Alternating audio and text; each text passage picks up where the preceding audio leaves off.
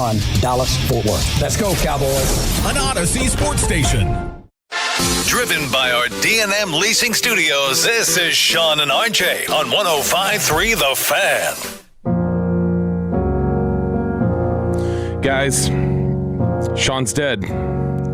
I think, because he's not here again this morning. Sean and RJ on 105.3 The Fan.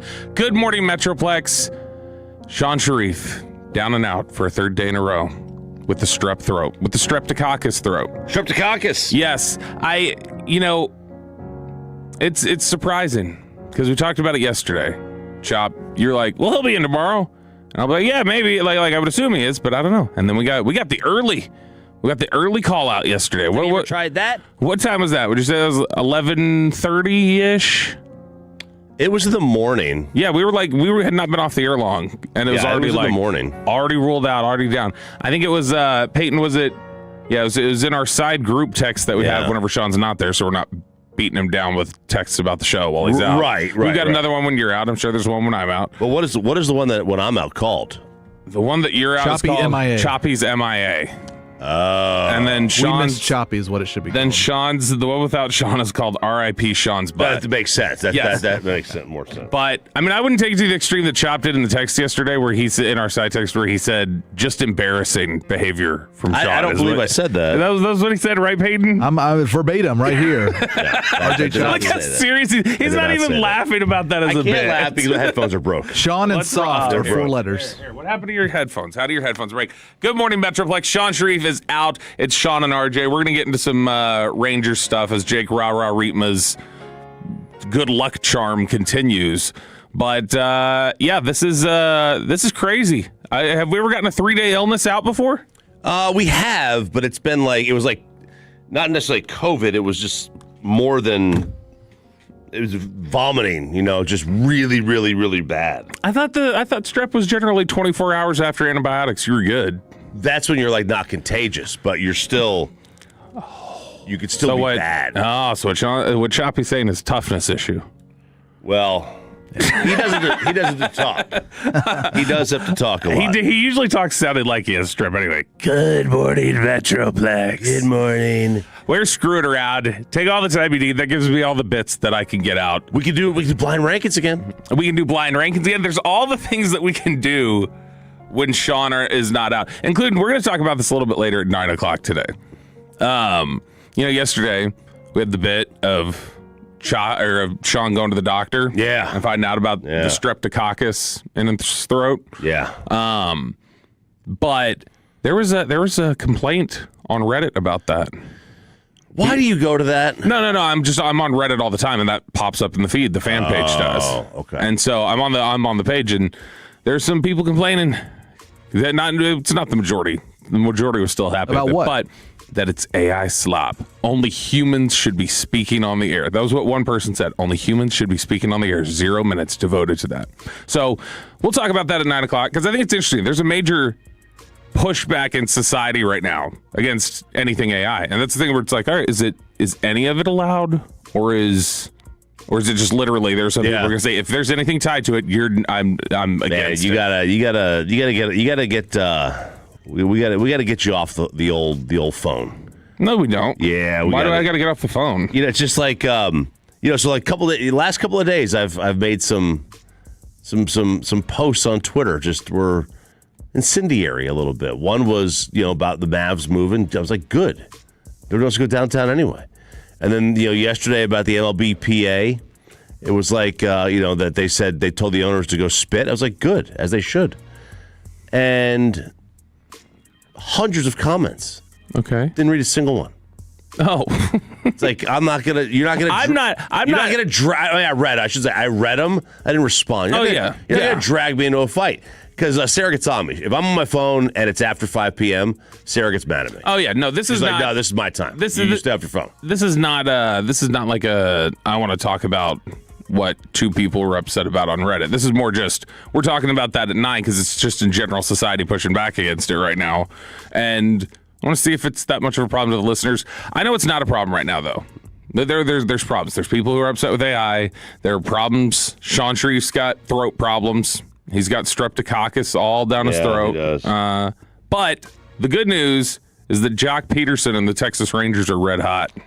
Dude, they are. 1-0 pitch. Swing and a looper out into left center, and it falls for the base hit. Coming in from third, Carter, he scores. Hellman stops at second. Opposite field RBI single for Jock Peterson. Rangers lead 5-4. 5 in a row, RJ Choppy.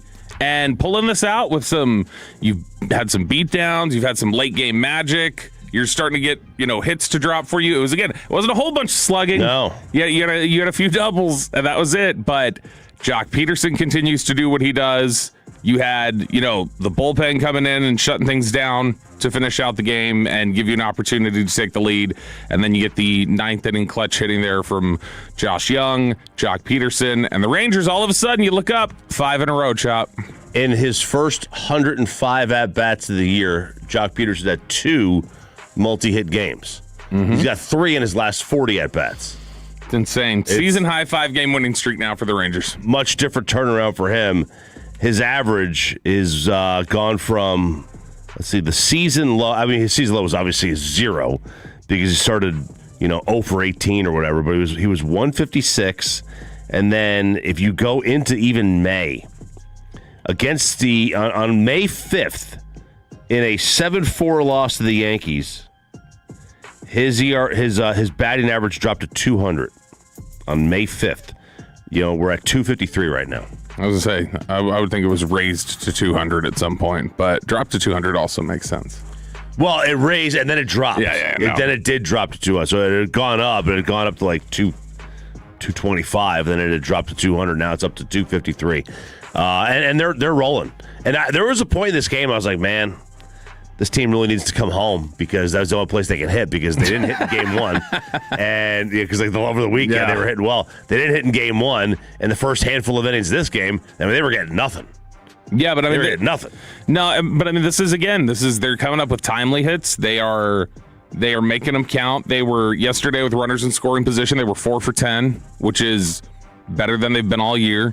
And they're taking the extra base too. Evaldi was out there battling. That's the best you can probably say about his performance yesterday. I mean, there was some good stuff. He had the 7 strikeouts, but he scattering 11 hits, giving up 4 runs. He was fighting it a little bit, but this is a point right now where you're starting to feel like, okay, if you can settle in and be more consistent, like this is all anybody's been waiting for. Is just the offense to sort of muster something with a little bit of consistency. And that at least feels like what we're starting to find here. And the biggest part of it right now, anyway, seems to be Jock Peterson. Jock Peterson being at the top of the lineup and doing what he's doing has really shifted things for the Rangers offense. And I really don't understand how he is a top-of-the-order hitter. You just got to change your thinking of what top-of-the-order hitting is now. But still, top of the order still has some speed. I always thought of top of the order when I was younger. Top of the order it was your fast guy, but not just your fast guy. It was your fast guy who probably had next to no power. Yeah, well, then go back and watch like the 1995 Cleveland Indians team, and they have this amazing lineup. And then here is weak, soft-hitting Omar Vizquel batting second. Right? And that was I agree. That was your classic two-hole hitter back there. The best Rangers offense I've ever seen. The best one. Had Tom Goodwin leading off, and it had Mark McLemore hitting second. And that's just the worst. And that was the lineup, and it never got touched. It was Goodwin and McLemore for whatever that was, 324 games in a row. Like nowadays, you would never do that. You would never even consider doing that. And it's not even like, just the weak hitting or the speed.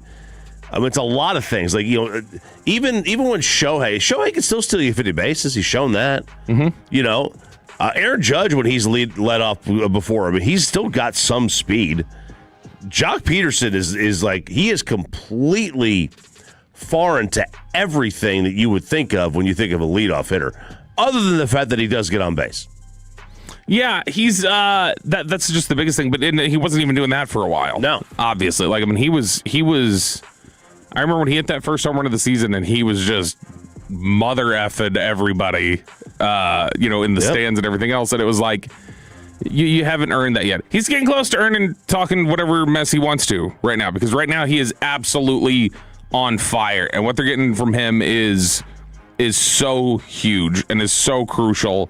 And if you can just keep the pitching where it's been, battle back a little bit, some of these tough starts we've seen at times from DeGrom and Eovaldi where they've been giving up the home run ball, and you can continue to get some of this offensive output above their heads like you've been getting in Duran, and what you feel like is Young performing over his head may just be some people would argue it's just him being healthy and finding consistency, and that's not necessarily over his head. But if you've got that, now you start to ask, okay, is this worth investing in? Well, I mean, the record's going to be the number one indicator of that, more so than anything else. Is it though? Because I think it's going to be a sense of like us looking at the team and going, what are they? Like, how are they playing? Yes, in part, but like right now, it's got to be both. It's got to be both. They've got to have a record worth fighting for, but they've also got a team that's shown they're worth fighting. Well, again, like if they don't show they're fighting for it, and they're sitting there, and the rest of the American League falls back, and they're 2 games clear of them in the wild card, then you're going to go for it. Right, when you get close to the deadline, like right now, they're in. Mm-hmm. They're in by themselves. They're not tied with anybody. They're the final wild card. And they have shown though in the past when they've been in at the deadline, they were not a team worth fighting for, and then they went and made a trade. The Chafin trade here is a great example. They were in it.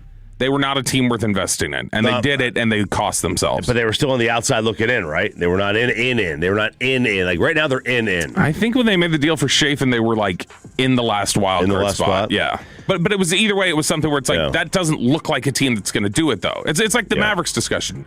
Yeah, you're in the play-in, but are you going to do anything, or do you need to just blow this off? Yeah, I feel the Mavs are in a different spot because like the NBA is so different. Like you've got the Mavs didn't have any kind of cheat code. The Rangers' cheat code would be DeGrom and Eovaldi. Like it's their DeGrom and Eovaldi, which they to me have not been consistently. If that's a bigger tell for me than anything else. Like if they're not pitching well, if they're not dominant or looking like they could find dominance, that to me is a much bigger tell than the offense. You could win playoff games 2-1. You could do that. It's a different game. If this team is not going to have top flight starting pitching, they're just not going to advance at all. We've got the NBA Finals tonight, but last night we got the start of the Stanley Cup Final. Hurdle from the right side. Give and go. He shoots. He scores! Tomas Hurdle. 5-4 Knights. 3:24 to go in the third period. Golden Knights win this one 5-4, and they did not deserve to win according to the deserve to win. Really? Nope, 44.3%. Carolina played the better hockey game, so it says. Chop, your initial thoughts on a Stanley Cup final that I saw, I think, about 2 minutes of. It was nuts. This game was drunk. Carolina gets up 2-0 early, and Vegas was the team that had a little bit longer of a layoff in this one, and they come storming back. They are relentless, man. That Golden Knights team is relentless, and they had Carolina kind of skating on their heels over the middle of the second to the early part of the third. But I did not think that. I think Carolina is clearly the better team. But right now, for whatever reason, Vegas is playing such a great brand of hockey, like really, really good, and they have dominated Colorado and now Carolina over these last 5 games. How many moves away is Jim Nill and the Stars from being on this level? Or are they on this level and it's just a matter of doing it when the postseason rolls around? It's like talent-wise, they're on the level. Like talent-wise, but Colorado's got guys that are just, and obviously they've been there, they've won, like, Barbashev and Hurdle and Eichel, they've won.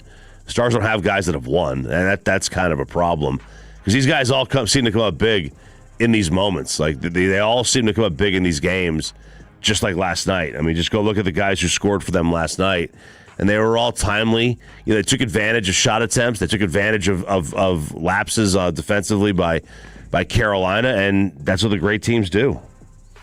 All right, it is a hump day edition of Sean and RJ. Sean Sharif out once again with the strep. We got myself, Bobby Belt, RJ Choppy, and Peyton Russell, and he's talking again.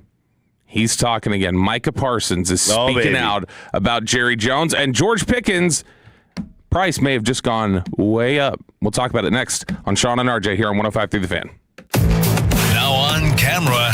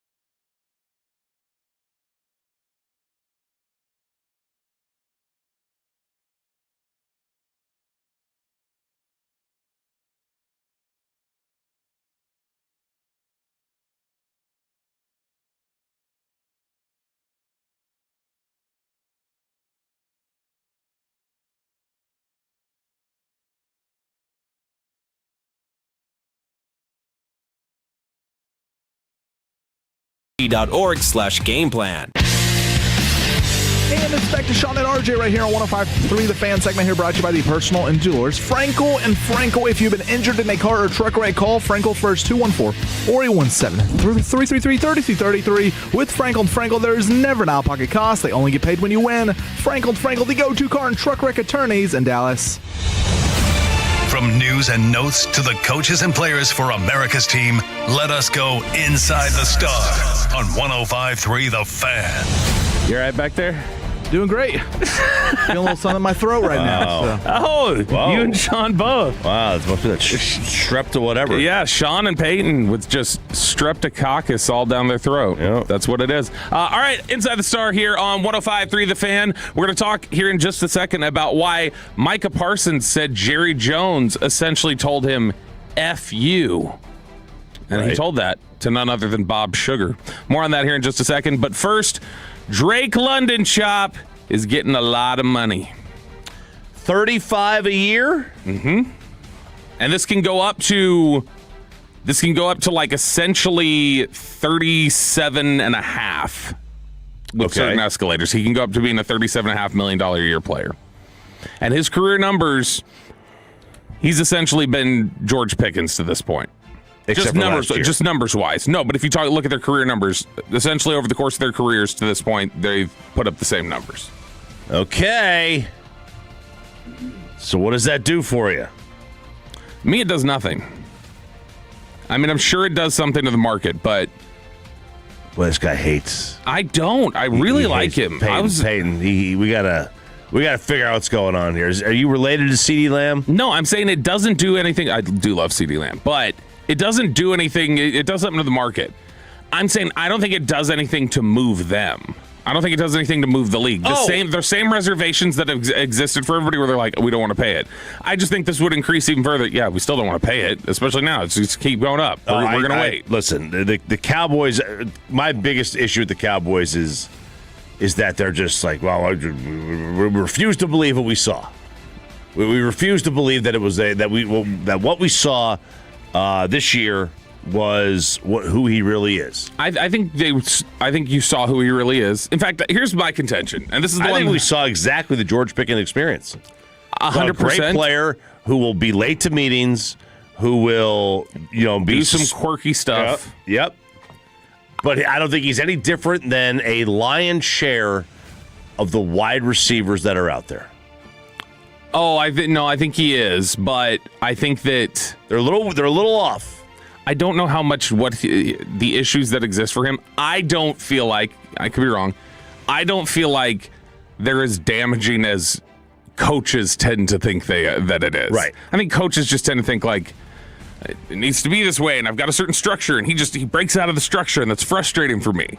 And that irritates them. And then it's a little bit of old school ball coach mentality. Of course. And then you got Brandon Ayuk over here doing God knows what he's doing.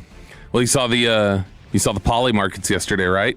I did not. The poly markets. I don't. These have been horrible indicators for who's actually going to get who at this point, is what I've noticed. They don't have a great track record of being able to nail it. They seem to work on elections. They do not work on free agent moves because the current favorite to get Brandon Ayuk is the Dallas Cowboys, which would be very surprising to me. If they get Brandon Ayuk and they're going to move on from George.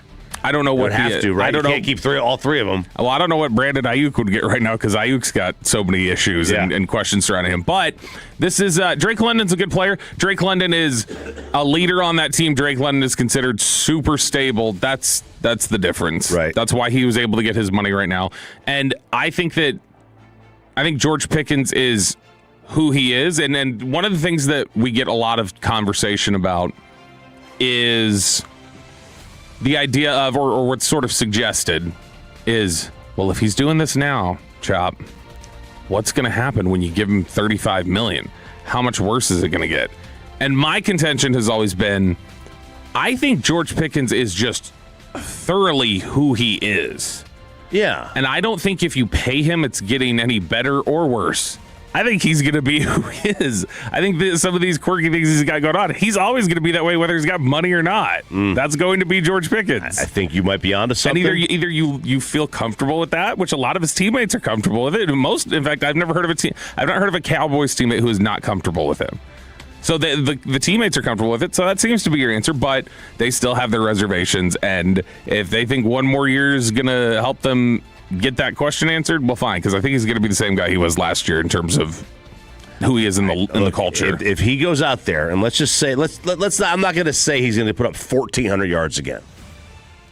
Okay, let's say he puts up 1,250 on 83 catches, so 10 fewer. And how many meetings is he on time for? The exact same amount last year. Okay. Maybe one or two more or less. Uh-huh. Are they not bringing him back? I don't know. Because it's not about showing it again on the field. That's not what they're asking for. They know he can do it. Well, I mean, I think then you're going back. We're going backwards. Which I know is super contrary to the fiber of your being of how you think a team should be built, is worried about things like that. Well, I mean, or worried about just like tardiness as like, this is where we have to draw the line. There's got to be a line somewhere with everybody. For the Chiefs, maybe it's like the 8th car accident. Right. We're 12th. Mm-hmm. Sure. Who knows? Why not make it 20? Okay, but then we all in this town said stop with the right kind of guy, RKG, Jason Garrett way. Oh, there is a case to be made. Brian Schottenheimer is running the Cowboys exactly like Jason Garrett did. He's just doing it with better, like, charisma. But he's been operating it a lot of what he says, he doesn't use the terms right kind of guy and do this and that, but everything else he says in between that sounds very similar to Garrett's philosophy. And listen, I liked Jason. I was fine with Jason. I thought Jason was a good coach. I thought there was a path forward to where you could have won with Jason if things fell into place the right way. I agree. I'm not a fan. I also thought that it was probably time. Yes, it was. Right? He'd been given enough opportunity. I also thought it was probably time. But, so you can't sit here and say you just didn't like the RKG and then now you love this.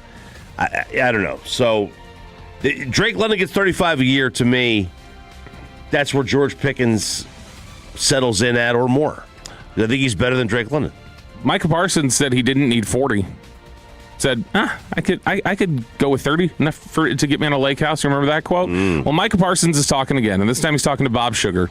And if you know Bob Sugar, that is Jay Moore's character from Jerry Maguire. Jay Moore, who's been on the show before, I believe. But Jay Moore's got a podcast, and he, for some reason, had Micah Parsons on. And he wanted to get the scoop on what exactly went down with you in Dallas, Micah Parsons. When you're negotiating with Jerry, are you meeting with him in his office, having like Whataburger? Like, how is that going? Me and Jerry would talk before. Like, we went to games together. Like, he would treat me just like you're like one a of his son favorite to me, players. Micah. Yeah, for real. We talked about anything. I go into his office and he tells me that I'm the future of his team. And kiss of death right there. I'm like, cool. That's where I want to be. He goes, but you need to do a team-friendly deal. And I was just like, I do want to be the highest paid. Like, I don't care about how much. Like, I want to be the highest paid player at my position. I have to do it for not just me, but the rest of the league, right? Yeah. You got guys like Hutchinson coming after Will Anderson. That could completely throw off the whole market. You got to think about guys that's after you in the future of the league when you're doing these negotiations. And he was like, okay. But at the end of the conversation, I said, you got to talk to my agent. Like, David has to clear this thing. Like, they sent a contract to David. David was like, I wouldn't take this deal. So I wouldn't take the deal. What was the deal? Like a 5-year, 200. What was he didn't like about it? The structure wasn't good. Like the guarantees, the days, it has a lot to do with, is it fully guaranteed or is that injury guaranteed? What day does your money become guaranteed? People was like, yeah, Jerry offered you to be the highest paid player. You're greedy. But I was like, at the same time, he also said, F me with the structure of the deal. I want the power. I want to control you. And if you notice, majority of his deals that he's done with players, he has full control and leverage. Okay. Several thoughts there. Real quick. Yeah. I was looking this up. Is that guy's real name isn't Bob Sugar? No, it's Jay Moore. No. Who was Micah doing that podcast with? Jay Moore. Okay. All right, because you said Bob. I was like, wait a second. That was a fictional guy. That wasn't. Yes, I was like, wait a second. I said Jay Moore after. Oh, you didn't say Jay. No, you said that's who Jay Did Moore. I say Jay Moore? No, you said Yeah, because he that's. said you guys had him on the show. I said Bob Sugar. I said, who's Jay Moore? And I said, you guys had him on the show, right? Right. Oh. No. Okay. Because I was sitting there. I was like, wait a second. That was based off of like Lee Steinberg. Why would you? Okay. All right. That makes sense. All right. That makes sense. That was good. Well, Micah Parsons talking to Jay Moore, the actor who played Bob right. Sugar. Micah Parsons there. A few different thoughts. One, him at the end there saying, Jerry just wants all the control and all the leverage. Yeah. Every single team wants the control and the leverage of the contract negotiation, Micah. That is how it works. But he's right about 5 years, $200 million is not 5 years, $200 million. It's not. There's ways that it's structured that changes how much that actually is. So Micah's side is right to fight for the structure that they want and the structure that ensures they get as much of that as they're supposed to. The problem is still we have not gotten clarity on what was the intent of that dinner. That'll be one of the fascinating questions we ask for the end of time because their side. We'll never get the answer to it. No, we'll never get the answers to who was correct. Well, they're both sticking to their story from now until forever, which is this is what the intent of the meeting was. But still, man, that's a little aggressive. Jerry basically said "F me" with that structure. It's like, well, you didn't seem too mad about it until like David came back and said not to do it, which that's why you have an agent. That's why you should do it. But still, Micah Parsons, little unhappy. But that's I still think you can hear it in his voice, like when he starts answering that clip. As much as he did that whole run around his house on Instagram right after the trade was done, he's like, I'm free, or whatever he did. He didn't want to leave. He never wanted out. I wish the bag would get better. I think if the Cowboys could go back to a year ago, or I guess longer than that now, 16 months ago, I think they do things the same way. Not necessarily end up trading him, but I think they play it out the same way. They will approach it the same way with Micah and with the agent and everything else. I think if Micah could go back and do it again, he changes the way he does it. And he shifts a little bit here or there. He never takes that meeting. He never does this or that. And he ultimately positions himself to have stayed here because he never wanted to. You can still hear him when he talks about Dallas now. This is where he wanted to be. Which he grew up a fan of them. There was no reason to want to leave. He does. And he grew up an Eagle fan. No, I think he grew up a Cowboys fan. And I think he grew up genuinely like, he is a smart guy. And I think he grew up just understanding like what that would mean for his career if he ended up here. And he knew the power that was behind it. It's not the same as Green Bay. It's just not. Well, he may think differently if they win. If the Cowboys never win and he wins in Green Bay, he may think differently. Sure. And that's the reality. There's a different gravity, though, in your career when you win as a Cowboy. There just is. Like your post-playing career is different. It is. Although, like, there's a lot. I mean, basically, like, if you win, period. If you win enough, if you're Brady, you have that. Yeah, there's plenty of guys who win. Whoever is on the next Patrick title. Mahomes is going to be Patrick Mahomes right now at this point, regardless. Right, but Chris Jones on the Dallas Cowboys winning 3 Super Bowls is different. It's a different career. Totally different. And that's the thing. The quarterbacks are different, but man, I think whoever is on that next team that wins a title for the Cowboys, whenever that is, whoever's on that 2023 Ranger squad that pops up and surprises us and, oh, the Cowboys won a title, look at this. Those guys' careers will be different, significantly different than they would have been doing that anywhere else. And that's just because of what that means to the NFL when you win a title as a Cowboy. It's Inside the Star right here on Sean and RJ on 105 to the Fan. It is a hump day. Hump day. And the stars at night are big and bright. Deep in the heart of Plano. Oh. Next on the Fan. After we get you over to Platinum Ford in Terrell, it is, of course, Stephen Gilchrist.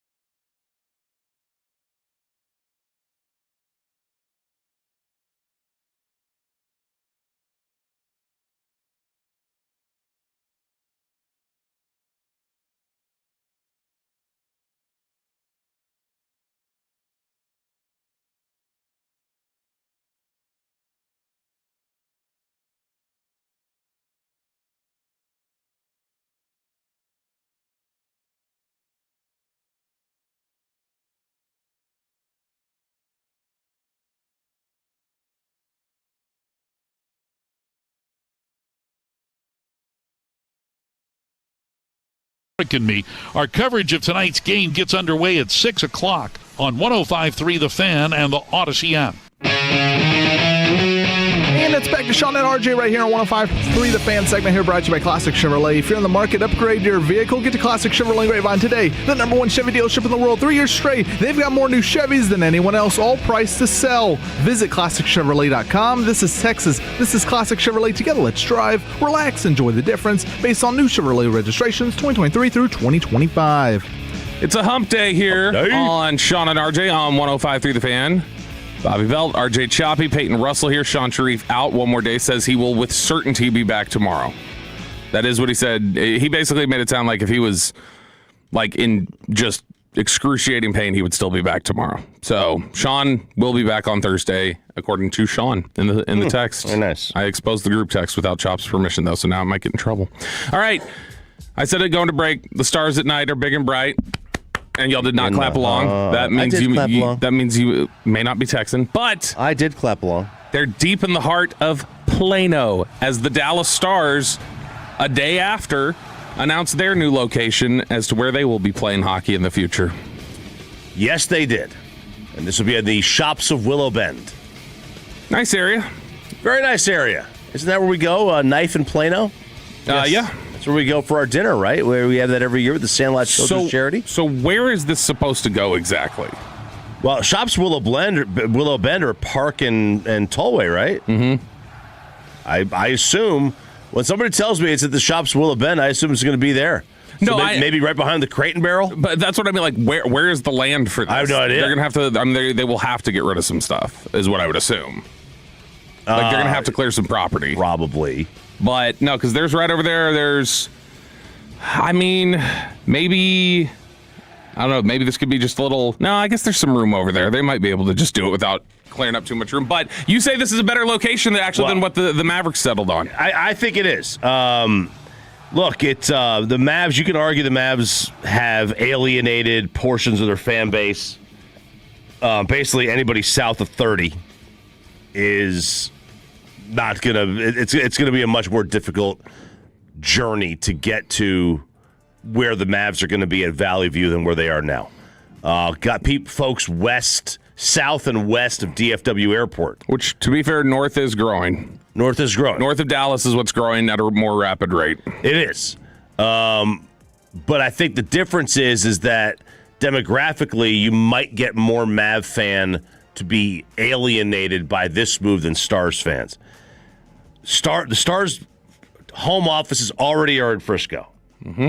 Right? They're at where the Texas Legends play. It's right there it's basically across the street from the Star. It's across the tollway from the Star. A large portion of their fan base already is north of town. Mm-hmm. That Frisco, Plano, that is a hot spot for Stars season ticket holders and stuff. I think this move would make more sense than the Mavs move just because of that. They're kind of going to where their fans already are, as opposed to making their fans come to them. You can go on the TRE after a Stars game, and it's crowded. It's crowded going back to Fort Worth. You can get on the highway after a Stars game and get on 35 and go north, or you can get on 30 and go west, or you could try to get on the tollway and deal with that nightmare after a Stars game, and it's completely two different things. Yeah, depending on where exactly they're going to where their fans are. The Mavs are not. This is going to be. This makes more sense to me in all likelihood in terms of just like a traffic flow, like access to the like that point to that region. They are going a little bit north. They're obviously like heading further north than even Dallas is, and Dallas moving out of the downtown area. But as somebody who is a lifelong Texan, I've spent 2 years out of Texas. I lived in Nashville when I was 5 and 6 years old, and somebody who's been in Dallas since I was 6. It does bum me out that we're just there's not a team left down there. There will not be a team left at some point in downtown Dallas. And I know that there's only so much you can hope for that and reason for that because of the way that everything is in terms of the layout. And the dense population areas and the space that there's to do things downtown right now. But I liked that you could see the Mavericks and the Stars like right there in Victory Plaza, and WFAA's over there, and you can just you can see all the skyscrapers, and you can go for a walk around downtown. I liked that it was down there. I liked that there was a team represented down in downtown Dallas.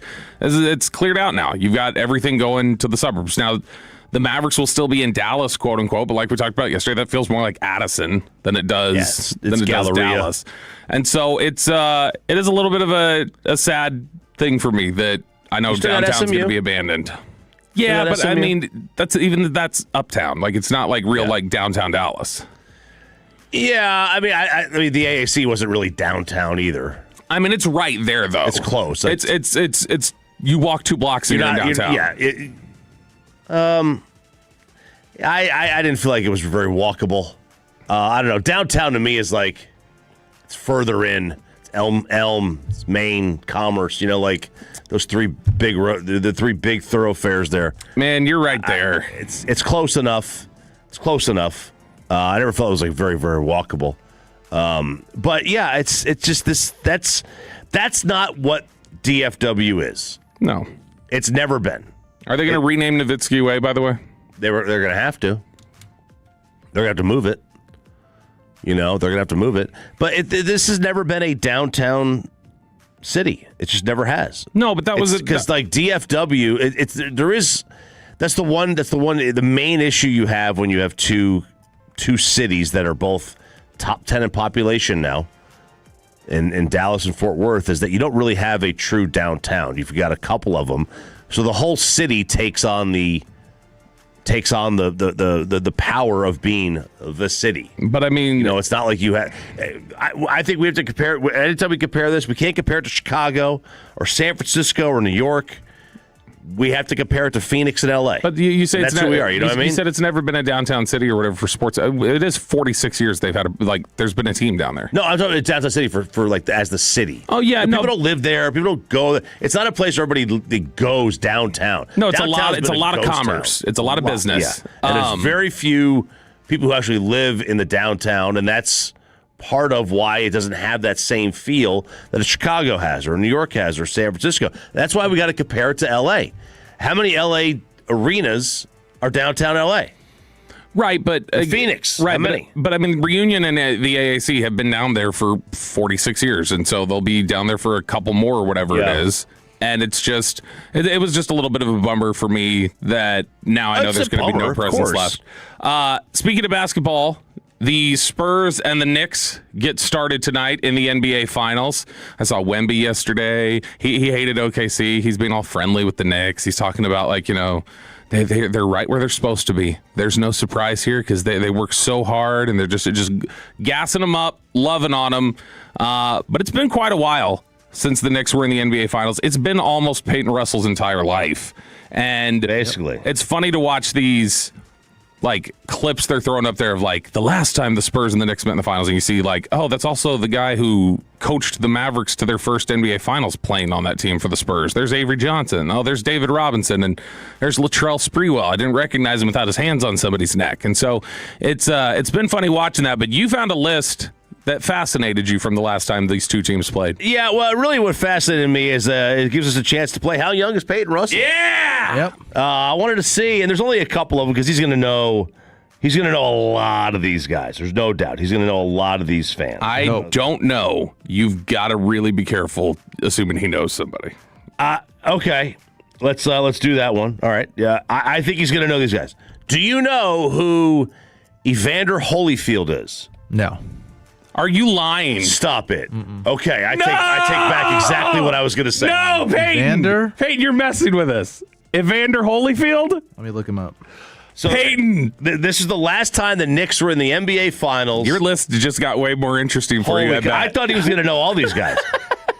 These were the 80s and 90s mainly. That's when Tyson bit his ear off. Oh, there we go. I know Tyson. The real deal. Oh, okay. Yeah, the real deal. That's the real deal Holyfield. Do you know who James Caan is? Yes, but I've heard the name. You've read the name within the last 2 weeks. Okay. Because it was in the credits for The Godfather. He was Sonny. He was Sonny. Okay. The guy that had the very brutal murder at the toll booth. Who reads the credits? Spoiler alert. Those people worked hard on that movie. You need to read those credits, Peyton. Do you know who? I'm not going to say his full name because it would give it away. Do you know who John John is? I don't know who that is. John. John F. Kennedy Jr. Oh, he was referred to as that. John, Oh, okay. Yeah. Let's see. Tiger Hey, Woods. How did John F. Kennedy Jr. die? Junior died? He did die, yes. He did die. He was younger than his dad. Oh, his dad? I believe he died with Carolyn Bessette was her name. Plane crash. You know Tiger Woods. You know Adam Sandler, right? Do you know Billy Crystal? I don't think so. He's hosted the Oscars a few times. Billy Crystal was Mike Wazowski in Monsters, Inc. Oh, really? Yep. Okay. What about Woody Allen? I don't think Woody's going to be at this one. Woody Allen, I know the name, but that's it. He's got a high school graduation to attend. Wow. His family's graduation probably season up there. And then Spike Lee. Do you know Spike Lee? Yeah. He's Okay. at all the Knicks games. All right. That's exactly what he's known for. There you go. Absolutely. There you go. Very By the good, way, Peyton. I did just now send you your $50. Oh, that's right. I had totally forgotten about that because I did pay Peyton $50 yesterday to right after Crosstalk. KNC, Corey popped off the top and was like, "It's Tank Top Day." So Yeah, I told Tank Top Tuesday. I told Peyton, I was like, "Go in there shirtless and I'll give you $50." And so he did. He went in here, ripped his shirt off, spun it around, and hugged Corey bare chested. Oh, no. What do you mean, oh, no? Well, Mackenzie's going to get upset with you, right? She was worried about you last time she saw you shirtless. And I did send her the video, and she said, "Why the hell would you do that?" I said, "Well, Bobby told me, and I was going to do what Bobby says, so there we go." I would like you to know I have not gotten my suit back yet. You haven't picked it up? You haven't picked it up? No. I forgot about it. I got to go get it dry cleaned today. I got to get mine dry cleaned. How long will it stay there for? How long will they leave it there for? It's like 2 weeks. And they're going to throw it away? I don't think they throw it away. I don't Probably sell it. I feel like whenever I've gotten anything dry cleaned, they've told me you have 2 weeks to pick it up, and then I think it just goes in a closet. I'll go today. All right. It is a Wednesday, a hump day here on Sean and RJ on 105.3 The Fan. Sean Sharif out. I'm Bobby Bell. He's RJ Choppy. We got Peyton Russell, who doesn't know who Evander Holyfield is. Coming up next, we're going to do a little bit of Diamond Calves on Sean and RJ on 105.3 The Fan. Tolo means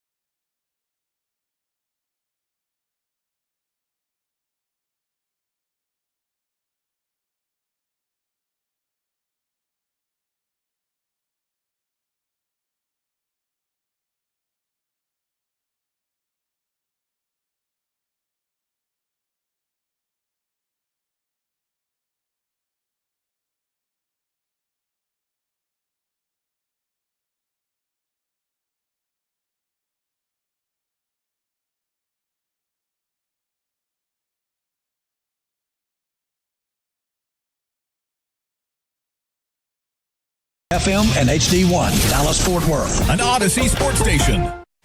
Driven by our D&M Leasing Studio, this is Sean and RJ on 105.3 The Fan. 90th pitch of the game on the way from Dustin May, the 3-1, and Osuna slaps it up the middle, past a diving Mason Wynn for a base hit.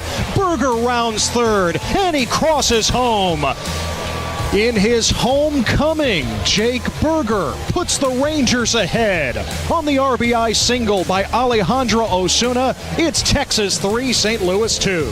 You're an idiot and you don't know baseball. Ranger fans, you're not dreaming. How can you not be romantic about baseball? How can you not be romantic about scoreboard watching in June? 5.5. No. You paused. You paused. You went, how can you not be romantic about scoreboard watching in June? I don't know. Deviated septum. I didn't feel it. I didn't feel it. Deviated septum. I'm sorry. I didn't feel it. Minimum of 6 for Chop every time. He's been a 7 or above. I feel like the last 4 he's done. He's gotten high grades. That one just it fell a little short for me. Fine. I will say every time I hear past a diving anybody, it reminds me of. Do you remember what Michael Young's nickname was near the end of his career on Twitter, on Rangers Twitter? I mean, he was a pillar of salt out there. Padmy. Padmy. Yeah. Past a diving Michael Young. Yeah. That's right. That's right. That was a funny nickname. I always liked that one. Because there's a Star Wars play on there, right? I love Michael Young, but that was always a funny nickname. The Rangers are in sole possession of the third and final wild card spot as of today.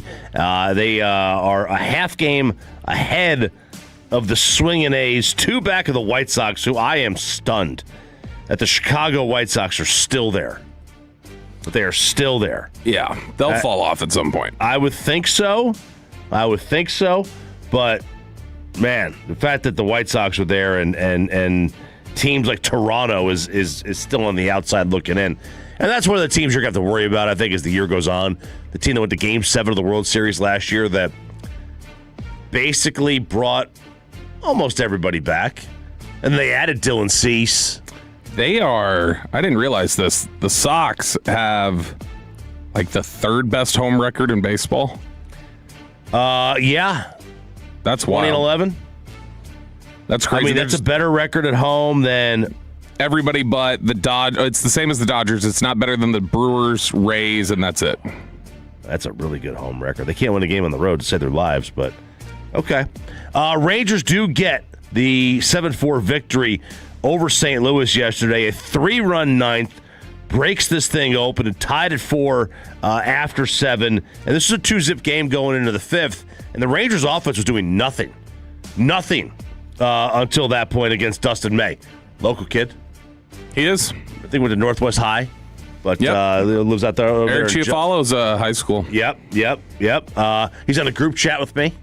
Oh, is he? Or at least he was. You just had to drop that. I don't know if they kicked him out or not. You just had to drop that. They may have kicked him out. Well, we may have kicked him out of the group chat because he didn't participate.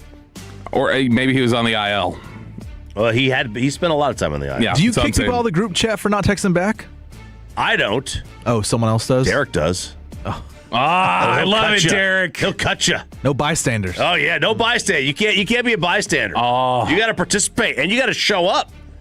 You got to show up to these golf outings that he has. Dude, imagine that power. Imagine that power, because Derek, he's a Major League Baseball player. He was in the majors. He pitched a great game in the World Series, an iconic moment. So you have the gravitas, you have the power and the pull to be able to just go, I'm removing you from my group chat, and this will hurt. It's not just even like a social thing. It's like you've lost status now. Yeah. That you've been removed from chat. Yeah, and I think we've had some big time names in this group chat, and I think we're about to get one more. Not going to say who. Brett Boone? I was going to say, does he do bi-weekly appearances on this station? No, he's a recently retired player. So we'll see. We'll see. Russell Wilson. No, not he is recently retired. But boy, you want to have some corny memes? We'll get Russell Wilson on the group chat. There you go. But so they finally get to May. This is after he had been cruising along. Evaldi, you said it best. Kind of battled through his 6+ innings yesterday. Yeah, 11. That's scattering 11 hits. 11 hits, 4 runs, a walk. He was he was not the most efficient that he's been, but again, you battled, you stuck in there, and then the bullpen came in and took it over, and we got one of the rare one-pitch victories from Cal Quantrill. He gets a single pitch, and he gets the win last night. Yeah, those are always good. Those are always good to see because he was obviously the pitcher of record after the eighth inning. They score the night. That's how the scoring system works. They go for the sweep today. Let's go. Well, tonight, really. I love the 6:45 start. You know, G-Bag does too. Yeah, I'm sure they do. I'm sure they love it. So they are on the it's Gore and Andre Palant today at 6:45 as the Rangers go for the sweep. St. Louis actually is favored on the money line. But the Rangers are favored on the run line. So whatever. Make your bets. Underdog. Promo code TOLO. Minus 115 for St. Louis. I saw this stat yesterday. This is wild. Through 60 games over the last 5 years. Did you see this? The Rangers through 60 games in 2022 were 29-31. In 2024, we're 29-31. Okay. In 2025, we're 29-31. And in 2026, we're 29-31. So you cannot play that's improvement drop, Peyton, because they've been exactly the same. They were 40-20 in one of those years. Would you care to guess which year they won the World Series? So that's improvement. Was it 2023? It was. Ding, ding, ding. You Yes. got it, man. The 40-20 season. That's like Chris Davis. Didn't Chris Davis have the same batting average like every year? Yeah, was it 183? I don't think it was. No. The other one, the A's. Oh, the A's. The Chris with a K. The KHRIS. Man, I know he had the same. I was going to say, I think he hit like 240 every year for like 6 straight years. Go look at his average. 247. He was 247 from 2015 to 2018. Isn't that wild? The most remarkably consistent hitter in baseball. What are the odds? Yeah. What are the odds, right? It's like a guy hitting 40 home runs literally every year, and then he did that all but one of those years. Yeah, he hit 40 home runs. And no less than 40 home runs. Did you see what happened? So remember who was the guy? Peyton, you already know. Evander Holyfield. Who was the guy that he played for the Angels. Mm-hmm. He made 3 awesome home run robbing catches about a month ago. Hello. Joe Adell. Mm-hmm. Joe Adell made 3 amazing catches in the same game. A 1-0 game. Saved the game. Yep. He robbed 3 home runs. And then last night, he goes from the high of that to the low of Jose Canseco. Good. Now fly ball to right center from Rumfield. Adell's after it in the gap, and he makes the running catch. Oh, he didn't grab it. The ball actually clanked off of Adell, and I believe did it bounce over? I don't think so. Well, if it did hit off him and go over the wall, it's a home run. It clanked, it hit him in the head, and That's going to be a home run. That's definitely a home run. That is a home run, almost Canseco style. Man. Not almost. Not almost. That's the Canseco. It's almost the same look of surprise on his face. Disbelief and surprise. The only difference is Joe got a little bit of his glove on it, which I'm not sure if that makes it worse or better. Yeah, so that's exactly what I was just now trying to think was which would be worse, because I'm looking at Canseco's right now. Yeah, Jose just completely. You got to say the one that's worse is Jose. Jose just missing the ball. He doesn't even know what hitting him in the head that's pretty bad. Joe Adell, at least there was a reason it hit his head. He didn't just whiff on it. But man, it's the easy ones that'll get you. You know, it is. Not that that's necessarily an easy one. You got to track down. But I'm just saying, you make 3 home run robbing catches, and then you're just like, oh, I'm in stride here, and then right off the corner of the glove, off his head. But I mean, that looks like the same trajectory of the ball. Yeah. That looks like very similar. I think I bet if you measured this, they look about as far from each other on the foul line, like from the foul line to the wall. This is pretty damn close. All right, you want the new check swing? Adrian Beltre going to bat for a Predator. Oh, let's do that. All right. I already want to do that because I was stunned when you sent this. All right, so Adrian Beltre, put in Cooperstown. It was last summer, right? Yeah. He spoke to TMZ and said about Wander. They were asked him if, I didn't pull the audio. It didn't sound. It was so noisy. These airport ones are so noisy. But they asked him about Wander getting another opportunity and should he ever have an opportunity to play MLB baseball again. He said, I believe everybody has a second chance, MLB's strict about these things. It's a sensitive situation. I don't really know enough about it, but he's hoping he can reestablish himself spiritually, mentally. Everybody deserves an opportunity to redo ourselves. That was also Pedro Martinez said that last part about redoing yourselves. But Adrian saying that everybody should have a second chance. No, not everybody should. I'm sorry. And Wander Franco is one of those who doesn't deserve a second chance. Wander Franco's lucky he's not in prison.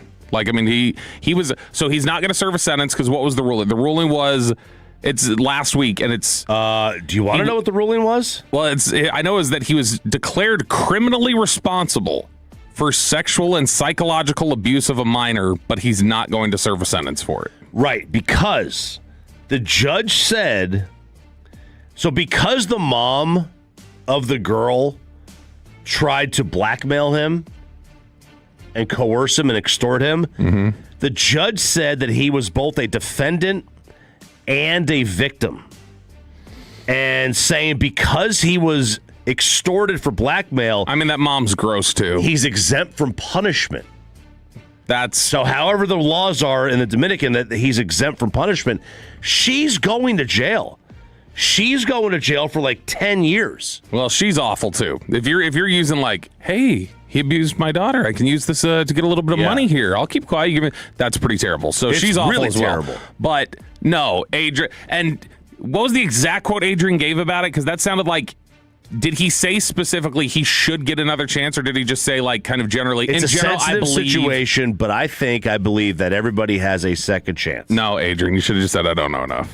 Or just said he did eventually say that I don't really know enough about it. Yeah, but I mean that should have been the only comment because Wander Franco does not deserve another shot. I'll tell you this: if he gets another shot, it will be after Rob Manfred is no longer the commissioner. The reality is that Rob has. I mean, Trevor Bauer can't get in, and Bauer was cleared. Yes, like Bauer was cleared of what happened. Franco was like, "You did it." And not only that, you went on the run. Yeah. Like, no, this is you absolutely. There's zero justification for Wander Franco ever being allowed to be on a Major League Baseball field again. I'm not going to disagree with you on that one. If I never see him again, that's fine with me. But you know, there are going to be people that go to bat for him. No, and there's already people on the fan text doing this whole like she manipulated him with the edge. She was like 13 years old. No. Do you believe in the if she says she's 20, do you believe in that defense? No. Is that a defense? No, because this was maintained. Like like he knew. Like the Josh Giddey thing. When the Josh Giddey thing happened, that was something like a one-time thing happened and he had been lied to. And I still thought he doesn't matter. Like, sorry, like you still have to be held responsible for ultimately like it's up to you to understand you're walking into a decision like this if you don't know. This is something where she was like trafficked and he continuously like maintained, and it was not just sexual abuse. Again, there was like a psychological aspect of this. He was an awful human being regardlust of whether she was of age or not. And so if there's any defense here, I think anybody defending Wander Franco is gross. So you want it MLB Players Union or what a check swing is? Let's go check swing. All right. So they're trying this out in the minor leagues, and the challenge is this is going to if this comes to Major League Baseball the same way it is in the minor leagues, it is going to completely change how we view a check swing. So what do you think a check swing is now? I think a check swing. What do you think it is when they go? Like what's your okay? He went. I just see it and I know. Okay. I'm dead serious. It is one of those like I don't know. Just did that look because the whole thing is intent to swing. I just look at it and go like, did he really? It varies. I just watch the swing back and I go like, did that look like he was actually trying to go or not? It's a little undefined. If you go back and watch some old timey games, what is it they used to say? Didn't they used to say it was like the wrist breaking or something? If you go watch some old timey games, there's like damn near full on swings. They call check swings back then because he didn't break the wrist. Well, according to the new check swing system, a batter only makes a swing attempt if their bat goes further than 45 degrees past the front of home plate. Or, in other words, if you want to break it down, the bat crosses the third or first baseline. So the bat's got to be like those check swings we see where the bat goes out in front of the plate, but the knob of the bat is still pointing towards the dugout, that's still going to be a check swing under the new rule. It's got to go past the line. So the bat has to go to where the line is. That is going to give hitters such an advantage. And that is how the rule is. I mean, it really is how the rule's written. It's just not how it's called. And the problem is that we're going to have to readjust everything we know about what a strike is, because, what a strike is or what a check swing is moving forward, if this comes to Major League Baseball, which it is going to eventually. Diamond Cavs here on Sean and RJ on 105.3 The Fan. Thank you for joining us. We got the Expressway coming up, a Shabuzi ticket giveaway. Sean Sharif is out today on this hump day. We got Peyton Russell, myself, Bobby Belt, RJ Choppy in attendance. Coming up next in the Expressway, we got Chopping It Up, but also, is Aaron Donald about to return to the football field, and why one of the game's best safeties in recent memory is drooling over Christian Parker? That's next here on The Fan. Let me get you on over to Hurtado Barbecue, the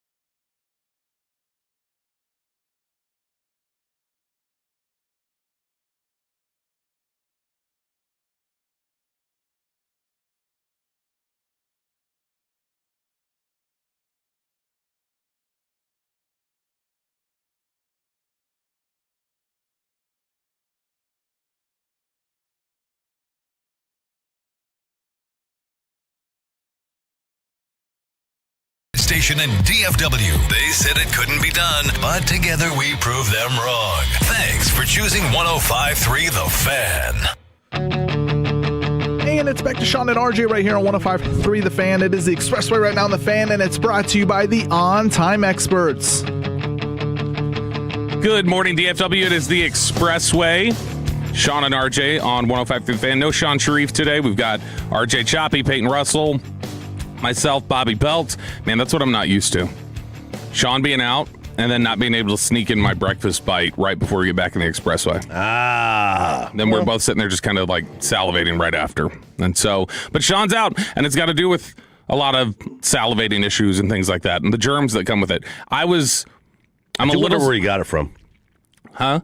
I do wonder where he got his strep throat. I would assume kiddos. Yeah, for kids sure. always bring them up. But I was sitting next to him at the game like all day on Saturday. Yeah. And so I don't know if we're in the incubation phase or what, but I was sitting there thinking like, man, this is gonna come hit me, but it hasn't yet. So I think I'm good. You might be also. Your kids are older. Your immune system has had, a decade plus. Yeah. I don't get a lot of usually if I've got an issue, it is like I threw up or something. I get those bugs, but when it comes to a lot, you throw up more than you should. Well, sometimes it's just due to alcohol, but no, a lot of the cold, flu, I really haven't had many of those. Those don't really hit me very often. No, I think I get strep once a year from the kids, but that's about it. You can actually, we knew a family growing up. Their entire family kept passing strep around. And for months, every time they could not get away from strep for 6 months, they kept passing it around. And they found out later that their one kid who was not getting it was the carrier the whole time. They had this inactive strep and they were the carrier. And so because it wasn't getting antibiotics, usually you can kick strep without antibiotics, but hers was resistant. And she was just, she kept giving it to them because they weren't getting better. They were they thought they'd cured it in the house. And it was no, she's still got it. And she's talking to all you guys. They tell you to get rid of your toothbrush as soon as you get it. That's what Kristen does. Kristen throws away our toothbrushes if there's strep, cold, flu, or if somebody throws up. She throws them out and goes gets new ones. Can you just dip them in Efferdent? I don't know. I would think there would be some sort of solution to that. The Los Angeles Rams have a solution to all their problems, apparently. When they went out and got Myles Garrett this week, he was introduced yesterday, and there's buzz beginning, Chop. And I need to know if this is phony, because it's something that I would assume was just BS. When I first saw it reported yesterday, I was like, yeah, okay, whatever. But Aaron Donald is threatening, hey, you know what? I could come back. Yes, he is. I could absolutely come back. He told Pat McAfee that. He's like, look the opportunity. He was obviously a young guy when he retired. We've seen a couple guys come back from retirement young. Mm-hmm. Rob Gronkowski. Hell, Tom Brady came back from retirement old. Yeah. And still managed to come back and play at a high level. And so Aaron Donald is now threatening to return, knowing that Myles Garrett is there. And who was it I saw yesterday? It was, who's the busting with the boys guy? Not Luan, the other one. Will Compton. Will Compton. Yeah, Will Compton was saying, he's like, you're not working that hard on Instagram. He's like, the stuff he was putting on Instagram of him in the gym, he's like, that's somebody works out like that when they're playing or when they're going to. Now, he could just be a gym nut. He did post, Aaron Donald did post an Instagram video where he was working out, and the caption just said #ready, and the song was Ain't Done. And Sean McVay said yesterday at the press conference, bet you he can still do it at a pretty high clip. And so I was like, yeah, we definitely be down to talk about that. Michael Brockers is the one that started the speculation on Monday. He said it on the Ram Squad Show podcast that the Garrett trade could spur Donald out of retirement, which is for him to just say that and then Donald to kind of hint at it. And now you got other players going man, that looks like NFL type of workout that he's doing. That's the intensity of your playing in the NFL. Then, now I wouldn't know the difference. Don't work out, Chop. Don't know if you can tell. But that's one where if this Garrett trade becomes Garrett and Donald, yes, now the trade makes them significantly better. Yeah, it does. I mean, look, he's doing pull-ups, deadlifts, and lat pull-downs. I mean, I don't know. I don't know how, this is such an NFL-ready workout. I mean, if that's an NFL workout, then half the guys in the gym are ready. I think they're talking about a story. Oh, okay. I don't know what was on a story. Maybe that. Listen, this is, I think the kids are going to call this title farming. That's what you do, ring farming. Mm-hmm. If you're a retired guy, you decide you're going to come back, and you're just going to come on back and play because the team is so loaded. That's ring farming right there, man. But listen, I also believe that I am all for this. If you are a player that you have time left, where you have ability left, you owe it to us, the viewer, the fan, for our entertainment value, our selfish entertainment value, to be out here playing. So Aaron Donald will, on just actually a couple days ago, turn 35 years old.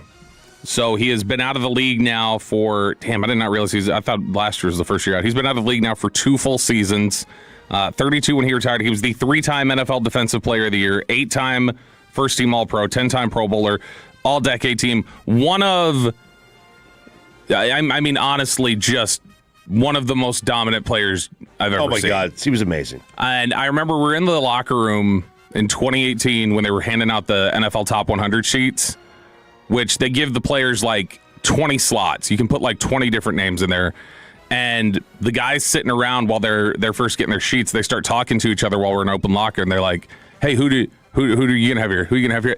And the locker room talk just became about all of them saying how ridiculous Aaron Donald was. They were just all sitting there going like, "Gosh, he's so good."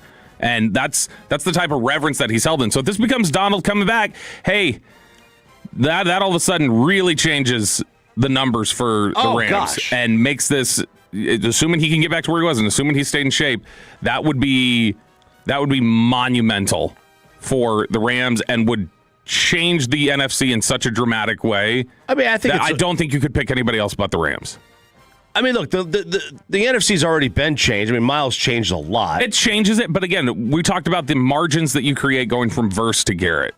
I don't know, like, it's definitely an improvement. It's a margin, but it's not a huge margin. But does it, like, shift things aggressively? I don't know that it aggressively shifts things. Donald and Garrett...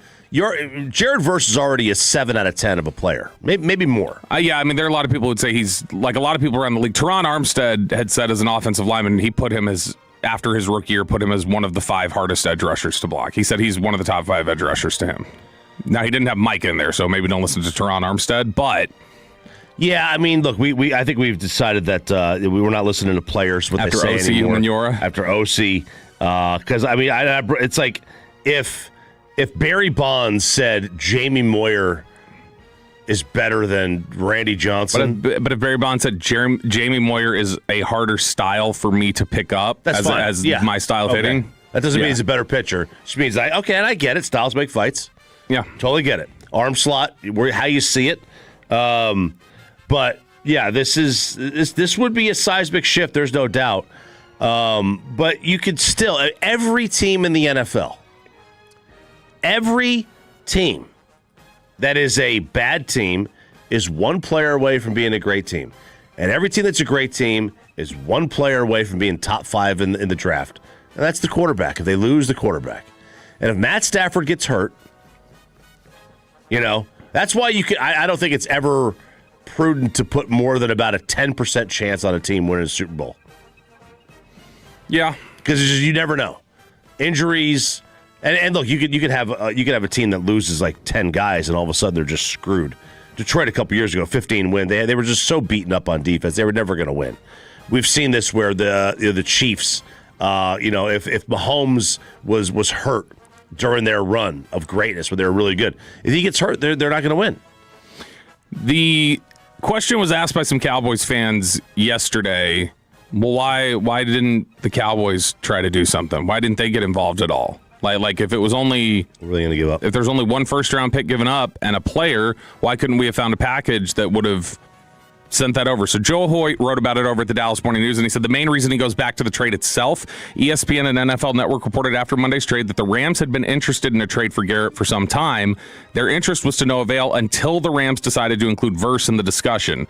Verse is not Garrett, but he's 25 and a proven piece on a rookie deal. Verse will have a cap hit of roughly $5 million the next 2 seasons. Garrett, 30, will have a cap hit of more than $24 million the next 2 seasons.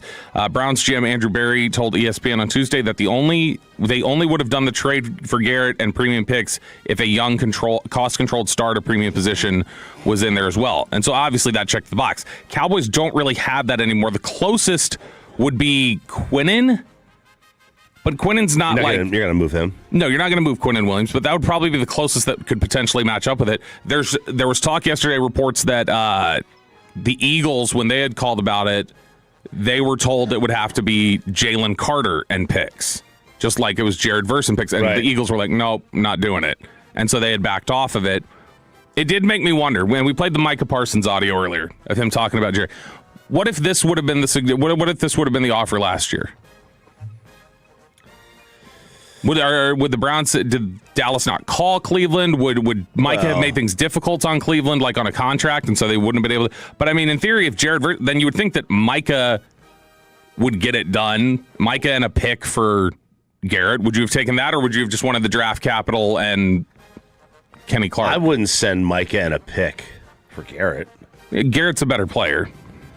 Garrett's a better player. And that's clearly just... We're legitimately just talking about that's what the Browns had settled on was what they would accept for it. So whether or not you want to do that or not, I totally understand. But if you're told that is the price of first and Micah for Garrett, then you're saying, no, I'm out. That's lunacy. I would as well. Yeah. But I would imagine that's what they would have been asking for it. Right. And the Cowboys, I think, would have said no because I think the Cowboys value a homegrown player. Yeah. Don't tell me what I'm saying. Also, young for old. Not old. Miles not old. But you're still trading age. No, Miles is not old, but I mean he's starting. He's older. He's older than Micah. Yeah, like considerably older than Micah. Yeah, no. I'm just saying. Yeah, this will be his age 31 season, which, as we talked about with Twitter last week, age 30 edge rusher is different than 30-year-old running back. So he's not nearly as up there. I mean, we're literally talking about Aaron Donald can still come back and do it, and he's an undersized 35-year-old at defensive tackle. So I mean, you can still win on the defensive line into your 30s. Yeah, it would not be as egregious as trading Luka for Anthony Davis age perspective, but it's kind of in that ballpark. What if you would have been told Micah in a second, and we'll send you Myles Garrett? No. Wow. No, I wouldn't do it. Peyton, would you have done that? He's 30. He would have been 30, man. I'm still not doing it. Yeah, you would have. He just set the sack record last year. I get it, but I'm not. Micah would have been here, should have been here for 6 more years. Yeah. 8 more years. And you remember, you are getting arguably the best run defender in football, too, in Garrett. Miles is everything. He's so good, man. Cleveland keeps winning all these Super Bowls. Clearly, there's got to be other pieces here. But when you have Dak Prescott, and we have the best receiver in the NFL, George Pickens, according to you, Chop. Yeah. And I would think you'd want to build around that. You're going from a 9 out of 10, a 9.5 out of 10 to a 10 out of 10. Okay, over at the Dallas Morning News as well, we just read that from Joe Hoy. Joe Hoy, there was another note from the Dallas Morning News that I saw. Deion Sanders. Remember all that buzz we had of, oh my gosh, Deion's getting an interview. What's going to happen? Is Deion Sanders going to be the Cowboys' next head coach? There's all this stir going out there. Nope. Deion Sanders did an interview with Front Office Sports and opened up about that interview. He said, those rumors weren't real at all. I liked playing the pro game, but I wouldn't enjoy coaching the pro game. It's a different game. I'm focused on winning and getting these kids through college so they have degrees and they're able to obtain tremendous professions even after football is over. But I have no thought process of the NFL whatsoever. So he says, nope. Was never real. I never had an interview, or I was never going to take that job. That wasn't going to happen. That's from Deion Sanders. They ended up hiring Brian Schottenheimer, and then this offseason, the Cowboys ended up hiring Christian Parker as their defensive coordinator. Justin Simmons, who had been one of the best safeties in the NFL over the last decade. Yep, Denver, and then finished out his career in Atlanta. Had worked a lot with Christian Parker in Denver. And he was doing an interview on Jordan Schultz's podcast yesterday, and he was just asked, hey, what can you tell Cowboys fans about the coach that they're getting in Christian Parker?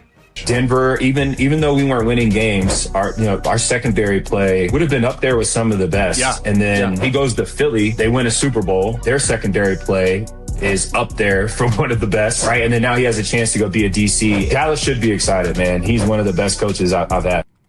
And that's the biggest thing that I think people are starting to get excited about. Like, there's obviously all the national buzz that's been created for Christian Parker. But if you look at it just from a resume perspective, it's very easy to see how you can just start filling in the gaps in your own head about what he's going to be able to do. Because he did create really good players in the secondary for Denver when he was their coach there. He did go to Philadelphia and automatically get guys ready to go and ready. Like Quinyon Mitchell was ready to go and contributed at a high level at the NFL. Cooper DeJean, ready to go. He made Reed Blankenship into something more than what he had been.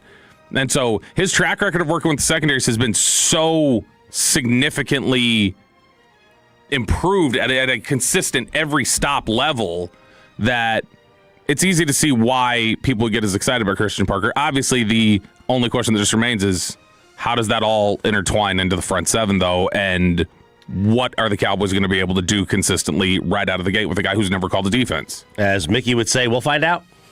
We will find out, but that's still something that I think we don't talk about enough. You are relying on your biggest hope on defense is the coach. Your two biggest hopes on defense is the coach and a rookie. Are two people who have never done it before. Yeah. I mean, he's never called a defense, and Caleb's never played it down. No, it's it is a dicey proposition. That's why I think it just still needs to be understood for a lot of people. There will probably be growing pains along the way. There will be a star up, star down where we're coming in here in September and we're saying star down Christian Parker, star down Caleb Downs. That will happen. But I assume that most of those are going to come prior to November. Yeah, no, they'll iron it out. Like once they figure it out. Micah, the first couple weeks, like there's the game against Tampa. Micah, the opening game looked lost on a couple it out plays. First? Parker, probably. I don't know. Probably Downs is doing what he's always done. He's just now having to do it at the NFL level. How much of... But Parker's whole career has been working towards understanding how all these pieces intertwine.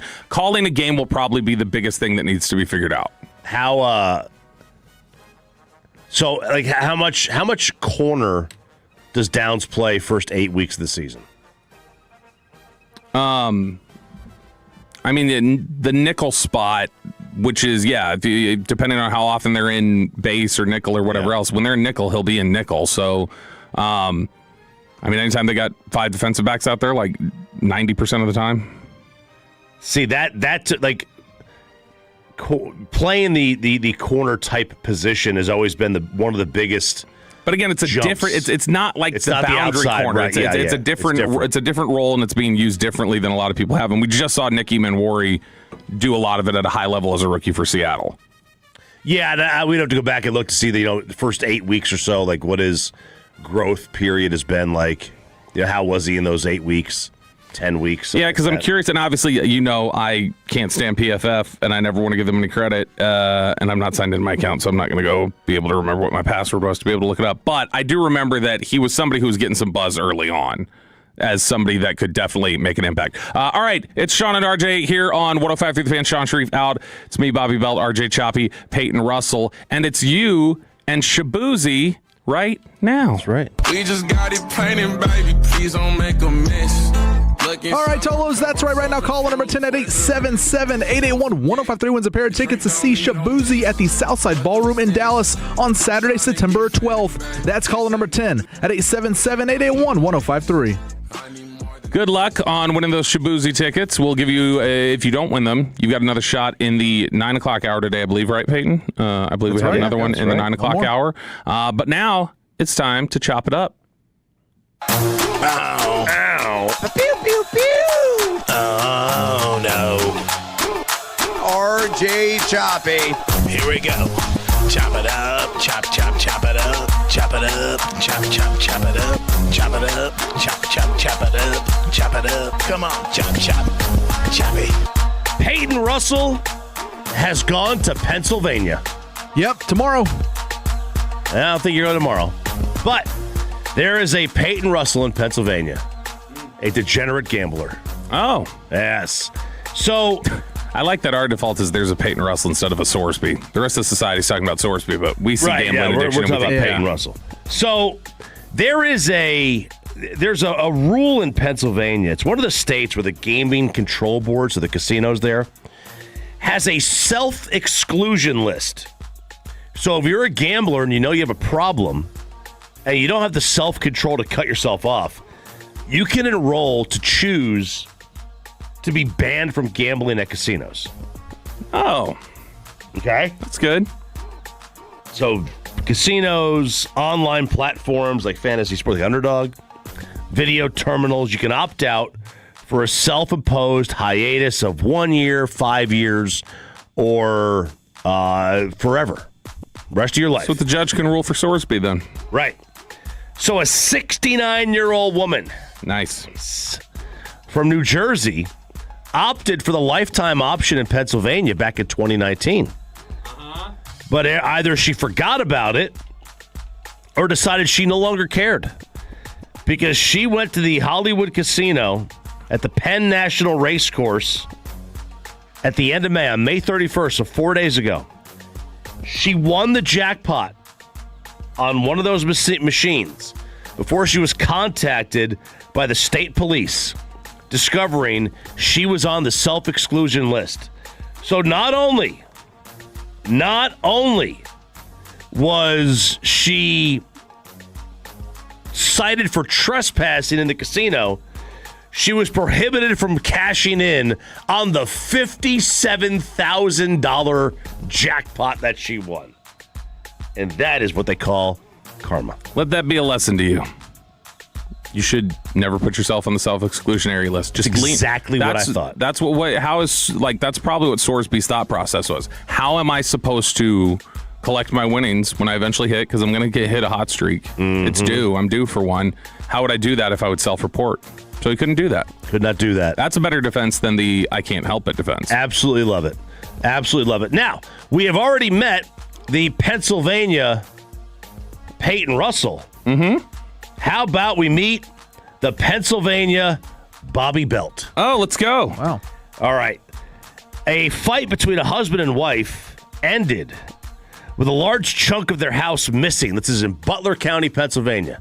You may remember Butler County, Pennsylvania. This would not be me. You just said a house. That's true. The damage is so severe, investigators are concerned about the structural integrity of the home. Okay? So what happened is 48-year-old husband used a Kubota excavator to rip apart the home during the fight with his wife. It started after he returned home after a night out drinking. His wife told him the marriage was over. The husband said, if it's over, I'm going to tear this house down. That is absolutely something that Bobby Belt would do. Yeah. I don't see another way around it. It's a rational reaction. Look, I mean... Hey, you can see this? If Kristen said, if they bought a house and Kristen said, we're divorcing, Bobby would say, I will tear this house down before I divorce you. Well, technically, I mean, he gets 50% of what they own. So if he wants 50% of the house, he should be able to take 50% of the house with him. And just take it off. That's what he would do. Literally just take it off the house. Yep. Or I paid for 100% of the home. Whoa. And so I should be able to bulldoze 100% of it if I want. Oh, man. That's what I think. Oh, yeah. Man. Bobby's got it like that. No, he's got it like that. This is absolutely something you would do. This is the Pennsylvania Bobby. Yeah, no, because that's the, look, sometimes it, what's the old Chris Rock line? I don't know. I don't excuse it, but I understand. Oh, yeah. I understand. Yeah. That's the, now he said that about OJ, but that's the reaction that, look, I'm sure there are plenty of people who have that same sort of feeling when they're going through that sort of a situation and seeing everything kind of falling apart. And so I absolutely understand the mindset, but you can't actually do it. But everybody wants to do that. Everybody would want to bulldoze the house. Yeah, all right, okay. Whatever. I would think. You say so. I mean, you don't think so? You don't think most people who are going through a divorce would rather just go, well, I'd rather bulldoze it than let her have it? I'd rather keep the house. No, but I'm saying then let her have it. Take the money. I'm saying then let her have it. She got to buy you out of it. I'm saying that's what I believe would happen. Let's go to Florida. I love Florida. I love stories from Florida. And now Bobby doesn't have a connection to the story because this story involves a yearbook, Peyton. Bobby doesn't have a yearbook. I know those. I don't. No, you never were in one. Did you do a quote? Gosh, maybe senior year or maybe. Well, yeah, that's the only year you do it. Senior year. I don't remember though. I don't think. What would your quote have been? You miss 100% of the shots you never take. Oh, really? Michael Scott. That would have been yours? Yep. I don't think it's Michael Scott. No, that's it is. It's Michael Scott quoting Wayne Gretzky. Yeah. Quoting somebody else. So. Yeah, he said it though. Mine was life's a dance. You learn as you go. That's good. I think John Michael Montgomery Payton. I think mine might be I think I hate Sean Penn, Kevin Hageland. Okay. All right. This principal in Florida decided that she was going to quote Trap Queen, the Fetty song. And she wrote, "Everybody hating, we just call them fans, though." That's a very innocuous excerpt. Of all the lines in Trap Queen she could have gone with, that's probably the safest. No, the opening line. I'm like, hey, what's up? Hello. Yeah, that's one. You know, they could have used that one, no doubt. Baby. But she said the quote in question, and some of the parents complained. A lot of the parents complained to her. This is according to the St. John's Citizens. This has got to be in North Florida in St. John's County. It's Florida's Trout Creek Academy. You got it. Yeah, Trout Creek Academy. She said the quote in question was not in any of the proofs, and other staffers approved it. So they had a list of things that were banned, right? You can't use this, can't use that. All the staffers approved it, but parents complained. Some of them saying it was designed to mock families who had previously raised concerns about the issues at the school. So she is placed on administrative leave after a quote that is seemingly very, very harmless. Do you have an issue with this? Yeah, I've got an issue with this. Like, you have to understand that this is just what comes with the senior quote should be a reprieve. Like, you should have any sort of cover you need for that one time on that one quote. To me, that's totally feasible, totally fair. But any of those, like just quoting anything, I don't. If it's played on the radio, it's just fine. It shouldn't be a problem. If it's allowed in the public, if you're allowed to play it on the radio, it shouldn't be a problem. Yeah, I'm fine with that. If it's over public airwaves, it's not really insensitive. I shouldn't say insensitive. It's not really like foul language. Right. No, like, I mean, if it can now. It can still offend. See, I'm sitting here thinking, though, because there's stuff we say on the radio sometimes that then we're told we should not have said it, even though it went over the air. So technically, that would break the rule if you had used a quote of something we said on the show that we're then told, yeah, you shouldn't have said that. Yeah. So I guess it can't just be a catch-all rule if it was allowed on the radio. Shouldn't have said and can't say, I think, are different things, too. That's true. There's subject matter you shouldn't approach. Doesn't mean you can't say them legally, right, and get in trouble, but you shouldn't say them. Like, give me an example. What's a subject matter you don't think we should approach? I don't think that we should, So you passed the test. Talk about the subject matter. That's good. Yeah. That's good. You passed the test. Shout out to Whataburger. What's that, Peyton? Peyton said he wants to talk about Pride Night and the Rangers. Oh, jeez. Okay, let's turn the music down. Bobby. All right, we're going there. Shout out Whataburger, friends of the show. They have been voted the #1 late night fast food chain. Hell yeah. You will see the Friday night or Friday morning, technically, at 1 a.m, you will see 12 cars in line at a Whataburger sometimes. Oh, yeah. Absolutely. Because it obviously, it's one of the few places that are open 24 hours. Mm-hmm. And because they make it to order, it's not always like quick. But you know that going in. The people who don't know that going in, and it's their first time at Whataburger, they just moved here, and they don't expect to wait in line. You're going to wait. It's the part of it. It's part of the experience. Honestly, look, and it's better that way. So here's the thing. Yeah, I know a lot of people want speed, quick, faster. Like give me my food as fast as possible. A lot of times that is just something that's wrapped up and been sitting on your heating lamp, whatever. I do like knowing like this was just made. And that's the thing. Like, it's going to be made right then and there. And so, like, I have a buddy, whatever restaurant he goes to, if they have, like, onion rings on the menu, he will order that in place of fries just because he wants them hot. And he knows that the fries have probably been sitting at whatever fast food place, and they have to go make the onion rings. Oh. See, I would like, Little Caesars has the hot and readies. Mm-hmm. I would like a Whataburger ready. Where like if I have very limited time but I want one, I can just go in there and they have one that's been sitting out for a while, like under the heat lamp. Yeah, I think I'd be like, I'll just take that. Just give me that. I don't know if I can go there with you, just because I think it's been overblown how long the wait can be sometimes. But if you got 10 cars, it could be. That's the thing. Just order on the app. I've done it for a couple years now. No longer a drive-through guy. Order on the app. Absolutely. Wait, do you go in to pick it up? Yeah. They'll bring it out to you too. They have the. You can text when you get there. You've seen the Chick-fil-A mobile through? Yeah, but I don't know. Like, you still got to go through the drive-through line. But it's no. A lot of these ones now have separate lines that are for the mobile. Oh, and that's great. Except when you end up in that line and there's some dummy who just thought, oh, this is both drive-thrus and I can pull into this one, and then they're in your lane and it stops everything up and they have to like try and let the person out and it becomes a whole thing. So Julian, if I take him to Chick-fil-A, he'll be like, don't go to this one, go to that one. And I'm like, what? And he has got it down to which Chick-fil-A's give the bigger filet. Oh, and I didn't realize this was a thing, and I've paid attention to it. And some of them give you like really small fillets, and then other ones like overtake the bun. It looks like it's a different patty or something, or chicken fillet, like you said. It's almost like one of those ones you get out of like a bag from Tyson or something. And some are big and juicy, and some are really, really small. Yeah, I know one place in particular. I'm not going to say which one, but I know one of those Chick-fil-A's around here, like in DFW, that absolutely consistently that one does it. So and it is next to a mall. I wonder if. Oh, really? It's next to a mall. Okay.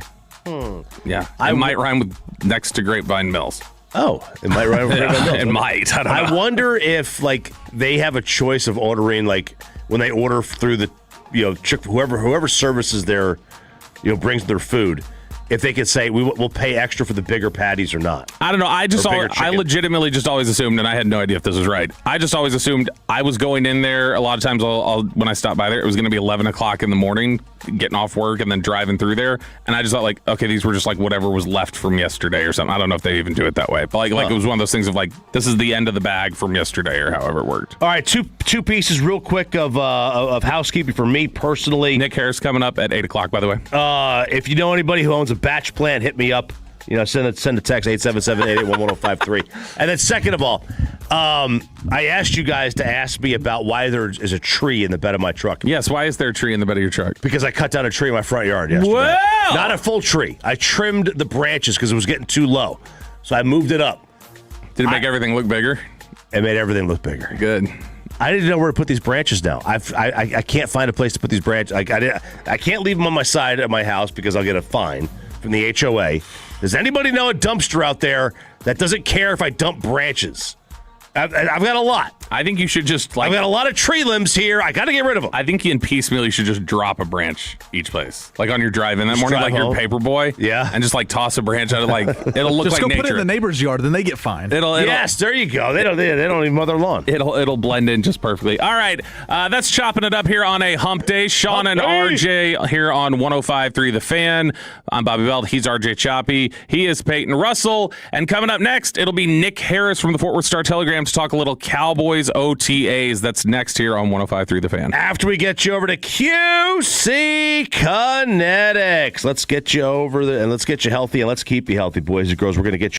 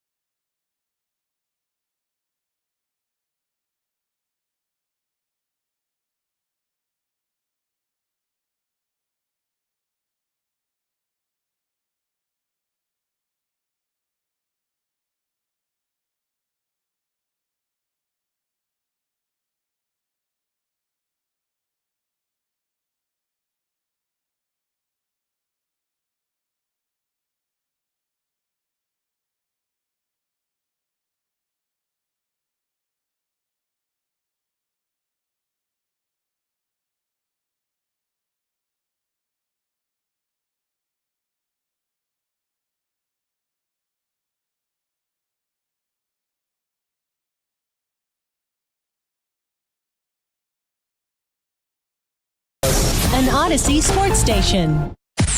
Driven by our D&M Leasing Studios. This is Sean and RJ on 105.3 The Fan. 8 o'clock hour. That's hitting the post. that. You guys have no idea the nerdy dumb thing I just got that's sexy excited right about. there. That's hitting the post right there, Peyton. 8 a.m. down to the second. 2 hours down, 2 hours to go here on 105.3 The Fan. This is Sean and RJ on a hump day. We got another Shabuzi ticket giveaway coming up next hour. Below the belt a little bit later on this hour. But it is Cowboys OTAs week. The first couple practices or the first couple days are not going to be open to the media. We get to be out there on Thursday. And one gentleman who will be out there, as he always is, grinding, putting in the work, is none other than Nick Harris from the Fort Worth Star-Telegram. Nicholas, how are you? Doing fantastic, Robert. Appreciate you guys having me this morning. Yeah, absolutely. So heading into OTAs, there's always this, we had the Dan Campbell quote the other day about guys in their pajamas or whatever. And yeah, it's not a whole lot that you can glean in terms of, wow, look at what the scheme is doing or look at what they're doing over here. And it really becomes more about like a lot of depth chart stuff or maybe some movement things for guys who are hurt. But as we head into this first kind of chance to see the whole group together since rookie minicamp, like being able to see all the, the veterans mix in and Christian Parker out there on the field and things like that. What's like the top thing that you're saying, all right, I'm going out there and when I'm out there watching, I've got to have my eyes on this or I got to make sure I'm looking out for this? Yeah, you hit it on the head. It's more so going to be the depth chart conversations and how legit certain position battles are. So, I'm looking at QB2. Is Sam Howell going to be splitting reps with Joe Milton with that second team offense? RB2, who's the guy behind Javonte Williams that's rotating in for the most snaps next to Dak Prescott? Left tackle, is Nate Thomas or Drew Shelton going to get some first team reps along with Tyler Guyton? And then on the defensive side of the ball, they have a lot of corners that could make sense to be on this first team defense. Which one do they feel best about right now? And I think you get a pretty good indication of all those things based on how the reps are split in OTAs. And that's going to be number one. And then you mentioned the injuries as well. I'm looking at Donovan Ezeraku coming off that hip labrum surgery, if he's going to be able to participate in any way. Tyler Smith had a minor knee procedure as well earlier this offseason. And then Deron Bland, how is his recovery going with his foot? And so those will definitely be big things. And I guess if you're looking, more into the semantics of things, I would be looking at who is Christian Parker, referring to the most on the field. Is it Jalen Thompson? Is it even Caleb Downs, D. Winters, DeMarvion Overshown? Who is he kind of looking toward whenever the team portions are going on to be that lead communicator? Because right now the big question is who's going to be the green dot on this defense?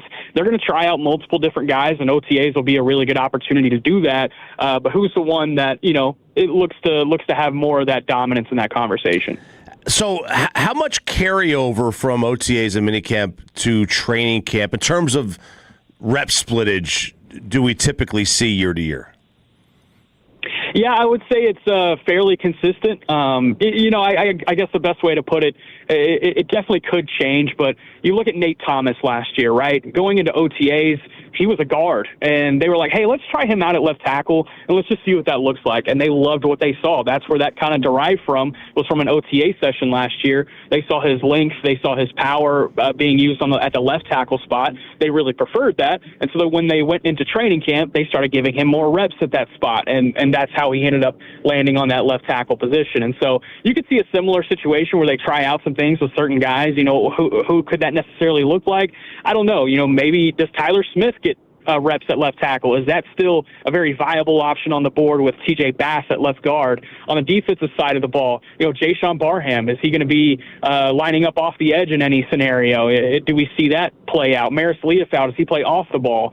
And so I think this is a great time to play and toy with those kinds of things so that when you do go into training camp, you don't have to ask that question of like, okay, where is this guy going to play? I mean, sure, there's going to be a couple where you're still going to have to ask that question. I think Leofow is one of them. But OTAs and minicamp hopefully knock out those sorts of kinks.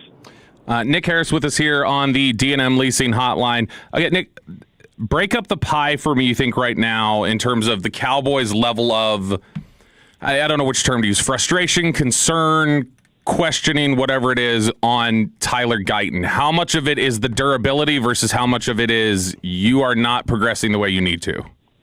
Yeah, I think it's a little bit of both. I think they go hand in hand. I think two things can be true there, and the durability is going to be the biggest thing to watch here this offseason because he has not had a healthy training camp yet. He's going into year 3. If you remember his rookie year training camp, he had that flu/sickness that kept him out for about a week and a half. And then last year he had the knee sprain that kept him out for the majority of camp after starting camp pretty well. And so him just staying healthy for the entirety of the time out in Oxnard would be a huge step in the right direction. They do feel that there is some confidence that he could actually, see that progression really rise if he's healthy at training camp, but that's a big if. And as far as the progression, where's the confidence with Tyler Guyton? I think that's going to be a big question he's going to have to ask and answer himself. And I think that's going to be a really big determining factor. It's no doubt, though, this is a do-or-die year for Tyler Guyton, and this training camp is going to be very huge for what his future looks like in Dallas. It's one of those things. I've had this debate with people, and I know there's some people who view it differently, but I think that left tackle job is essentially just open. I don't know that there's a spot on the offense that I would think of as being more up for an actual competition and their mindset than that one. Do you view it similarly, or do you think no, this is Tyler Guyton's job, it's just he's at risk of potentially getting pulled off the field if these things continue? Yeah, I absolutely agree with you. I will say I think Tyler Guyton's the leader in the clubhouse, and I think if we were to, go out there and watch them play a game tomorrow, then you would see Tyler Guyton start at left tackle, but they want more confidence there, and there's a reason why Drew Shelton was the pick in the 4th round. There's a reason why Nate Thomas is continuing to be developed at the left tackle position. They want that to be a competition in my eyes. I see that to be true, and so, even if they don't believe that should be a competition, I would say, hey, that's an open job. Tyler Guyton, go fight for it just to see him fight for it, And so yeah. I'm very curious to see what that looks like, not only this week and minicamp, but also in Oxnard. Nick, you're a smart guy. Before we continue on with the questions, me bringing up the Tyler Guyton thing did just bring up a debate we had on the show the other day. Because when Tyler Guyton came up, I had said, and so I need you to settle the linguistics here. I had said, this is an open competition. Nobody has the job right now. There's a leader in the clubhouse, which is Tyler Guyton. But that is not his job right now. They're telling him he has to go compete for it, or he's got to go, compete to win the job. And Chop is saying leader in the clubhouse is just a semantics thing, and that means he does have the job and he could lose it. So, basically what I'm saying is, somebody has to be in the lead, right? Somebody has to Somebody can be in the lead, but it does not mean it's their job right now. It's somebody, he could lose the job, right? The other guy has to win the job. Nick, who's right? I think Tyler Guyton is Rory McIlroy with 17 under waiting in the clubhouse, and Scotty Scheffler's birdied 18 in a row, and he's coming on hard, And so all right. I think that's probably the scenario you're looking at. Leader in the clubhouse, yes, I think it is his job right now. I'm going to lean more with Choppy's linguistics there. I think it is his job right now. But I think you are right, Bobby, in the sense that it is an open competition and he could very well lose it. Reminder, Nick Harris used to live in the Houston area, and so what do Houstonians know? That's what I would say. I as a Dallasite would know. Okay. All right, Nick, George Pickens, it's one of those things where it's does the Drake London thing affect him? Is there this or that? I just want to know generally right now your assessment of what is the George Pickens relationship like with the Dallas Cowboys? And is there actual awkwardness there right now? Or do you think it's more a case of we're assuming it must be awkward and we're just waiting to see that it might be? Yeah, I think we're probably assuming that on that end. There hasn't been a ton of communication between the two sides. And so I don't know whether you classify that as awkward or business as usual. I mean, the Cowboys have gone through this multiple times. I mean, we are no stranger to this. We've dealt with a similar line of conversation for the last 4 seasons. And I would say that this one is only different in the sense of the Cowboys have a lot more leverage this time around. And for George Pickens, I can understand maybe why he would not show this week or next week, but when it comes to June 16th and that mandatory, label gets placed on those practices, I'd be surprised if he's not there, just because he would be risking, fine money at that point, and there's not really anything he can get out of not being there at that point. I'm not sure what his leverage would be at this juncture, but I don't know if I'd classify it as awkward. I would maybe just it's positioning at this point in time. And I'm sure Pickens and, his representation will try to get every positioning point that they can right up until July 15th, and rightfully so, to try and get that long-term extension. But, the Cowboys have stated their preference. They've stated what they are going to do this offseason with him and have him play on the tag. And so it's eventually going to come to a point where he either does or he doesn't. Nick Harris from the Fort Worth Star-Telegram with us here on Sean and RJ on 105.3 The Fan. Nick, when you look at the way the Cowboys have kind of covered their bases and tried their best to, all right, we've gotten, linebacker covered, we tried to fill with bodies in other areas, things like that. They always tend to get to the end of minicamp, and in that layoff time right before they go to training camp, they usually bring in guys for workouts. They're trying to go, all right, there's clearly a position we need to fill out a little bit before we actually get to Oxnard. What do you think they're looking at right now that if you were to say, hey, I would not be surprised if they, by the end of this little stretch here of OTAs and minicamp, that they're saying, all right, we need to bring in some veterans to work out because this position is just not where we want it to be? Yeah, I'm still looking at linebacker, Bobby. And yes, they've added a couple of bodies, this offseason, D. Winters, and they feel good about Curtis Robinson and the depth that he can bring to that room. But that's still one that I think should have some rightful concern, just from not only from a depth perspective, but experience as well. We've talked about over and over about the possibility of a Jordan Brooks type trade, but even if you can't make that happen, there are still veterans on the free agent market that would make sense for this team. And so linebacker is still one that I'm circling as a possibility. And then I'm going to keep an eye on edge rusher as well. Maybe not, for a big name at edge, but, somebody who's had sack production in the past to be able to come in and at least elevate the floor of that room. I'm not too comfortable with what the floor of that room looks like right now, but, that's what OTAs and minicamp are for. And I think those will be things that they evaluate moving forward. Nick, how much, I was thinking about this recently, when the defensive coordinator process was going through it, there was a lot of chatter amongst fans of, this is just going to be a Jerry hire and he's going to force it on Brian Schottenheimer. And when Brian Schottenheimer was first hired, there's obviously the common talking point of, this is just one of Jerry's puppets that he's going to be able to direct around. It's felt like in the, I don't know how many, 16, 17 months that we're up to now of Brian Schottenheimer being in place, that he sort of realized the voice that he has in there and is in real control. Do you think that puts more pressure on this season taking a step up, knowing that Brian Schottenheimer, this is really yours to own? There's not a lot of spectator aspect here for you. Yeah, I 100% agree. And I think I've mentioned it a couple of times this offseason. This isn't necessarily like a do or die season for Brian Schottenheimer, but it's a fairly big one. If they don't get into the postseason this year, then we're going to be having much different conversations next offseason, I think, about what this tenure looks like. And I think Brian Schottenheimer has done everything in his power correctly to this point, in my opinion. What was the one thing that he did not have a lot of control over going into last year? The defensive side of the ball. Where did they suffer? On that side. Now he's been able to, conduct that interview process to his liking, finds a guy that, he jives with from a, personnel standpoint, from a structure standpoint.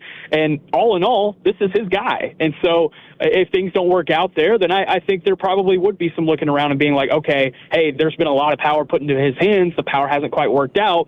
So what does that look like moving forward? On the flip side, though, if the defense flips back and is a top 10 defense this next year, then I think that's very positive for Brian Schottenheimer's future. And so, it's a big year, and I think it's going to be a big year in determining what the Schottenheimer era looks like in Dallas. People are obviously excited about this year, and I think the excitement is refreshing because it's like, okay, Parker's an outside-the-box hire.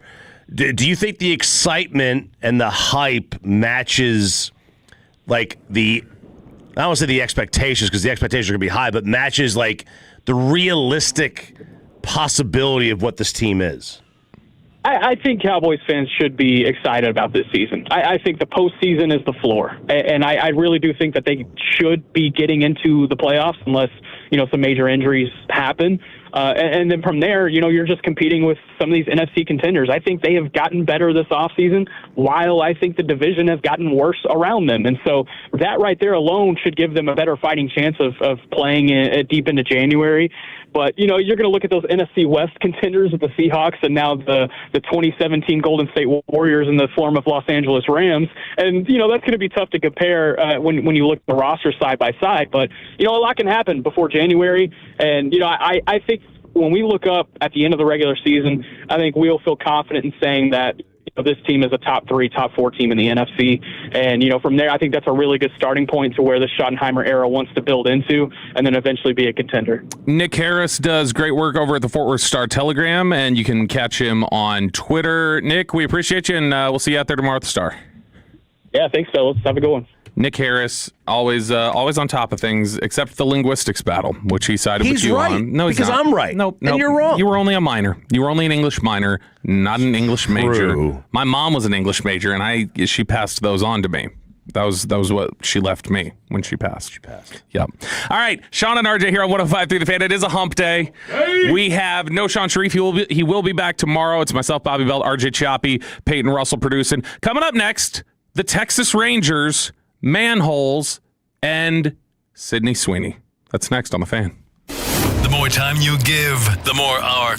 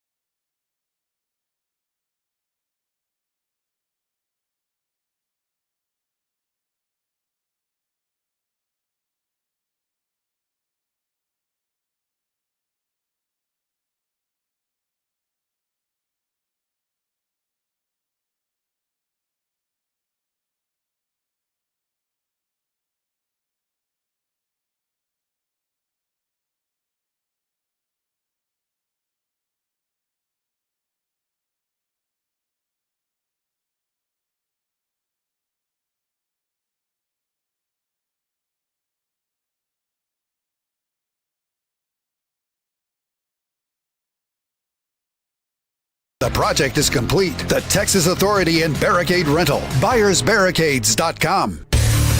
And it's back to Sean and RJ right here on 105.3 The Fan segment here, brought to you by the personal injury lawyers Franco and Franco. If you've been injured in a car or truck wreck, call Franco first, 214-417-333-3333. With Franco and Franco, there's never an out-of-pocket cost. They only get paid when you win. Franco and Franco, the go-to car and truck wreck attorneys in Dallas.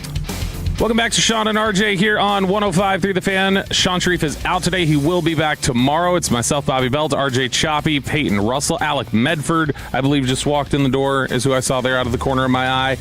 And Choppy, the Texas Rangers are red hot. They've won 5 in a row.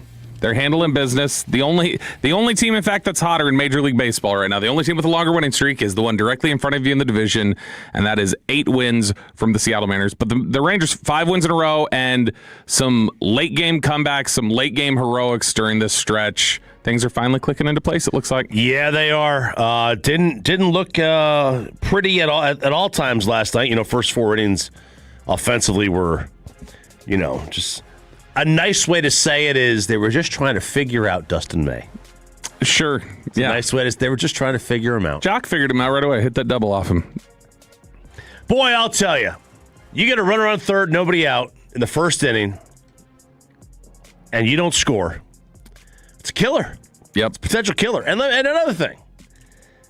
The fact that you had a runner on third and nobody out, and he struck out 3 straight dudes, and the entire inning went 12 pitches, is one of the most feeble innings I've seen in a long time. So in 12 pitches, you get a double, a runner that moves over to third, and then 3 strikeouts, right? Mm-hmm. In a row? Yep. And it's 12 pitches? Tough. Yeah, it is. But this is look, they have found something with Jock Peterson at the top of the lineup, or Jock Peterson has just found something for himself. I know we talked to Matt Hicks the other day about it, and how he'd said, you were caught off guard by this. You were surprised the fact that that's where he's taken the most at bats in his career. Yeah, it has been in the leadoff spot. But man, there's something about this that has been clearly such a refresher for him and been a nice reset for him. He is now, after going 3 for 4 last night, like you're talking about in the last, the last week to 10 days, something like that. He has now gotten up to 10 hits in his last 7 games. He's batting, his average has risen up about 20 points in the last 2 weeks. So Jock Peterson finding comfort there, hitting with power. He's slugging. He's getting doubles into the gap. He's hitting home runs. He's drawing walks in games where he's not getting hits. So he's really kind of turned things around for himself. Something I didn't think was possible after we'd watched him here for the last year plus. Just looked like he had lost it. It looked like he had fallen off a cliff as a hitter. It did. It did. Go back to, how many... Which it's stunning to me, just like moving in the order could really change it for you that much.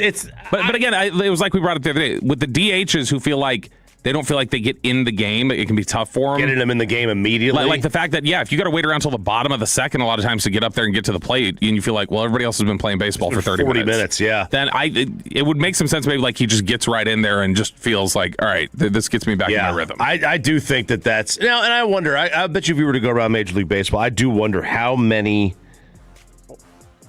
DHs are top 4 in the order. I would assume a lot. Yeah. Because it is... So.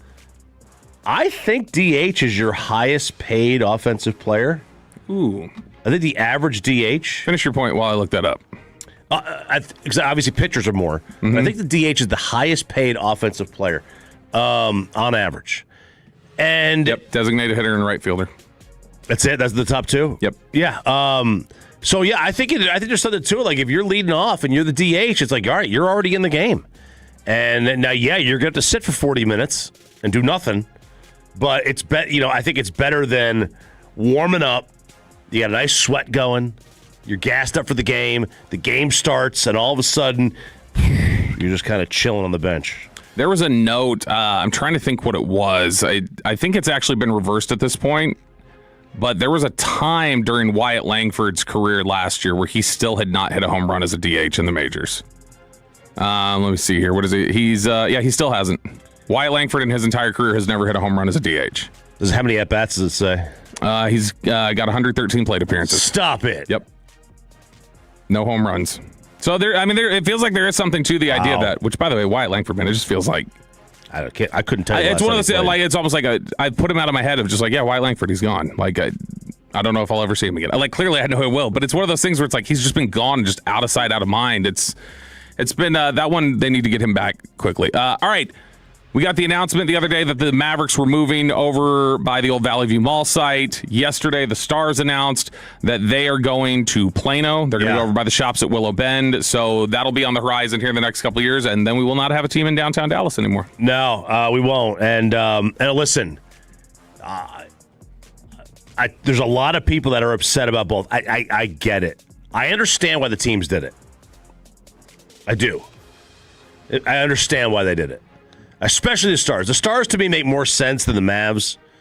Stars are going to the heat map of their fan base. If you were to just ask AI where the Stars fans live, it is Collin County, man. Like that is. Yeah, you just can't abandon South Dallas. Though. You can't. You can't. And it feels like these teams are. And I do look. I understand. I mean, Mav fans, like if you live south of 30, you probably feel like the Mavs abandoned you. Yeah. I mean, right now, if those. You have basically made it really, really difficult on any weeknight for a fan in South Dallas to get to a game for any of the teams. Either of the teams. And I totally get if you're a Stars fan, South Dallas, you feel alienated. But I'm saying is like, I understand the Stars already are based in Frisco, right? Yeah. I get it, right? I understand from their vantage point. They look at it like, yeah, we're going to lose Fort Worth because you are. Like, it is much easier to get to Dallas than it is to Frisco or Plano from Fort Worth. For one, you take the train. Simple. Mm-hmm. But the Stars like, all right, we're going to lose Fort Worth. We're going to lose South Dallas. But we're kind of going to where the heat map of our fan base might be. So I get it. But like, and you know, the Mavs, I mean, they've alienated Fort Worth too. Yeah. And it's not like... I mean, the Mavs alienated everybody. They did. About 15, 16 months ago. Yeah. It's not like, you know, Fort Worth is got barely a smaller population than Dallas. Like, if you go look at the population numbers right now, it is close. They're two top 10 cities. So you've completely eliminated one, and it is the Metroplex, though. That's really the thing, yeah. And that's why I'm okay with this because there is no one spot, there is no one city here. But that is also why you probably feel like if you're in South Dallas or south of Dallas, you feel like, yeah, this isn't just one spot, and you've basically cut off everybody in this half. Like nobody really has great access to these teams anymore after this. Well, and they cut off south of Dallas, they cut off Fort Worth. Mm-hmm. Getting around the airport's a pain in the butt. There's no straight shot. Dude, the focus clearly for the Metroplex is north, like going north. Yeah. Like you can tell by the way that people are, you know, different developments and the way people are building different things like that. Clearly, Collin County is their big focus moving forward for a lot of teams, organizations, everything else. All right. We got some sad news yesterday. Second once in a lifetime, maybe too much to ask, but I swear from now on. Come on, Chop, I know you know this. Sing it.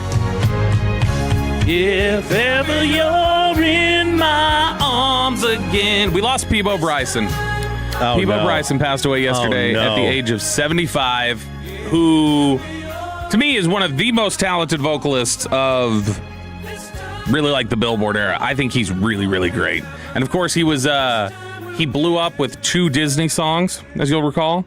He had Beauty and the Beast with Celine Dion. That is. And then he had A Whole New World with, I can't remember who he sang A Whole New World with. A Whole New World. Yep, that's the one. Yeah, that's the one. That's the one. It sounded just like that, too. Did you just play that clip? Yep, I did. Yeah, good job. No, but Peebo Bryson passed away yesterday. A complete bummer for me. Like I said, that was one of the artists that I grew up listening to a ton in our house. I remember I discovered him on a infomercial at like 10 o'clock at night. And it was that song is, Baby, Can You Stop the Rain from Falling? And it was like part of these, like, we've got R&B Gold and like one of those infomercials where they try and get you to buy a CD. And I just was like 8, 9 years old, and I just became obsessed with, like, I got to listen to this guy. That's the greatest voice I've ever heard. So he suffered a stroke on May 31st, and he passed away 2 days later in Georgia at the age of 75. It may be a hot take, may not, but I Beauty and the Beast is by far my favorite Disney movie. Oh yeah, I mean I disagree with you there. It's good, but I disagree. And by that, the song is great. Well, it's best. It's the best soundtrack. I don't think it's close. It's the best soundtrack. Little Mermaid's pretty good. Yeah, but I'm not talking about the cartoon. I'm talking about the live action. Oh, I never even watched that. One with Emma Watson. Yeah, whatever her name is. I didn't even watch that. Oh, it's fantastic. I would have watched it. It's tremendous if Sydney Sweeney was in it, and that's why we can't watch Euphoria anymore because Sydney Sweeney's no longer in it. Nobody's in it. Euphoria has come to an end. Okay, so why did it come to an end? So it reached its conclusion, I guess. It was 3 years. I know, but HBO, it was 3 years, 22 episodes. This had a massive cultural impact for being 22 episodes. I didn't realize. I've never watched it, but I didn't realize. All 3 seasons. Did you watch every episode? Yes, I did. Did you watch it with this? Did you? I bet you did. Did you watch it with the volume on? Yes. For a couple scenes. Yeah. Well, was that the last scene of the show? Was the Sydney Sweeney one that everybody was talking about recently? No, the one that I showed you the video of? No. No, I don't want to give any spoilers, but no, the Sydney Sweeney one was like episode 3, I think.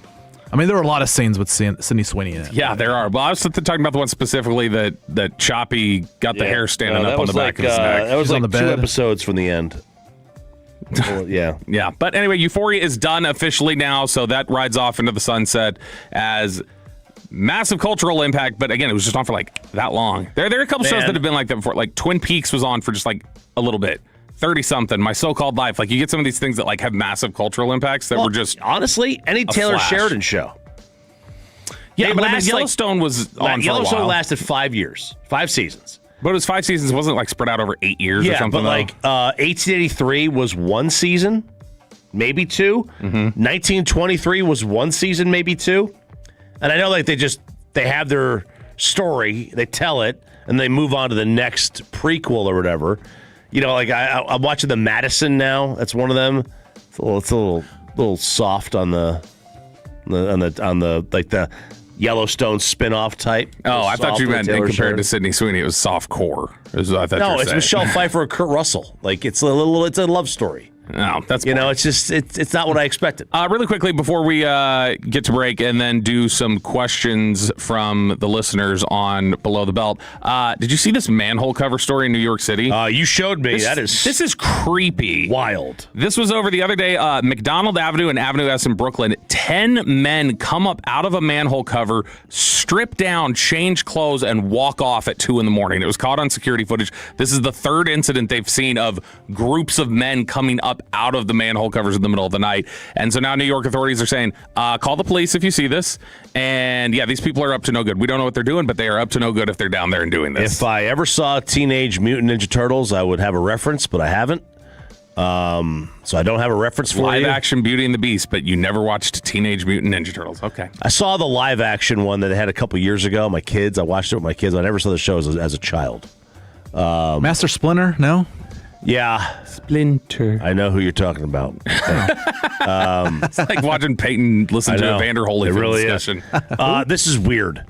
This is why, and then there was one in Brazil too, where a woman was walking over a manhole cover, and she just fell in. It just the cover just slipped on its side, and somehow how big is this manhole cover? Yeah, this is distressing. And I would not want to be walking the streets of Brooklyn at this. And that's a very busy area too. Like you saw the video, they're stopping cars. Like, hold on, we're coming out of this manhole cover, so you guys gotta go. All right, Sean and RJ here on 105.3 The Fan. I asked you guys last week for your mailbag questions, and there were so many of them that we still have some to get through. So we're going to get to your most pressing Cowboys questions. You can text them in as well, 877-881-1053, 877-881-1053, and we'll answer them next in Below the Belt on 105.3 The Fan. But we're going to get you over to BlueChew.com, promo code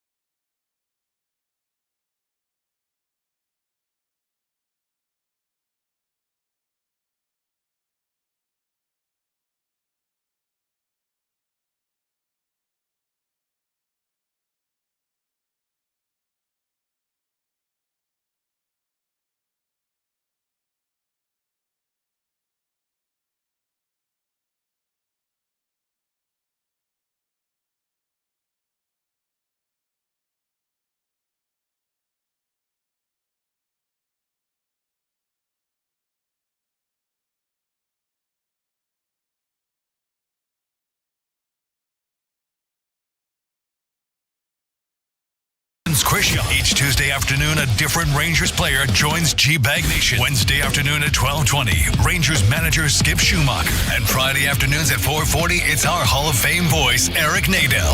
Nobody talks and covers this team like your official home of the Texas Rangers. 105.3 The Fan.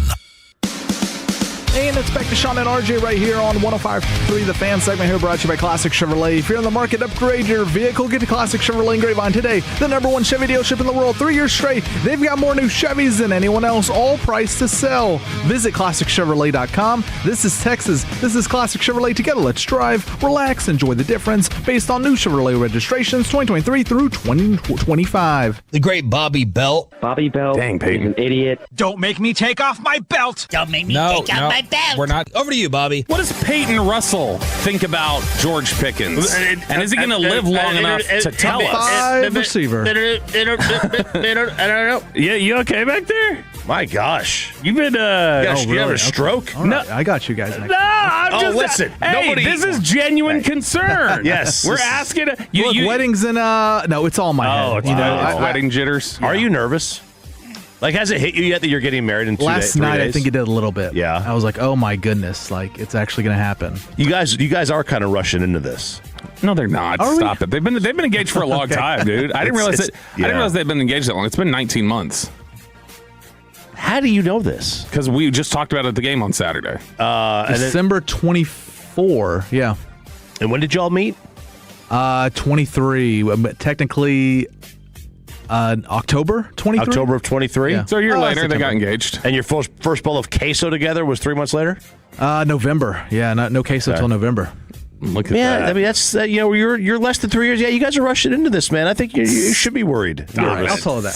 We'll just put this on pause. Stop that. All right, this is Below the Belt, which is sponsored by Window Nation, and that was a real tease for Peyton Russell because I'm genuinely not like I'm being dead serious when I say that the fan text we're doing Cowboys mailbag here Q&A. So if you got any questions, you can send them in 877-881-1053 877-881-1053. Earlier today, we did get the question. They didn't want it just reduced to me and you, Chop.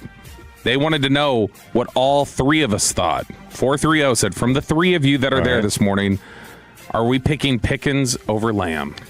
So you want George Pickens or CeeDee Lamb? You've been a big proponent for Pickens is the better receiver. You keep saying it as Pickens like has the higher. And then you go, I'm just kidding. Pickens has the higher ceiling, but the lower floor. Okay, Peyton, are you taking CeeDee Lamb or George Pickens? CD, I got to. He's the better receiver. Yeah, I'm not even thinking about it. Peyton knows ball. I'm saying that 100%. I'm taking CeeDee Lamb over George Pickens. And then I like Pickens, but CD just turned 27. Pickens is younger by 2 years, I think. Yeah, when does he turn 20? But Pickens, he just turned 25. Lamb is he's completely consistent. So I'm taking, Lamb is more stable. Lamb is more consistent. I assume Lamb will age better. You would guess so. Lamb's been getting a little banged up last couple of years. But, boy, that's true. He is getting banged up. I don't know. Like, again, George, I think if you were to give me, like, if you were to say they're both going to have their best season ever. Mm-hmm. Right? Like, they're going to reach the absolute pinnacle of their ability. Mm-hmm. I think Georgia's season would be better. But if you say they're going to have the worst season to their ability, if they're going to have the worst season to their ability, I think CD's season would be better. All right, we're going to do some we did this Cowboys mailbag the other day, and you guys submitted a lot of questions. And again, you can submit some more on the fan text if you want, 877-881-1053 here on this hump day. Okay. So we're going to go through some of the ones that I had remaining that people had given to me because we could not get through all of them. And I'm going to toss them over to you first, Chop. So I'm going to let you answer these first, and then I'll chime in with my answer. So the first question is from Paul Becerra on Twitter.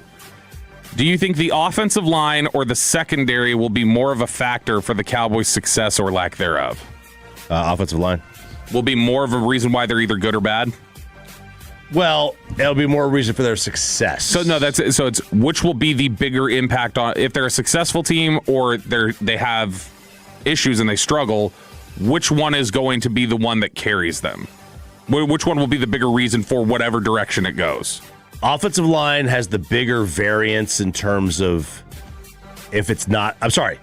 Secondary is the bigger variance in terms of if it's bad, they have no chance. Yeah, I think it's right.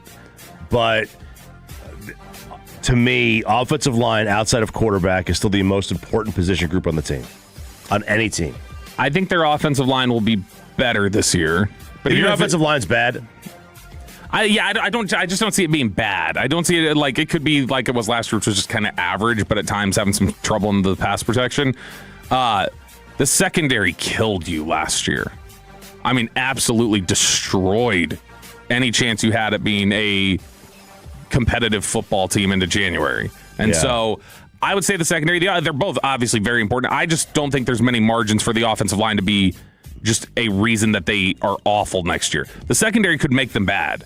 And the secondary, if it's good enough, could also elevate them to being a better playoff team. A little bit on that, I guess, topic, or a little bit over towards that way. Let's say, do you think Tyler Guyton will take a big step this year, RJ Choppy?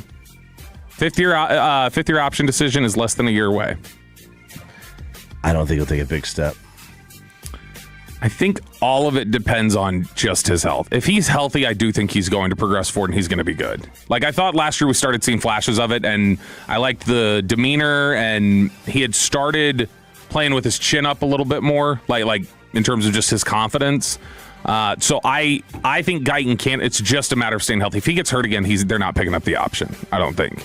And so he's got to stay healthy, and if he manages to, he'll be a good player, I think, because he started building towards that. It just hasn't clicked together to this point for him. Chop, this one came from David Leach, whose handle on Twitter is Boys Fan in Philly, which is tough. So we're thinking of you out there in Philadelphia. But David Leach wants to know, assuming Dallas keeps keeps Pickens on the tag, do you expect him to show up on time for camp? So when we get out to Oxnard, do you think George Pickens is there? I think he's there, but I don't think he's on the field. You think he's dealing with some nagging injuries or something? No, like he'll be there. Yeah, he'll be there just so when he wants to show up, he can just walk over. He gets fined, right, if he's not there day one? Yeah, he will start getting fined if he's not there. Yeah, so he'll get fined if he's not there at minicamp. He's going to do the show up day one hurt. The hold in? The hold in. I think he'll be out there. I think he'll be participating because they're not going to do a deal because they'll have already passed the deadline by that point. So all you'd be doing at that point, I think, is looking like if that was the case, if he was doing that as a ploy, I think it might just only damage him into next year because people go, all right, you're just pitching a fit. You're already locked in. It's past July 15th. You can't get an extension. So what are you doing? So I would say that I think he probably shows up in place, but yeah, he could just to like show them like, all right, well, you guys didn't handle things for me, so I'm not going to show up. He could do that. I don't think that that's what he would actually do. All right, over at the fan text, Franklin Frankel injury attorneys fan text. Let's go with 701. This is a great question for you, Chop, because this was your guy's guy. Do you think Hunter Lipke will see more touches this year? Because that was Mike McCarthy's guy. Loves him a fullback. And that's your guy. I do like Mike. Mike's my guy. I am in favor myself of reducing touches to Lipke whenever possible. I don't see what they love him. He's Jameel Showers to me, where it's like, I don't know why y'all want to keep him on the roster for 6 years. I'm not exactly sure what he does.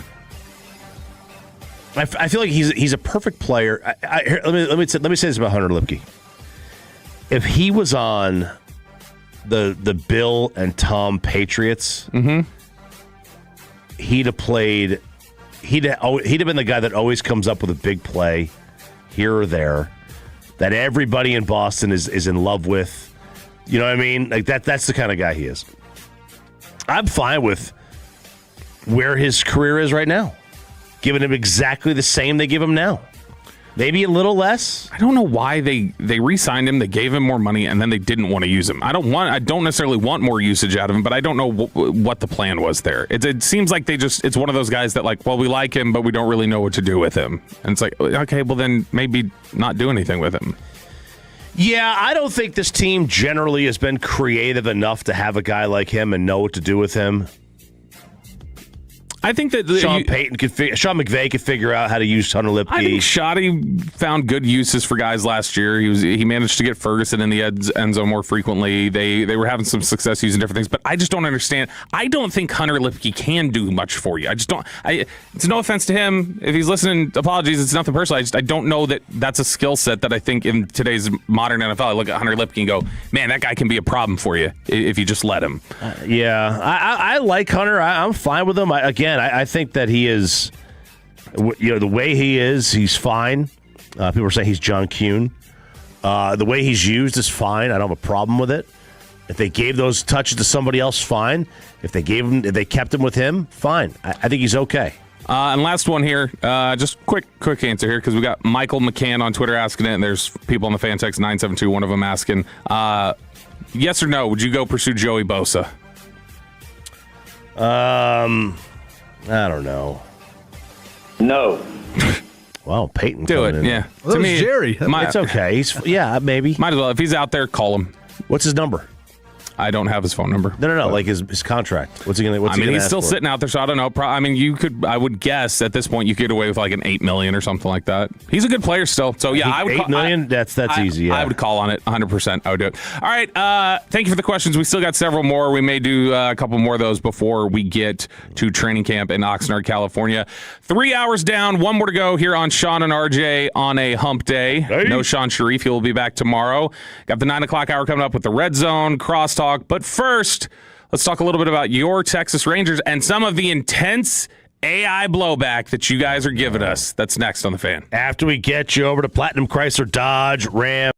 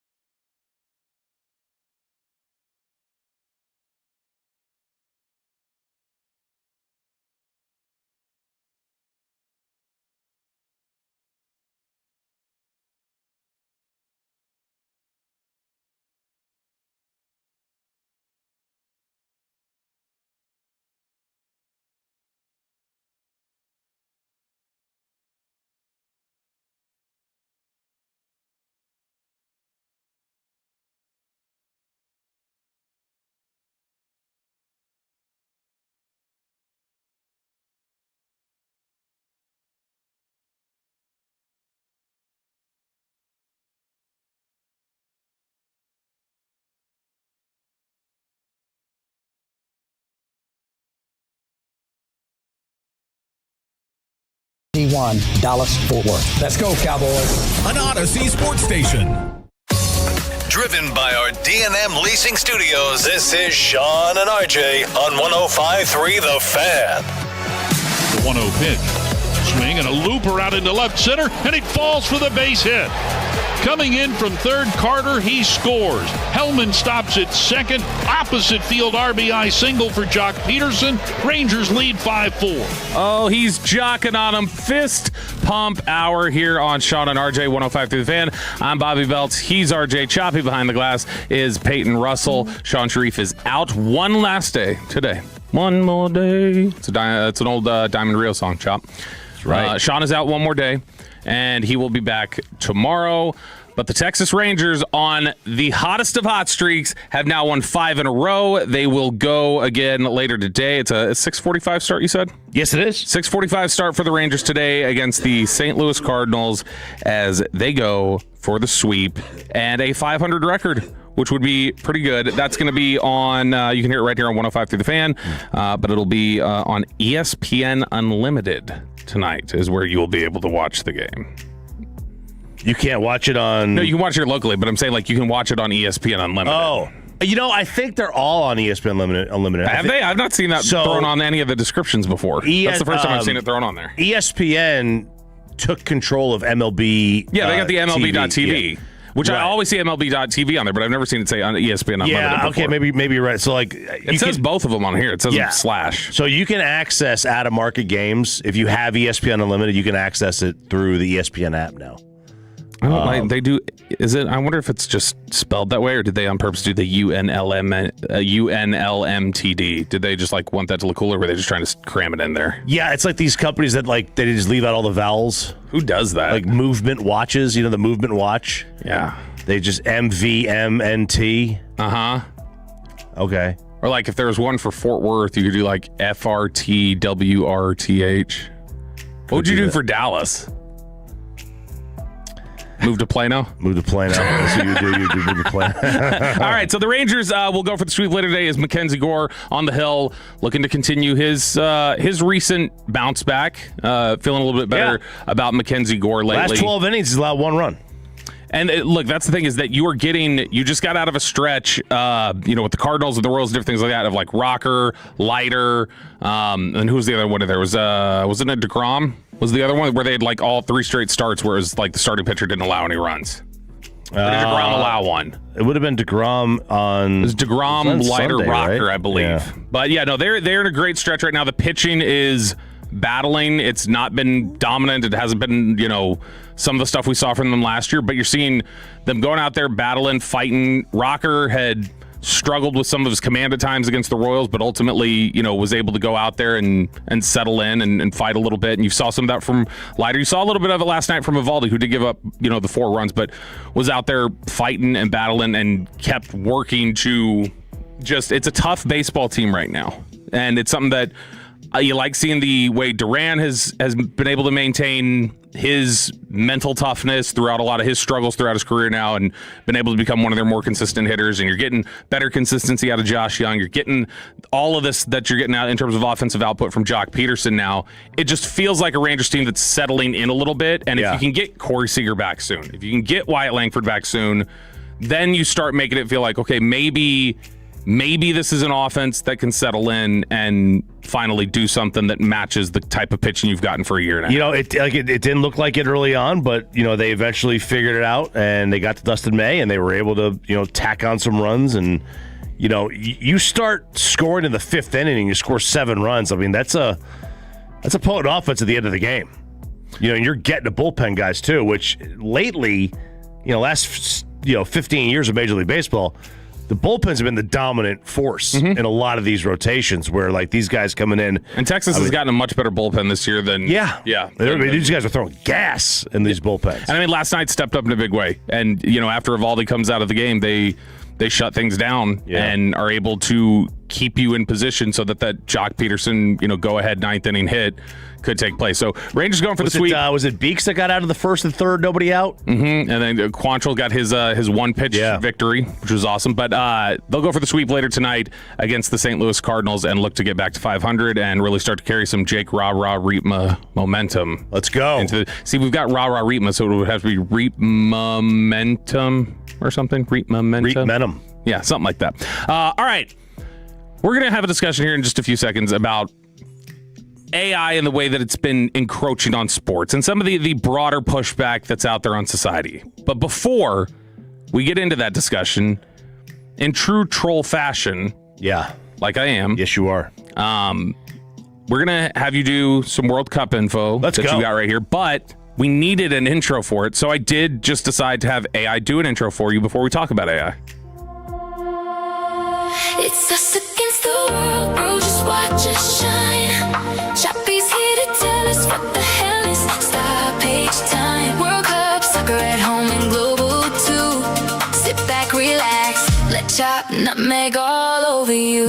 Oh, yeah. All right, Chop, baby. Nutmeg all over us and tell us about the World Cup. Give it to me. Real quick. Which, by the way, are you saying there's some, I don't know how much you want to get into it, but is there any, speculation that the World Cup may not be as popping here locally as people wanted? I'm hearing that.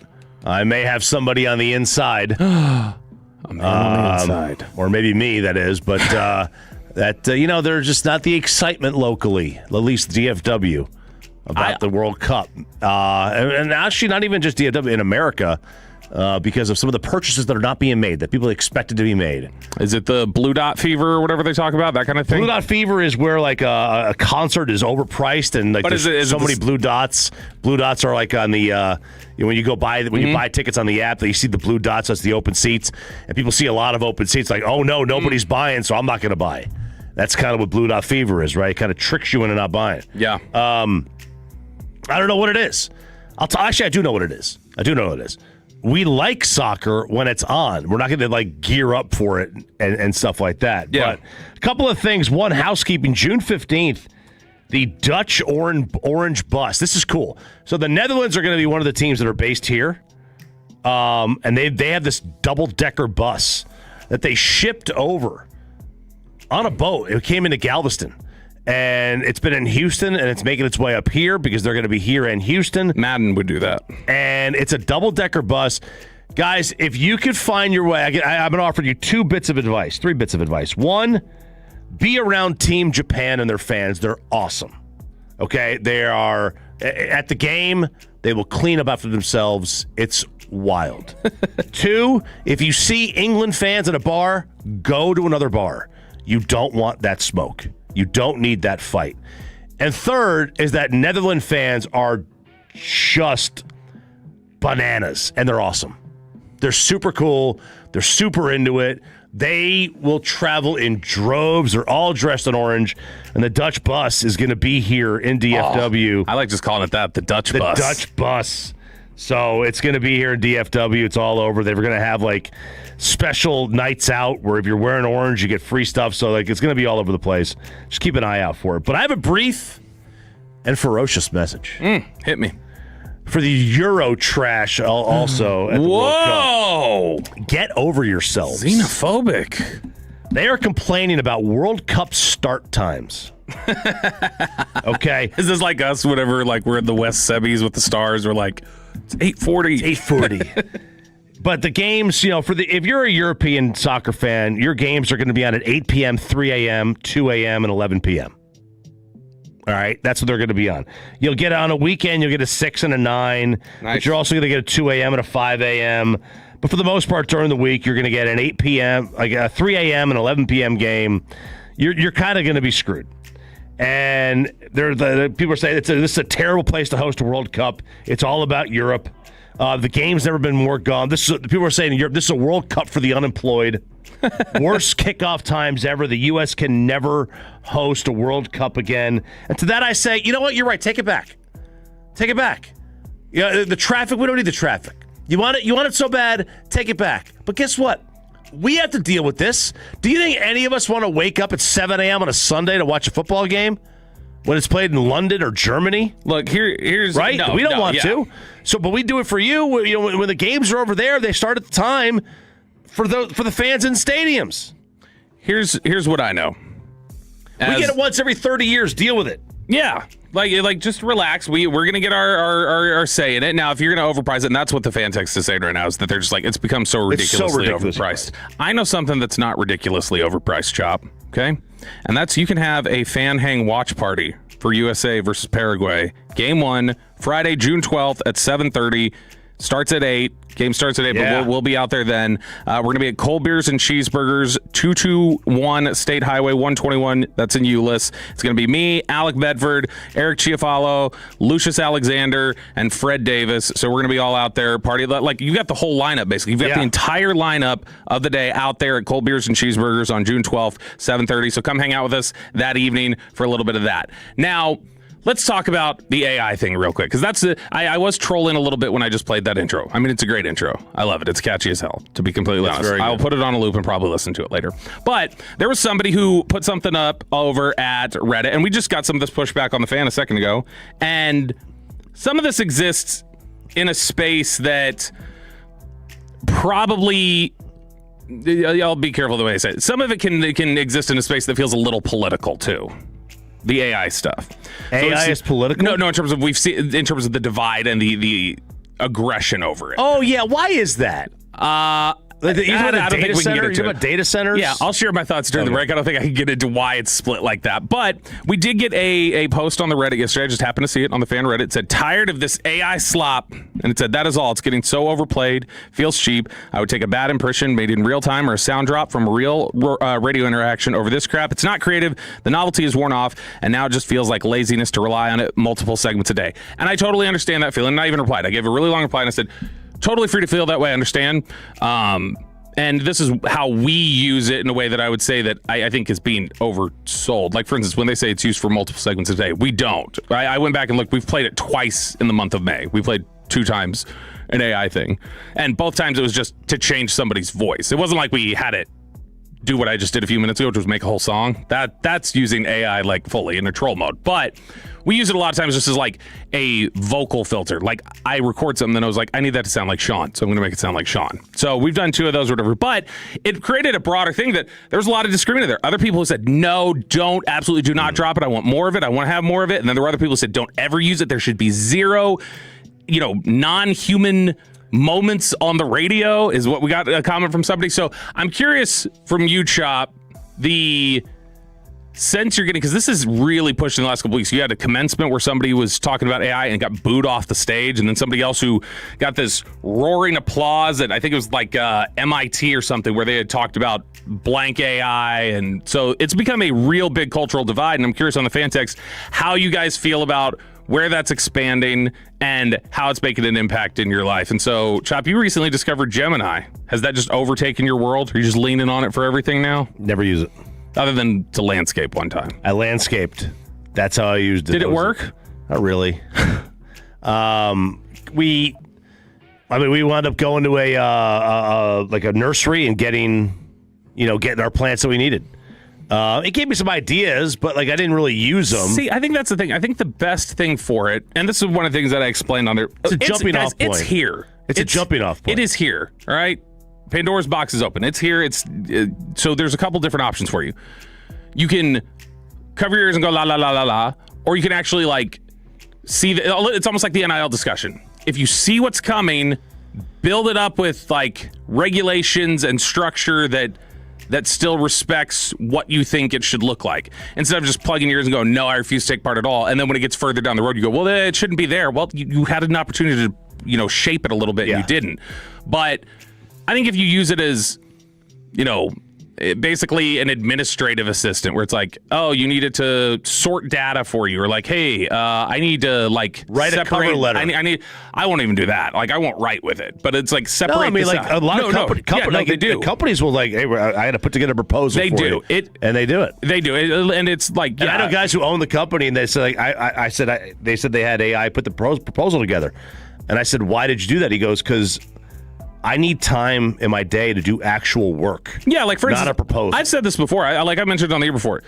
The only way it gets used for me, like when I'm doing prep, for instance, is if I open an athletic article or something and I see it's 6,000 words and we're spending a lot of time doing prep, then I'll go like, I just need to know what this is about before I sit here and decide to read it for half an hour. Oh. And so I'll like go, is this what I think it is? And so I'll paste it in there and I'll say, tell me what this ultimately was about before I read it. And then if it says something where I'm like, oh, that's not what I thought, I just move on. Oh. If it's something that I'm like, oh, okay, that's something I want to use on the air, then I sit down and I read it. But it helps me know to like manage my time when I'm doing prep of like, okay, I don't want to read that necessarily because that's not even a topic that we'd want to do. Just read the headline. That's what I do. Well, because the headline sometimes baits you into thinking it's something else and then it's not. I know. Some of the fan text already. I'm comfortable with that. Some of the fan text already, it's great looking at the fan text and seeing how split it is already. So you've got some people on here. Somebody else, one person said AI use is a moral failing. Just before that, you had somebody say, whoever said that is stupid. The AI Bobby does is absolutely hilarious. There's other people complaining about the data systems and how that ruins things. 214, go watch The Terminator and come back to me about AI. Yeah, and so you've got a lot of really split, aggressive feedback that this will become the new dividing point, I think, that we all argue over in society. AI. It's quickly getting there. People, like I said, somebody said it's a moral failing. Like, I mean, there are people who feel that way. Okay, but then there's people like Elon who will say that AI is going to become so powerful that we're not going to need to work. Yeah, and that's going to cause this and this and spread out, and there's going to be this push, and eventually you're just going to start getting, it will become like, I feel like probably the issue in the next couple of years. Because it's already be there. It feels very much like it's already there. All right, it's Sean and RJ here on a hump day. Sean Sharif is out. He's back tomorrow. Coming up next, we got the Red Zone. Andrew Barry says there's no way we would have traded Myles Garrett if not for this one thing. And A.J. Brown says he's gone to heaven. That's next on The Fan. After we get you over to Zerez, get your carpet professionally clean, Cleanway, Greenway, Zerez.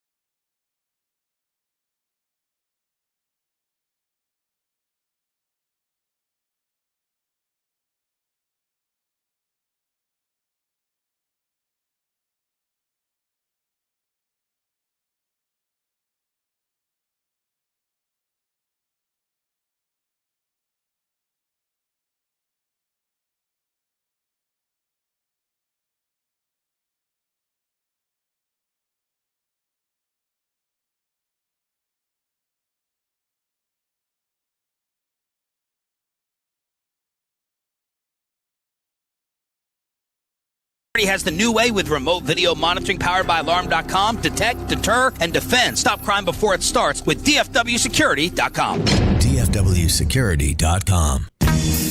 And it's back to Sean and RJ right here on 105.3 The Fan segment here brought to you by the Personal and Jewelers Frankel and Frankel. If you have been injured in a car or truck wreck, call Frankel first 214-ORI-17-333-3333. With Frankel and Frankel, there's never an out-of-pocket cost. They only get paid when you win. Frankel and Frankel, the go-to car and truck wreck attorneys in Dallas. How many people want to eat a W tonight? You know what I like about the media? They think you can just dial 1-800 and get a quarterback.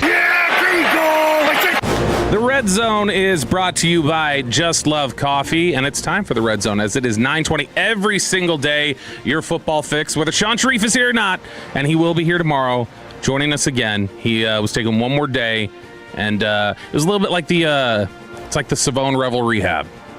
One more game. We thought he was going to be back Tuesday. Ended up that it was, or we thought he was going to be back after Tuesday. He's going to be back Thursday now. So we end up just adjusting the rehab schedule. Yeah. And he'll be back. We'll see if he's a step slow tomorrow, or if he's fiddling with the brace, or if he's ready to go. But Sean Sharif will be back tomorrow. I think he'll be all right. I think he might be a little hacky. I think he'll be antsy. I'm still hacky. I think he'll be like I think he was missing Tuesday. Like that all that NFL news happened. Like, I think he wanted to be here to talk about Myles Garrett and all that. I think that was getting him he was getting a little bit of that Tyrone Bigum's, scratching his arm. Yeah, I don't know that he's going to have, a ton of takes on the arenas. I don't think it's something he cares about. He seemed pretty interested. He was texting me Monday night. He seemed pretty interested in the map stuff. He's not a logistics guy. I'm a logistics guy. I'm a schedule. I'm a travel. I'm a logistics guy. On the spectrum, you know? I don't know. I don't think he cares. Maybe he does. I don't know. No, but he'll be back tomorrow. We're doing the Red Zone right now. One of the things he did miss, though, was the Myles Garrett news. And it was Andrew Berry yesterday talking to ESPN, the general manager for the Cleveland Browns. They get, obviously, the first, second, and third round picks from the Rams, in addition to getting Jared Verse. And that was his thing. He said they were not out there looking for a Myles Garrett trade partner or, really trying to push this issue anywhere. It was something that had come up.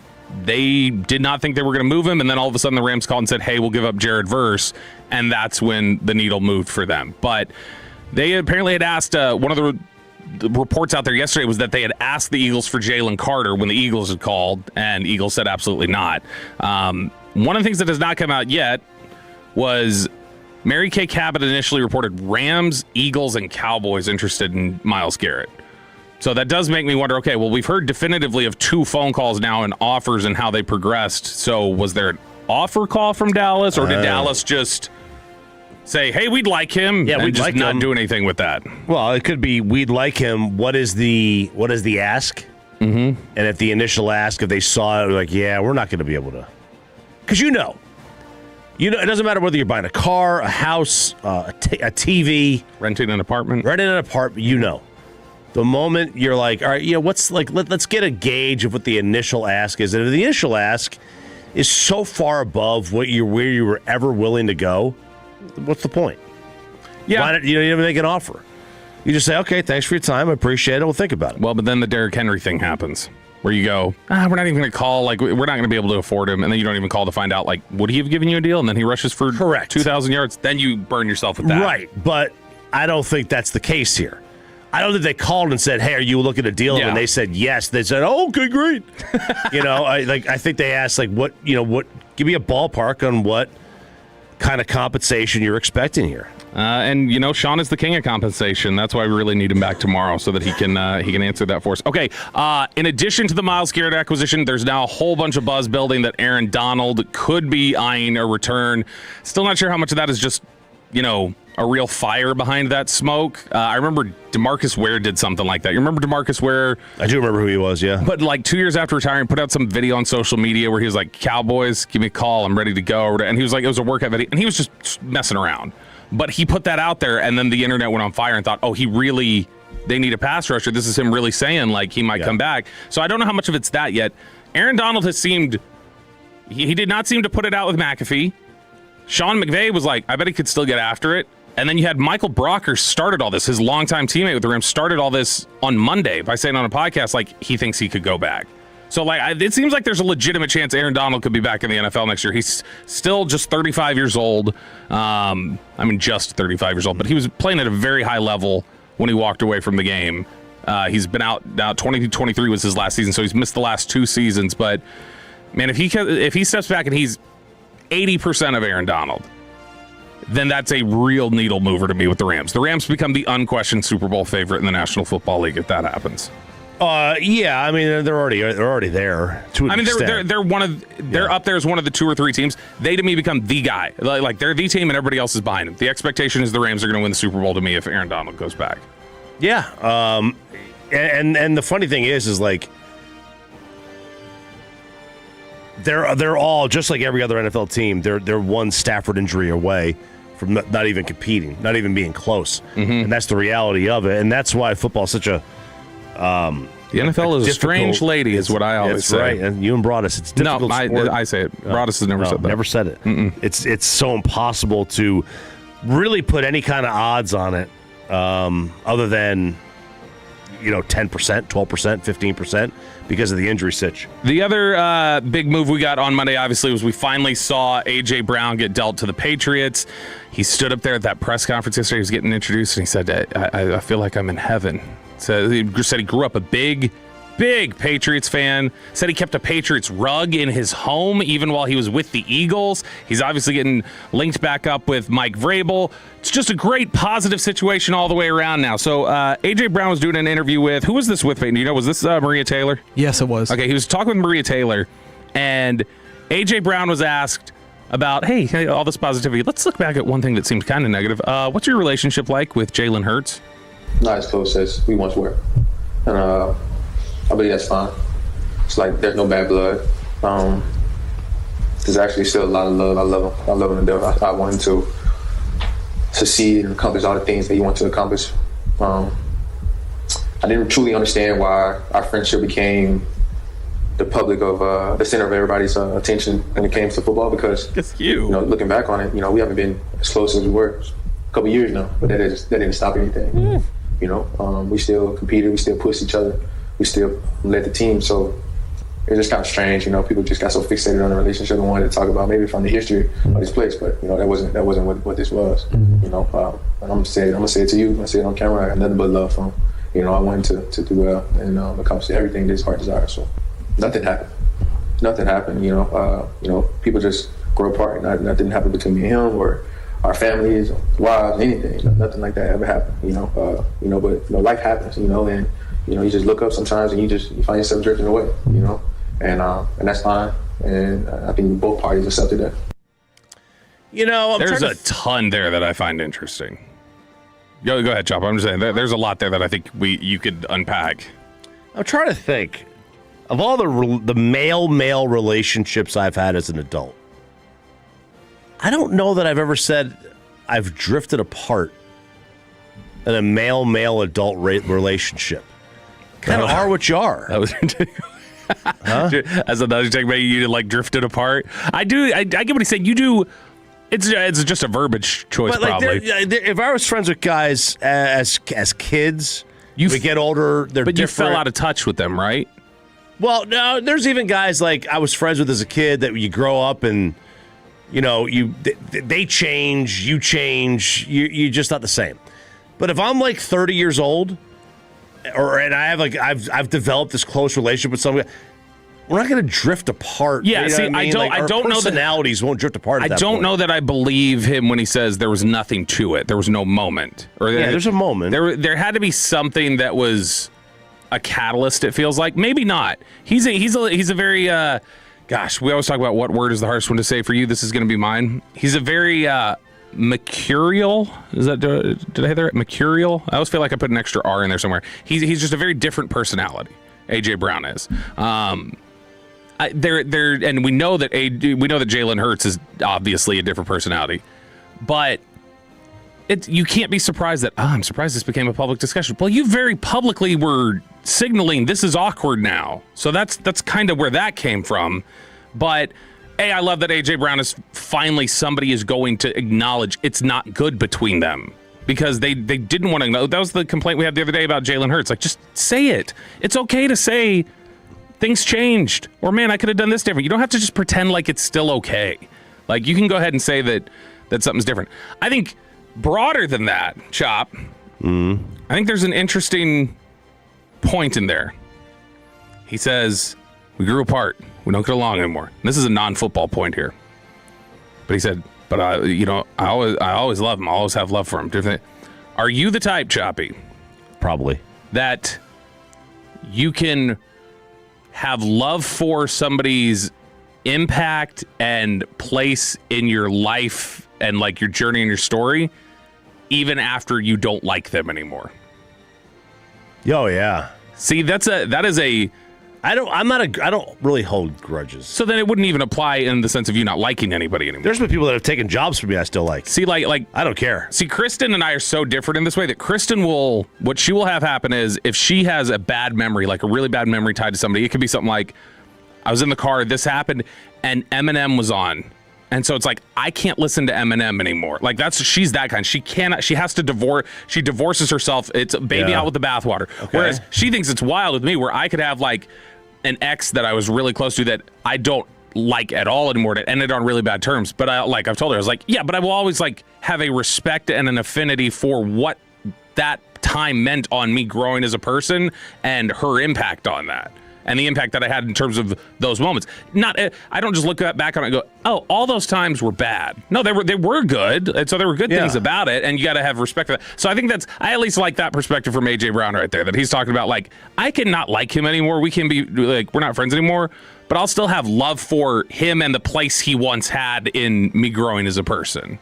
And I kind of like that. I thought that was interesting from A.J. Brown. I mean, look, it's like any relationship that you've been in, they all end. All these relationships we've been in that have ended, they all end, for the most part, somewhat poorly. Somebody got hurt. At the end of a relationship, either somebody got broken up with, right? And somebody feels, or died. So somebody feels that they were jilted. Somebody feels that they didn't get the closure, whatever. That doesn't sour the entire relationship. Or ruin what was once. Like, I got divorced. That doesn't mean my ex-wife is still a nice person, and I'm sure you have memories from that time that you're wonderful like, memories. I love that memory, she's a good mom. At the end of the day, the divorce didn't happened. work out. Yeah, the divorce happened. It doesn't take away for the fact that you had a good marriage at some point. Yeah, you had a good relationship at some point. You had a good friendship at some point. Doesn't change that. Yeah, and then that was, I thought, good perspective from A.J. Brown, because I think there's a lot of expectation that he was going to be pretty just bitter leaving there. He was honest, but it doesn't sound like he's very bitter leaving and heading to the Patriots now. All right, that does it here for the Red Zone, brought to you by Just Love Coffee. Let's crosstalk with the KNC Masterpiece next year on 105.3 The Fan. Coming up in the next G-Bag Nation, we'll get the latest on Cowboys OT.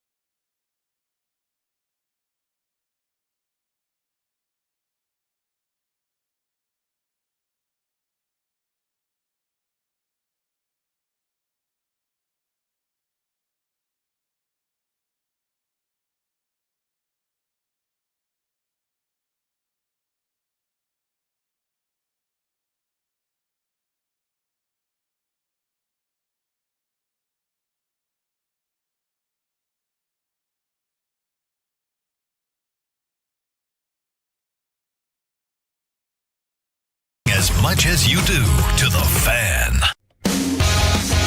And it's back to Sean and RJ right here on 105.3 The Fan segment here, brought to you by Classic Chevrolet. If you're in the market, upgrade your vehicle, get to Classic Chevrolet in Grapevine today. The #1 Chevy dealership in the world, 3 years straight. They've got more new Chevys than anyone else, all priced to sell. Visit ClassicChevrolet.com. This is Texas. This is Classic Chevrolet. Together, let's drive, relax, enjoy the difference based on new Chevrolet registrations 2023 through 2025.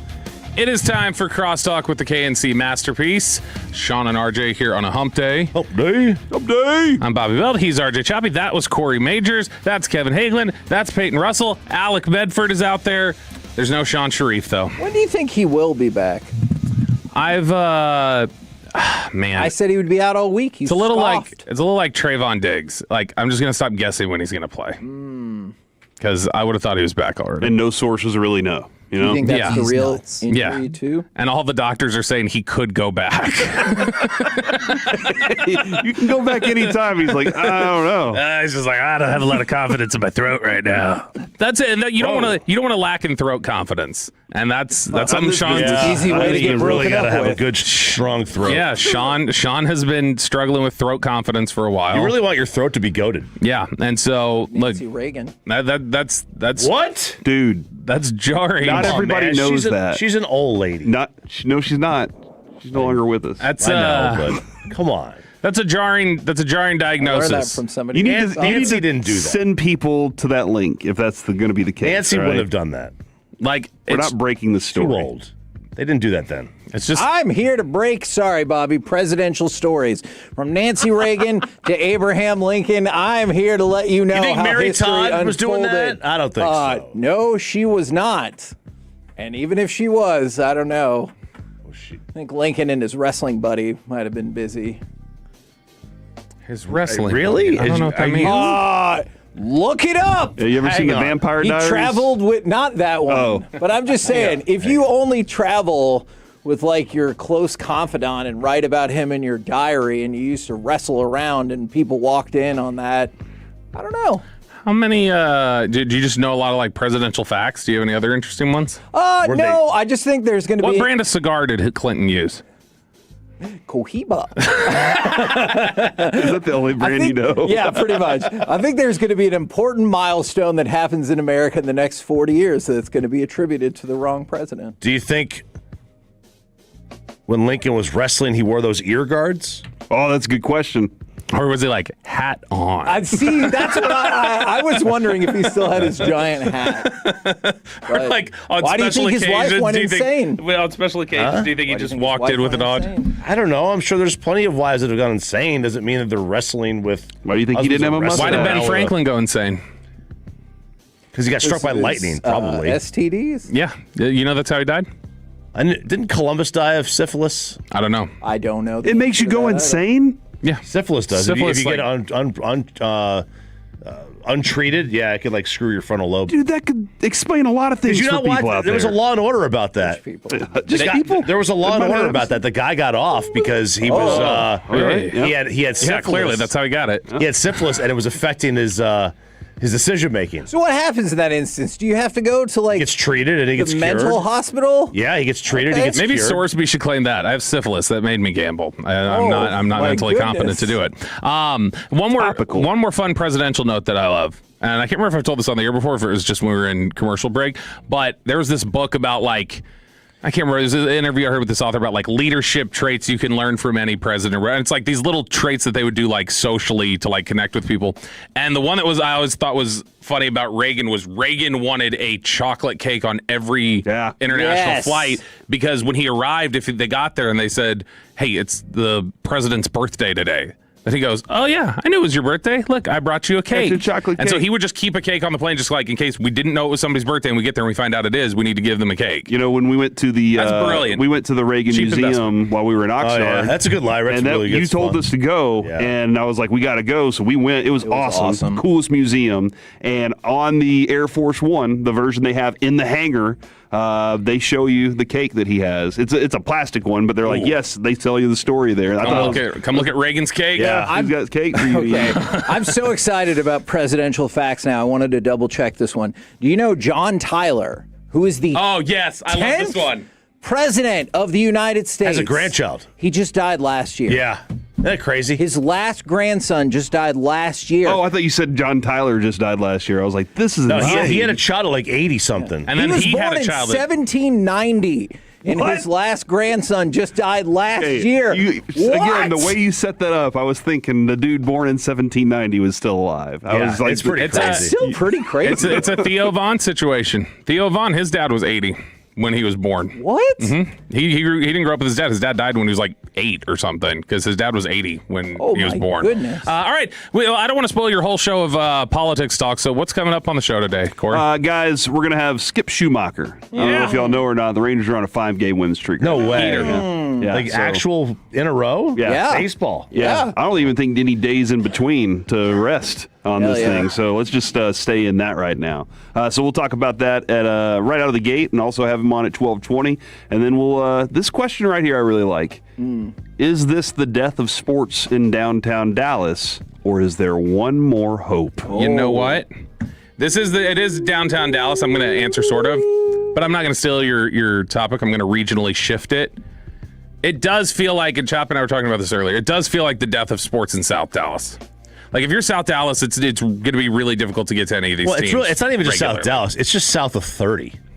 Yeah. Like, if you're south of 30 and, like, south of Arlington. But if you're talking about, I'll just say this. Like, people in South Dallas, I think right now do feel like they're being cut out. Absolutely. And that, like, I mean, so, like, obviously it's anybody south of 30, but I'm saying, like, I think that South Dallas right now, that they're, it's a thought of just like, okay, well, like, y'all are leaving us with nothing. Like we don't have access to these teams anymore. Like, this is Stars and Mavericks are really the only thing left. When it comes to that, do you think most people kind of have like a radius that they're going to stick with, and they're like, yeah, it's like Bassick? Yeah, like Bassick has the smallest driving radius of any human I've ever met. It's not in his neighborhood. Then he he's doesn't like, want to drive it's out of it. so far away. I think there is that, but I also think that it's generally people think of it as being Dallas and Fort Worth, right?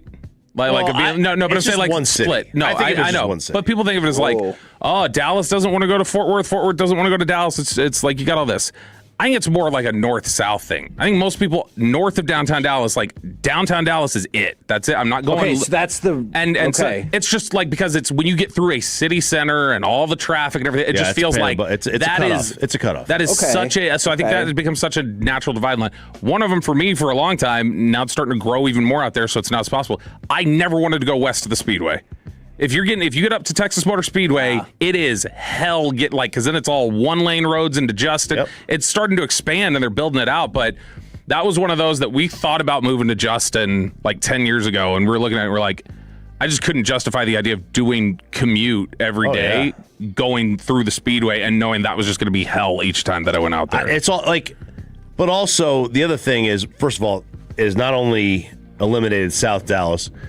This move is eliminated basically anybody west of the airport, south and west of the airport. So this like northwest side of the airport, you're okay, but southwest side of DFW, like Fort Worth, you're not going to these games. But on the flip side, I'm like, wait a second. Where these things are located isn't going to affect if you go. The Cowboys don't have any problems drawing. The Rangers don't have any problems drawing fans. There's Arlington. There's a difference between Arlington and like. Arlington. The difference between Arlington to somebody who lives in Plano is the exact same as somebody who lives in Arlington going to Plano. Again, disagree, because we're talking about you're running basically parallel along that line. It's far, but there is a difference between like talking about going up through Dallas, I think, for a lot of people. But going from Arlington to Plano?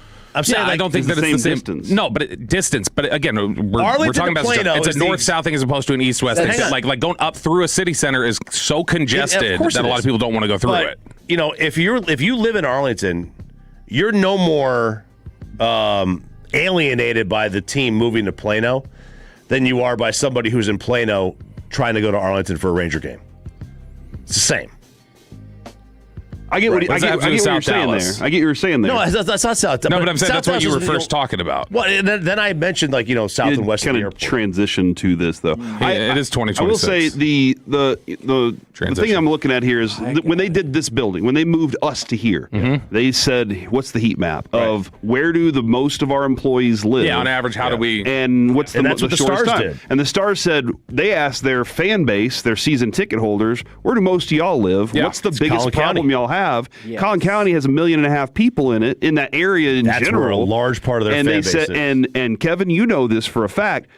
They love hockey in Frisco and Plano. Yeah, they we just watch money too, and they have, and they also They have said, money. what's the median income we're trying to attack? Yep. And they said that's the perfect destination for us to get the money we want from our season ticket holders and the most amount of people to be happy about where the location is. If you want to go to if you're going to go to the game, if you have a desire to go to a game, it's not going to matter where it is. At least for me, it wouldn't.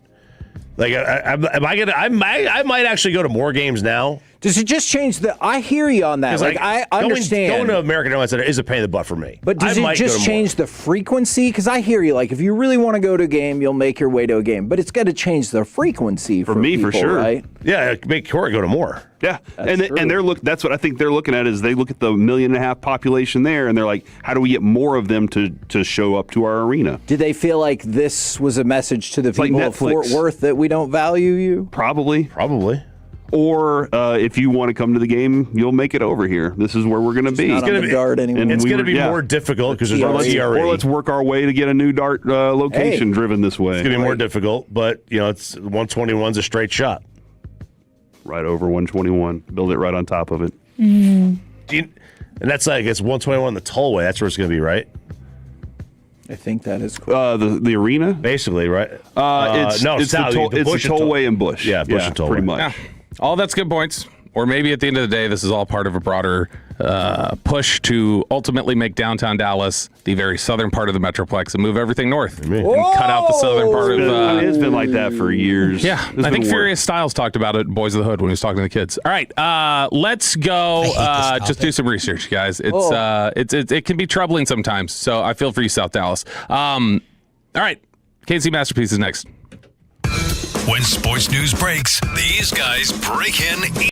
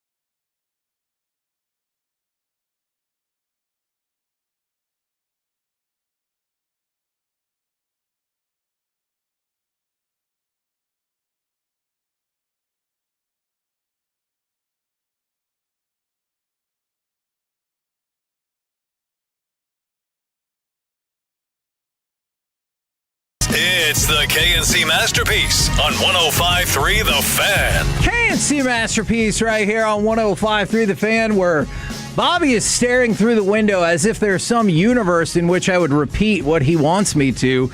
I'm Kevin Hageland alongside, Corey Majors. Man!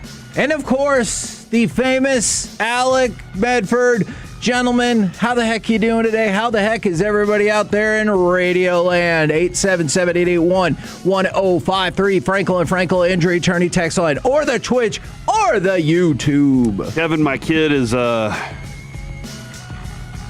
of wearing me down now with this whole girlfriend situation. Because, man, I feel like there's some, I don't know if you want to call them microaggressions or whatever, happening with all of your children at once, and they're very, very different. Oh, dude. All right, listen. Alec, whenever you have a daughter, at some point in life, she becomes a woman, all right? And she hates you.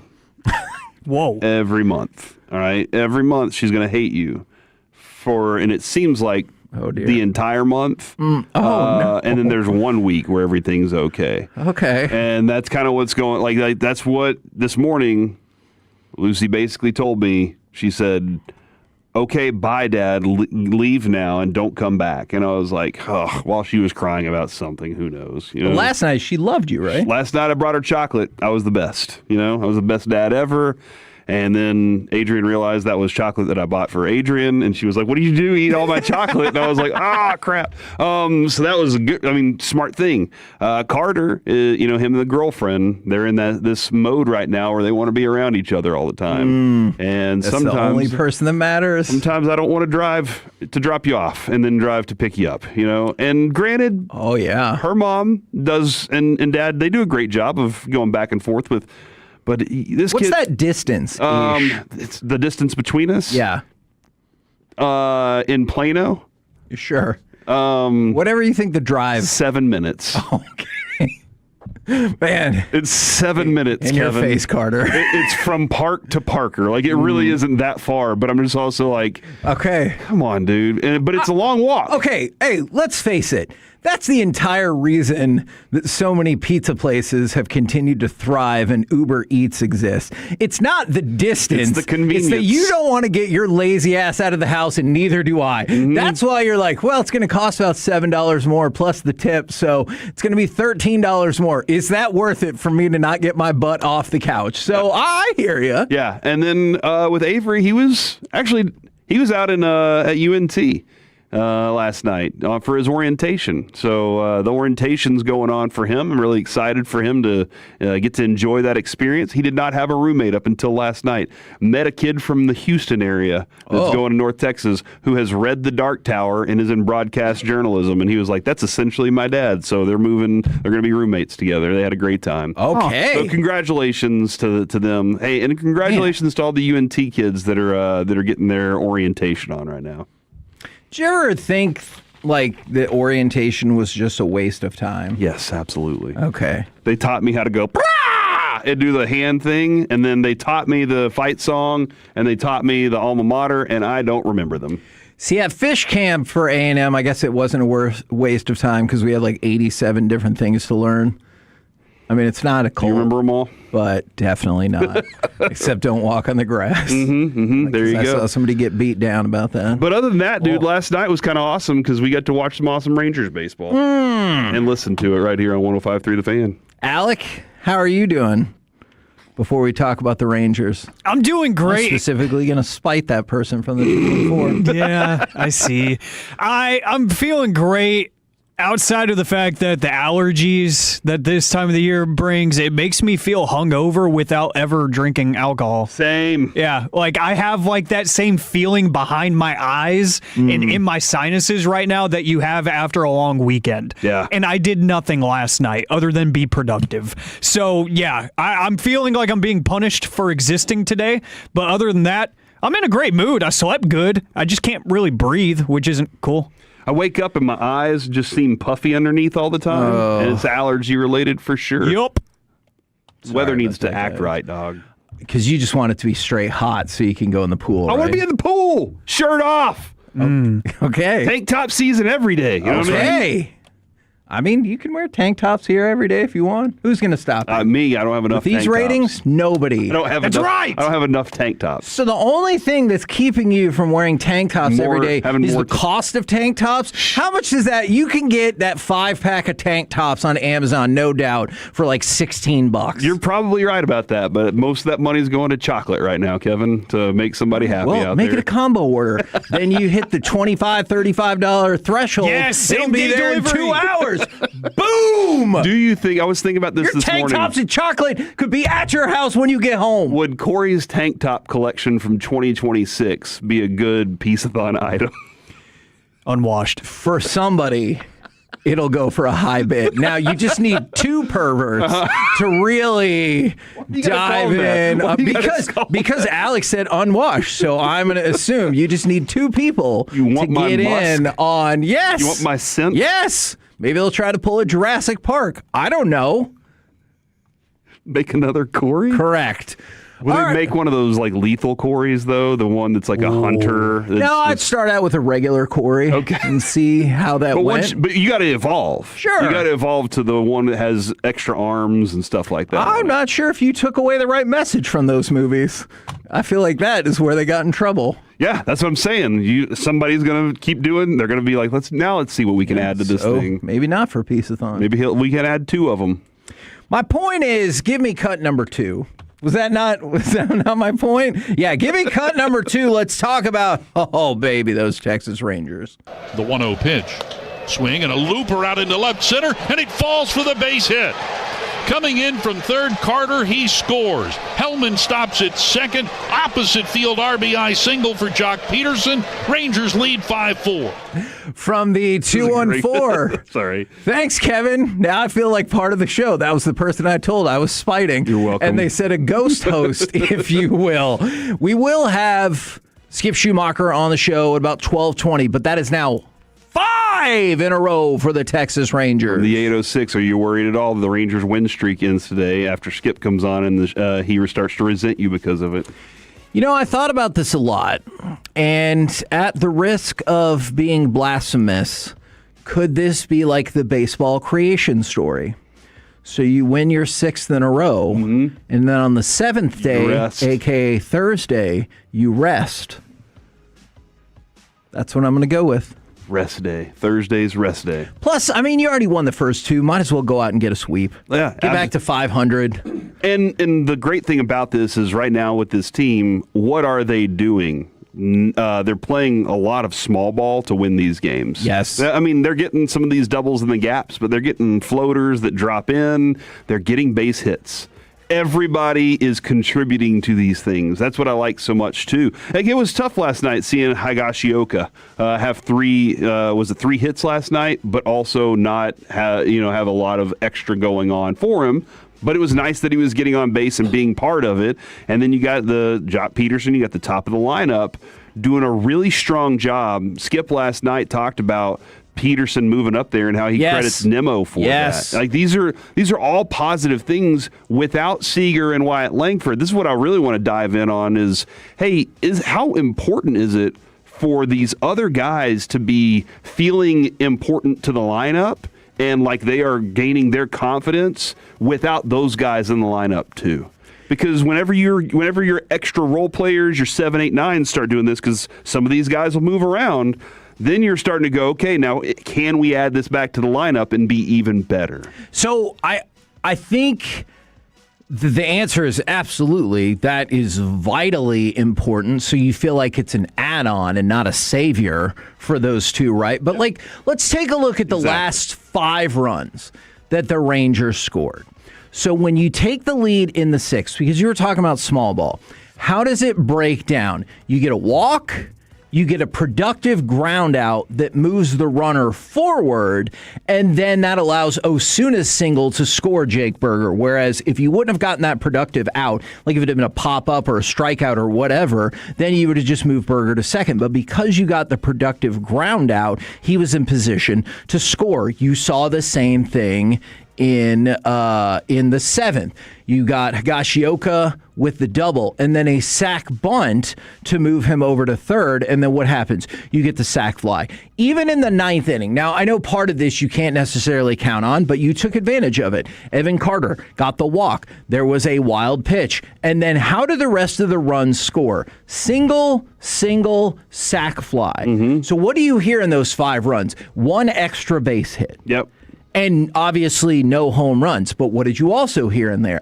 Productive out, sacrifice, walk, wild pitch, another sacrifice. Like, that is the definition of what I know a lot of Rangers fans have wanted for a while, because the offense in general has been struggling. Yeah, just trying to contribute in some way, shape, or form. Last night, Evan Carter with a walk and a hit scores run. Like, all these little ways to get on base, create the pressure, and make something happen are little ways that you can go from being a 5-4 loss to a 7-4 win. Right. And last night, listen, man, Nate was good.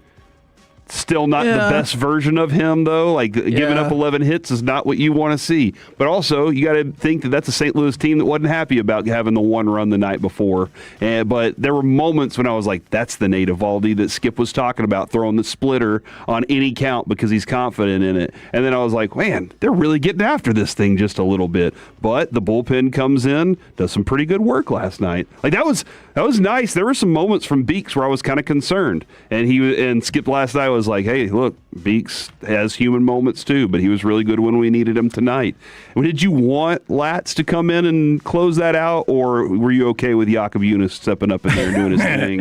At 7-4, I was fine going the other way because I knew you wouldn't let it go too far without Latz. Plus, you save potentially Latz for today. If it was 5-4, absolutely, I would have been like, the hell are we doing? I don't need tryouts. I know who the closer is.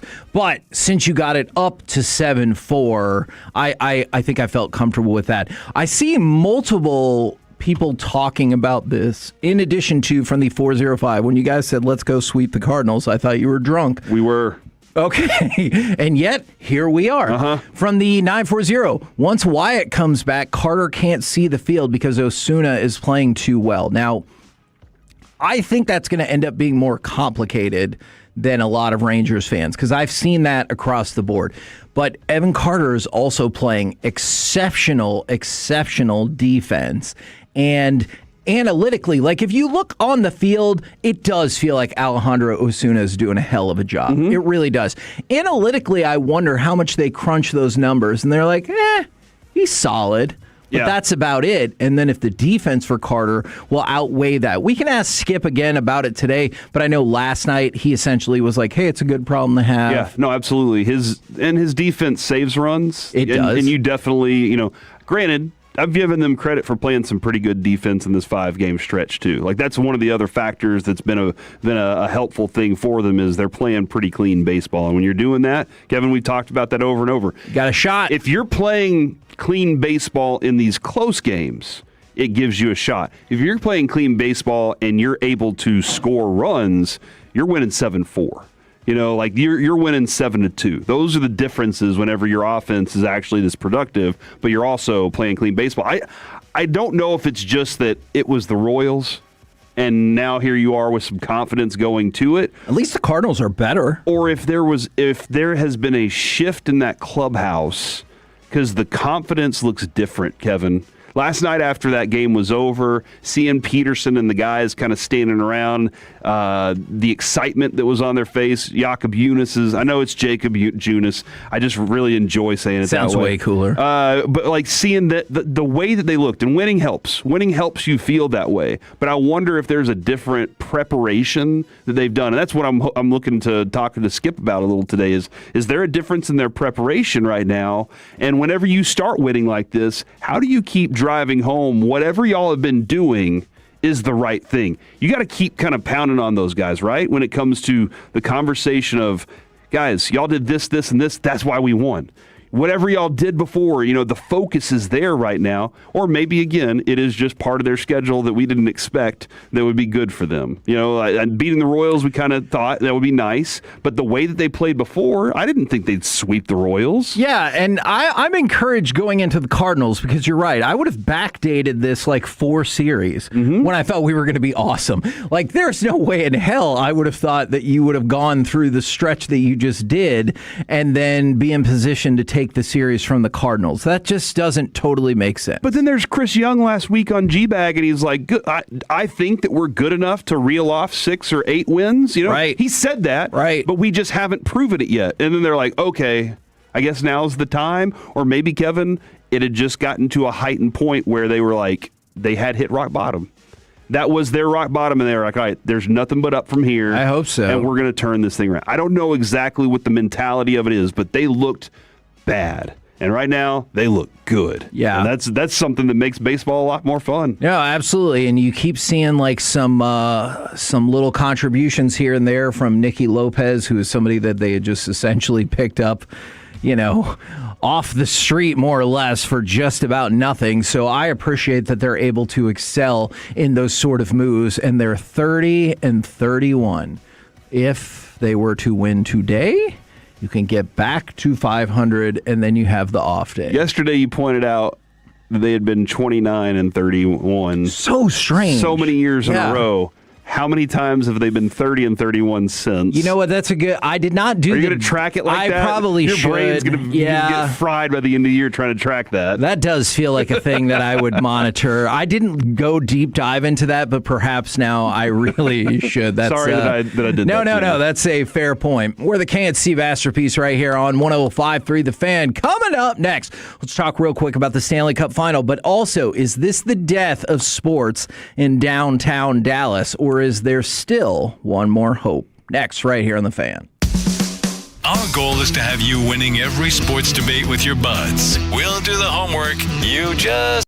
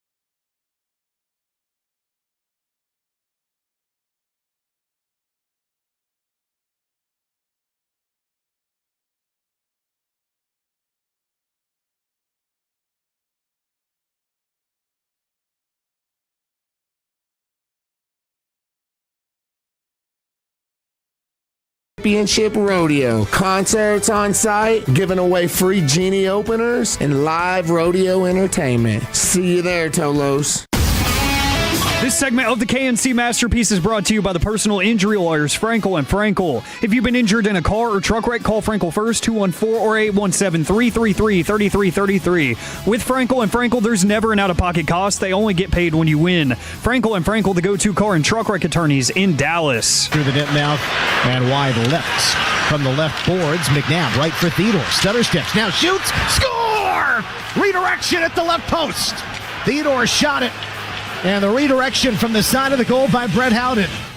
KNC Masterpiece right here on 105 through the fan. Thank you very much, Alec Medford. Where Game 1, Stanley Cup Final last night. We will talk about that more in depth as the show goes along. But Las Vegas, they strike first. They win 5-4. What a game. Fascinating stat I saw from that game. Did you know in Game 1s of the Stanley Cup Final, teams with multi-goal leads in the first period were 55-0.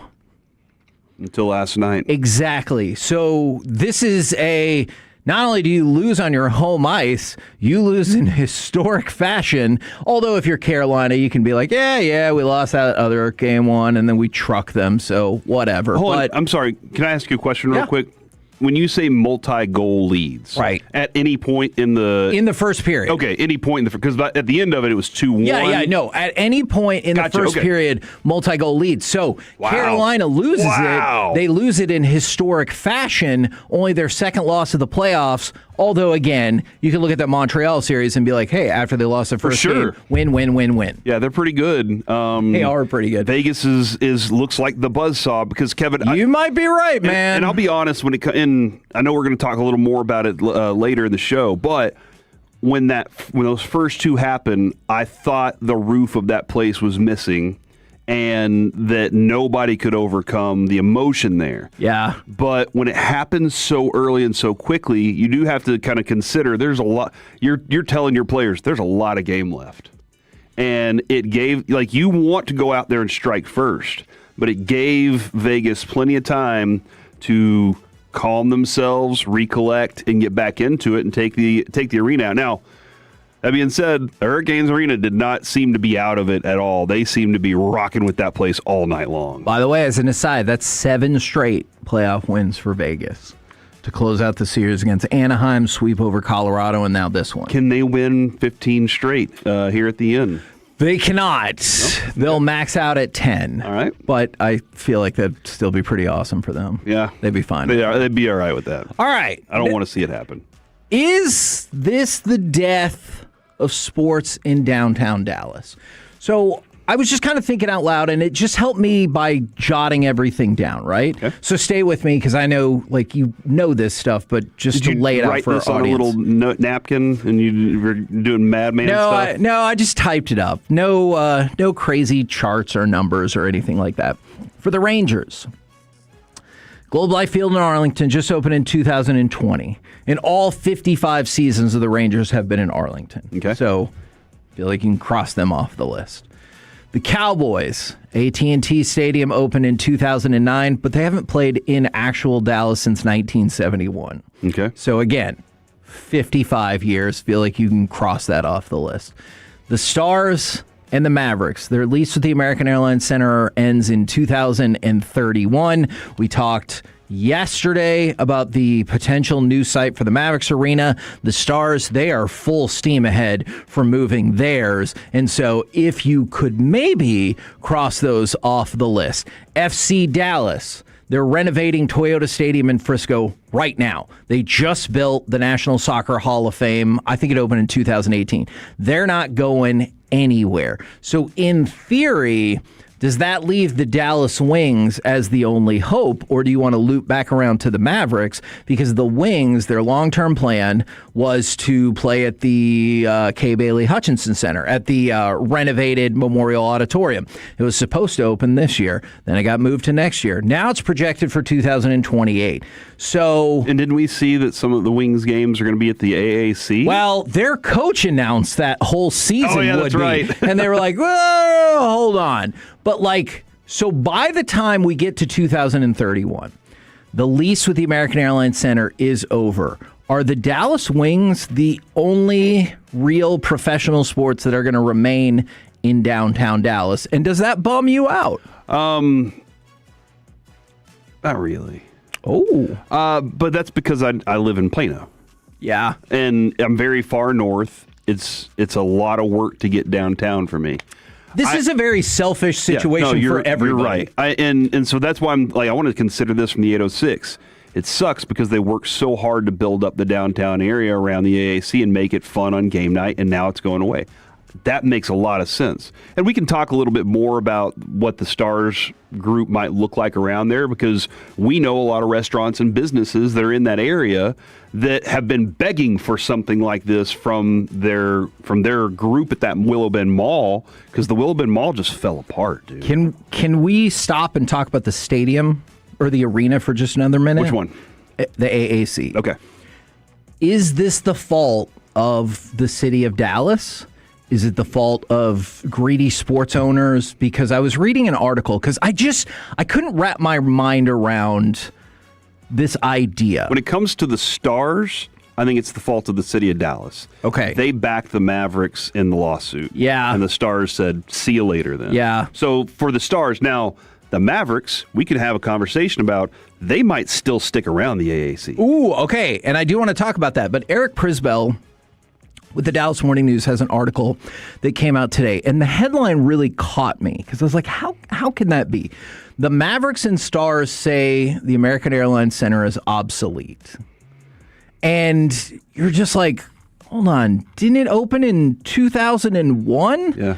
And 25 years old. Yeah, and so they last about 25 years. And that is, the CEO of Playfly Sports said, it seems like the life cycle of a stadium arena is now 20 to 25 years. But why is that? And one of the reasons is the change in demographics. And I wanted to get y'all's thoughts about this as well.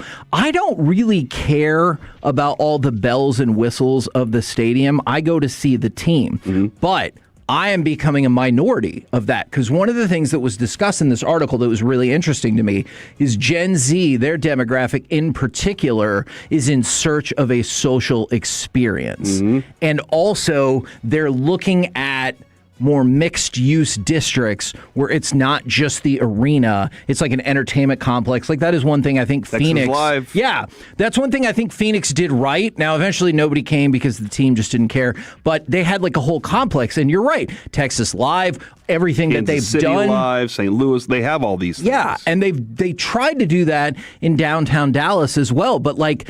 Do you just have to accept that? And if you're a city, do you have to do a cost-benefit analysis of every 25 years I have to pay another $700 million for something I'm not going to even own?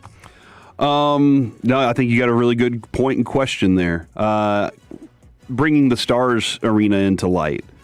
You and I know there's the place called the District that's outside of Willow Bend right now. The owners of all those restaurants basically went to their general manager and said, we don't have any foot traffic. We don't have enough people coming to this mall.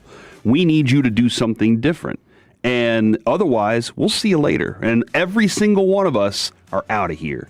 Well, I don't know that he went out and said, hey, let me get the Stars in here. But I think he had lots of different, whoever it was, had a lot of different plans to bring the foot traffic in so they would have it. This now is foot traffic. So if you're a, I don't know, Knife, the Whistle Britches, they got all sorts of places out there. Mexican Bar Company. If you're one of those, you're like, sweet, this is awesome because I want this built up for this around there. Because when people, you talk about the Chicago Cubs, the Boston Red Sox, the New York Yankees. When it comes to stadiums where you walk out and the city's there, people love those. Well, that's what the other cities, the smaller towns, want as well. Arlington wants that. When you walk out, they wanted to build Texas Live for years. Yes. But they needed the stadium. Back with the old ballpark. Exactly. And they finally got somebody to be able to make that work. Because you don't want people to leave your stadium and go, well, now I have to drive an hour to get home. You want them to show up 2 hours beforehand, not just tailgate. You want them to show up 2 hours beforehand, party here, and then become part of that, because economically it's good for the environment around there. So yes, that's what they're looking for. Now, you asked about the downtown team, the Wings. Yes. Yeah. we do have Atletico Dallas moving in there at some point. So that's they might be the only men's professional sports team that could be in that area at some point. So before the Mavs, do you think the Wings could get to be enough of a happening by that point that would, to a certain extent, keep it going? They're selling out 8,000 seats. Seven. It's going to take more. Sure, and winning is a good start. Winning absolutely is. You get a championship, you bring a parade to the city. That could change a lot of people's perspective on things. But I still think they're so far behind the top 5 sports in DFW that it's just going to take it might take 3 years. Now, Kevin, that might be the right timing. Because when are the Stars leaving? Yeah, so that's the thing. The lease runs up in 2031. I would not rule out either team leaving early and either negotiating a break fee or just paying it so they can start their new arena early. Yeah, but I still think it would be 2 to 3 years before that. But that's plenty of time for the Wings to make an impression. But how long will that team be together and those things? We'll see, because teams happen like this. But yeah, I think they can, just not a big enough punch, considering the amount of entertainment you have here in DFW that's going to be spread out all over the place. But one of the things people loved and moved down to Dallas for, or live in that area around Victory Plaza, is the walking distance to go see a game. Yeah. Like you just pointed out, a lot of this generation, they want that experience, right? They want the experience of, I want to go to an Airbnb and stay in this place and have everything be bespoke. Everything's bespoke. And so they kind of they want that experience, and so they stay around that area because maybe they don't have, maybe their work is down there and all that. But that environment can be there, and the Wings can absolutely take advantage and market to that and win that area over. Will they steal the Stars? No. Will they steal the Mavericks? No. But they're going to have their own that they can build and grow with. And that's something that I think is smart on their part to be in the area. But you also think something else could potentially be at play with the Mavs? Yeah. The Valley View location is not in the contract. It doesn't have a definitive end date for this to go down. Whereas the Stars is already getting city council vote on Monday. They've written a letter of intent to the city of Plano. The one at Valley View, there is no, it has to happen. There's nothing in that contract that says that. So if you're the Mavericks right now, and you've now pushed out somebody who was, you had a conflict with on the way out. You have the backing of the city. You also have this land in Irving that you've purchased. Don't you have an opportunity to sit down, as they say, sit down at the table with the city of Dallas and say, do you want us here? Because if you want us here, we can be the only professional men's team in DFW, in the city, right here, and we can probably do something right on this land that we have. We don't have to worry about doing it. We just need some renovations. We need some. That's what I would do if I'm the Adelson family. I'm looking at ways to leverage more money out of the city and leverage a better value for my product that I have so that I can get the things that I want. But I needed a couple of other players in the game to be able to make that leverage happen. And by getting the Valley View location and by having Irving property, you can do anything with the Irving property, right? Yeah. You can do whatever you want with it. Make it a landscape, if you will. But you have the leverage to say, we are going to go. But if you don't have that leverage, you can't even have the conversation because the city's like, why would we even talk to you about this? Good luck. Stay in the same crappy place you're in right now. Yeah, and Rick Welts has continually talked about they want to create the greatest new arena that you could ever imagine with all of the bells and whistles.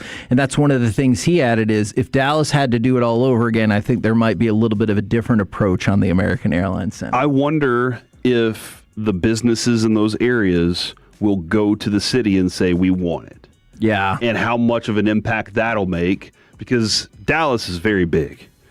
Dallas has a lot going on. Sure. So there's a lot too, but if the businesses are in that surrounding area wants it, they can. I bet they could keep the Mavs around. We're the KNC Masterpiece right here on 105.3 The Fan. Coming up next, it's time for some baseball nuggets. The teams most likely to be buyers or sellers at the trade deadline. Next on The Fan. Coming up in the next G-Bag Nation, we'll get the latest on Cowboys OTAs with the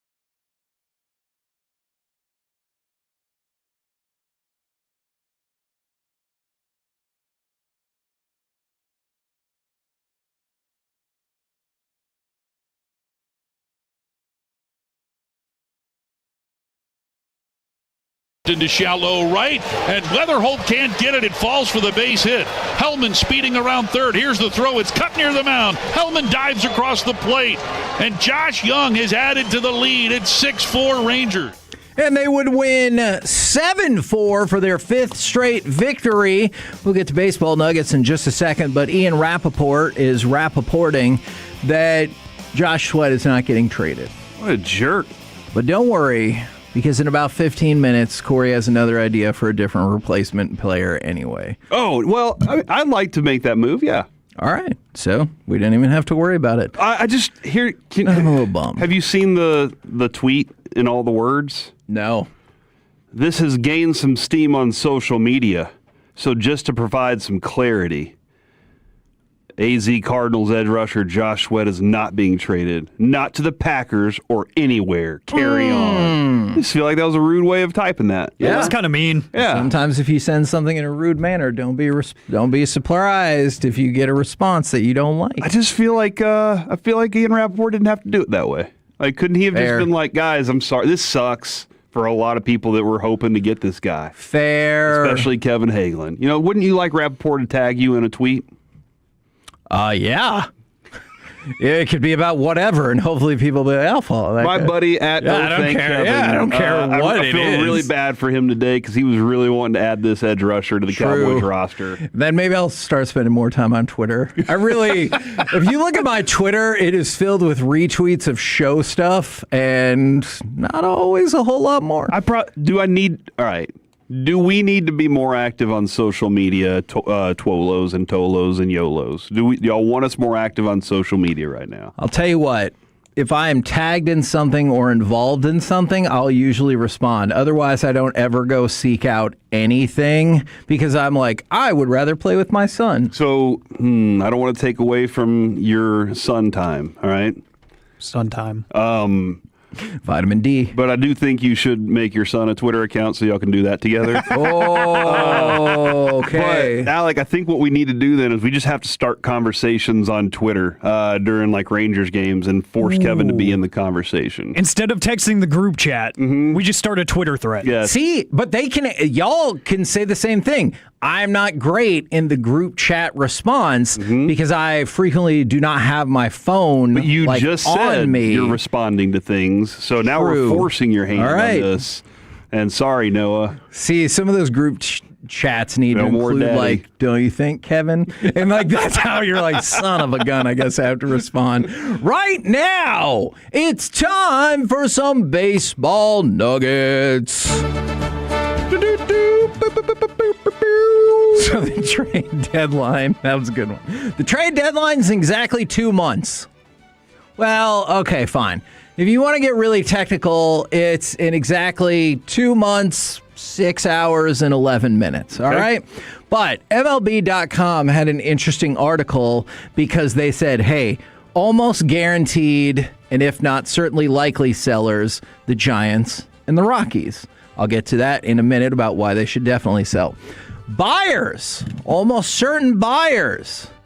Rays, Yankees, Blue Jays, Guardians, Mariners, A's, Rangers, and there's a handful of other teams. So I just thought this was fascinating. And this is, I know the Rangers won their 5th straight yesterday. This was before that game, and they were still below 500, although they would still be in the playoffs if, bizarrely, the season ended right now. What is this, 2020? And they have the Rangers listed as a buyer. Does that surprise you? Because I have to admit, it does surprise me. Alec, it doesn't surprise me that much that the Rangers would be listed as a buyer because they are close enough in their division, and Chris Young has historically proven that no matter where they are, he wants to be competitive and buy. Now, what they have to buy with, that's what I don't know, but it seems like if we're close enough, we're going to go try and take a swing for it. When Chris Young is your president of baseball operations, I feel like you're almost always a buyer. Because at least in his time with that position being the lead decision maker, we've never seen him sell. Yeah. He's just always been in a position, whether it's because his team is decent enough or the division is bad enough. He's always been in a position to where he's close enough. He's hanging around the rim. So it doesn't surprise me. Do I agree with it? Probably not. But it doesn't surprise me just because he's aggressive when it comes to this stuff. When it comes to roster management and building, he's aggressive. I don't know what he's going to sell, to these teams. To these teams that want to give up big names. I don't know what he has to offer. He doesn't have cash. We know the ownership doesn't want to spend cash, so considerations off the table. But your farm system, we talked about it yesterday. It's really rough. old. It's not good, and it's old. Nobody wants that, so I don't really know what you're going to give up. I'd be interested to know what concession Chris Young would have to make to sell. And by saying that, I feel like Ray Davis has to come to him and tell him you're gonna go ahead and start pairing things off. Because does he also have to say, "Well, I keep my job if we do this"? That's what I'm saying here. Is if I'm Chris Young, I took this job with the idea that I want to win. Correct? Sure. And the only way to win is to add to a good team. And do I have a good team? I have the makings of what can be a good team because I have good pitching, I have good this. Am I one bat away? Somebody said the other day, you're not one bat away. Sure. You could be. If everything picks up the way it has been. You legitimately, if everything is the way it is right now, and then you add Seager and Wyatt to this, you could be one bat away. All right? You really are legitimately have a chance to be there. But right now they're playing small ball because they have to. But if you're Chris Young, you're going to Ray Davis and you're like, you hired me to win. Right. So I can't sell because that's not winning. And I think he would tip his cap and say, see you later, before he would just go all out sale. Now, we talked about how the Giants and Rockies could be sellers, and they definitely should be. Because in the wild card era, since 1995, only one team has made the postseason with less than 22 wins in their first 54 games. And 54 games is exactly 1/3 of the way through the season. And that was the 2005 Astros. Of the 231 teams to start 23-31 or worse, only 7 made the playoffs. So that's once every 33 times. So the line of doom, if you will, includes the Red Sox, Astros, Royals, Giants, Mets, Tigers, Angels, Rockies. So all of them should give up because history says that their season is very likely over. But a bunch of those teams, their season's over every year. That's true. So how do you get out of that funk? If it was the Rockies, once you lost that game at 6-6 to go 6-7, that's when I would have started trading people. But that's just me. That's just me. Because, Corey, history is almost always bound to repeat itself. For any Tolo out there that has no clue what Kevin's talking about, A, Tolo. Look it up! And B, Kevin's been on this for a while. They don't win. They aren't above 500. They haven't had a winning record in 3 years at any point in the season. And the last time they had a winning record, they were 2-1. So I thought we were going to get that done. But history almost always repeats itself. Do you recall what happened in baseball on May 26, 1993? Oh, man. That was a wild day. It was. Can you believe that happened? Yes. Can you believe he or her, he or she, got themselves into that trouble? It was wild. It was Jose Canseco taking a baseball off the dome for a home run. History finds a way to repeat itself. Day, dude. Joe Adell, who, remember, earlier this year had maybe the greatest single defensive performance in the history of baseball. That's right. Last night, he had a baseball go off of his head for a home run. Now, it did feel a little bit less dramatic because it bounced off of his head and went off the scoreboard, but the scoreboard is right above the yellow line, which is the delineation for home run or not home run. So it was a home run, and he misjudged the ball, and it bounced off of his head for a home run. Well, look, it happens, dude. It happens to the best of us. I remember Kevin, one of the Baldwin brothers, during a Rock and Jock softball game, ran through a fence in the outfield. Mm-hmm. He caught the ball on the other side of the fence, and they were like, nope, you can't do that. Can you believe that happened? I can, because Stephen Baldwin is the most multifaceted actor maybe in history, because in 1995 he was in The Usual Suspects, and then the very next year, like 6 months later, he was in Biodome. All right? And also, Colorado, which was the other team in this, he didn't even know it was a home run. The guy stopped at second base. Then the officials had to get together, and they're like, is that a home run? And they're like, it went over the line, right? Home run? And they discussed it. Home run. So then the guy gets to run home, and the Rockies won. Is that the most 8-2. embarrassing play in sports? I always Our own think goals embarrassing. I think what's even worse than that is the person who ends up scoring off a 1v1 in soccer because they nutmeg the defender. I always am like, dude, that is so disrespectful. What about the fumble pickup and go the wrong way? Ooh, that's bad. That's got to be an embarrassing play. Man, okay. 877-881. Nope, don't answer it now. Because that feels like a segment for tomorrow.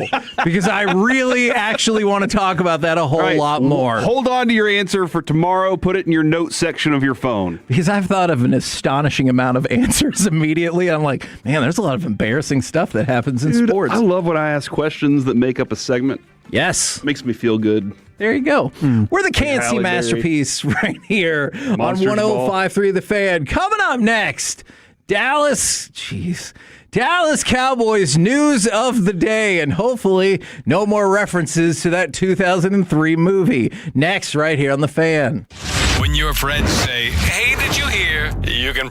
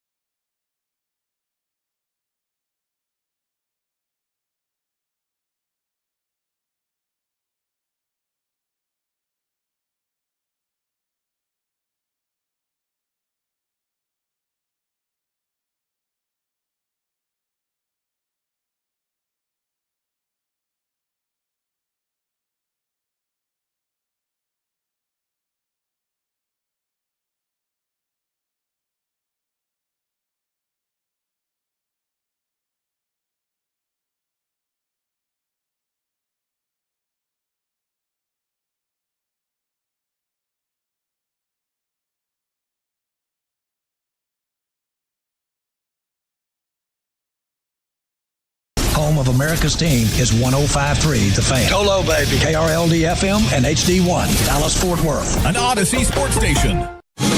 Driven by our D&M Leasing Studios. It's the KNC Masterpiece on 105.3 The Fan. KNC Masterpiece right here on 105.3 The Fan. It's time for your Dallas Cowboys news of the day.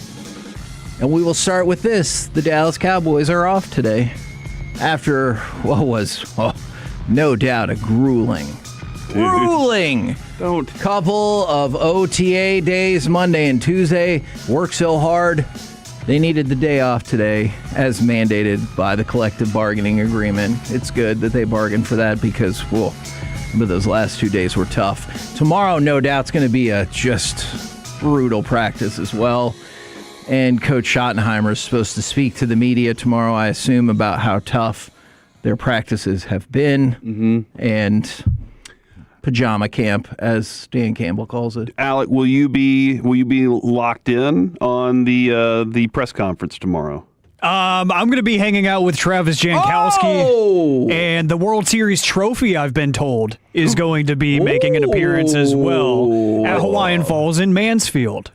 Dude. But I will have my phone with a speaker with the Odyssey app, of course. That is a smart way to do it. The Odyssey app's a fantastic way to listen to the 105 through the Fan. I will add this, though. I know, like, the World Series trophy, I've never seen it carried out and set onto the things. It's just always there whenever I arrive. Yeah. And they're like, you can't even get this close to it. They're like, stay this far away from it, but you can stand next to it, kind of, you know? But there's no way they would let, like, Jankowski take that down a water slide, right? Can you ask? I'll try. I'll give it my best shot. It's just a piece of metal. Manfred would be like, go for it. Yeah, he'd be like, do it a couple times. Let Alec do it. That'd be awesome. That's what we're hoping happens tomorrow. If there are enough people chanting, maybe they will give in. But the other thing I wanted to add was last night, Kevin, when they brought out the Stanley Cup, it just made me realize how cherished that trophy is. It really is. How beautiful it is. And how cool of a job it would be just to walk around and carry that thing everywhere. Like, that would just be a cool job. Back to you, Kevin. I absolutely agree with that. Now, and I was being sarcastic about the importance and physicality of OTAs. You love OTAs more than anybody. Yeah. Nobody cares about OTAs more than you. Yes, and one of your best players is not there, so if they're really important. But I guarantee you, here's the question tomorrow. Oh, what do you think about George Pickens not being there? Oh, we've been talking with George every single day. He knows exactly what we're doing. He's working out on his own and, blah, blah, blah. He's been throwing with Dak. Yeah, I can almost guarantee you to a word that will be the answer. But that right there shows you the lack of importance of OTAs. One of your best players is not there, and everyone's like, what if Ryan Flanoy wasn't there? Then I would be like, you are pulling a Jacoby Brissett, and I think it's going to backfire on you. What if Marquez Valdez-Scantling didn't show up? How much would that affect his roster I spot? think it has the exact same effect as the fact that he's there. That's so mean. Ouch. So let's talk about that. That might be too far. I'm sorry, Mr. Valdez-Scantling. I just think that your addition to this team has been vastly overrated by some people. But I'm sure you're a great dude, and I hope it works out. Has it been underrated by me and Alec so far?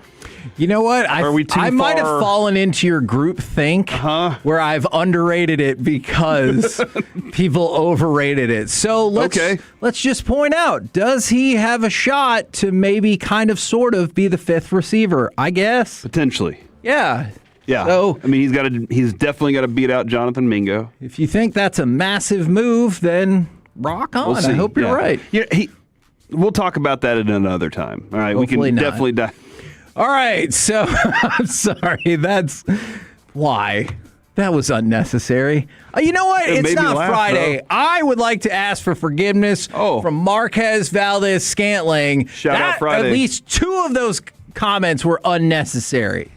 Now, let's talk about an extension for a Steelers player and how it could make a difference for the Cowboys. I know you're like, hold on. What do you mean? So, Nick Herbig, that's what I'm going to go with. He signed a 4-year, $100 million contract. What's interesting about this contract specifically is He got $42 million guaranteed. He is the first non-quarterback ever to get a $100 million contract without starting an entire NFL season. Oh, really? So, bravo! Good for him. A lot of projection there. But what is more important than that for just potential Cowboys, something to look at, is what does this do to the spot of Alex Highsmith? And I think that's a question in general. And I know this is a player that, look, if you're at least going to like kick the tires and look into something, is this not the player you would be interested in? I don't know exactly what like the value is going to be. The Steelers are actively listening to trade offers for him, though.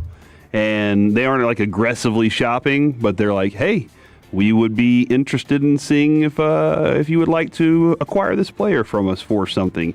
His contract, base salary, $14.5 million and 15 and 27, 15.5 and 27. And that's what it would, reasonable value for a linebacker. And that's what it would be because you're not going to be on the hook for the restructure or the signing. So think about it like this. 2 years, $30 million. If for any reason it didn't work out for you, the dead cap hit is only $5.6 million after that. So it is not a major financial investment. You would have to do a little bit of wiggling to make it work for your cap, but I feel as though you could accomplish that. The way I looked at it is, I think it's John Owenwell, most of the offseason was like, I would love Herbig. We could call him Herbie if you want to. The G is kind of silent. Okay, sounds like a Y. I kind of do. But he was like, this guy fits exactly what I want. I want this kind of dude on the outside that can do a lot of these different things. Alex Highsmith in 2022 had 14.5 sacks. Last year had 9.5. He's had 7 and 6 in that time being, but he can play across. He can play all over the place when it comes to that spot.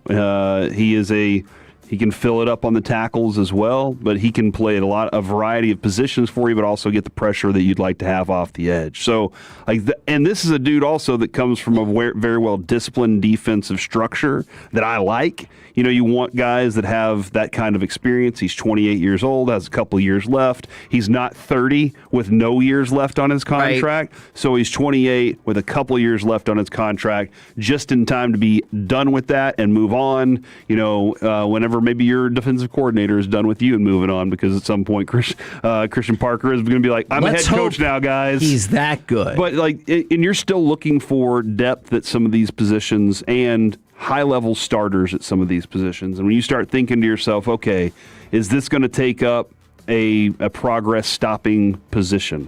You discussed this a lot yesterday. This team does not have the leeway to say, we're going to hope a player turns into a stud. The best thing to do with quarterbacks, if you have the ability to do it, let them have the clipboard for a year.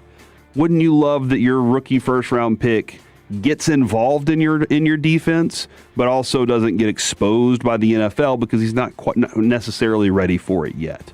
All right, at that position, gets a year under his belt and all of a sudden becomes a stud. I don't think he's going to be T.J. Watt right out of the gate, but I think that your rookie first-round pick, Malachi Lawrence, is going to have some really good opportunities in front of him. But if there's a better player in front of him, take advantage of the better player. So can I ask you a question about another player and where he fits with all of this? Okay. Not necessarily in the exact same spot. Does James Houston still have a spot on this team?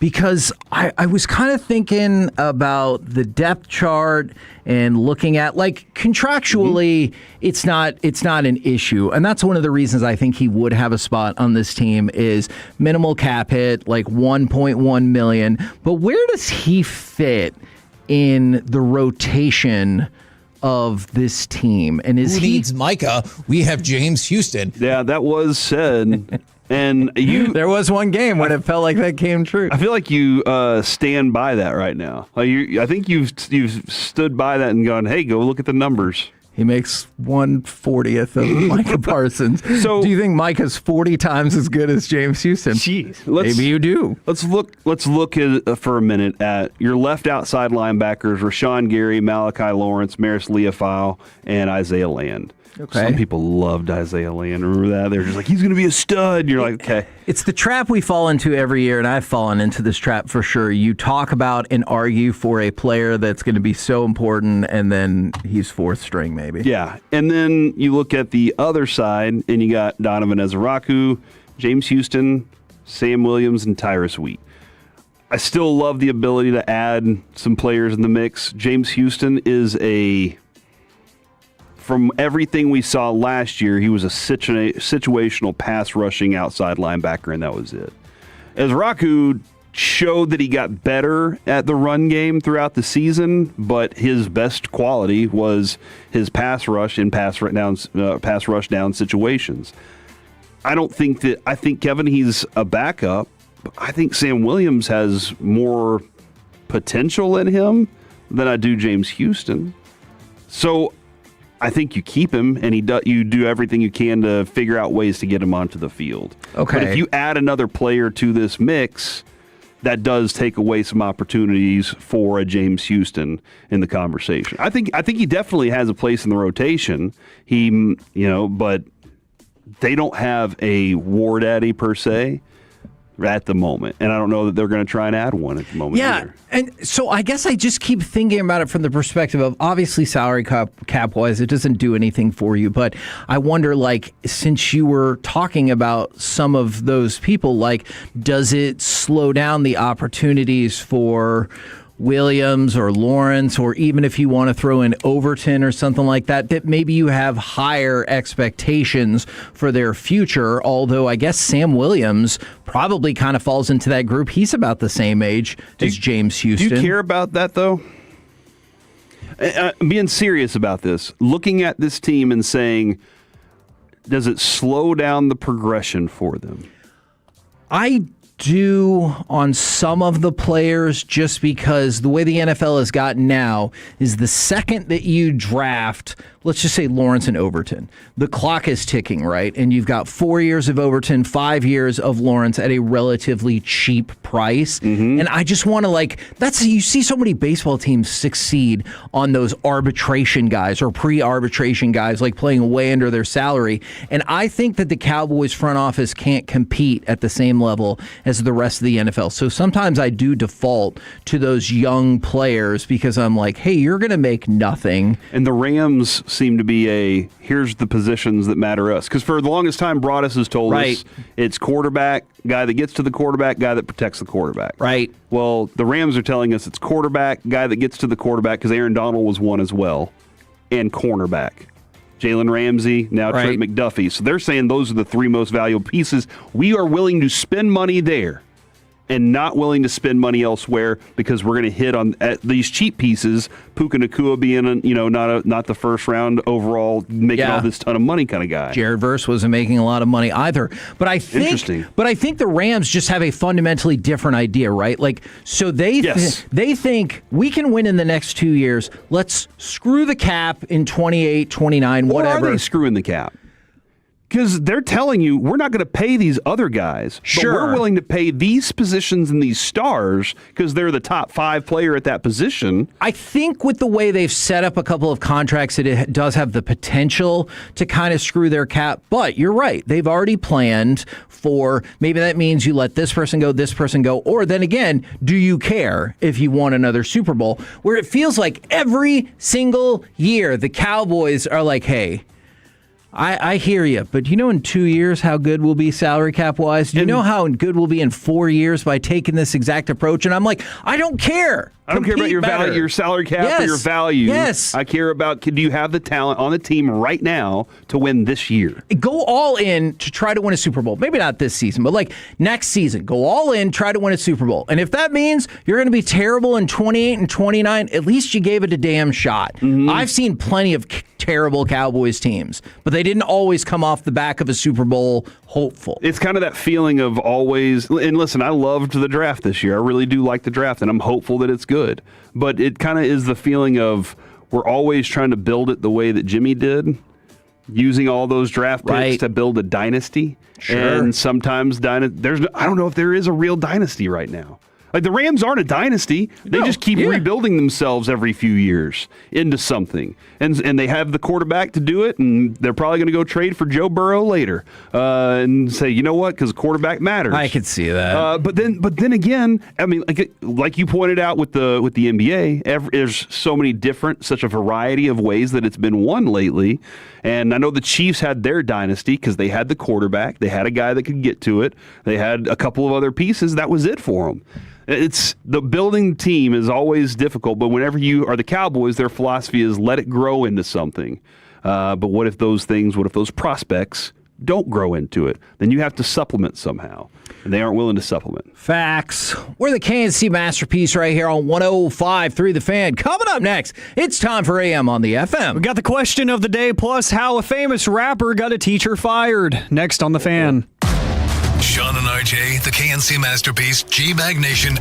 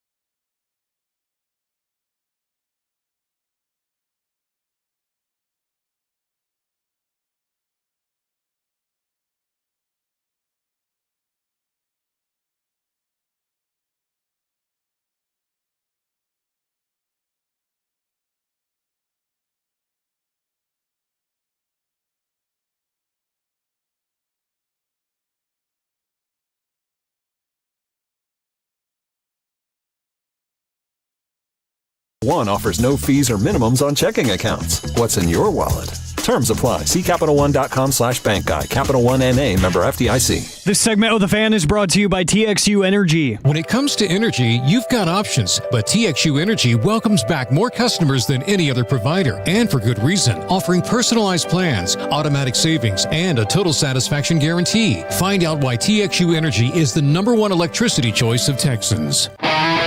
This segment of the KNC Masterpiece is brought to you by the personal injury lawyers Frankel & Frankel. If you've been injured in a car or truck wreck, call Frankel first, 214 or 817-333-3333. With Frankel & Frankel, there's never an out-of-pocket cost. They only get paid when you win. Frankel & Frankel, the go-to car and truck wreck attorneys in Dallas. KNC Masterpiece right here on 105 through the Fan. Right now, it's time for this. What does this button do? Please, please, do not push the button. You have no idea what it... Alec, you be quiet. Alec, that was awful. 1 for Alec, 0 for Peyton. Don't you dare touch that dial. Don't you dare do it. It is time for AM on the FM. My name is Alec Medford, the man that they call the Pride of Mansfield, Texas, and the mayor of the Medfordplex. 877-881-1053. That is the Frankel & Frankel Injury Attorneys text line to answer today's question of the day. Plus, how a famous, not really right now, but a once famous rapper got a administrator fired from their school. We will get to that here in just a little bit. This might be the dumbest story I've ever told on this segment. That's a tease. But before we get to any of that, want to mention again, tomorrow, Hawaiian Falls in Mansfield. Come hang out with me, Rangers mascot captain, and your first base coach and World Series champion, Travis Jankowski. Plus, the World Series trophy is going to be there. From noon to 2. And do you get some kind of discount if you wear a sports jersey or some such? If you wear your favorite baseball jersey, you will get a one-day admission pass for $19.99. That is a steal, ladies and gentlemen. I think this isn't going to happen, but I think if you wear a Travis Jankowski jersey, you should get in free. I mean, I feel like at least he would probably sign it. Oh, yeah. Ooh, there you go. And you could listen on the Odyssey app and hang out with Alec at hfalls.com while you're listening to us. That's right, and you can see the best hair in DFW sports. Me and Travis Jankowski. That's a lovely duo. That's a hair. I would agree with that. That's a hair care sponsorship waiting to happen right there. The two of us. That and Kevin. Would you say you're in a good mood today? Not really. He's spicy today. I was going to say, it seems like you're having a little bit too much fun. So, guess what? It's time for the Angel Reese update. Because yesterday, Angel Reese had herself a day in her team's win over the Connecticut Sun last night. 12 points, 13 rebounds and/or me-bounds, 5 assists and a steal. But she hit her first three-pointer of the season, and that three-pointer was her 1,000th point in her WNBA career. Goodness. Congratulations, I guess. So she got to 997. Hold on. Before you get on your little tangent about that, she got to 997 and said, I got to nail a three-pointer here. Yes, in her first of the season. That's awesome. But isn't that concerning if you know your exact totals, like running through the game? No. What? Dude, do you go to every game? You're like, Corey, you got 985 points so far. I would watch Lucas sit down and stare up and start counting in his head how many rebounds he needed for his triple-double. I watched it so many times. Okay. I think these players know. And if they don't, somebody walks over and taps them on the shoulder and it's like, hey, you got to get this. Yes. Sometimes they don't. Like, I believe Dirk probably never knew until he got to that one where they were like, hey, dude, make it a good one. And he was like, all right. And he did he made sure he did the flamingo fadeaway and everything. Like, but it's Angel Reese, dude. This is a big understand deal. For like a record or historical milestone. This is a historical milestone for her. Yep. All right. Yes, her first three-pointer was her 1,000th point. Like, that's awesome. From 307, OMG, she's the GOAT. That's right. Did she get a long rebound off of one of her own shots and then take a three? That would be awesome. No. I don't know the answer, but I bet so. She was in the corner wide open because she doesn't really shoot threes. So, there was nobody guarding her. I mean, and that's the thing. It's like, of course you're going to leave her wide open. You're like, I'm going to make you pay for this. I just think of that one time that Giannis, I want to say it might have been against the Heat a couple years ago. He was one rebound away from a triple-double, and there was like 4 seconds left in the game. So he ran down to the other end of the court instead of just dribbling the ball out, and he just threw the ball up against the backboard and caught it. And caught hell for that, yes, by the way. The other team got mad. Like, they wanted to swing on him. As they should. Yeah. Well, maybe not swing, but you should get mad. You should. Not cool. Today, gentlemen, is National Bicycle Day. National Bicycle Day. It's a great song by Queen. It is. That's right. Bicycle, bicycle. I want to ride my bicycle, bicycle. Well, that actually goes perfectly into why I can't ride my bicycle. So the question of the day today is, what is something you wish you never got rid of? Because when we moved houses back in the pandemic era, like, I think we moved in 2021. We were packing everything up, and I had a bicycle that I had for years, all throughout high school. I had an engraving tool that I put a bunch of writing onto the side of it and everything, really personalized it. And I rode the bike everywhere. I did. I would go down. There was a bunch of fast food places near the neighborhood, so I would just ride the bike instead of taking the car to save gas and whatnot. And then when we packed up and moved, my dad was like, you don't need a bike. You're a grown man. We're going to be moving to a place where you're not going to have anywhere to ride it anyway. So I'm like, sure, why not? And then I realized they were opening a little community fitness center in the neighborhood. And it's not quite walking distance, but it's not quite driving distance either. Because I feel guilty getting in the car going to that little gym. And I wish I had a bike. So what's something you wish you never got rid of? All of my old gaming consoles. I have. Oh, yeah. I would have pretty much the whole collection if I hadn't gotten rid of them as I got new ones. I would get new ones and be like, I don't have space for this anymore. And so I just would sell it or whatever. But I would have from Atari almost all the way through, except for the Dreamcast. That was the only one. Dreamcast is so underrated, man. It really was. And I don't think I had the GameCube. But other than that, I pretty much at some point was either a friend gave one to me or something like that. I would have had every one of them. And I would have that. I would have a shelf where I would put that all now. And I would tell Adrian, I'm sorry, we can't put these books up there. You want to learn stuff? Yeah. So right on cue from the 817, my Nintendo 64, my wife made me sell it. So I've always been a Nintendo guy. So Nintendo 64, I did love the GameCube. Or every once in a while, I just wish I had a Nintendo right there to go through and defeat the gold cartridge Zelda. I don't know how often it comes up, but I'm just like, you know what I really want to do right now? Go start playing Zelda and do the doo-doo-doo. Because you also, you'll go back and watch the old X-Men cartoon. Yes. Season 2's coming out. Avery has the Switch that has that. He has the thing that has access to everything. All the old ones? Yeah. So, and it doesn't take up the space. Oh, hell yeah. But is it the same as not, having to blow into the old Nintendo cartridge and be like, all right, now I guess it's clean enough? There is some weird, exhilaration you would get from pushing the power button and it just started straight away and it didn't have the screen bouncing or going up and down and I want to play Zelda now. I'm sorry, Alec. I'm going to listen to the rest of what you got to say, but just know I'm thinking about Ganon. Yeah, your mind is in a different universe right now, and that is totally okay. That's what this segment is for. From the 214, it's Jagon in Terrell. He said, my 1966 Mustang that Pops fully restored, he about killed me when I traded it in. Oh, yeah. And that would probably be my dad's answer, is his 1969 Camaro SS. Oh, nice. Yeah, and he completely, he restored it once it started falling apart. He changed it from a manual transmission to an automatic transmission in his garage out of pure boredom. Made it all kinds of valuable. That's impressive. Yeah, made it all kinds of valuable. And that was back probably in the 80s, whenever there was no real easy way to do things other than read a book. So he was out there in the Texas heat in the summer just switching out transmissions. And because he was bored. He was a car guy in that phase of his life, and he still regrets that to his day. So the old car, I've already seen a few of those come in, and that's one that I just hope I never regret. I already regret giving up my first car. I had a 2013 Camaro RS, and it was Bumblebee. It was yellow with black racing stripes. I traded it in way too soon because I thought I was going to go to college outside of DFW for a minute. Okay. And then I ended up not.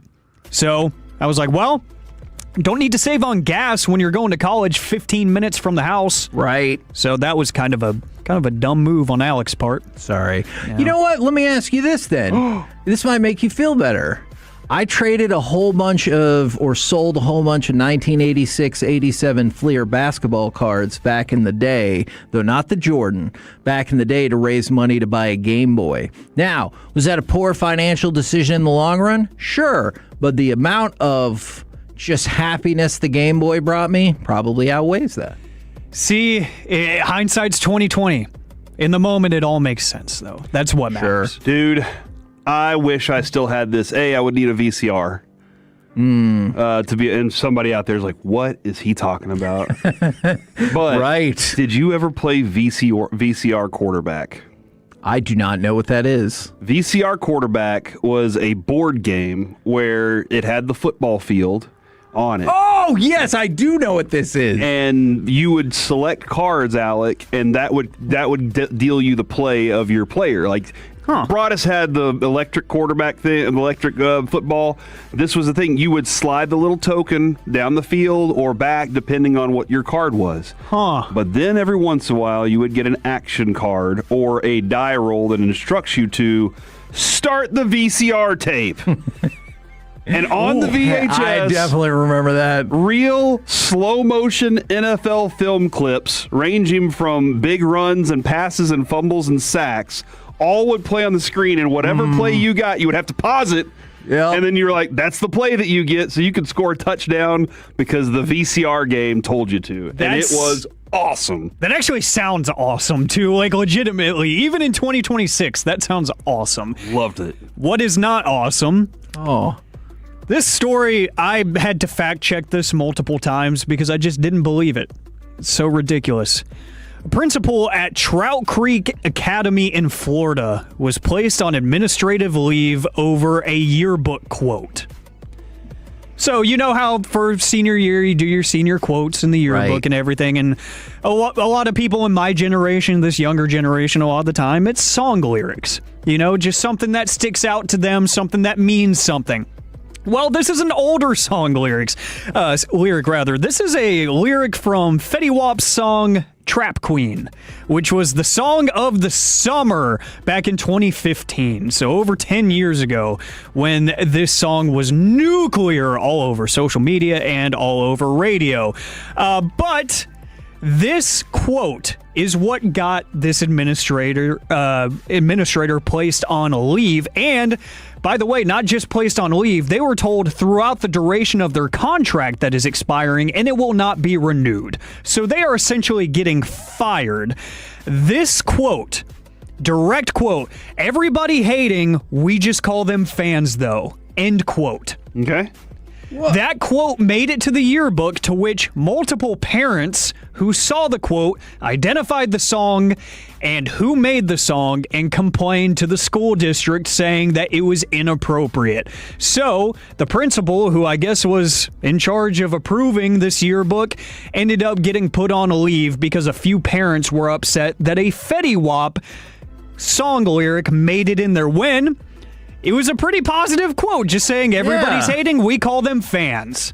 That is it. That is what the quote said. And to make it even better, that quote was not included in most of the copies of the yearbook. It was in the first run print that they did, like the proof print, to see if they liked the final version of what they put together, but it went home with some students. Weird. Jeez. So now this principal is out of a job because of that. Weak.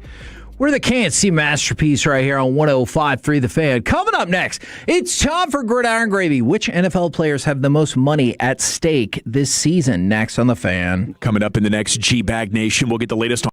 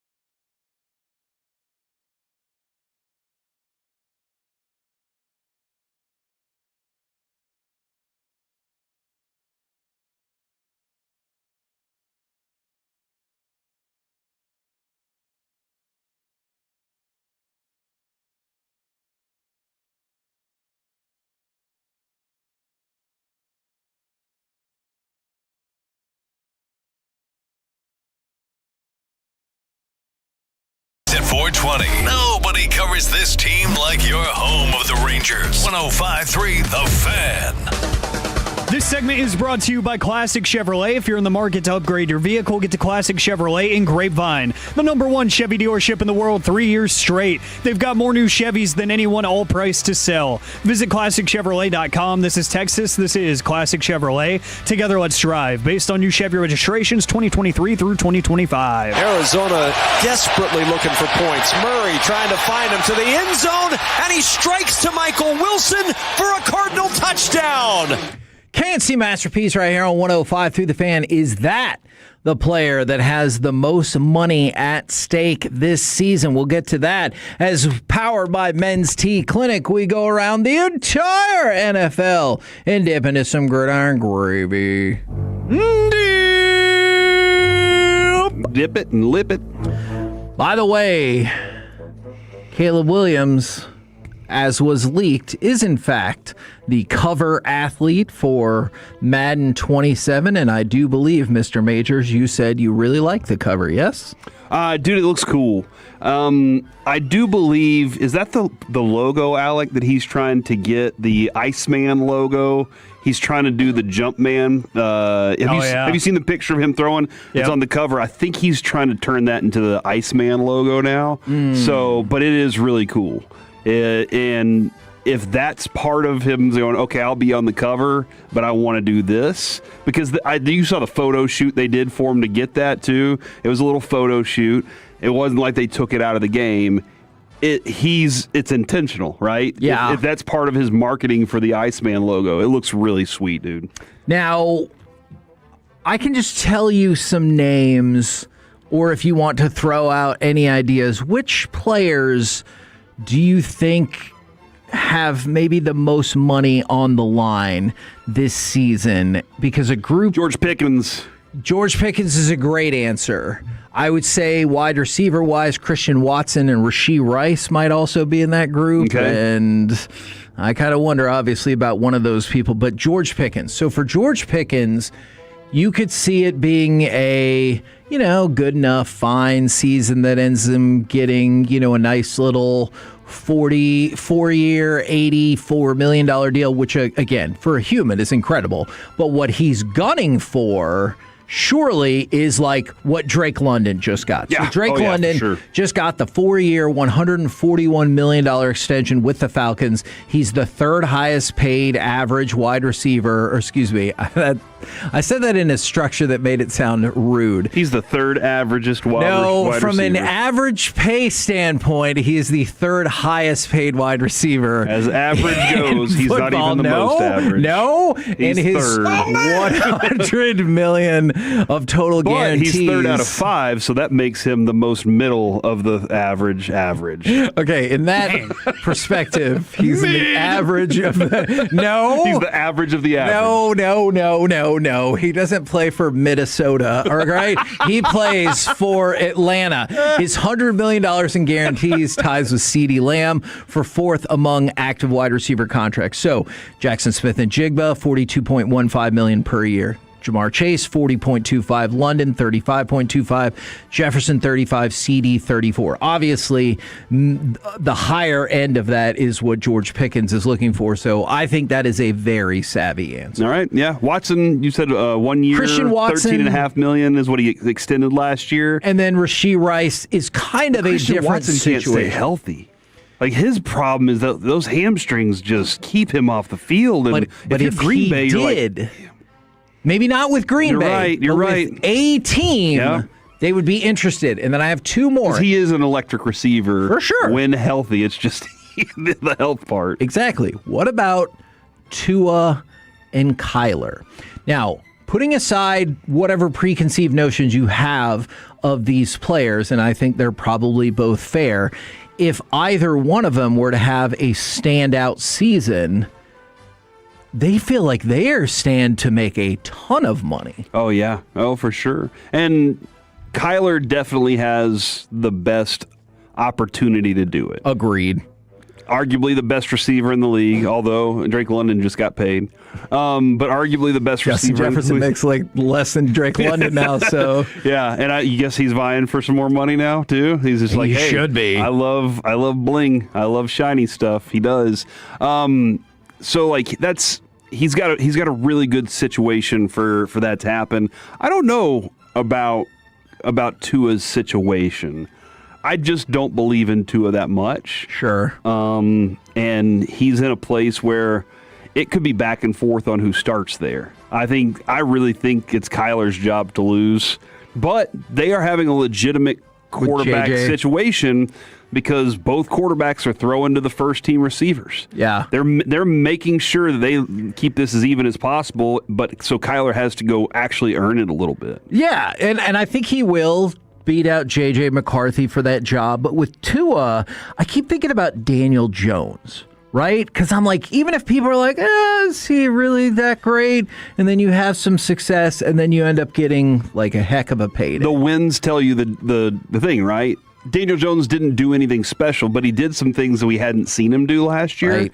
And then the teams got more difficult, and they started to lose, and then he got hurt, and they were done. So, like that, but... You think if he didn't get hurt, you would have seen, like... The rest of it. Kind of spiral either way. But that being said, all Tua has to do is not... He doesn't have to go out there and be the winner of the world. He just has to go out there and play within the position. Right. And if he's... Like, I thought McDaniels was always asking him to go out there and be, a Marino. And I didn't think Tua necessarily needed to be the one slinging it around all the time. But they also had a really good running game. They were an explosive offense. But it all fell apart for them last year. Can I add a note that I just saw? Alec, I'm kind of curious, does this make the Saints more powerful, or is this another play?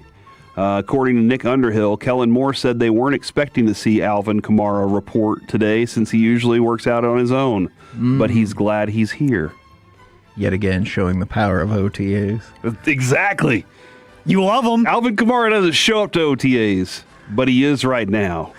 To discuss the terms of his trade. Probably. Hey, do you have a preference for where you go or anything like that? All right, let's talk about Aaron Donald. Because our buddy, Jordan Schultz, tweeted this out yesterday. I texted Aaron Donald. What a flex. I texted Aaron Donald about coming out of retirement and playing for the Rams alongside Myles Garrett. He said, quote, I'm for sure flirting with the idea. Hell of an opportunity with the Super Bowl in SoFi this year. If I can find the fire, it's a possibility. So I was terrified to hear that because we joked about that like 10 minutes after that Myles Garrett trade got made. Oh, Aaron Donald about to come out of retirement. But where is the money? Minus 400. Will Aaron Donald be playing in the regular season? No. That means only a 20% probability per the betting odds that he is going to play this season. All right, so he said still need to find the fire. And Alec, as we know, Aaron Donald said, I work out for, that's what I enjoy to do. I play football because I'm good at it. And so what do you think will be that trigger? Is it money that's going to lure him back, or is there just... I don't think so. He's got to be in the middle of a workout, and he goes, there it is. And I think Myles Garrett is going to have to help with that, too. I think he's going to have to do a little bit of recruiting. And if you're Myles Garrett, why the hell would you not?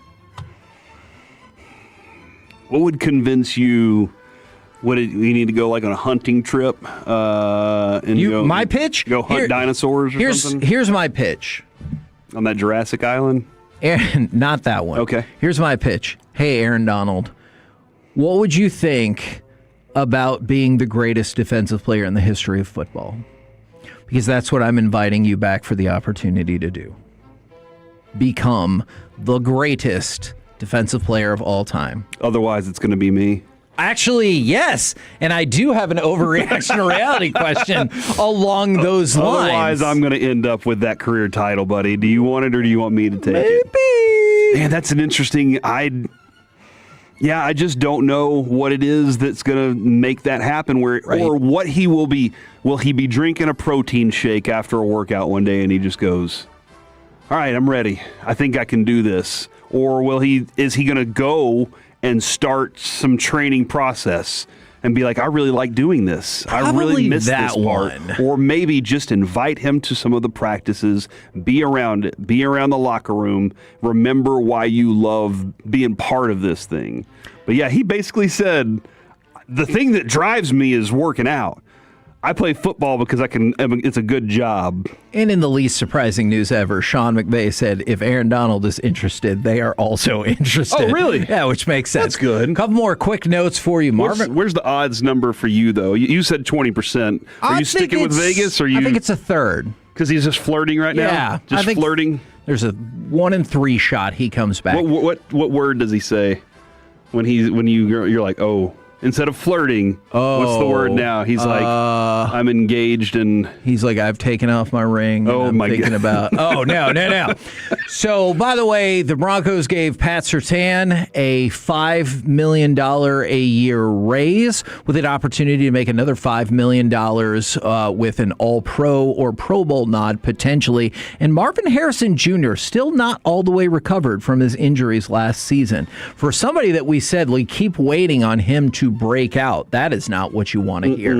We're the KNC Masterpiece right here on 105.3 The Fan. Coming up next, let's do NFL overreaction or reality right here on The Fan. Tolo means turning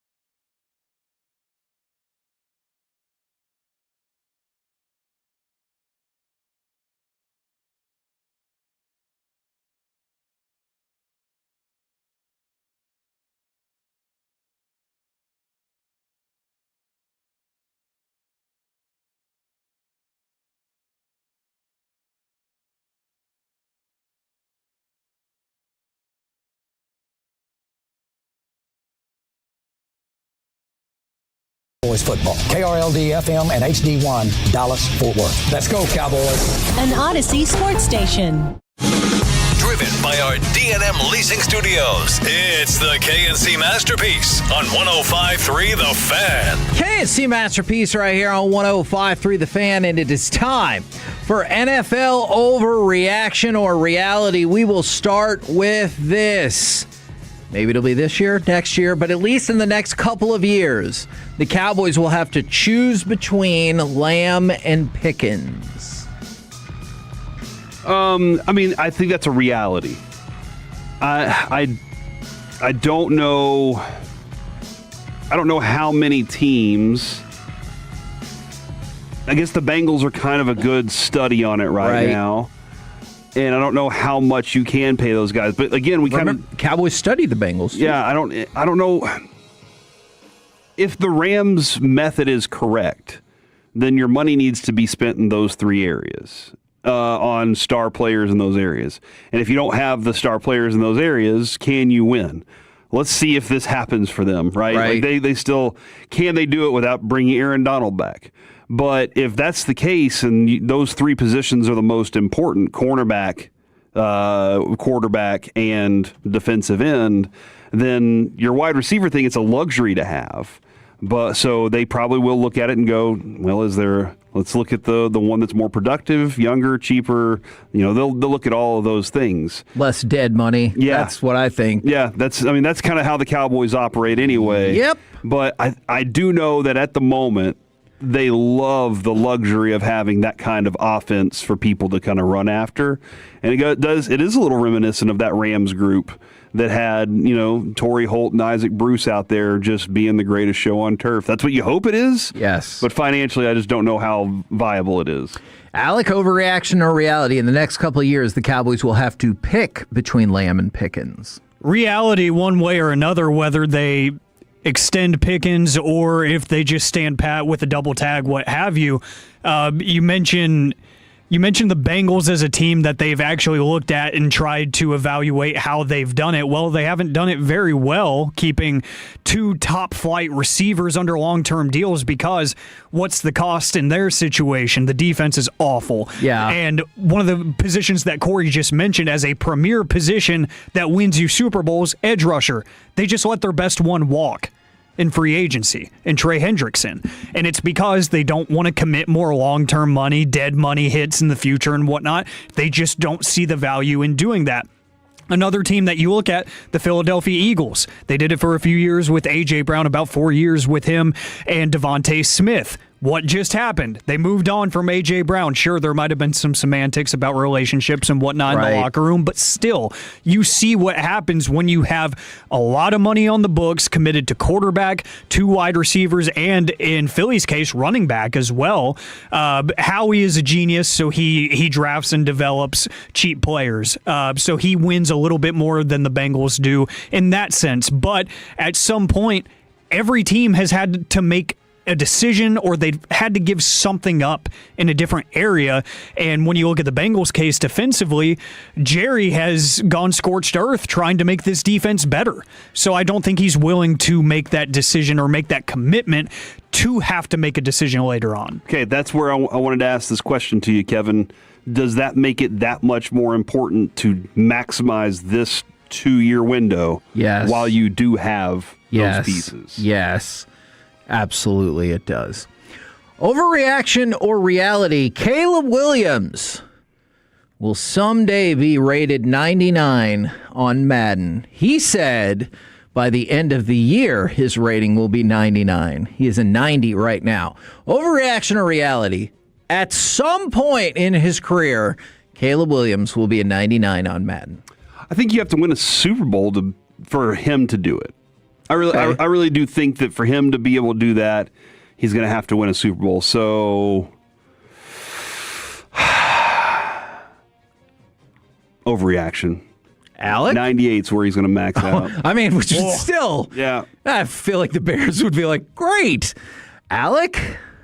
I say reality. Oh! Because I take Corey's logic and I throw it in the trash because Josh Allen has done absolutely no winning of Super Bowls, and he is a 99 overall every year. Oh! I mean, I've gotten to the point where I don't like People how like Madden. Josh Allen, though. Exactly, but They hate Caleb Williams. This is the fingernails? That's Or one of the his reasons. mom? Yeah, and he cried and stuff. Oh, well, that sucks. Is that why people are going to turn against Wemby? Because he's emotional? We'll talk about that at 1 o'clock today, I think. Okay. I'm excited for that because I think there's some dumb takes about that. But I do think he will be because he's going to be the villain, right? And I think in Madden, there's nothing more maddening than when you're playing an online game against somebody and the player that you hate the most is what's beating you in that game. So Right. if he's even close to good enough to being a 99, I think they make him one just because he's polarizing. Okay. I like that answer. Overreaction or reality, Myles Garrett will once again reach or surpass 20 sacks this season. Oh, yeah. Reality. Whoa, so fast. Yeah, 20 and a half. Okay. What's the over-under set at? Well, the over-under is like 16. But the fact that you were so confident and said he will have 20 and a half sacks, I thought you were going to be like, oh, yeah, he's going to have like 27. Oh, dude, actually. Oh, no. No, I'm back out. I'm out on that. Okay. I'm out on it. Dude. All right. He only has over 20 sacks 1 year. That's true. It was last year, though. Yeah, that's because he tried hard. Wouldn't you think he would try hard if any season it was going to be this season? Yeah, that doesn't mean he's going to get it, though. Okay, fair. He tried really hard last year. Now, bonus question. Myles Garrett has a chance to become the greatest defensive player in NFL history. Consider this. Not if Aaron Donald comes back. You might be right about that. He already holds the single-season sack record. He's 74 and a half sacks away from the all-time career record. He's won Defensive Player of the Year 2 of the last 3 seasons, and no player has ever won it in their career more than 3 times. So bonus, Myles Garrett still has a shot to become the greatest defensive player in NFL history. All right. If he gets 15 sacks by the time he's 35 a year, that's 75 more sacks. That's the record. That is the number right there.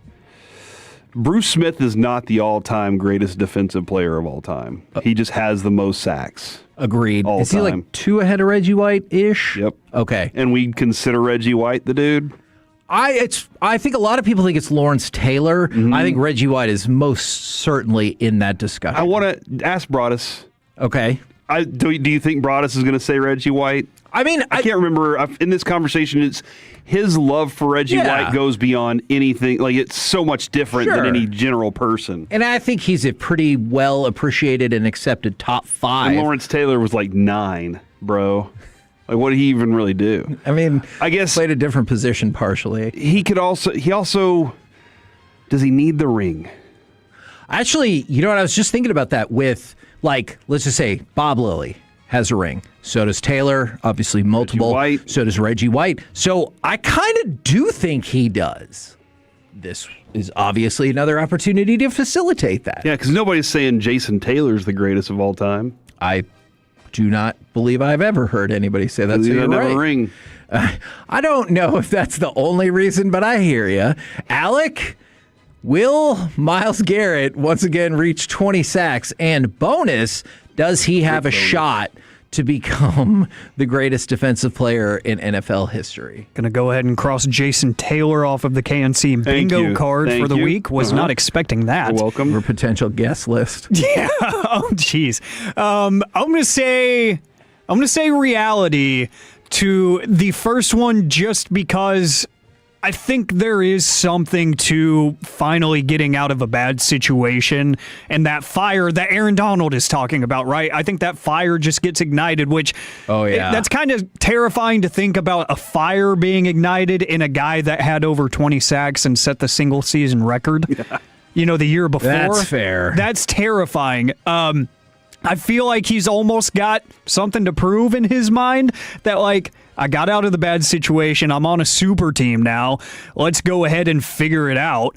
I think he's going to have north of 20, and I think 15 of them will be on Carson Beck this season. I like that. Kevin from the 214, Rick Bonus. And Damn from it. the 817, Corey, you forgot to say Rick Bonus. That's right. It's okay. I said it out loud for you. You know what, Corey? I'm disappointed because I had a statement just for you for Overreaction or Reality. Was it about Tank Top Tuesday? Nope. Don't forget about next week. Overreaction or Reality for you, Corey Majors. The next Hallmark NFL movie will feature both the Jets and the Giants. Why both of them? That's special. Is it? Because they're Yeah, in move the on. city. Oh. Who's that? I don't think you're going to... That's not smart. You know, you really got to focus in on one. Plus, it allows the portfolio to expand more. If you have two cities, two teams, one movie, that's not going to be beneficial to you 32 years from now, you know? And then you're like, oh, we're 1 year short of being able to capitalize on this market here. So, no, Kevin, I don't think so. Is there a suggestion that's going to happen? There was somebody from Sports Illustrated who laid out an amazing synopsis for the movie, and it was that a single toy maker from the suburbs of Candytown, New Jersey, has a love interest, a suspiciously single owner of a successful pie company from nearby Sugarfield, and it all revolved around Victor Cruz's 99-yard touchdown, and it was like very well laid out, and I thought you would thoroughly enjoy that. Look, man, when it comes to the holiday touchdown movies, you're not going to find a bigger fan than me. All right? So I true. love football, okay? Uh-huh. And around that time, I am forced to watch Hallmark movies. I made an agreement. It's a worthwhile deal, trust me. Okay. But if I'm going to get a little football involved with my Hallmark movie, I'll take it. All right. At least one more for the day. Overreaction or reality? Safety is becoming kind of a star-studded position. Yes, reality. Cooper DeJean, Derwin James. Obviously, we talked a ton about Nicky Manwari over the last year, so easy reality there. Alec, overreaction or reality? Safety is becoming a star-studded position in the NFL. Reality, because secondary in general is just kind of evolving and changing. And what you're seeing with not even the younger defensive minds, you're seeing it with Vic Fangio, and you're seeing it with some names that have been around the game. It's just the ebbs and flows of football and how schematically things change. You're wanting more versatility out of your secondary, and where do you get that? You get the most value out of versatility from the safety spot, where you have bigger bodies that are almost linebacker build, where you can play them at linebacker. You can have them rush the passer. You can have them stop the run and fill run gaps. I think that there's kind of a renaissance like we saw with the running back position a couple of years ago. I think you're starting to see that now. I love it. We're the KNC Masterpiece. Are you looking up a screen treatment for this Love movie that I pitched out for you? Hoping so. Okay. Coming up next, we will probably not address that with Texas Rangers manager Skip Schumacher right here on 105.3 The Fan. The more time you give, the more our crush grows.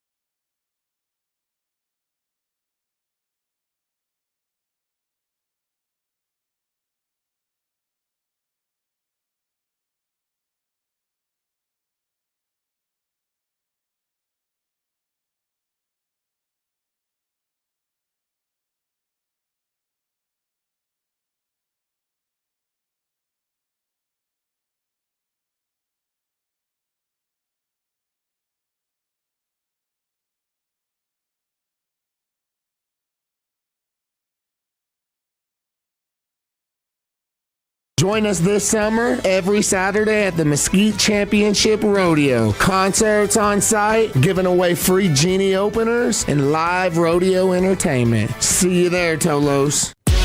The Expressway on 105.3 The Fan is presented by the On Time Experts. KNC Masterpiece right here on 105.3 The Fan. Right now, brought to you by Trajan Wealth and Tropical Smoothie Cafe. It is Texas Rangers manager Skip Schumacher. Good afternoon, sir. Good afternoon. How you guys doing? Man, 5-game winning streak. You got to be doing well. I know that you said after the win yesterday, you felt like maybe it was the team's most complete win. For people who might have missed what you said, what is it about last night's win that made you feel that way? Yeah, I thought overall it was just a very clean baseball game, fundamentally sound, found different ways to win games. Guys picked each other up. You know, we needed Evo to go at least 6 innings, if not 7. We had 3 or 4 guys down in the bullpen. Someone was going to have to go multiple innings, if not, and even have to come back into the game if they came in to pick kind of like a dirty inning. That happened.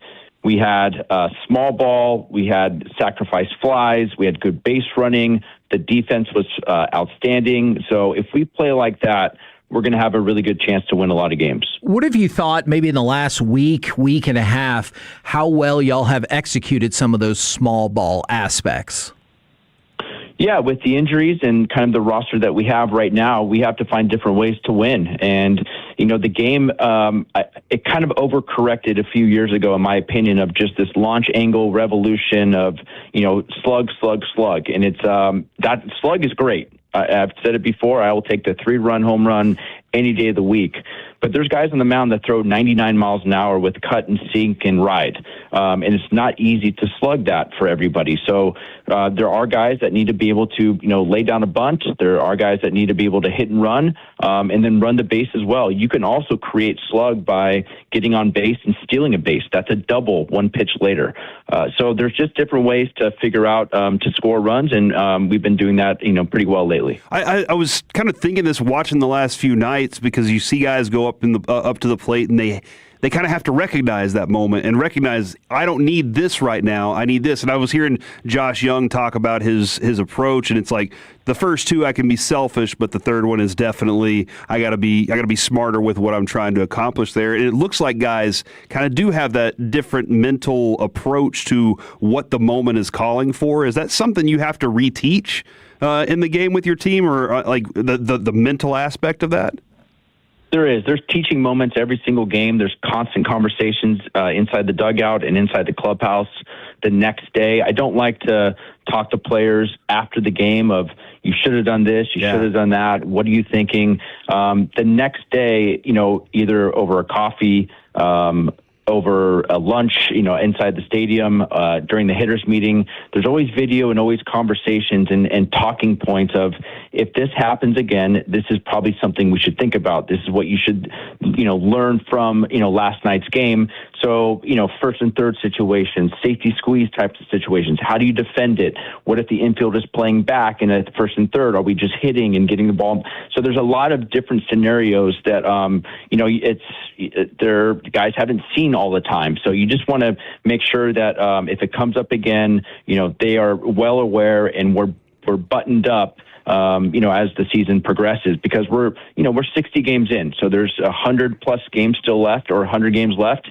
And then hopefully, you know, more than that, obviously in October, but, you know, we have to make sure that we get all the situational stuff correct, offensively and defensively, if we want to get to where we want to get to. You know, Kevin, a lot of times they would say that the analytics were the nerds of baseball. Right. What he's describing for me is that's what baseball, the fun seam head part of it. We're talking about these little moments that might pop up. Is there like a sense, Skip, then, of confidence that's like coming for these players when they're contributing these little things, that consistently knowing that they have some players out, some of their top players are out, but they're gaining this confidence with each one of these at-bats? Yeah, there's no doubt. I mean, the front office did a really good job of getting, Nicky Lopez. Look what he's done in the last 4 or 5 games to help us not only offensively but defensively. And there's some guys that are playing now every day that aren't used to playing every day, that are really contributing. Zeke Duran has played as good of a shortstop as you can imagine in the major leagues, not just for us, but in the major leagues. And the metrics are even showing that he is elite at shortstop. So there are guys playing. Higgy getting 3 hits yesterday was huge. So there's guys playing, every day now that might have been, off the bench or on another team that didn't get a ton of at-bats that have really helped us win some games. Can you tell me a little more about Nicky Lopez? Because just kind of knowing how we've talked with you this season, you're always like, look, my background as a player, this, and Nicky Lopez seems like just the kind of player that you want to coach. He is a hard-nosed winning player. And what I mean by that is he doesn't take a play off. He understands the game and his role. And sometimes you have to know who you are as a player. A lot of major leaguers are terrible self-evaluators. But that's a good thing, right? And I've said it before, you have to be delusional in this game. You have to think that you are something that you're not a lot of times to be able to produce over 162. It's our job to help them understand what is needed of them every single day to help us win games. Nicky Lopez knows what he needs to do to help us win games. If it's getting a guy over, bunting to get guys in scoring position, making sure that he's in the right position to turn the double play, whatever it is, he knows his role, and it's been a very good addition. Now, I'm fascinated by the opposite spectrum of that, of what about the players who are really good evaluators of themselves, especially when they're in a slump and maybe they listen to too much outside stuff about them being in a slump? Like, how do the interactions with players like that go? Yeah, I always think that, when you're in a slump, it's up to the coaching staff to remind them how good they are. So it's the reverse psychology. And Jerry Harrison told me years ago when I played with him in 2013 that, when I go 0 for 10, it just means I'm going to be really, really hot here in a minute, and just wait, buckle up. So it is that type of mentality instead of thinking, oh man, if I go 0 for my next 8, it will be 0 for 18 now. Instead, it's going to be, oh man, I'm 0 for 10. All that means is I'm about to get scorching hot. So you have to get inside of the player's head and obviously help. There's something obviously going on mechanically or plate discipline wise. That type of thing is also real. And having honest conversations with them, but also reminding them, like, you are a really good player. You're here for a reason, and you do X, Y, and Z, and you'll be right back where you need to be. Is there any extra jolt or anything that comes from, even when you're the road team, that 9th inning win? Because you guys have really picked it up in the last week or so in the first inning, but the 9th inning has pretty consistently belonged to y'all all season long. I would prefer to score in the first and not wait till the ninth. So although the 9th inning is great, but I do really believe in scoring first, especially on the road, getting that momentum right away, putting the opposing team, in a hole is always the goal on the road. And it's really the chase to 4 runs. If we score 4 runs, we have a pretty dang good record. So how do we do that earlier on and not wait till the 8th and 9th inning? Because if we keep waiting and those back end relievers are just so good, it's just so challenging. But I tell you, we've done a really good job all year of fighting back and at least making a run at it, if not winning, late in games, and it's been impressive. Could you feel like a different charge then in the dugout throughout the Royals series and to a certain extent going back to the Astros series when you guys were scoring early, specifically in the first inning, quite a bit? Absolutely. I mean, that's the whole goal, is to score early and to ride that momentum through 9 innings. If I knew exactly how to score early, I would do it every single time. I promise you. I think every manager is trying to figure out how to score, the first couple runs and score first. Jock hitting a home run or Jock getting a double. I mean, that has been incredible the last, whatever it's been, in May, really, and now early part of June. But I think the start of the top of the lineup is always the key. And then our pitchers throwing up a 0 is been huge as well, early on in the game. Well, specifically for Jock Peterson, what has his offensive explosion meant? I feel like you were just kind of touching on that, but also, do you feel like moving him to leadoff sparked this offensive play? Yeah, a couple things to that. Brandon Nimmo really carried us early on in the leadoff spot. And then we were struggling to score runs.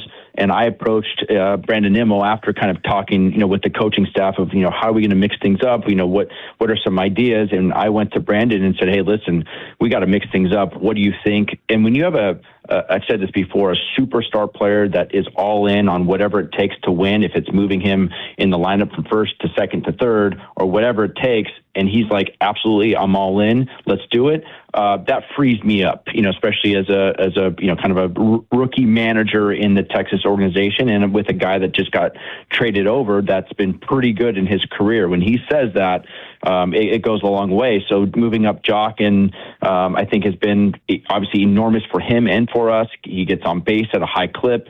He's back to who he was in, Arizona before he got, signed over here. And he's slugging now, leadoff doubles and home runs and walks and good base running. He even was about to drop a bunt in a couple nights ago because the third baseman was so far back.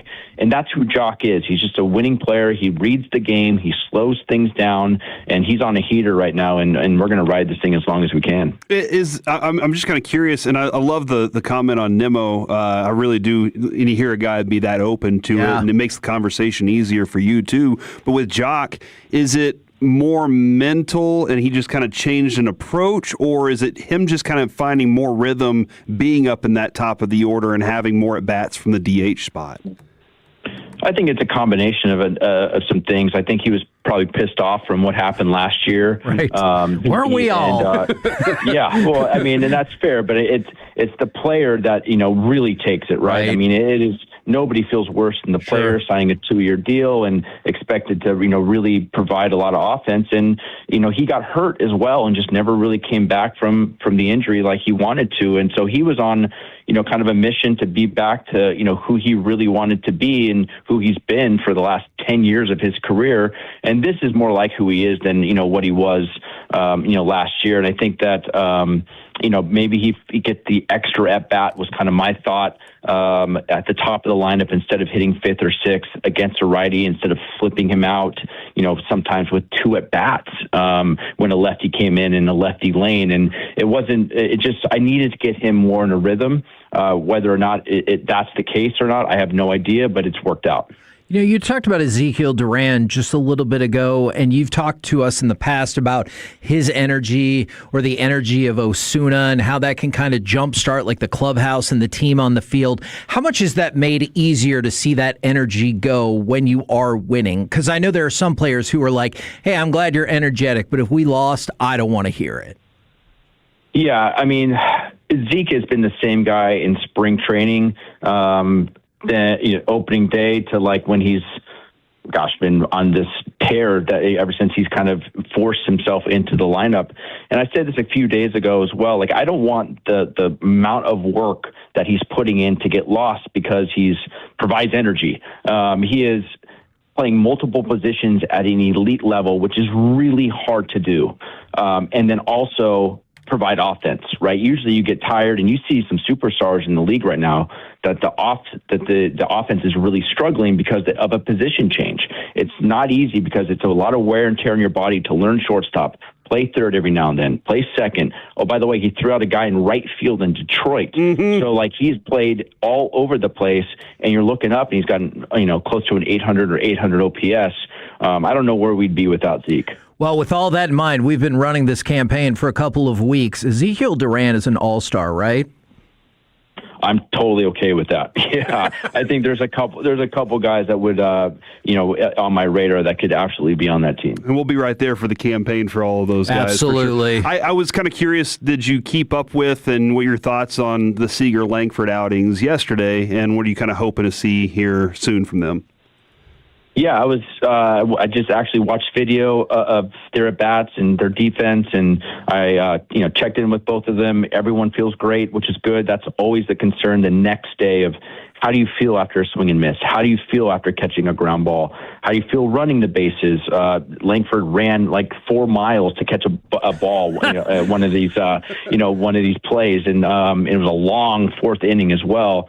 So making sure his body feels good, Seager's back feels good after catching a ground ball and getting a base hit, running the bases. So everything was checked, kind of checked the box, so to speak. And that's what we were looking for. And, we'll see what happens in the next couple of days. And then we kind of were talking about that tarps off environment. I think last week we had the discussion about it, Kevin, and we kind of saw it a couple nights ago. That kind of environment. When you were playing, what was the wildest place you ever walked into and saw something that you were like, that right there can give me some energy to play in? Yeah, I mean, in my opinion, there's a couple guys that probably should keep their shirts on in that tarps off thing. But but it's great. It's good for the fan base. I watched it when it happened in St. Louis for the first time. And I saw Al Hrabowski take off his shirt, and he was like, waving the thing, and and having a Bud Light or whatever he was drinking. And so I think it's good for the game. It's kind of caught on, all over the place. I think we had it in Texas a few nights ago, so it was. It's fun for the game. It energizes the fan base. The craziest thing, I played in Venezuela for winter ball, and in Cuba for Team USA, and you see some stuff in the stands there that I'm not even sure I can talk about. But I hit a home run, and I got batteries thrown at me. I got apples thrown at me, whatever they're chucking, but that energizes all of us, right? And I think it's just the passion that they have internationally was so much fun. But I think the craziest thing was there's bands playing, and you see it in the WBC a little bit. There's bands playing and instruments, and it's just a lot of passion. So the craziest stuff was definitely in internationally. How awesome is Hrabowski's mustache too? Oh, he's a legend, man. He is the Mad Hungarian. They don't just hand out those nicknames, right? So he's great, and I've always had a good relationship with Al, and he's a special man. So the last thing I have for you, I didn't know we'd have a natural transition, but when the tarps off shirt discussion, we heard about you giving one of your concert T-shirts to your buddy, the Cardinals manager. Do you have a handful of these shirts left? Do you have like a box of them at home? What's the story?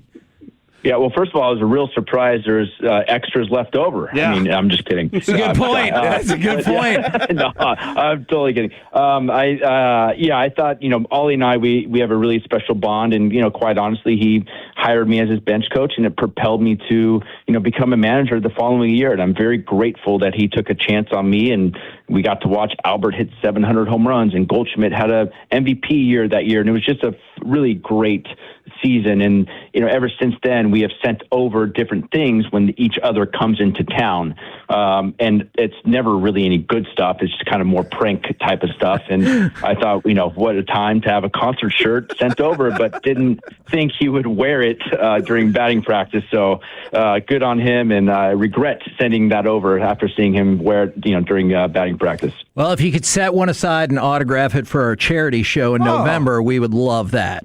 No, I'm in on that. That's no issue at all. Yeah, for sure. Thank you very much, good sir. Let's make it double sweeps today. Sounds great. Thanks, guys. There you go, Skip Schumacher right here on 105.3 The Fan. Now, obviously, I was intrigued by the question that you asked about Langford and Seager and the answer about, how do they feel the next day being the most important thing.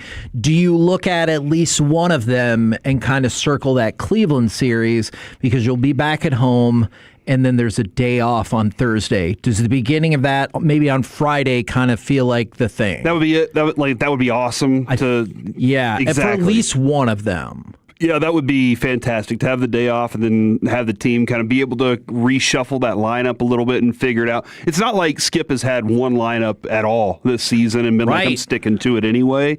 But trying to figure out, how to manage and where to put those guys would be the right thing. So I'd love to see, do you keep Jock at the leadoff spot? I think you have to, right? Figure out something different for Nimmo, or do you start those guys a little lower in the lineup and let them work their way back up? This is a fun part of being able to lay down the piece of paper and start writing these up. You've had some really good success with what you have at the trio at the top, and so you got to start playing that game a little bit. So I would like to see that. I do have a concern about Skip's understanding of distance. I don't think there's 4 miles on a field, and so I just felt I think he was just turning a phrase. Oh, I okay, believe. all right, I got you. All right, but that is a long way for him to have to run. But yeah, are you playing a game in your mind of what you're doing with this lineup? Yeah, so I'm looking at it right now, and I do think you leave Peterson there.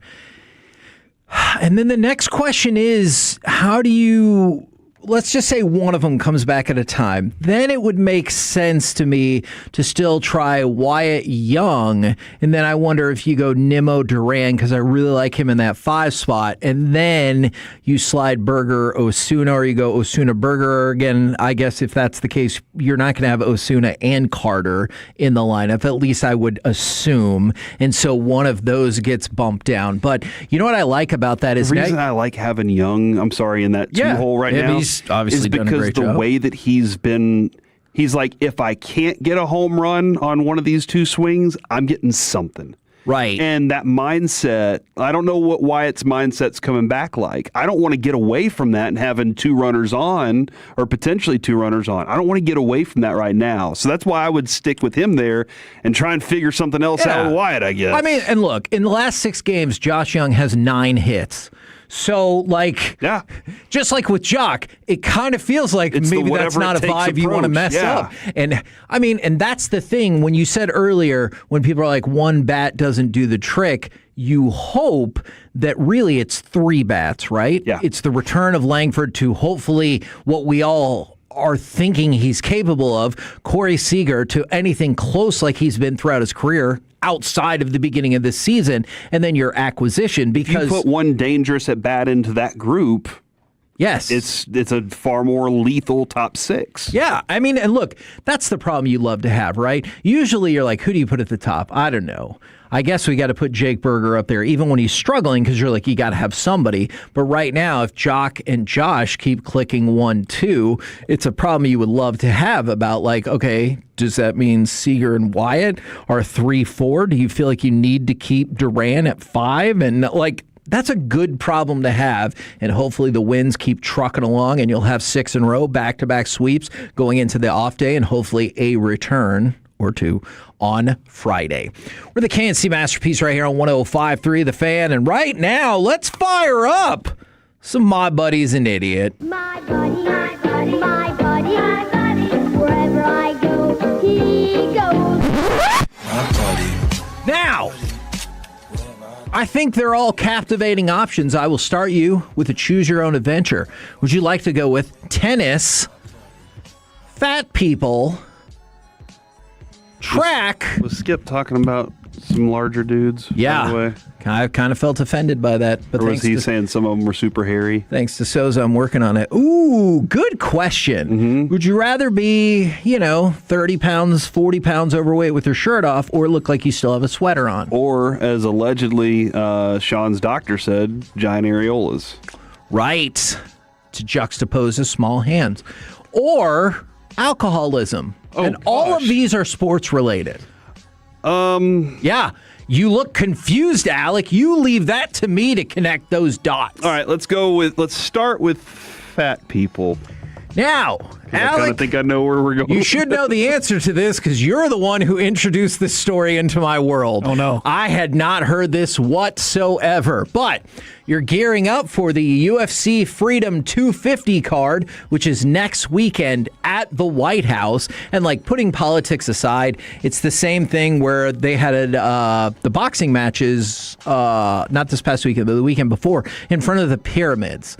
And like just the setting, I think, is awesome. If you have issues with, the politics of it all and security, and like, I'm not here to talk about that. I understand your concerns. I just think it looks neat with the backdrop. It reminded you kind of like Street Fighter when you have those backdrops. 100%. Yeah. And I think Street Fighter ruined my ideas for that. Like, I remember the Every first fight should be in. I remember the first time they talked about UFC was going to be in Abu Dhabi, and they're like, we're going to the desert. And in my mind, when they said that, I thought they meant like there's going to be an actual octagon set up in a desert, not in just an arena. Or if they're in Brazil, there's going to be a Blanca type little fight on a bridge. Yeah. And then whoever wins will destroy a car. So, This is Brazil. So there's the opportunity for service members to receive complimentary tickets.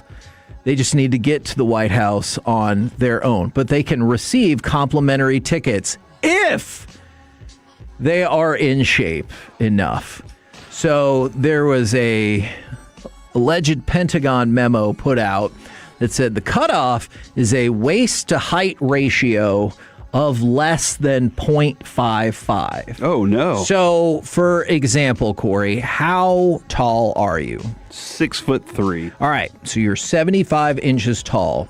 Going by this metric, that would mean that your waist would need to be 41 inches or smaller. All right. And if it's not, a little bit of work to do. You are out of watching the UFC. And I guess they'll, I don't know, do the measurements. I'm really not sure how that part works. But do you think that's not cool to keep out some of the less aesthetically pleasing soldiers from the event? Look, fat people enjoy sports too. I do. So there you go. That's all. Right. That's all. What? I called that one. I just kind of. I'm just like it doesn't really make sense to me. But I guess that was a big operative of. Oh my gosh, this is going to get a little. It was an operative that was. He stood up in front of everybody and said, "Y'all better slim up." And so I guess this is one of those incentives to be in better shape for it. Sure. But at the same time, I don't know if that's the motivation you need. Everybody needs different motivation. Yeah. So maybe that would be it. And there might be some other people who are like, I didn't want to go to that anyway. So my motivation would be, I'll step on the scale if you will too. All right. So, all right. Now, tennis, alcoholism, or track? Tennis. Oh. United States tennis. So Francis Tiafoe, he fell apart in the fourth round. It has been a very bizarre French Open, from favorites dropping to people with massive advantages in the matches also losing. But with Tiafoe's loss, this marks the first time in 9 years that no American man or woman reached the quarterfinals in Paris. Is that why Serena Williams is coming back? Probably so. She's like, I can't take this garbage anymore. Is she still good? I don't know. I haven't seen her play tennis in a long time. I just don't know, who the best is whenever they've been out of the game for a little bit. Sure, that's tough. But Choppy was asking if it's the heat this morning. I could see that. Is it too hot for tennis players? Are they weak and soft? Need to play in Wichita Falls a little bit more like the Cowboys used to practice. Kind of makes me wonder, if we had all open air stadiums for this, if the Americans would have some advantage. Especially, I would just recruit people from like Texas and parts of Arizona and Florida, and they're like, it's hot like this, like 5 months out of the season. We're fine. And then everyone's like, I need a hydration break, and you're like, I'm about to score a goal. Mm-hmm. I feel fine. Yeah, no, I think you're right about that. As long as, I don't know, like did Weston McKinney play down in, was it? I mean, he literally played here. In McKinney? Was it McKinney that he played? Or in the Metroplex. So like he's used to it. But what if you grew up in like Vancouver, Washington? Did you know that was a place? I did not. And Dawson lived there for a while. My brother-in-law lives there. Like, it's cold up there. Yeah. You know? Like, what if you play soccer there all the time you come down here? Are you used to it? So we need more Texans to play in the World Cup team to take advantage of that. I agree with that. There aren't any other hot countries out there anyway. There are quite a few. So I have a high school state track update. I take you to Mallard Creek High School in North Carolina. Do you remember this story? When the fella held up I believe it was 5. Yeah, for the 5 state titles that they'd won. Exactly. So that disqualification has been overturned, sort of. Okay. So the North Carolina High School Athletic Association ruled on Tuesday that Mallard Creek will be recognized as the Class 8A co-state champions. And I knew that was going to get that reaction. And co-winners of the 4x400 in which they were previously disqualified. You look displeased by this. Do you think it's some bull that they sort of overturned it now to have co-state champions with that team that wouldn't have won if not for the BS disqualification to begin with? Yeah, exactly. The disqualification was ridiculous. That's why you're overturning it. I understand, and you're right from the 210, the DQ was bogus AF, Agreed. if you will. And Alec, we all agreed on the same thing. I don't want to take away the state title from these other kids that have it and have been walking around so excited about it. I don't like that part of it, but they shouldn't have screwed up in the first place. Right. But if you're going to make this decision, it shouldn't be a co. Like, it really should not be a co. You are the outright state champions. However, they're telling them you get to claim it. You have it. You're going to get the award and all those things. I mean, because it better not say co on any trophy or anything I have, though. Because he didn't stop. He finished the race and won the race. It would have been different if he would have just stopped and then you'd be like, oh, yeah, well, they maybe. weren't tied. Yeah. They weren't. If you look at all the numbers here, there's no tie in any of this. You're right. So it shouldn't be a co. But I also hate that, there's those kids that are like, we won a state title. Sure, it was the, Fake team got state title. Mickey Mouse title. Yeah. But do you still think they're idiots then? Yeah, I think the state of North Carolina. Yeah, this is stupid. The whole situation's dumb. They should be. Now I take you to Yusuf Nurkic. This one I didn't realize was that big of an issue until I saw across social media. People were really upset about it. So Mike Budenholzer was hired a couple years ago to be the Suns head coach. He's given a 5-year deal worth $50 million. The Suns had the highest payroll in the league. They started off 8-1. They were expected to get to the playoffs. Then they ended up finishing below 500 for the first time in 5 years. And Budenholzer was fired. Yusuf Nurkic came out and said, the situation we were in, the environment we were in, and then you find out, well, I don't know if I should say this. Pause. As we've discussed many times, if you're already having second thoughts, you should not say it. But he did. He goes, I don't know if I should say this, but the guy, he was an alcohol addict. He was really having a problem with it. And a whole bunch of people have put Nurkic on blast for kind of either, thrown Budenholzer over under the bus or revealing too much of his issues or whatever. And I just kind of wanted to see what you guys thought about that. Did he speak out of turn? Especially since he goes, I don't know if I should say that. Yeah, if you're going to say, I don't know if I should say this for the person, for the person's rights and all that stuff, then don't, is what I would probably say. Right.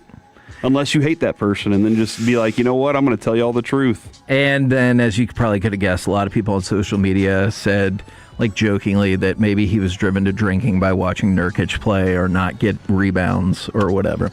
We're the Can't-See Masterpiece right here on 105.3 The Fan, and it's about... Let's give something away! 877-881-1053, caller number 10. Now. We'll win a pair of tickets to go see Charlie Puth at the Pavilion at Toyota Music Factory on June the 12th. You can buy tickets from Live Nation, or you can win them right now for free. 877-881-1053. And coming up next, it's the C Block. You know what, guys?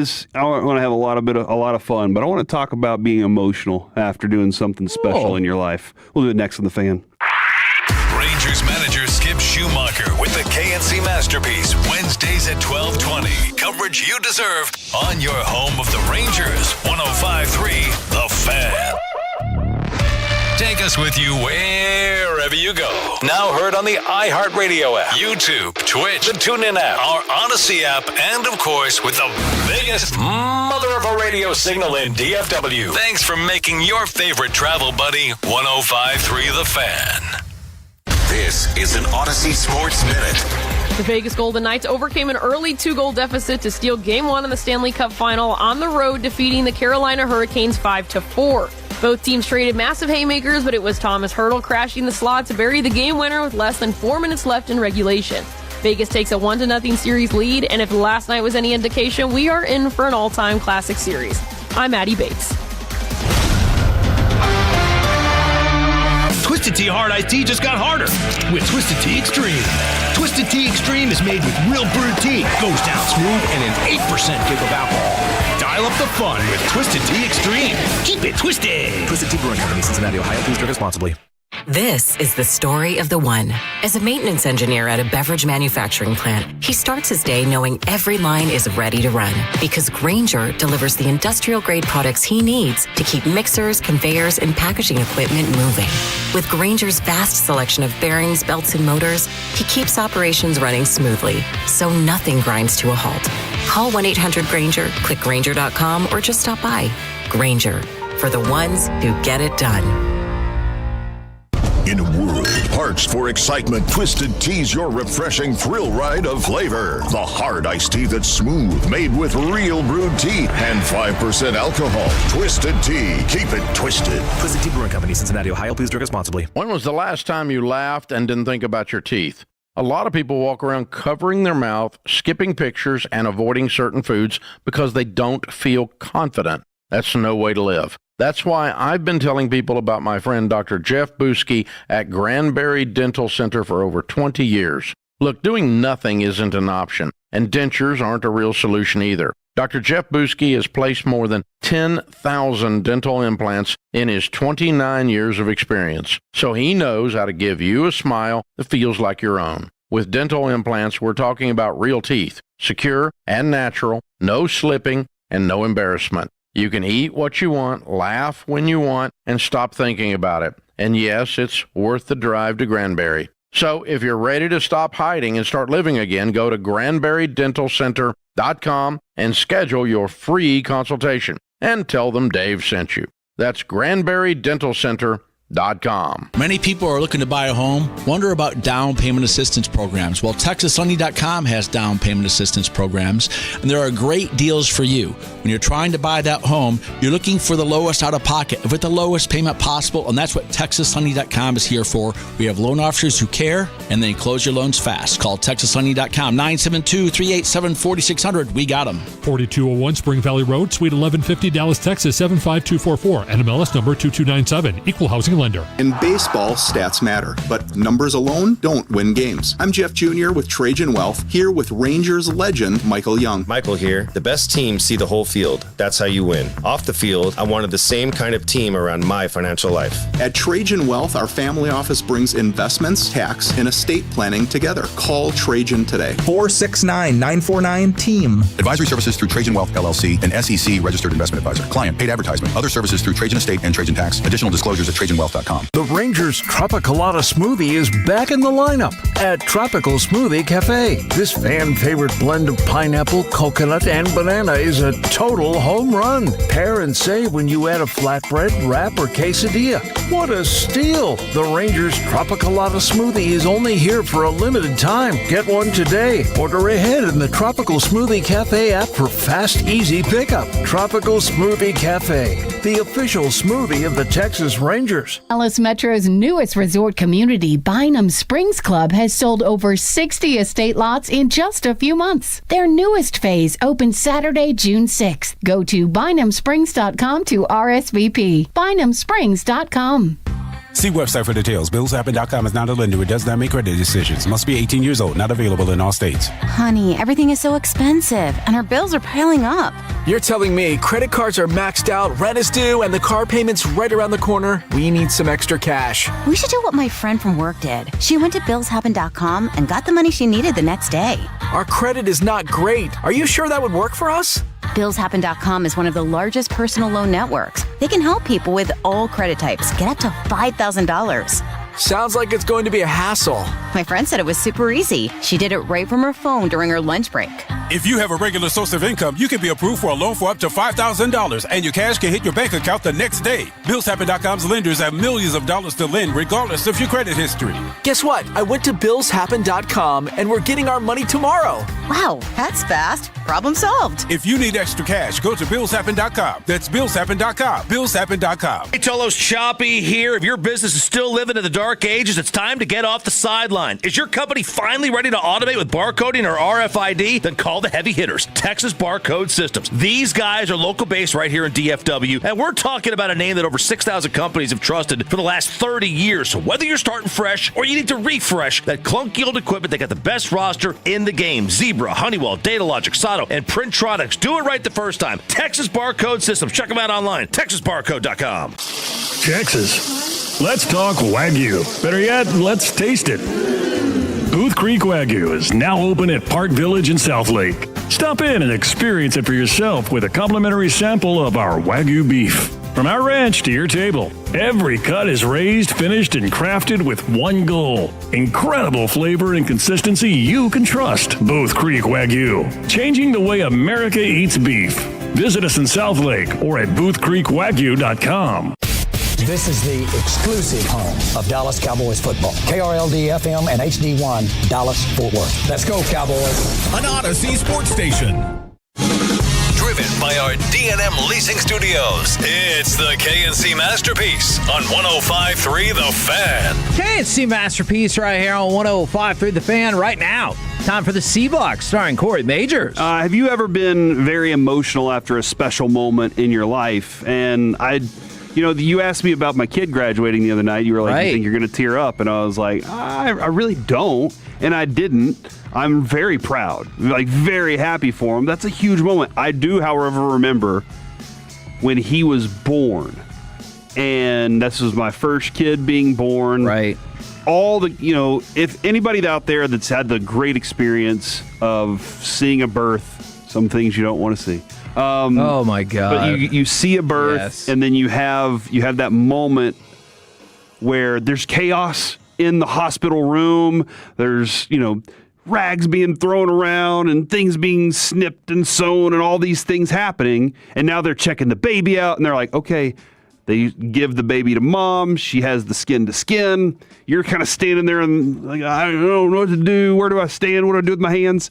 And then they go, okay, we're going to take the baby to do some tests or whatever. And Dad, you can come along. You can stand outside and watch through the window. Well, that elevator ride up was the moment that it hit me.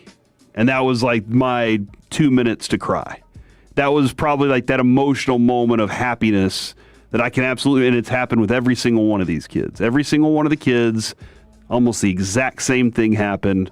The elevator ride up, I got very emotional about it. I'm not going to let that keep me from, feeling that way. Sure. Kevin Garnett is now, I think, the second person to call out Victor Wembanyama for being emotional whenever he has had success. Kevin Garnett said, I don't get that. He thought it was a little silly, essentially, that Wembanyama, after beating the Thunder, shed tears.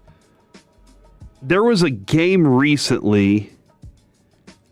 A French reporter asked Wembanyama why he believes athletes often struggle to display their feelings. And Victor said, personally, I refuse to carry the burden of having to hide my emotions. I like that answer. And like he feels like that's a bigger, problem there. And there's an author of The Way of Excellence, Brad Stolberg. He heard the comment and he immediately thought of what he calls the epidemic of nonchalance, a culture where caring deeply can be mistaken for weakness and emotional investment is often treated as something to hide. Right. And so, because you're soft. And that's why Wemby's answer really stood out to this guy, was because he was like, there it is right there. And we see it all the time. You can't be soft. Yeah. That's not what a man does. From the 817 just tuned in, why do elevators make Corey cry? Because of the birth of my children. Although I like it if you're just like super emotional. Every time Corey gets on, Kevin, every time we ride the elevator, he's just like, all right, Corey, I know. Do you need some tissue? Like, no. It's just so nice. All the buttons get used. I don't know. So I just thought that was I'm just kind of curious. This is his first experience of this. And we have another topic kind of surrounding this that I think we can dive into, but do you think it's reasonable that a dude who's that young and pours that much of his physical presence out on the court lets that kind of emotion go after getting to the next level? 100%. And I think it's fine if he's young, old, unheralded, the superstar, whatever. If that is how you choose to celebrate a huge work and career achievement, I think that's fine. And I don't really know why people are trying to pick him off for that. Alec? I don't understand the hate. And, like, honestly, he had a quote where he was talking about, like, their inexperience in the playoffs. And he was like, you know, just because we haven't been here, we don't know that certain things aren't unseen or, you know, that they are just out of the normal. Right. So he's like, things that people are saying, that's impossible. We don't know because we haven't been here, you know? So this is all just normal to us. But, like, I like his approach where he's just like, no, this is a new place for us, so we're setting new standards. And I think it's cool that in his first ever playoff run, he's making it this far, and he's showing this emotion because, I mean, back to the SGA slander, he's part of the nonchalant epidemic that you were just talking about. I hate when it's like accolades and trophies and all this money. It's cool. Like Mr. Zarowski, he was like, that's cool. It's like show some emotion. And that for Paul Skeens specifically, that kind of feels like that might just be his personality. But I'm with you. And like for Wemby, what they're in the midst of potentially doing, even if they lose in the NBA Finals, is freaking incredible. Like I've said this multiple times this week. Even though it got to Game 7, I did not think they were actually going to win that game. And when they won that game and won that game like pulling away, that was pretty incredible to me. And they've already made an incredible run. And he's also under an immense amount of hype and pressure. And to see that maybe in year 3 at 22, he might like meet that ahead of schedule is crazy to me. And these are all, man, I love some of these texts. Why are elevator jokes the best? Because they work on so many levels. Did MJ cry when he got his first title? Yes, he did. Okay, here's where I want to kind of deviate a little from that conversation. Because Kevin Garnett is saying you shouldn't be crying like that. However, Kevin Garnett is probably also, like, how many times did you see that dude let his emotions show on the court in a variety of ways? Anger, whatever passion it was. But he also waited until he finally won the title to be like, damn, Michelle Tafoya, you look hot. You know, like that was the moment where he decided, I'm going to let it all out. You know, anything is possible. Like you showed your emotions. Yeah. You have to wait until you win it all, or you can enjoy that ride the entire way. And this is just how he's letting that be. I mean, we saw Dirk experience a high and a low. The low was the worst for us too, but Dirk experienced the high and he had to leave the court. He left the court to go cry. So he could have his moment. So he could have his moment. And everybody has their own moment in their own way. From the 972, people hate to see others' passion because it reminds them of them or their lack of passion for a thing worth loving. Ooh. Those same people have zero communication skills in real life. That is really, really interesting. Is like sometimes we like seeing people succeed, but sometimes, and I can't always tell the difference, people hate seeing other people succeed. And they're like, yeah, you're succeeding, but you're a baby about it. And you're like, what? MJ, I mean, his title is him holding the one that stands out to me the most. He's bawling while he's holding the that trophy and crying into it. Yeah. Somebody said the best championship photo is sad Kobe. Now, again, we are all talking about the finality. You did win it. Is there, and like, this is, hey man, you're making it to a place. The only person on that team that had Game 7 experience was Fox. De'Aaron Fox on that team, the only one. Yeah. Whereas Oklahoma City had 14 people who had Game 7 experience. They were the defending champion who were going to be a dynasty, and you knocked them out. It just makes me all the more excited to see what they do next. And yeah, I don't love that people are trying to dunk on him like that. So, and that's why Kevin Garnett's not as good as Dirk anyway. I stand by you on that. Alec, would you also like to stand with us? We are one show under God, indivisible. Plus, he got fake Adam Sandler killed. Oh, yeah. Well, I mean, it was a character. That's why you I said said fake. Okay, gotcha. I mean, it was real Adam Sandler. I was going to say Alex Standler. I don't know. That could be you. You and Jared. Alex. Jared has a wife. I'm not going down this avenue. And a beautiful daughter. That's right. A beautiful new car, too. So happy. Platinum Chevrolet. Got to get that plug in. You're welcome. Stay focused, Corey. Should the Europeans stop crying? No. I feel like it would be really disingenuous if we went through all of that and I was like, you know what, Corey, they should. All right. I've radically changed my opinion on this. Like, you know, are there times when, like, the guy in the clown makeup is smoking a cigarette and he sees a bicycle standing by itself and I'm like, I don't think that should make you cry. Sure, but I will not dictate how that person can feel emotional. The World Cup group stage schedule was released. It was. I saw that. On the June 11th, 8 p.m. June 12th, 3 a.m., 8 p.m. These are all these times in Europe, and here's all the European Twitters. Oh, yeah, tough. I was like, there's no way it's 3 a.m. here. So FS should be on all day from roughly midday to 11 at night across Europe. S place to host a World Cup. Game has never been more gone. This is a World Cup for the unemployed. Wow. Worst kickoff times ever. The U.S. can never host the World Cup again. I'm so serious. Is it just the U.S. or is this North America? U.S., Mexico, and Canada. But you don't get points on social media for dunking on Canada and Mexico. Yeah, because it's America you have to dunk on. So it sounds like the Europeans... your country doesn't matter, Belgium. But what happens whenever the World Cup's overseas? Do we get to watch it on times? No. We have to... do you remember years ago when the U.S. was in the quarterfinals? That game was at like 3 a.m. But you know what? I was ready. Was I unemployed at that time? I'll have to think about that. Yesterday, I didn't get to this level of concern, but this is your weekly level of concern question featuring AI. Hi. A Disney AI executive has a chatbot he is calling his son that he loves, which is weirding out his coworkers and proving that Pope Leo's entire point about AI is correct. And that is, we don't know how to define AI truly, and it's not human, and we need to be very careful and go ahead and abolish it right now, basically. What's your level of concern for people having chatbots that they call their son that they love? Because I'll be honest, Adrian's chatbot is, there for her, and I'm like, hey, you could just ask me.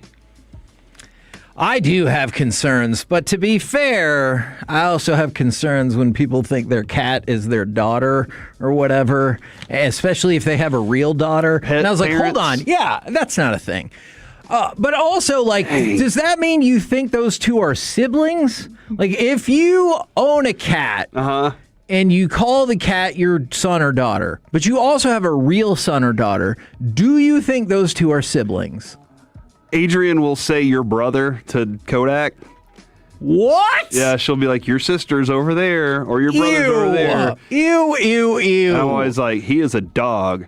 Remember, I also had to convince her he wasn't a mini horse. So that's another thing. I'm like, this is a dog, not a mini horse. Like your TikTok. I don't know if that's just women, PJ. I really don't. But yes, I am concerned because I think people are going to not go out into the world to meet somebody because they're like, no, I have my perfect chatbot right here. There's a movie about that. Yes, and it's pretty good. But yeah, he or she is right here. in my hand, and I don't have to go out to the bar. I don't have to pay for this. I don't have to risk disappointment. Blah blah blah. For someone at 214, does Corey cry when Aerosmith comes on? And that's the I was crying when I met you. Yeah. Now I'm dying to forget you. That was the apex of MTV videos with Alicia Silverstone and Liv Tyler. Oh, Those yeah. were phenomenal videos. Do you think that's why they put Liv Tyler in Armageddon? Or that's how they got that Aerosmith song for Armageddon? Oh, you know what? I bet it makes sense to me. Fact. I guess I wouldn't bet on that, but because it would, I'm the owner, the proprietor of what makes sense to me and what doesn't. So that would be tough. You know what I mean? Not really.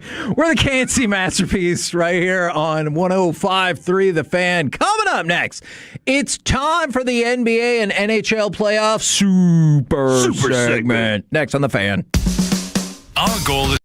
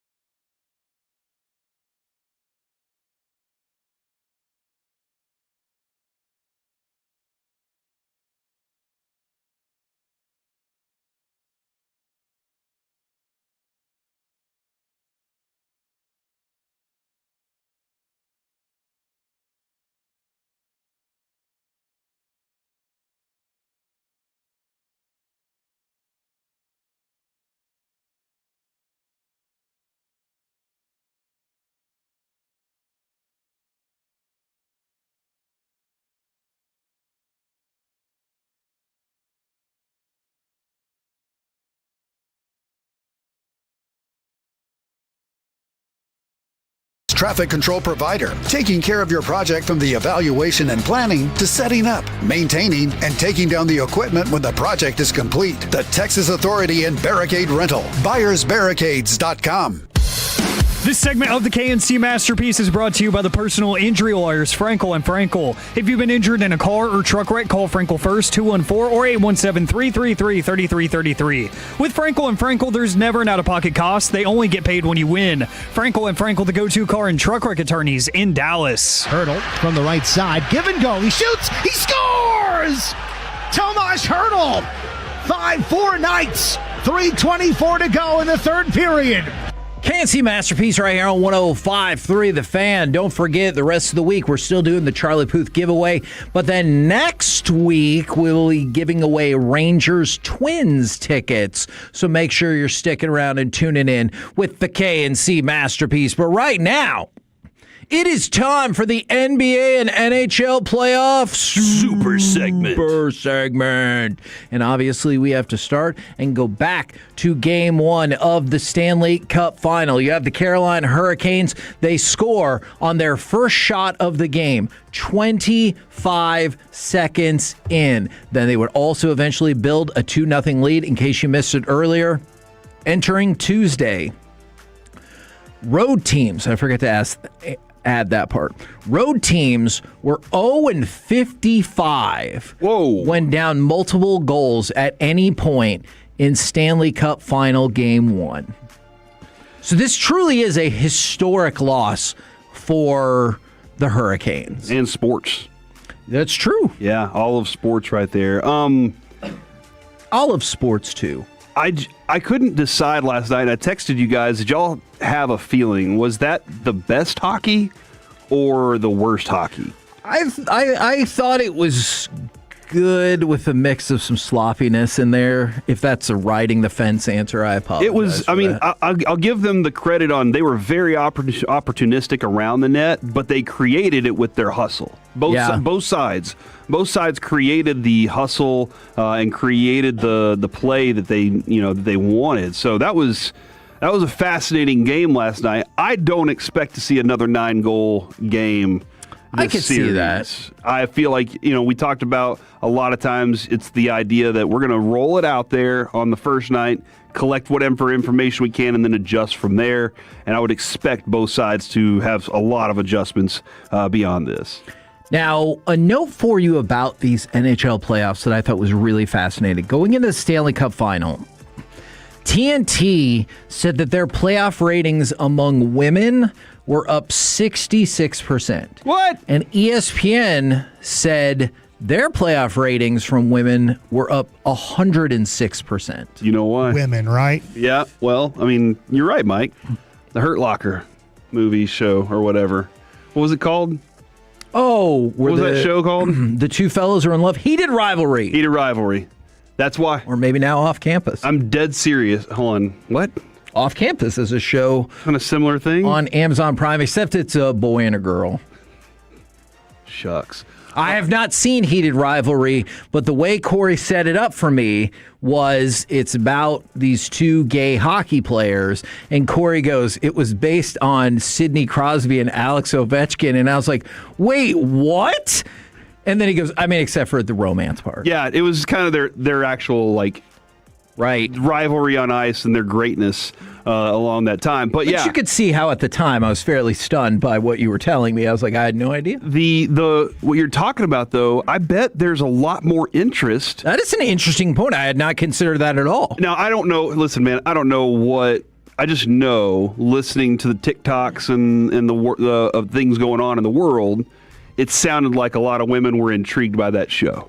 Sure, it was very popular. It seemed very popular, and I feel like that might have been hey, do I need to watch the hockey based on that? Or maybe just more women are into sports. Sure. Hockey is a sport for everybody. Yeah, you would kind of hope, I don't know, either way. You don't think hockey's a sport for everybody? No, it definitely is. Oh, okay. I was going to say, to your point, I would hope it's the second one, not the first one, but because there's not any romance drama happening. Yeah. But maybe they're just I just love hockey. Or maybe they want to see, one of the hockey players profess their love on the ice. I would also want to see their that. hairstylist. Yeah, I mean, I would also want to see it.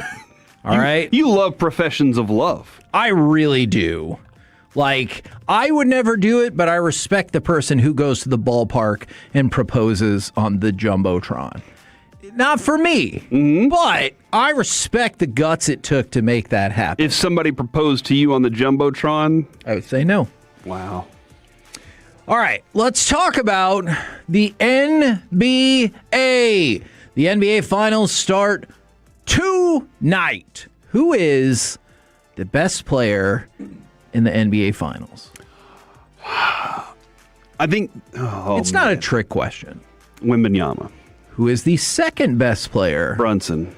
Now, does it get trickier? Mitchell Robinson. I think he's available. Oh, could be Steve DeBerg. Now, is he going to play tonight? He's made available, correct? According to Shams.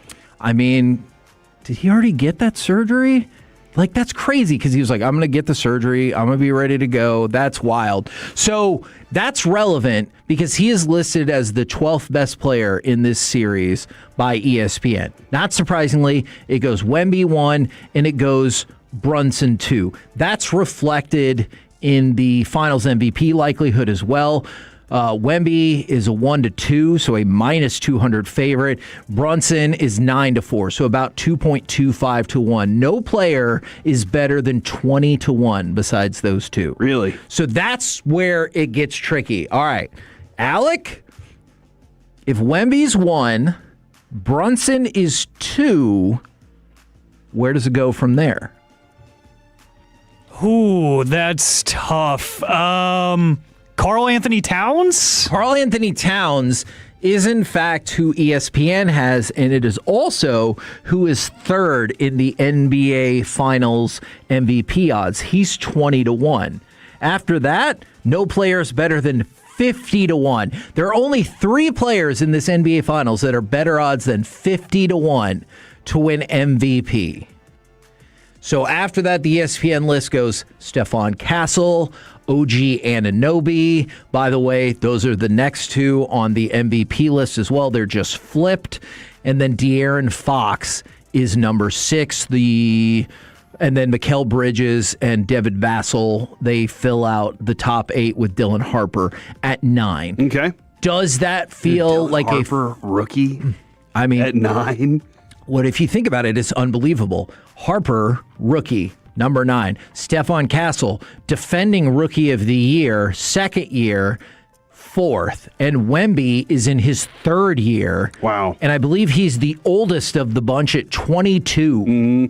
It's an interesting bunch, dude. I think Vassell was drafted 5 years ago, 6 years ago. He's 25, but he's not in that. He was drafted 6 years ago. Yeah, it's a fascinating group. And Champagny, isn't he like 22? He's got to be a younger player. I don't think he's going to win it, but dude, what a role player. Nailing threes, playing solid defense, like they're a good team, dude. And I think he was undrafted, and he's only 24. Champagny might be the most fun story of this finals, or like certainly one of the most fun. All right. Now, I know you don't love if there are too many experts. So I'm going to warn you, there's too many experts for this. There's 15 from ESPN. Like, which one of them is the expertiest? That's what I need to know. Out of all of those experts, which one do I go, well, I trust that one? Because if they all have differing opinions, then are they really experts? I don't. Bobby Marks? Would you say he's the expertiest? I like him. He was on the show. Okay. Well, he says Spurs in 5. Dang. Well, there are 15. I don't see that. There are 15 experts. I don't either. How do you think it broke down? How many picked the Spurs? How many picked the Knicks? I think it'll be 9 Spurs and 6 Knicks. It is 11 Spurs and 4 Knicks. 10 votes for MVP for Wemby. 3 for Brunson, and then Tim McMahon and Stephen A. Smith were too good to pick an MVP. So in case you thought maybe 2 other people won the MVP, they did not. Just 2 people didn't vote. I think it was Legler I saw earlier today. He was like, a lot of people are still caught up in the idea of the regular season and what used to be the NBA, and that if you win the West, you win the NBA Finals. Right. And the Knicks are a good team. And as you pointed out the other day, yeah, they went through a bunch of teams that you could say weren't the best. Smashed them all. Burned them. Yeah. Dude. By the way, Bobby Marks, the only person in the predictions that does not have this series going 6 or 7. Now, what will be the most points scored in any game by one of the teams? Alec? Oh, go ahead. I was going to say, Alec, is for you to weigh in on this as well. 122. 132. Oh, advantage Mr. Majors, the over-under, 132 and a half. Jeez. Very well done. What will be the fewest I wonder where that's trading at. points scored? That is a good question. Got to hit up Kalshi. What will be the fewest points scored in any game by one team? I mean, the Spurs do have a tendency to be able to play a low-scoring game too. 97. Mr. Medford? 90. Oh, Mr. Medford strikes back. 89 and a half. So you guys have both gotten it within half. By the way, fun reminder for you. Actually, it's probably going to depress you when you hear this. Did you know when these two teams met in the 1999 NBA Finals, nobody scored 100 points in any game at all? Really? Game 1 was 89-77. Game 5, which was the clincher, was 78-77. Wow. And the Knicks scored 67 points in Game 2. That's insane. They might be to that by halftime. Will there be an overtime game? 6-1 on your money if you think there will be an overtime game. That feels like a decent waiver to take, or flyer to take. I'm going to give us one overtime game because I could definitely see a big 3 being hit by any of the dudes that lead these teams, and any of the dudes that are on the perimeter for these teams too. Every single one of them step into 3s with confidence. I'd be inclined to agree. Now, you guys have been crushing these over-unders. Truly remarkable. What will be the largest comeback in any game? 95 points. That, I would take the under. Man, I would love to see the logistics of a 95-point comeback. A team lost a 95-point lead. No, I'll the say other team just not show up at halftime. Largest one's going to be 17 points. That's a big one, dude. Mr. Medford, don't mark that. Too late. I really like that number, honestly. So I'll just one up you and say 18. You guys, I believe, have done the greatest job of over/under in the history of this show. When we went to the highest points, Corey was off by a half. When we went to the lowest amount of points, Alec was off by a half. And to split the difference, you are now both off by a half, as the correct answer is 17 and a half. Wow. Is the over/under for the largest comeback in any game. I think we need to take just another second to acknowledge that was incredible. You guys combined to not be more than half a point on all 3 of those over-unders. So we did it. Kind of sounds like that 95-point comeback is reasonable at this point. You know what? I'm more inclined to believe in it now than I would have been just 5 minutes ago.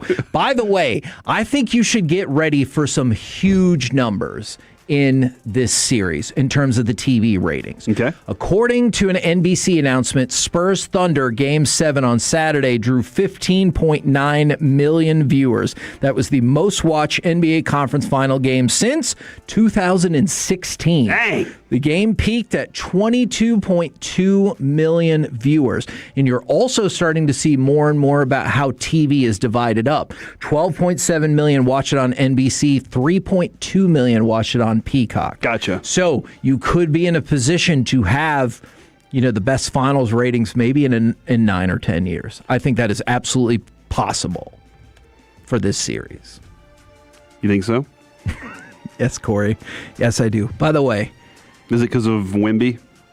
Oh! I think it's because of New York and because of the intrigue in Wembanyama nationally, internationally. But like he is something we haven't seen. Sure, and there's no doubt that like the hype behind him is even higher, having knocked off the defending champions. By the way, one more quick thing for you.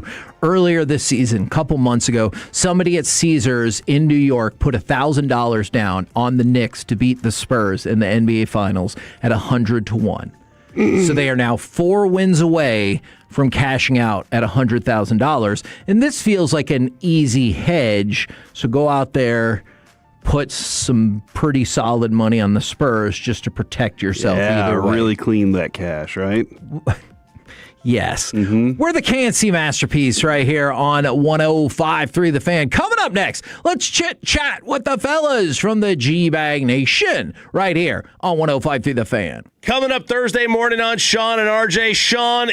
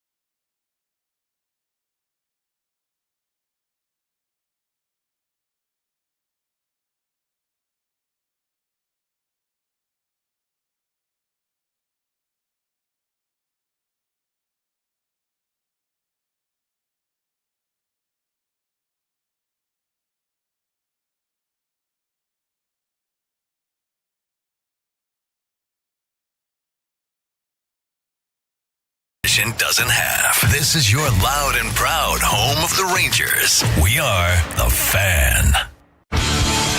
This segment is brought to you by Classic Chevrolet. If you're in the market to upgrade your vehicle, get to Classic Chevrolet in Grapevine, the #1 Chevy dealership in the world 3 years straight. They've got more new Chevys than anyone, all priced to sell. Visit ClassicChevrolet.com. This is Texas. This is Classic Chevrolet. Together, let's drive. Based on new Chevy registrations 2023 through 2025. May, a longer hold in the 1-0 pitch, and that's hit hard. And out into right field, a base knock. That one's headed into the corner.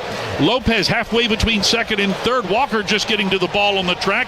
Lopez steaming home. Here's the throw. It's offline. Lopez slides and scores. We're tied at 2. RBI double for Jock Peterson.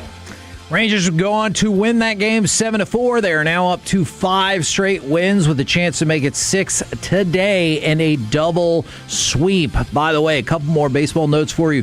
Jordan Montgomery getting back after it after he stalled out for a week or so. He's still ahead of schedule. If all goes well, he could throw live BP in, soon, and then really be good to go around the All-Star break. And then also, didn't get a chance to mention this earlier, Aaron Judge visiting a specialist for his bone bruise that continues to bother him by his shoulder. The Santa Clara County District Attorney's Office issued a warrant for the arrest of San Francisco 49ers wide receiver Brandon Ayuk on a misdemeanor charge of exhibition speeding.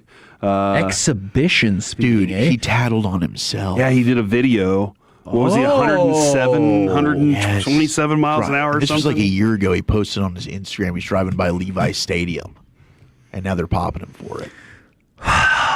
Try not to tell on yourself. Those voices right there are from the G-Bag Nation. Let's chit-chat with them right now, courtesy of D&M Leasing. Gentlemen, how the heck are you doing today? Better than Brandon Ayuk? Yeah, it's comfortable. I'm comfortable saying that. Hagee, we're doing well. How the hell are you? I'm doing very well. We've got the NBA Finals tonight. What's the feeling you got? What's your prediction on this series? Spurs are a pretty heavy favorite. I know, and I'm pulling a Darth Vader. I'm taking the Knicks. First time, and you know what? I have a theory about that. The Knicks last won a championship in the 70s, right when the Cowboys were winning their Super Bowls. I believe it was a season off. And then the Knicks got good again in the 90s, right when the Cowboys were winning their Super Bowls yet again. Is there any chance that the sports calendars are going to align and the Knicks are rising back to prominence to help pave the way for the Cowboys as we're watching the 1992 NFC Championship game? I love it. I love what you're doing, RJ Ochoa, over there, trying to connect all of these dots. This is what compiler. We live for this, baby. Let's go. Yeah, maybe. I don't know. Like, against all of my usual judgment, I think that Wembanyama is clearly the best player in the series. He is a ridiculous force of nature. I like the Spurs team a little bit too much, and I need to find a way to hate them. So I'm going to start that today. Do you think the gap between Wemby and Brunson is bigger than Brunson and Cat? Because you think that's probably how the top 3 players go, although maybe you have your own opinions. Yes, I do think what Wemby does is just you can't even fully account for it in box scores and everything like that. Fair. Just the impact that he has on both ends of the floor. Okay. For as good as Brunson is offensively, there's a lot to be desired on the defensive side. Sure. So I do think Wemby is just in kind of his own area right now as it pertains to this series. And look what he just did to SGA. SGA's your MVP. And SGA and Brunson have a similar play style in being mid-range guys. And what did Wemby do to that? He nuked him it. up. Yeah. He nuked it. So now the Knicks have better three-point shooting, and so I do think the Spurs defensively will have to respect that much more than some of the role players in OKC that you just didn't really fear from the three-point line, especially with Williams and A.J. Mitchell being out. Like, the Knicks have been shooting the hell out of the basketball. You ready for the Josh Hart legacy game at some point? Heck yes, I think it's going to happen. Yeah, I mean, he's just that kind of guy. He tilts the series for me. He He's the series He's the tilter. reason I am taking the Knicks. It's not the alien, okay? It's not the he's too good. I would extraterrestrial. have to pick the Spurs if I was just all about the alien. I think Brunson gets some clutch moments. And here's the thing that sucks is the Spurs don't really have a weakness on defense with their starting five. Clearly Brunson is that weakness with the Knicks. And they were able to exploit like James Harden in the Eastern Conference Finals. There's nobody that you can really exploit on San Antonio. But I don't know. I just think if it's not the Knicks' time now, then when's it ever going to happen? The Spurs probably have another 10 years of success here now because of Wemby.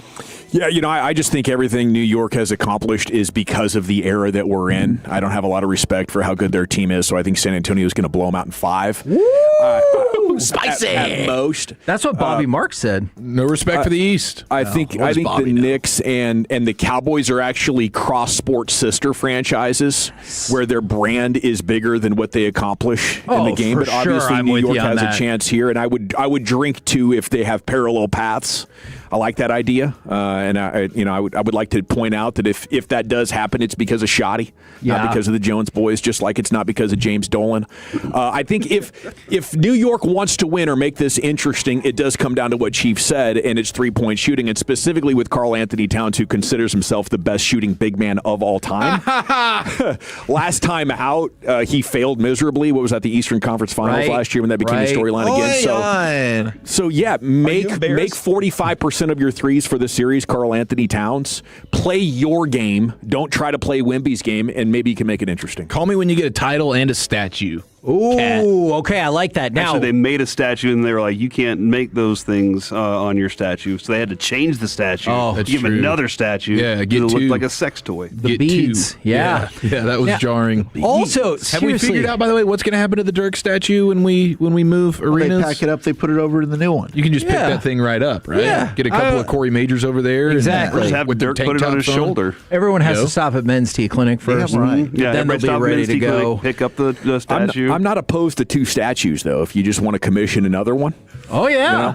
Leave the original down at the beads. AAC for the Wings fans to enjoy. That's a good idea. Are the Dumonts, are they that committed to it? That's a good point. Are the they Dumonts now know they have Dumont to be committed to it, even if they want to fake it. Do they know who Dirk is? Yeah, They wanted to put the Shaq. They do now. the Shaq statue up there. Watch him work hard. Also starting tonight, it's the rematch, Texas and Texas Tech. Let's go. In the softball College World Series.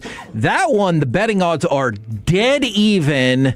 Do you have a rooting interest in this? Are you more interested because of last year and then maybe you've been in prior years? And who you rooting for? I'm pulling heavy for Tech. Agreed. Yeah. Yeah. Wolchuk is my closest friend or associate. I don't know if he considers me a friend, but coworker. That's nice. Besties. That has a vested interest in this matchup. Okay, so that's how I would usually break these ties because I want to have fun with you and be like, yeah, dude, they did it. We did it. You don't want to S on your friend's excitement? No, it's funny because that's another fun path to take. You know? It's funny because you're doing that, and I'm really doing it just because of my wife and brother-in-law. So I'm like, I better be rooting for Tech, or else if I'm pulling for Texas, I'm going to be sleeping on the couch. Plus, Texas won last year. Night in a row. They did. So I want everybody to enjoy the championship glory. Yeah, share the wealth. I'm just glad we're living in a women's sports era. To be honest with you, it really does seem to be that way. Hey, just nice controversial take, boys. I think everyone needs to quit bitching about these new stadiums and where they're located. It's not a big deal. You know what? We were talking about that earlier. You're going to drive to the game. Because it's never been convenient. Somebody goes, well, you just alienated half of your fan base. And I was like, but did you just enfranchise the other half of your franchise? If you're coming this from is a Fort selfish topic for us all. Yeah, if you're coming from Fort Worth to downtown Dallas anyway, it wasn't great for you. You know, now it's not going to be great for you. Same damn problem. But you want to watch the Rangers and you want to watch the Stars. I was going from Plano. I'm not even going to reap the benefits of being in Plano. I'm going to be moving to Salina. So it's still going to suck for me. But guess what? I'm still going to go. The beauty of it, we get 2 new arenas, and I hope they're badass. They are. They're going to be awesome. The in-game experience is probably going to be next level, 10 out of 10. How much do you care about that? Because that's what's driving this, right? And I realize I'm just one of those people that doesn't really care about that. But I'm in the minority, obviously. But have you been to one of these new I guess AT&T Stadium, to some extent, for sure. But otherwise, like, I hear all these people that have gone to the new Golden State Chase Center over the last few years. Where and Rick Welch toilet seats float and stuff like that. Yeah, exactly. You can hydroplane on the toilet seats and stuff. And maybe they one up Ballmer and the Clippers with the amount of toilets that they have. Like, they're trying to accommodate their fans. We don't need our fans standing in line. We need them butts in seats to cheer them on. And we better get invited to the day they get to flush them all at once. That's a huge moment. I'm going to be ticked if we're not there. I want to hit the button. The flush button. We'll work on that. Check and make sure. I don't really That's know. amazing. Whatever strings you can pull them. Yeah, we'll work get on that. Green lit, yellow lit, something like that. What do you guys got coming up on the program today? Pure Gold, as always. Thanks for asking. We will have Tim Cato, national writer for All City. We'll talk maps with him coming up at 4. Jared Sandler's going to join us at 3 o'clock. We'll talk about this back-to-back sweep situation that might be in our hands. Roll home with the G-Bag Nation. We've been the KNC Masterpiece. Make your way back with us tomorrow, 10 a.m. to 2 p.m. right here on 105.3 The Fan. Say Gene Bag Nation. I don't think I did say that, but maybe I did. When your friends say, "Hey, did you hear?" you can proudly say,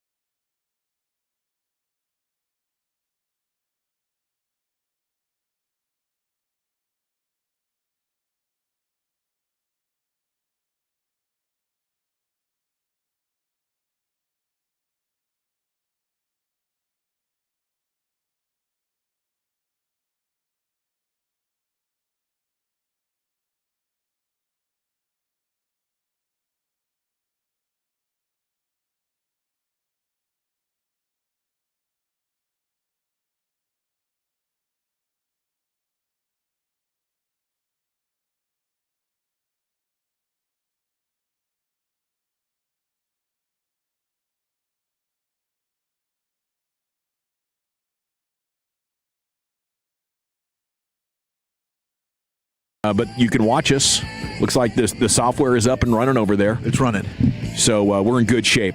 All right, let's take a look at these sports stories. Micah Parsons going to start the year on PUP. That's official? Yes, that is what the report is from Green Bay. He just talked to the media, so Ian Rappaport has shared that, as have others. But it's basically the timeline. Like, they have a 9-month rule there, recovering from the ACL. So he said he's 5 months into his ACL rehab, and he has 4 months to go. So that they have a strict 9-month rule, especially for players who had more than just the ACL tear. He also had a meniscus procedure as well. Ooh. So he will for sure not be eligible to return until their Week 5 game against Chicago. Most likely, it is set up perfectly for Micah to make his season debut against the Dallas Cowboys in Week 6 on Sunday Night Football. You know, that would make sense. I guess it's not official. There could be complications, especially when the meniscus gets involved as well. Yeah.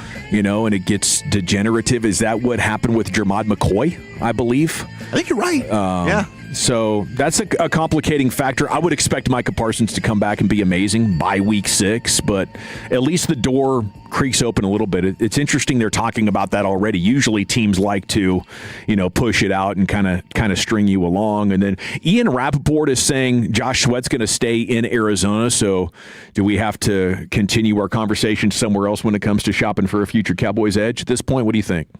Look, there's been a lot of smoke about this, and I do think there's an element to national reporters starting to get ticked off at some of these beat writers or local bloggers that now are privy to information. Like, I've seen it firsthand. Yeah. We've got a lot of awesome Cowboys content creators, and they make friends with players and other people in the building, and they get information. Yeah. And sometimes they get stuff and they hear things that end up being very true, and then they put it out there and it starts gaining steam, and then somebody else has to come and kind of, put some cold water on that. Yeah. I do believe Josh Sweat is going to end up getting moved. Will it happen today? I don't know. But, hey, Ian is plugged in. So if Ian's saying it, maybe he won't. But I think that there's just too much smoke there for it not to have some type of legs. Yeah, the content creators are really good at building relationships. And, they're their own private business people. They're small business owners. They're grinding. Oftentimes they're younger. They're more tuned into the internet and the social media. So they're engaging with the players there, and they're on their side. So I think the players look at content creators more as, you're my supporter, you're on my side, and traditional media is either trying to blow things up, make controversy, or, it's not in my best interest to tell them stuff. So I would not be surprised if right now we are living in a world where over the next 10 years, like, content creators become the straw that stirs the drink in sports media. Independent content creators. Yeah. I mean, I could see that just for all the reasons you mentioned. You see some of the players really enjoy that dynamic of those content creators who are not trying to play gotcha with them. Yeah. And so they develop those relationships. And if you're able to you see national reporters that do have some of the, like Jay Glazer's a guy who's super plugged in with the players. Mm-hmm. And Glazer's a little bit interesting because he's obviously plugged in with front offices and stuff as well. But when players start to attach themselves to certain reporters, and in this case, it could be the content creators, I could see that happening for sure. Yeah. So it's cool because it gives us here on the radio more pipelines of information for us to react to. It flushes out the picture a little bit. So instead of the team deciding what information they want to give to us with what spin they want to attach to it, you have a way of hearing from the players a little bit more. And, sometimes they're their own content creators and share their own perspective on things. So it's an outstanding time to be alive and be consuming the sports content. Rangers win in the 9th again. Incredible job in the bottom of the 8th with runners on the corners and no outs of a tie game. Jalen Beeks gets the 2 outs, then Cal Quantrill gets the 3rd to preserve the tie. Did anybody else get 2023 vibes right there? Mm-hmm. Like Baltimore and Tampa? Oh, no. Aroldis Chapman just walked the first 2 batters. What the hell are we going to do here? And then you just watch as you get pop-up, strikeout, fly out, and you're like, are you kidding me? It was pretty incredible. And I was like, Evo, you leave Evo in, it's fine. He's going to be able to dance out of this. And then he clearly just kind of lost it. And then Jalen Beeks is able to just tap dance out of the danger. That was beautiful. I was stressing when Beeks came in the game. I was too. It's gotten away from him a little bit. as of late. But that was a fantastic job by him. And our guy Cal Quantrill continues to be awesome. Yes, Cal Quantrill is amazing. Great. Yeah, salute to Cal Quantrill. Jock, man. What the hell's going on with him? He's dialed. I think he's, I think he's made the strategic adjustment that I want Corey Seager to make. Oh, I'm old. I have to change my swing. And early on, he's just making contact. He's slapping it around, but it's got momentum to it. And now he's figured out with his new approach how to put a little bit more charge into it. So we're getting some yard work from him, but also he's clutch and he's confident. And to do that in back-to-back games, it really changes how I think we could look at this offense, moving forward. I agree, man. I mean, if Peterson's going to continue the run that he's on right now, and you have a couple of these other guys that have stepped up in a pretty big way, the Durans of the world, and even what Nicky Lopez has been able to do, but Josh Young, some of these guys. Alejandro Osuna. Yeah, Osuna. And he had a big-time RBI last night, and now the conversation is going to really be, what do you do with Evan Carter and Osuna? Because you're about to get Wyatt back. Like, I do think Wyatt and Seager will probably be back this weekend for Cleveland. And so Osuna's technically been better against righties lately than what Evan Carter's been. Both of them not great against lefties. But Osuna's a guy that, his energy's infectious. Evan Carter's clearly a better defensive player, but, what do you do there? And for them, it's probably we're sticking with Evan Carter. It's not really a topic. But I do wonder. I'd be interested in Jared's thoughts at 3 o'clock. I do enjoy this Jalen Beeks, though, even though it's streaky and it's chaotic at times. He just seems like the good old boy that you grew up with. I mean, he's got the biggest beer belly in baseball, doesn't he? Yeah. He's just like, well, yeah, I'm good at sports. I'll see you at the park. Maybe we'll drink a 12-pack afterwards. And I love his pitching motion too, like the way it just kind of reaches back and then he just rips it. Every single time. So yeah, it'd be nice if he could just be consistent. Well, the only downside last night, that scoreless streak came to an end. Evaldi gave up a couple. Our guy Duran didn't have a hit, but he did get on base with a walk. It'll be Mackenzie Gore against Andre Palante. 6 o'clock pregame tonight, 6:45 first pitch. I might be mispronouncing that name. I'm sure Sands will correct me on that. He's going to join us coming up at 3 o'clock here on The Fan. If you're watching the webcam, you saw Brian Broaddus just saunter into the studio. Salute to you. He'll get settled. It's Piante. Piante? I'm just ball sacking. Piante? I'll do some research on this. NBA Finals underway tonight. One of the main stories is, are the Spurs too emotional? Wemby crying after winning the West. He said at yesterday's practice shoot-around thing that they had 30 more hours to settle down and lock in to sort of process the emotional 7-game victory in OKC. And I think I like the awareness of Wemby, knowing that we're riding an emotional high right now, and we have to get back to baseline if we're going to play at our best. When you're riding high like that, it's a prime recipe for a massive letdown, no matter what part of life you are in. I think the other storyline is Russ going to be a factor for the Bakers, who haven't played in 9 days? What do you guys think? Yeah, I mean that's the one thing right there. If you're a Spurs fan, you're hoping, hey, first of all, they're not starting off at MSG where they can just kind of be fueled by the crowd. They're going to have to go into San Antonio and get themselves back in rhythm a little bit, and so it'll be interesting. I think usually though, when you see a team sweep the series before, like the Knicks just did, go up against a team in this instance, the Spurs, who went to 7, history says that really does benefit the team that had a ton of that rest and was able to sweep the series before. KNC asked us for predictions. Wolchuk, you took New York in 7? New York in 7, I right? went Knicks in 6. Knicks in 6. Do I feel good about it? Leap Absolutely not, but I'm going with it. I'm going Spurs in 5, Lucius.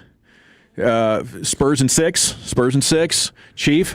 I'm going to go Spurs in 7. Spurs in 7. That would be awesome. Brian? Yeah, I think this thing is probably going to go 7. I'll go with the Spurs as well. I do trust Sean Sweeney having a plan for that for our point guard over there with the Knicks. Brunson for sure. Kind of have an idea, a little familiarity, maybe how to play him a little bit. So I'm thinking that Sweeney's going to come up with a pretty decent plan. Both teams are going to get after. This should be a really, really good series. I was talking with Spitzy before the show, and he said there's Stars fans who, he's intimately aware of because of his podcast and everything. He's a big hockey guy, and he's like, there's some Stars fans out there insisting that this is a critical move for the Stars, and they're turning their backs on their fan base by moving north, and maybe this is going to massively impact attendance. And heck, if you got thoughts on that, we'd love to hear from you if you want to agree or disagree with that thought. But I think I agree with Wolchuk. It's overblown. I think it's inconvenient for some fans that might live very close to the AAC and they've built their lives around downtown. Yeah. But when I'm cruising around downtown, it's not like sports fan central, and that's it's just different. Like if you want to look at where the disposable income is and the sports fans are, typically they're in more suburban areas. Right. So I think it's actually a great business move for the Stars. I just hope that their fans in the end get treated to a better overall experience. So 5 years from now, they'll say it's worth it, and maybe I fought it at first, but I'm glad they're there now. Where's the Stars fan base predominantly from? And we say the suburbs, but Frisco, Plano. Frisco, Plano, and all that? The Stars Center is in Frisco. I mean, that's where they practice. So, I mean, they're not. I don't know what they have on the heat map. How far west do they go? Spittle asked his Stars guests, "Did you heat map this?" And they said yes. They didn't get any more specifics beyond that. But it's believed that is one of their hot zones. Okay, well, that makes absolute sense then. If that's what they're trying to do. I know. When we were at Mexican Bar, they were very excited. About the prospects of having the team there and all that. I can understand that. And they're going to build like a 20,000 unit living area around that. Like it's going to be a place with tons of built-in fans. Well, the AAC does have those apartments across the parking lot, right? Yeah.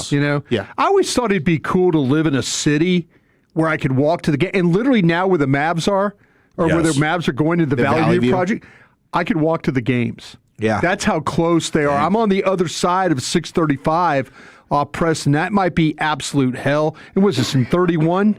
Yeah. I might also be at the lake at that time too. So, but literally right now, if the Mavs opened up their place, I could walk to the games. It's that close. So I can imagine. I always wanted to be the guy that lived in a city where I could go. Like the great thing about living in Philly was how close all their stadiums were. Mm-hmm. So if you wanted to go check out hockey, you want to go check out baseball, it's all right there. I did one time, I did Philly baseball game for a couple innings and then watched the Flyers play against the Sabres. Oh, that's pretty badass. In the same day. Yeah, that's awesome. I walked across the street and did it. Jeff, Mike, and I did Army, Navy, and then 76ers. Yeah. Oh, that's cool. And it was like a 12-win Philadelphia team, but it was literally right across the street. Right. Yeah, all their stadiums are just right there. So I can imagine like the people that live at Wrigleyville and the people that live down in Boston by Fenway Park. Sure.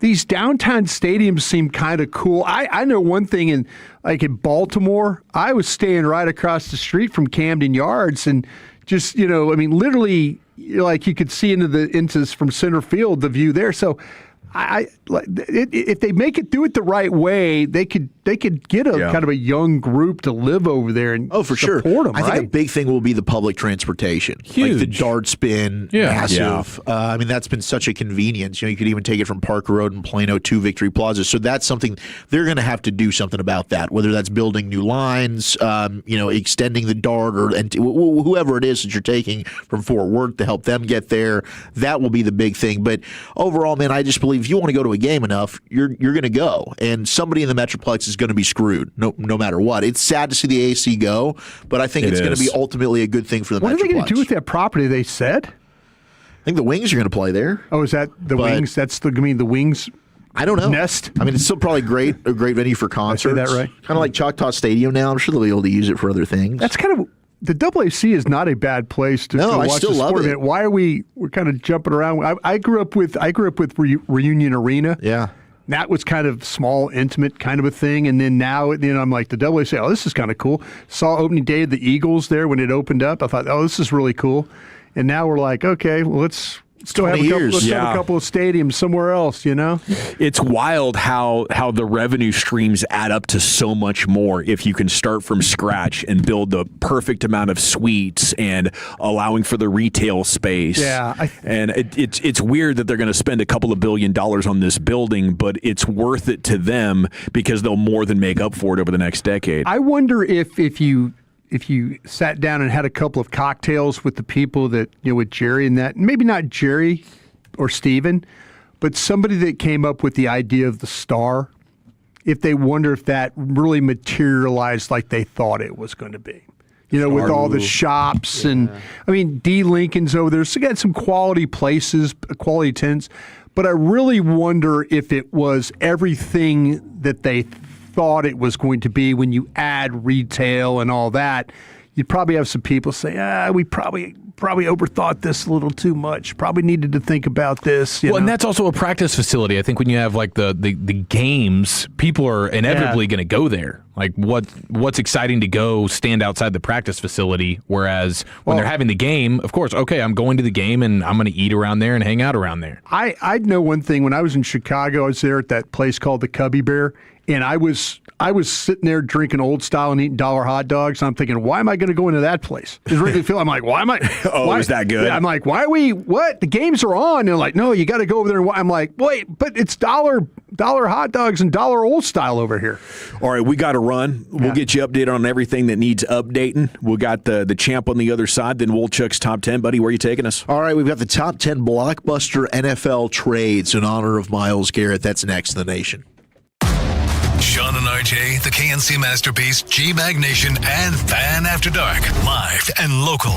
Turn it on and leave it on. 105.3 The Fan and our Odyssey, iHeartRadio, and TuneIn apps. Summer is coming. Are you ready to look and feel your best? If you're dealing with low energy, weight gain, muscle loss, or low sex drive, your hormones may be holding you back. BioT certified providers help treat men and women for low testosterone, low energy, muscle loss, and low sex drive. Visit myhormonelevels.com to see if you qualify for a reduced cost program or call 817-518-4580. That's myhormonelevels.com or call 817-518-4580. In the military, the mission was clear. You knew what to do. Now, the mission has changed. Stepping into civilian life isn't about finding a job. It's finding your purpose. I wanted a career that would leverage the skills and discipline I gained in the military. IT just felt right. My Computer Career offers class schedules that fit into your life and skills in high demand. Put your VA benefits to work. Visit mycomputercareer.edu/CWP to jumpstart your IT career today. An Elite CompTIA certification partner. Financial aid is available to those who qualify, including VA benefits. Hey, Mom, now that I have an after-school job, I think I want to buy a drum kit.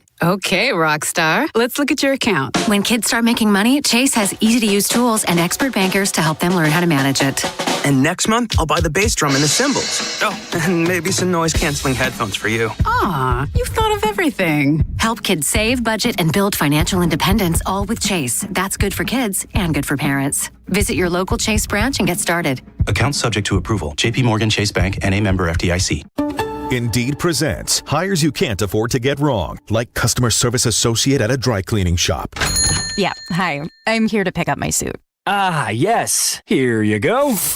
There must be a mistake. This is too small. It shrunk a whole lot. Look on the bright side. Now you have a suit you can gift to a child. This is a job for Sponsored Jobs. This is what happens when you don't sponsor your job on Indeed. Next time, get matched with quality candidates with Indeed Sponsored Jobs. Visit Indeed.com/hire now and sponsor your job today. Hey Tolos, Corey Majors here with Dax Kirks from Best Buy Windows and Siding. This time of year, everything's about baseball, sunshine, and fixing stuff around the house. Windows are usually at the top of that I'll get to it later list. Until that electric bill hits. Exactly. Old windows can cost you money every single month. Best Buy Windows and Siding is the home of 10 windows for just $59.50 with 0 down and 0% financing with approved credit and lifetime warranty. Upgrade now and start saving on energy bills. Call 469 Windows or visit bestbuywindowsandsiding.com. Best Buy Windows and Siding. Hi, everybody. This is Brad Sham, and I'm here to talk to you today about John D'Angelo Real Estate Investments. Sometimes you need to sell your house. Sometimes the condition of your house is not what you'd like it to be, but for John, that's not a problem. The John D'Angelo Company, reliable, dependable. They're there when they say they'll be, and their closings happen when they're supposed to. Most importantly, John D'Angelo is an honest man to deal with, and he'll make you feel like a valued customer. Call John D'Angelo today and set up an appointment. That phone number is 214-320-8816. This is the story of the one who keeps multiple buildings running smoothly day after day. Plumbing that flows, HVAC that hums, cleaning supplies that keep surfaces sparkling. That's why she counts on Grainger. With easy reordering online and 24/7 support, Grainger helps her keep the products she needs on hand. So shelves stay stocked and buildings stay ready. Call 1-800-GRAINGER, click Grainger.com, or just stop by. Grainger, for the ones who get it done. My name is Whitney Allen, and I'm a widow. My husband, Ryan, died. We never thought we'd ever have to use life insurance, but the unexpected happened. With Ethos, signing up was fast and 100% online. You can get a quote in seconds, apply in minutes, and get same-day coverage. No medical exams, and you can get up to $3 million worth of coverage. I'm grateful we were prepared. Get your free quote at ethos.com/radio. That's ethos.com/radio. Paid spokesperson. Time spent on application may vary. Online health questions required. Summer's coming, and your home is about to take a beating. Traditional paint fades, cracks, and breaks down in the brutal Texas sun. Rhino Shield's a thick ceramic coating that won't chip, crack, peel, or fade, backed by our 25-year transferable warranty. Rhino Shield's ceramic-based formula reflects sunlight and retains indoor temperatures, reducing HVAC energy usage. And here's the difference. Instead of a huge upfront cost like paint, Rhino Shield can be financed with a low monthly payment. Right now, get 20% off. Call Rhino Shield or visit rhinoshielddfw.com today. Never paint your house again. Rhino Shield. This segment of The Fan is brought to you by Boomer Jacks. Big matches, summer drink deals, and your chance to see all the soccer action live. Boomer Jacks is giving away tickets to upcoming soccer matches at Dallas Stadium, plus a VIP watch party for 4 at your favorite Boomer Jacks location. Download the free Boomer Jacks Rewards app and start earning entries today. Visit boomerjacks.com for details. All right, welcome back. It's the G-Bag Nation here on The Fan, and it's time now for the Top 10 and Champ. Segment's brought to you by the Frankels. If you've been injured in a car or truck wreck, call the Frankels first, 214 or 817-333-3333. There's never an out-of-pocket cost. They only get paid when you win. The Frankels are the go-to car and truck wreck attorneys in Dallas. We go into the Pimp Cup now. Here's Lucius. Champ. All right, G-Bag of the day. We do it every weekday on The Fan at 5:30. Replay the Champ right about here. The Champ is from a segment we do on Fridays called What You Drinking and What You Thinking. A lot of Tolo callers call in. We like to have the new Tolos call in, by the way. We like that. But Polo called in. And Brothers had enough for him. This is going for 2 today at 5:30. This is a deserving champ. This is a deserving champ. Maybe one of the best champs we've ever had. You stand on this one. I stand on this one. Top gold right here, baby. Polo and Garland. Stand on it with both feet. Let's go to Polo and Garland. What are you drinking? What are you thinking, Polo? Man, I just came from Outback Steakhouse out in Mesquite. Y'all don't ever go there. Yeah, you're going to bitch about the service. There's no kidding about that, right? Is that AI, Brian? You're like America's food critic. You're like the Michelin guy. They gave me some meat that wasn't done all the way. Yeah. You need to pick better restaurants. Then it's always their fault. But are you okay today? I'm great, man. Calm down. No, I'm great, man. You always come on bitching about restaurants. That's all we ever hear, bitching about restaurants. Okay, Service. I had a feeling about the criminal ACC or the Yeah, well, whatever. Yeah, keep it going. Keep it moving. I kind of talked to my homeboy Gavin. What's up? What's up, Gavin? What's up? I ain't talking about you there first. Yeah. What's up, Gavin? What's up? Yeah, stick around 5:30. That's going to go against some nominees. One of them is going to be Dr. Candace Matthews out of Houston. Oh, she held a press conference a couple of weeks ago where she was holding up a woman's garments. Oh, no. And they were soiled. No. They were soiled. Soiled garments. Soiled. It's a good tease. The way that you delivered that was She held incredible. a whole press conference. There was a press out there for this. Wow. Embarrassing. That wasn't Wolchuk's undies from last week? Yeah. I'll be right back, guys. Dude, why do you got to bring up old stuff? Speaking of teases, do you think we get a response from Polo Friday at 5? 100%. Oh, yeah. What you drinking, what you thinking? Or he'll just have something else. It is amazing how Brian challenged him. I went to some wing place. Service awful at the wing place. Brian, you hate black people? Okay. Yeah, I hate black people. I date one, okay? I'm sorry. I hate black people, yeah. Well, dating one doesn't clear you. You know that, right? I know, but I Thomas Jefferson was in his bag. Let me tell you this. I'm not Thomas Jefferson. I'm not a congressman. I'm just a guy. Yeah. Just a guy. Just a guy. Just a guy who had black teammates, get along. Listen. I fancy myself well, just because he likes to hit a racial angle doesn't mean it's purposely on anybody. Every time. That's his bag. It shouldn't be the bag. There's a whole lot of people out here that's their bag. Not every time, though. Not every time. I can't beat the man up for not wanting to say the racial angle. It's not like we're bringing it up all the time. I'm not. No. Listen, if it was a sometimes thing, I get it. It's an every time thing. He's asking me about stuff that, listen, I mean, I'm just saying that. Why does it always have to be that? Why? You want to have a discussion? Call News Talk. Call somebody else about it. Listen, I could do without it. He's holding your feet to the fire, man, week in, week out. Brian, you hate black people. Huh. Bye. Yeah, bye. Don't eat here. I hate black people. Bye. With that, it's time for Wolchuk's Top 10 at 220. So if I bring up something black, you're going to think I hate you guys? No, not at all. Okay. I'm just saying, though, there's a place for discussion. There's a place for discussion. There's absolutely a place for discussion. I know. Do you feel it's right to have it here every Friday, though? It's not like he's on the mic all the time, bro. He's here every one Friday. caller, every dog. Friday. I get it. Every Friday. I get it. Every Friday. I get it. Every Friday. I get it. All right. We good? Are you okay? I'm great. All right. I'm great. Gravy, baby. Yeah, I'm too. All right. Well, top 10 blockbuster trades in NFL history. Say blockbuster trades? No, but I am excited for the Black Maxing segment that we're going to have here at 240. Oh, gosh. All right. Texas Tech. Because you guys know I am waving my Tech flag You right got now. your Tech flags up. Woo! Wreck 'em, baby! Guns up tonight as they take on the Horns. Actually, it's just great for the state of Texas. I mean, we're dominating softball right now. The Horns, the Red Raiders, and we also have the glorious back and forth. Joey McGuire is not stopping, okay? He just had a sit-down with Josh Pate, and he's still going after the Horns. He said, you know what?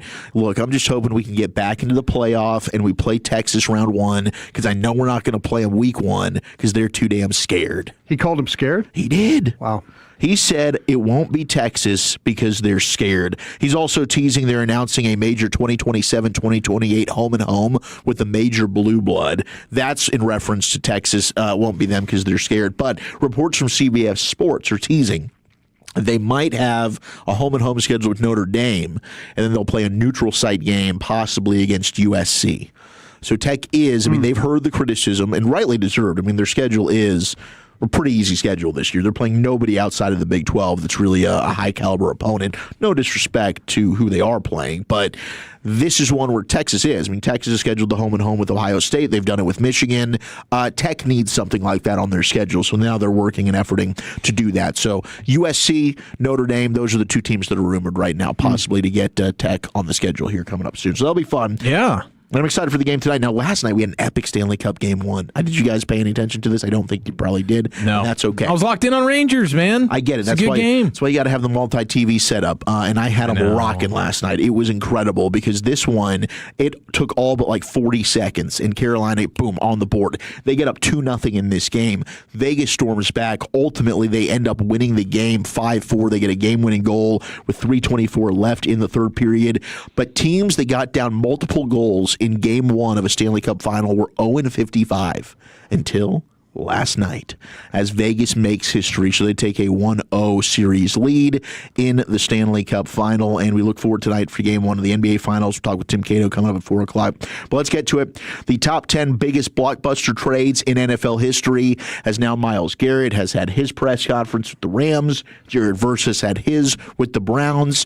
And Verse just goes out there day one in practice, and he's rocking the number 8. Now, why is this a story? Well, Dylan Gabriel had number 8. And Myles Garrett jokingly was like, I think I'm going to be fine. I think I've got that number. I don't need to throw him any money. Dylan Gabriel's asked about it, and he was like, yeah, I was hoping I'd get a check or something, a little bit of cash before he just showed up to practice wearing the number 8. It's like, Dylan Gabriel, learn your damn place, okay? Why don't you do something in the NFL, and then we can talk about maybe we'll give you a little bit of coin here. Like, I get it. I'm annoyed with Kobe Durant. I'm like, dude, you've been in Dallas for 2 seconds, and now you want to hoard the number 2? But at least Kobe Durant has had some success in the NFL. Like, I understand it. Dylan Gabriel, come on, bro. You're probably going to be a water boy here, a clipboard holder for the majority of your career. I don't know. I'm more a pro dibs. I was always a big fan of calling dibs. I got a shotgun. Was shotgun a thing when you guys were in high school? Oh, for sure. Yeah. Oh, yeah. But rock, paper, scissors for it, too. Call dibs on the maple bar. Yeah. Yeah, it's the rock, paper, scissors. Rock, paper, scissors can settle all disputes. Yeah, if there's a tie. Yeah. Like if or you could rock, paper, scissors for the seat. If somebody else wants to sit up there, so you rock, paper, scissors for the seat. Yeah. But that's only if there's a simultaneous shotgun, right? I would say if you want to, you should have rock, paper, scissors decide who sits there, even if there's no tie. Huh. That's what I would do. That's what I mean. I've like driven with like 3 people, and so 2 people rock, paper, scissors, see who sits up front. Unless it's like Chief or myself that gets car sick. We have to sit up front. Yeah, it's one of those things. I got a doctor's note for the front seat. Okay, yeah. That's what I got. Everyone else, step aside. I'm prescribed. I'm credentialed, baby. This is my seat. All right, here are the top 10 biggest blockbuster trades in the history of the National Football League, and this is courtesy of Bleacher Report. So there's probably going to be some that they've left out here because that happens with Bleacher Report top 10s, right? I know they're not my go-to, but this one was topical. I mean, I do think we're probably, unless there's some light that gets shed here, I feel like Myles Garrett being traded is the best player to ever be traded. The best player to ever be traded in any sport? That's interesting. No, in the NFL. No, you said it in every the sport. NFL. You stand on He's that. He's a reigning defensive player of the year. He's been. Yeah, he just broke the sack record. Yeah, like I don't know how you could get somebody off a better season, and this isn't just like flash in the pan, oh my gosh, we just met Myles Garrett being a stud player. He's been for his entire career in the conversation as the best defensive player in the league. And he's off his best season. Like just Randy off the top Moss, of my head, but Randy Moss was down at that point. He was. So we just it wasn't at the height of his powers. Now he was in Oakland with the Raiders. Did Minnesota trade him to Oakland? You got a Reggie White trade to throw out, Brian? No, Reggie White was a signing. We traded for Brett Favre, but he wasn't Brett Favre. He wasn't. Serious? Yeah, he wasn't. He wasn't Brett Favre. He wasn't Brett Favre. I said it about 12 times there for you. Brett Favre. But Mama gave me a lump Texas. Mama told me if I want lump Texas, I want to stay hungry for the Crimson Tide. All right, let me just rip through this list. No, Tom Brady was not traded to the Bucs. That was a free agent. No, he was a free agent. Peyton Manning, same thing. Okay, let's go through some of these names and we'll see if I think you're right based on the list that I'm looking at here. But there's a couple of big names. The Panthers at 10. Trading Christian McCaffrey to the Niners. That was for a 2023 second and third, plus 4th and 5th round picks for CMC. Number 9 is the Colts trading Marshall Faulk to the Rams. That's a pretty big one. Yeah. There's been a couple of those, I think, involving the Colts over the years. You're probably going to mention Eric Dickerson as well. Yes, Eric Dickerson will be on here. Vegas, Khalil Mack to the Bears. That was for a 1st and a 6th, then a 2020 1st and 3rd. Eric Dickerson, 7. Dickerson to the Colts. Wow, they're 6 bigger than the Eric Dickerson trade. That was maybe one of the biggest of my youth. That's huge. And Eric Dickerson, was he in his prime then when they made that trade? Yeah. 6 is the Cowboys trading Micah to Green Bay. 5 is the Browns trading Myles Garrett to the Rams. Wait a minute. Now you're going to tell me that you're going to give me the Denver. You're going to give me the Denver Commanders trade, aren't you? You're about Champ Bailey, Clinton Portis. No, but that's a great trade. That's not on here. Wow. I think that absolutely could be a talking point here. Some of these were bad ones, but they also just were like, at the time, huge, massive moves that you just didn't see happen. Like 4 is Russell Wilson to the Broncos, which yes, that ended up working out terribly, but Russell Wilson at the time was still thought of as like huge deal, Super Bowl winner, reigning Super Bowl champs. Then they trade, boom, here he goes to Denver. That worked out. I mean, it ended up being a fleece for Seattle. They got a 1st, a 2nd, a 5th, and a 2023 1st and 2nd. My gosh. You got 2 1s and 2 2s in that trade? That's incredible. With just 3 to go, though, I feel like there's a pretty good chance we're looking at a couple of trades involving at least former Cowboys. There is one for sure. 3 is the Deshaun Watson trade, which was a huge trade. You had the Texans giving up a 1 or getting back a 1. How many 1s did they end up getting? 2 1s, 2 4s, a 3. They ended up getting 3 1s. They got a 2022 first, a 23 first, and a 24 first out of that. 2 is the starting quarterback swap, and this is pretty huge, and it's had massive ripple effects to the history of the game. But Goff and Stafford getting swapped from the Lions and the Rams. But 1 is the Herschel Walker trade to the Vikings. There you go. Eli Manning was traded. Birth so to you dynasty. think about Manning was traded. Oh, yeah. A draft day. On That's true. 2020 or 2004. Yeah. Yeah.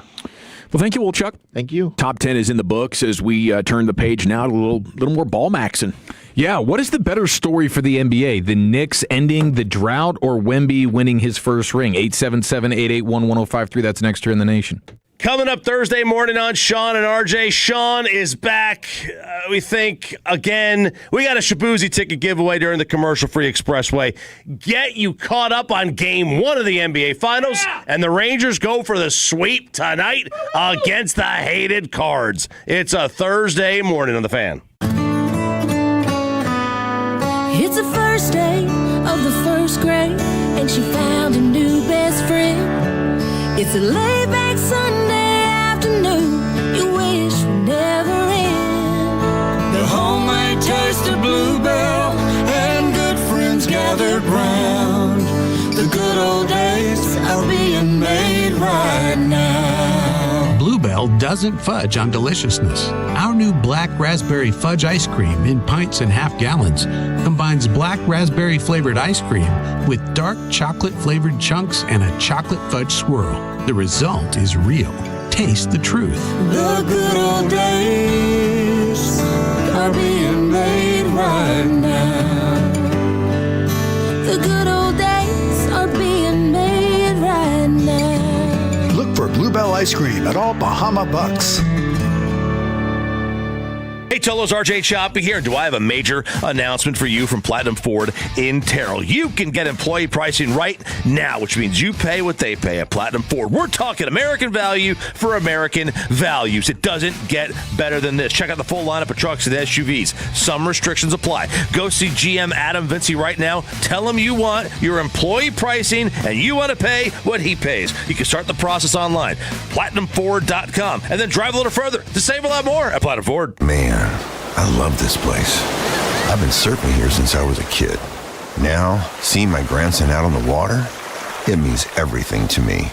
Watching him and taking in the blue waves, the sea breeze, the blurry horizon. If you have geographic atrophy, or GA, subtle changes in vision could mean it's progressing toward irreversible vision loss. Izervay is proven to slow GA progression and could help preserve your vision for longer, so you may keep seeing the world around you. Izervay, or avacincaptad pegol, is an eye injection. Don't take it if you have an infection or active swelling in or around your eye. Izervay can cause eye infection, retinal detachment, or increased risk of wet AMD. Izervay may cause blood in the white of the eye, blurred vision, or a temporary increase in eye pressure. Do not drive or use machinery until vision has recovered after an eye injection or exam. Ask your retina specialist how you can slow your GA with Izervay. To learn more, call 1-855-IZERVAY or go to izervay.com. Paid for by Astellas Pharma. Dallas Metro's newest resort community, Bynum Springs Club, has sold over 60 estate lots in just a few months. Their newest phase opens Saturday, June 6th. Go to bynumsprings.com to RSVP. bynumsprings.com. Patrick was way behind on his IRS taxes. I was in way over my head. The total amount ended up being somewhere just over $30,000.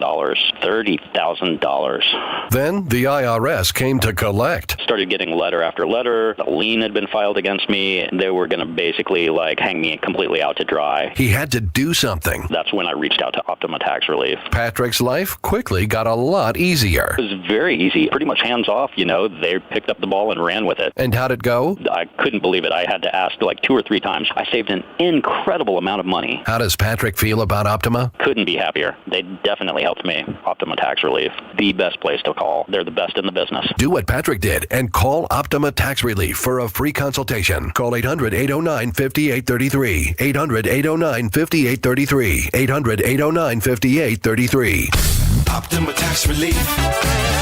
Testimonial from an actual client. Some restrictions apply. For complete details, please visit OptimaTaxRelief.com. Just hearing the word IRS can make people break out in a cold sweat. No one wants to deal with the IRS, and now you don't have to. The good news is Legal Tax Defense has been successfully negotiating with the IRS for more than 15 years. It doesn't matter how much you owe, whether it's $5,000 or $5 million. You deserve the best in the business on your side, and that is Legal Tax Defense. Even if you're working with someone else and just want a second opinion, there is no cost or obligation to call. They can prevent levies, liens, wage garnishments, even file back tax returns. And the best news about Legal Tax Defense is they won't take your case unless they know they will reduce or eliminate your tax debt. Call Legal Tax Defense right now for a free no-risk consultation. 800-323-8922. 800-323-8922. You have nothing to lose but everything to gain. 800-323-8922. When equipment breaks down and operations come to a halt, every single second counts. So why is your maintenance team spending 60% of their time doing anything but turning wrenches? MaintainX is the AI-powered maintenance and asset management system that helps your team get back to actually fixing breakdowns. No more searching for manuals. No more hunting down parts. No more drowning in paperwork. With MaintainX, your team can access manuals from anywhere, create new procedures in minutes, and turn voice notes into clear and complete work order feedback. What used to take hours now only takes minutes. Keep your operations moving and your wrenches turning. Join over 13,000 maintenance teams that are already fixing more and filing less. Try MaintainX for free today. Go to maintainx.com/AI. That's maintain and the letter x.com/AI. Hi, it's Eric Giafalo. Looking for a great deal to stay connected? Now for a limited time, new Verizon Mobile and Frontier Fiber customers can get Fiber 500 internet and a line of mobile for just $59.99 a month with auto pay for 1 year. Get Fiber 500 internet for $19.99 a month and unlimited welcome for $40 a month plus taxes and fees with a new smartphone line. Visit a Verizon store today to learn more and switch. For new Frontier Fiber internet and Verizon Mobile customers in select areas, mobile and home discount enrollment required. Additional terms apply. In times of congestion, unlimited 5G and 4G LTE may be temporarily slower than other traffic. Domestic data roaming at 2G speeds. The Rangers look to extend their season-best winning streak to 6 games tonight with Mackenzie Gore on the mound as they wrap up their series in St. Louis. Hi, everyone. This is Matt Hicks inviting you to join Ted Emmerich and me. Our coverage of tonight's game gets underway at 6 o'clock on 105.3 The Fan and the Odyssey app.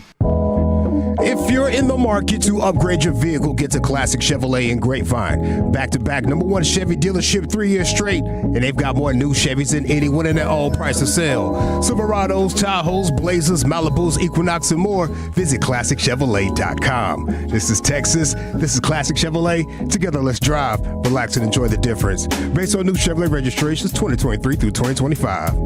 Thank you very much, Lucius. It is the G-Bag Nation here on 105.3 The Fan. YouTube announced FIFA is going to put all the World Cup matches live streamed for free on the Fox One YouTube channel. So if you're looking for how am I going to get these World Cup games that start in a week and a half, bang. YouTube. That's cool. For free, all the games streaming. Here's Chief with your ball, Maxon. Yes, sir. What's the better story here as we approach game 1 of the finals? First, we go live to Brian Broaddus here in studio. Should we all adopt a country? And that's our team. Like, I know we're all second team. Yeah, second team. Okay. Should we all just adopt? Yes, we should do something. Yeah, we should do something where like draft teams. Okay, so I was actually thinking about this the other day. The highest finisher, like the lowest finisher. How about this? The lowest finisher has to brisket Sandos or something. Well, like that. so I was gonna. We're gonna eat ladybug. Okay, yeah, I think that there are some people that miss the bet payoffs. So if you remember, I think it was about 10 years ago this time. 12 of them. Roy White did Roy Eats the World. Yeah. World Cup. I was thinking we do we can do bet payoffs. Maybe we're selecting certain teams, whatever it might be. But then you've got to eat some disgusting blend of foods from said country. Sounds we amazing. Roy was doing it. Roy was doing it. Sounds delicious, man. Great idea. He was doing it for Well, it's countries. supposed to be terrible. It's a bad payoff, No, right? I'm kidding, dude. It sounds awful, but You don't I love like it though, but we don't have to do it. No, I was just throwing. I didn't think there were it's- any bad answers. It's good for the audience. He was doing it for the. Give it a whack for the ladies. Amen, Roy. Thank you, Roy. Never We miss forget. you. He was doing it. That's always a good one. He was doing it for the countries that were playing the U.S. Right? I think so. Is that what it was? Yeah, I was all their interning opponents. with you guys at the time. I know. It seemed like there was more than the games, though. It seemed like he maybe did it 10 times or something Well, like I that. think It was he was like, did he pick a team and then they lost? Well, we got to. I think he was doing it for the U.S. The opponents the to U.S. start. team, the ladies. Oh, the I think ladies. the ladies kept advancing. Okay. So it became an every week bit. I did like it though. I thought it was a good bid, and he had to eat some disgusting things. Yeah. They were Haggis. blended up. Stuff like that. Yeah. Exactly. Like Eel. delicacies from their country that we probably would think are disgusting. I'm in. This segment's for the ladies as well. It's Ball Max. Now there's a new trend called ball maxing. Everybody has a preference. Some guys like them round, and some guys like them thin. Some guys like them tacky. Some guys like them brand new. Some guys like old balls. I mean, they're all different. Do you still think the balls are juiced? All right, we have NBA Finals game number 1. This has been the most watched playoffs in a very, very, very long time. Apparently, allegedly, according to the powers that be. You have the Knicks. You have Wemby. Okay? What do you think the NBA is rooting for here? What is the better story for your NBA champion? Is it the Knicks ending the drought? It's the Knicks. Or do we love the conversation every year? Can the Knicks finally get it done? Obviously, they're in the finals now, and this is as close as they've been in a very long time. Or is it the new era of a potential maybe new young dynasty and the new face of the NBA in Wemby getting his first ring at an age that is pretty rare to do it, and now you have something to build on when it comes to the Spurs here over the next half decade plus. Or I think the national media loves the Knicks stuff. I think ESPN is probably rooting for the Knicks to do this, because it seems like there's such an East Coast bias when it comes to a lot of the national sports entities. But what do you guys think is the better? You're going no-brainer, it's the Knicks? Yeah, it's the Knicks. Because it's what, Gavin, you said during crosstalk. Like, they're similar to the Cowboys in the NFL. Like, ultimately, I think the NFL would love the Cowboys to get back to the Super Bowl. Like, in terms of revenue and sales. And like, the Cowboys are top in merchandise sales for not even being there in 30 years. Can you imagine what happens when they win one? I think the Knicks would be the same thing. I think we are all looking forward to a parade with the Canyon of Champions, a ticker tape parade through the city. That's what I think. I think the NBA would like to see that again. You know, when that whole thing happens, those parades that go through New York City and stuff are like legendary. There's just 20 million people there, and in the San Antonio area, what is there, 2.5, 3 million? Yeah. So it's like 6 or 7 times as many, and you want to fish in the lake with the most fish. I listened to an NFL podcast out of New York, and actually they opened up their episode a couple of days ago talking about the Knicks, and all 3 of them said, I really haven't paid that much attention since 99. So I think they need to reignite that fan base. There is definitely a huge portion of New York that loves the Knicks, and they're maniacs and they're great. But I think they want to triple that horde, make it 100%. I get it. I don't know. I just don't know how much they love the conversation of every year, like we talk about the Cowboys. Lucius, I know you have some Knicks family members. Absolutely, man. The other half of my family is from Queens, New York, Jamaica, Queens. So is that a no-brainer for you that the Knicks? It's not a no-brainer, bro. Okay. I'm really thinking it's the Spurs. I think the NBA will want the Spurs. Hey. You've got the new face of the NBA while LeBron is kind of leaving. Right. We've got a guy that we've all created before, a phenom. I think they would want that situation. And you're starting a dynasty again, maybe down there. Sure. That's what I would think. Yeah. Because who's the face of the NBA if it's not Wemby if he gets a championship? Ooh. It's tough. I mean, you still might pivot back to LeBron or something like that. But this man is on his retirement phase. Yeah, you got a new guy we can bank on. Exactly, and he's marketable too. Great dude off the court, on the court, a monster. and you're already getting a tremendous amount of engagement in New York. You know, the finals is the top, but what percentage of does a trip to the finals get you that same level of excitement? Right. Yeah, I guess the question is really like Wemby's expected to be here for a while, so the dynasty angle I get, but like I think the expectation is Wemby's not going anywhere. For the Knicks, like, goodness gracious, this might be it. Either one's a big that's win. A great point. I think they just won a great series with lead changes in the second half going to 7. I think it's interesting. I don't know. Did you guys see this? They had the deal, like the get-in price of this game for the Knicks is $4,400. And that's the get-in price. My God. And if you added up the remaining Yankees, Mets, Giants, and Jets tickets for the year, it's less than $4,400. That's awesome, dude. For get in. That is crazy. So just one game. So that should tell you what this city thinks about the Knicks. Well, did you see? So the NYPD had put a ban on the Knicks watch parties directly outside of Madison Square Garden, where you see all. It's been straight chaos out there, bro. They've been fighting everything. They've been climbing on top of Madison Square Garden, and you're not even in the finals yet, dude. That's for taking down the Hawks in round 1. No. So they had to put a ban on it because it was just too chaotic. It was too chaotic outside of MSG. They're lobbing trash bags at each other, trash bag grenades, dude. So they've had to put a halt to fellow fans of the same team? There's infighting of all sorts. Yes. Wow. It's kind of a no holds barred situation. When the Knicks lost, they started fighting each other out there at the watch party. Man. Yeah. It was falling apart, bro. One guy went full puka, bit another dude. Oh, my gosh. So, but now the NYPD has lifted the ban. Okay. Oh, they did? So just specifically for Game 1, they're sort of testing the waters. Can Knicks fans contain themselves enough to be granted another opportunity? So they have the permits for just Game 1, and then they'll kind of see where it goes. Because if they win, they could burn the city down. If they lose, they could burn the city down. We're going to have some John Blaze tomorrow, Lucius. Yeah, for sure. Yeah, win, lose, or draw. I mean, it is great content from the Knicks fans, unless, of course, you're on damage control duty out there outside of MSG and you're trying to get these rabid Knicks fans to get home in a safe manner. So we'll see tonight. There will be, as Game 1 is in San Antonio, you'll have a contingency of Knicks fans outside of the Garden watching on the big screens, and we'll just see if the chaos ensues, or can they hold their water enough to earn a Game 2 MSG watch party. The odds are not in their favor. There's not a soul in America that is betting on Knicks fans being mature enough to handle tonight's Game 1. I think the fact that it's San Antonio and not OKC probably increases their chances of it having go fairly off without a hitch, but it's still in the single digits. If Knicks fans had to watch the Shea flopping deal after the last 2 years of discussion around that, and then they would have gotten blown out while Shea was flopping, I think that would have triggered them into their own personal hell. And maybe San Antonio's physical play, like if they're not getting the whistle, could trigger them. There's a lot of trigger warnings for Knicks fans. Plenty of them. And you have Jeremy Sochan, who used to be on the Spurs.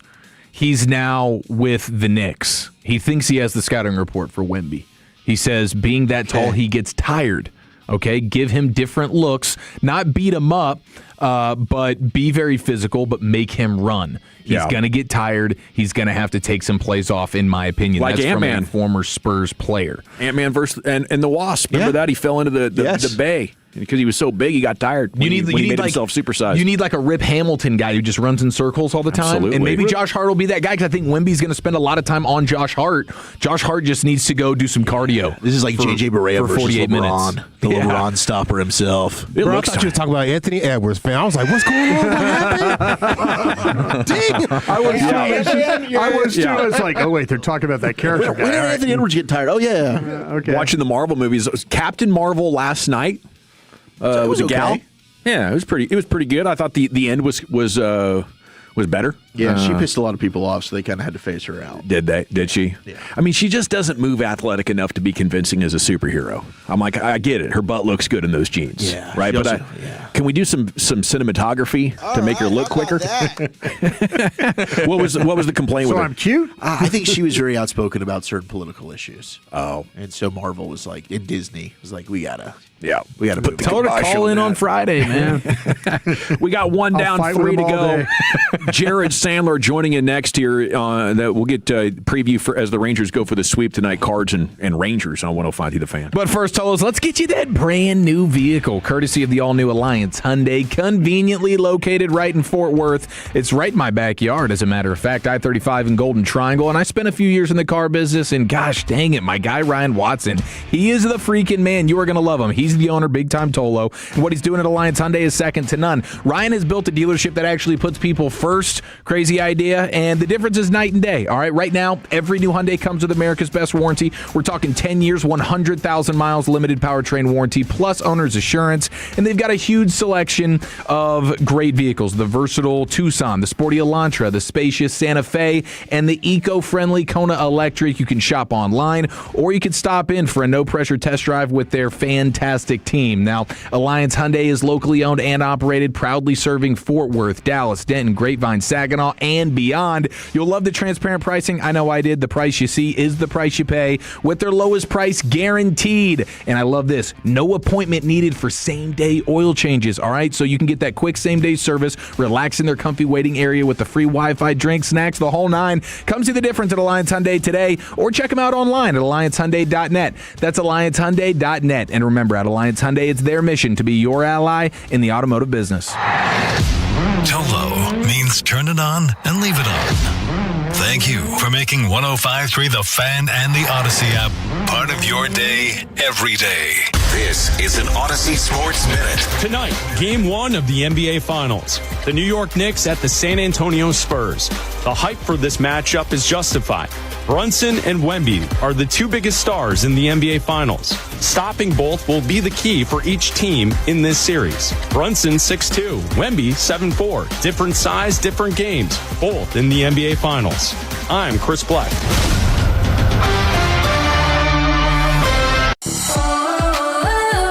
As a fitness coach, my active psoriatic arthritis can slow me down. With Skyrizi, Risankizumab Riza, I'm treating my skin and joint symptoms so I can keep moving. Skyrizi, a prescription-only injection for adults, helps me move with less joint pain, stiffness, swelling, and fatigue. And for those who have plaque psoriasis, 90% clearer skin is possible. With Skyrizi, there's no daily dosing. It's just 4 doses a year after 2 starter doses. Don't use if allergic to Skyrizi. Serious allergic reactions, increased infections, or lower ability to fight them may occur. Before treatment, get checked for infections and tuberculosis. Tell your doctor about any flu-like symptoms or vaccines. Thanks to Skyrizi, there's nothing like clearer skin and better movement. And that means everything. Ask your doctor about Skyrizi. Visit Skyrizi.com or call 1-866-SKY-RIZI to learn more. Man, I love this place. I've been surfing here since I was a kid. Now, seeing my grandson out on the water, it means everything to me. Watching him and taking in the blue waves, the sea breeze, the blurry horizon. If you have geographic atrophy, or GA, subtle changes in vision could mean it's progressing toward irreversible vision loss. Izervay is proven to slow GA progression and could help preserve your vision for longer, so you may keep seeing the world around you. Izervay, or avacincaptad pegol, is an eye injection. Don't take it if you have an infection or active swelling in or around your eye. Izervay can cause eye infection, retinal detachment, or increased risk of wet AMD. Izervay may cause blood in the white of the eye, blurred vision, or a temporary increase in eye pressure. Do not drive or use machinery until vision has recovered after an eye injection or exam. Ask your retina specialist how you can slow your GA with Izervay. To learn more, call 1-855-IZERVAY or go to izervay.com. Paid for by Astellas Pharma. Pharma. Hey, Tolo's Choppy here. When you think about barcodes, the first thing to hit you is labels. You see them everywhere. Every box, every pallet, every product in the warehouse. So who do you call for the labels and ribbons that actually work? Texas Barcode Systems. Picking the right combo of labels and ribbons can be confusing, but don't sweat it. With over 30 years as the industry leader, these guys are the barcode experts. They've got over 80,000 rolls of labels and ribbons in stock right now, so they got you covered for any application. Reach out. Texas Barcode Systems. TexasBarcode.com. That's TexasBarcode.com. For years, Gone South has been a podcast about crime in the American South. But for our new season, we're widening the lens.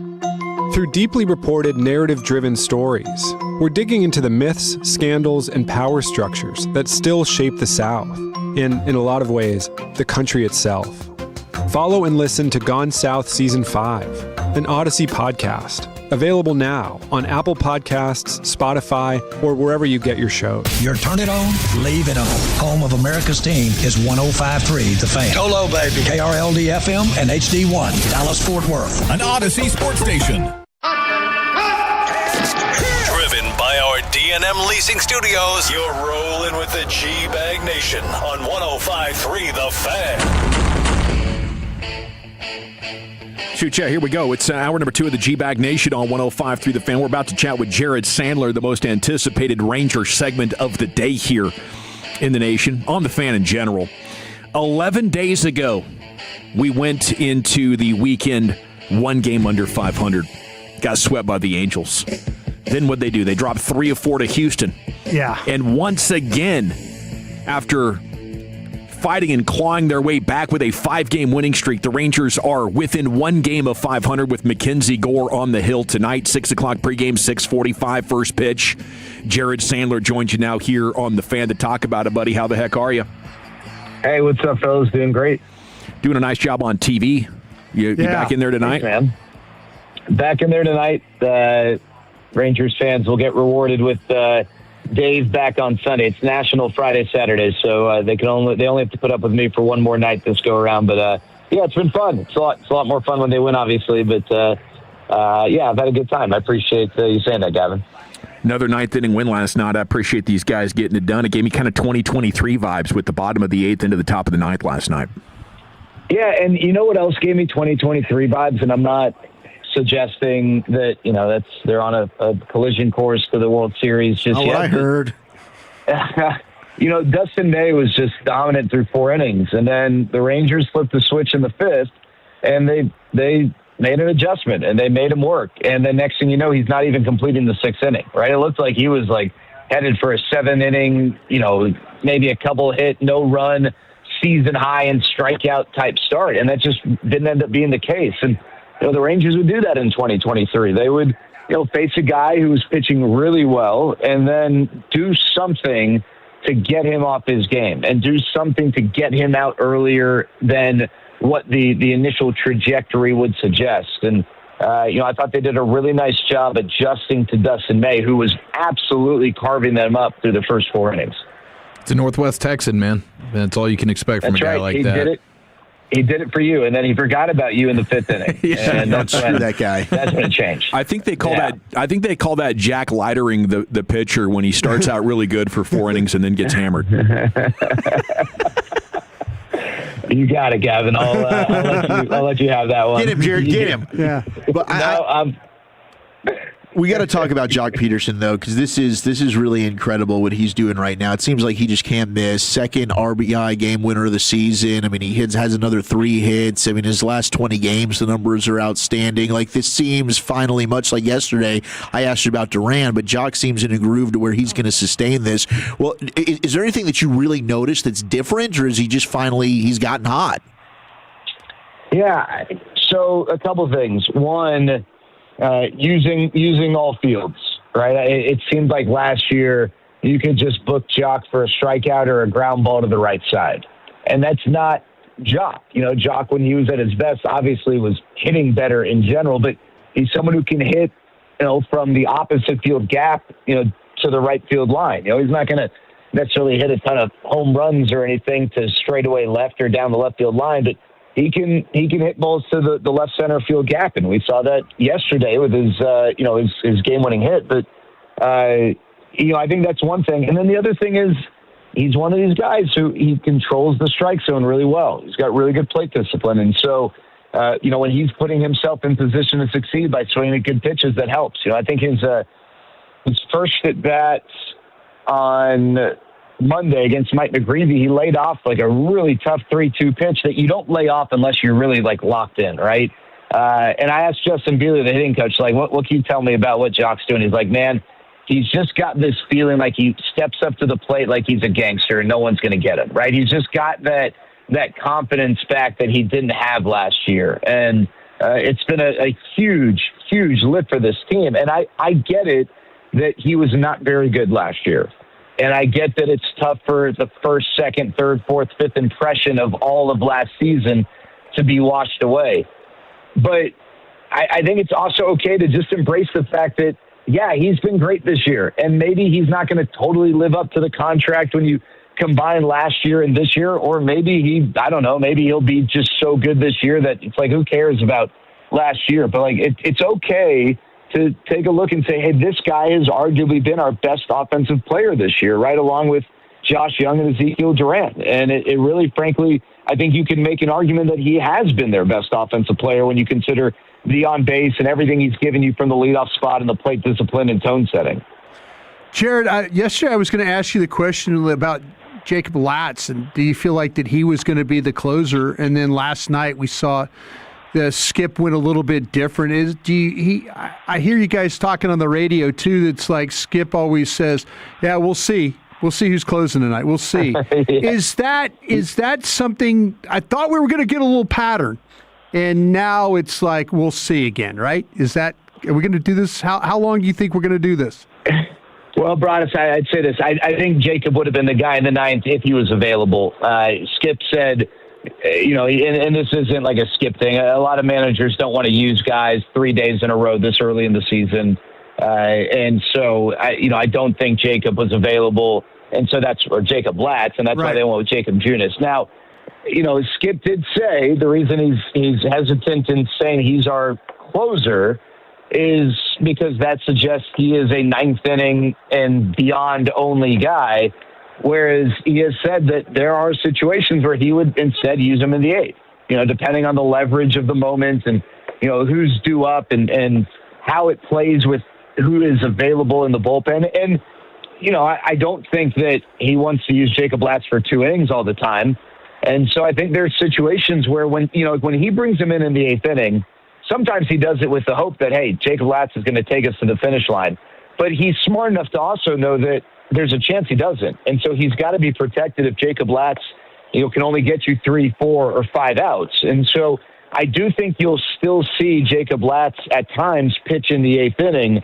But I do think, Broadus, whether Skip Schumacher wants to identify him as the closer or not, Jacob Latz is this team's closer. They just might, instead of saying he's not the closer because he might pitch in the eighth, I'll just say he is the closer, but they might use him a little more creatively than your typical ninth inning only closer. How about this Nicky Lopez fella, man? I mean, he stepped in and done a really, really nice job. Like, what is the role for him moving forward, especially as guys get healthy?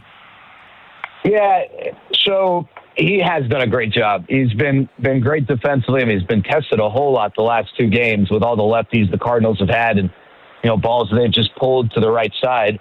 And then offensively, multiple hit games for 3 straight from Sunday through Tuesday. Like, that's awesome for Nicky Lopez. You're not expecting that out of him.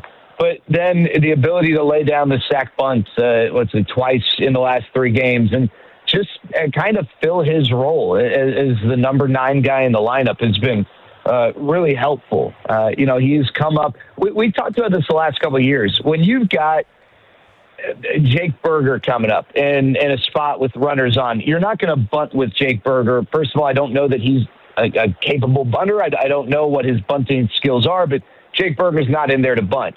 But sometimes you're almost like, dang, I wish it was someone else because right now we just need a run and maybe bunting is the best option instead of the risk of a strikeout. And I know someone listening to be like, well, hey, then if that's the case, then Jake Berger needs to bunt.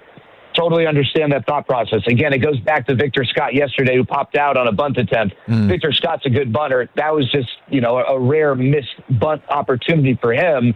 But a lot of these guys just aren't good bunters these days. So you can yell at the clouds all you want, but they're not good bunters.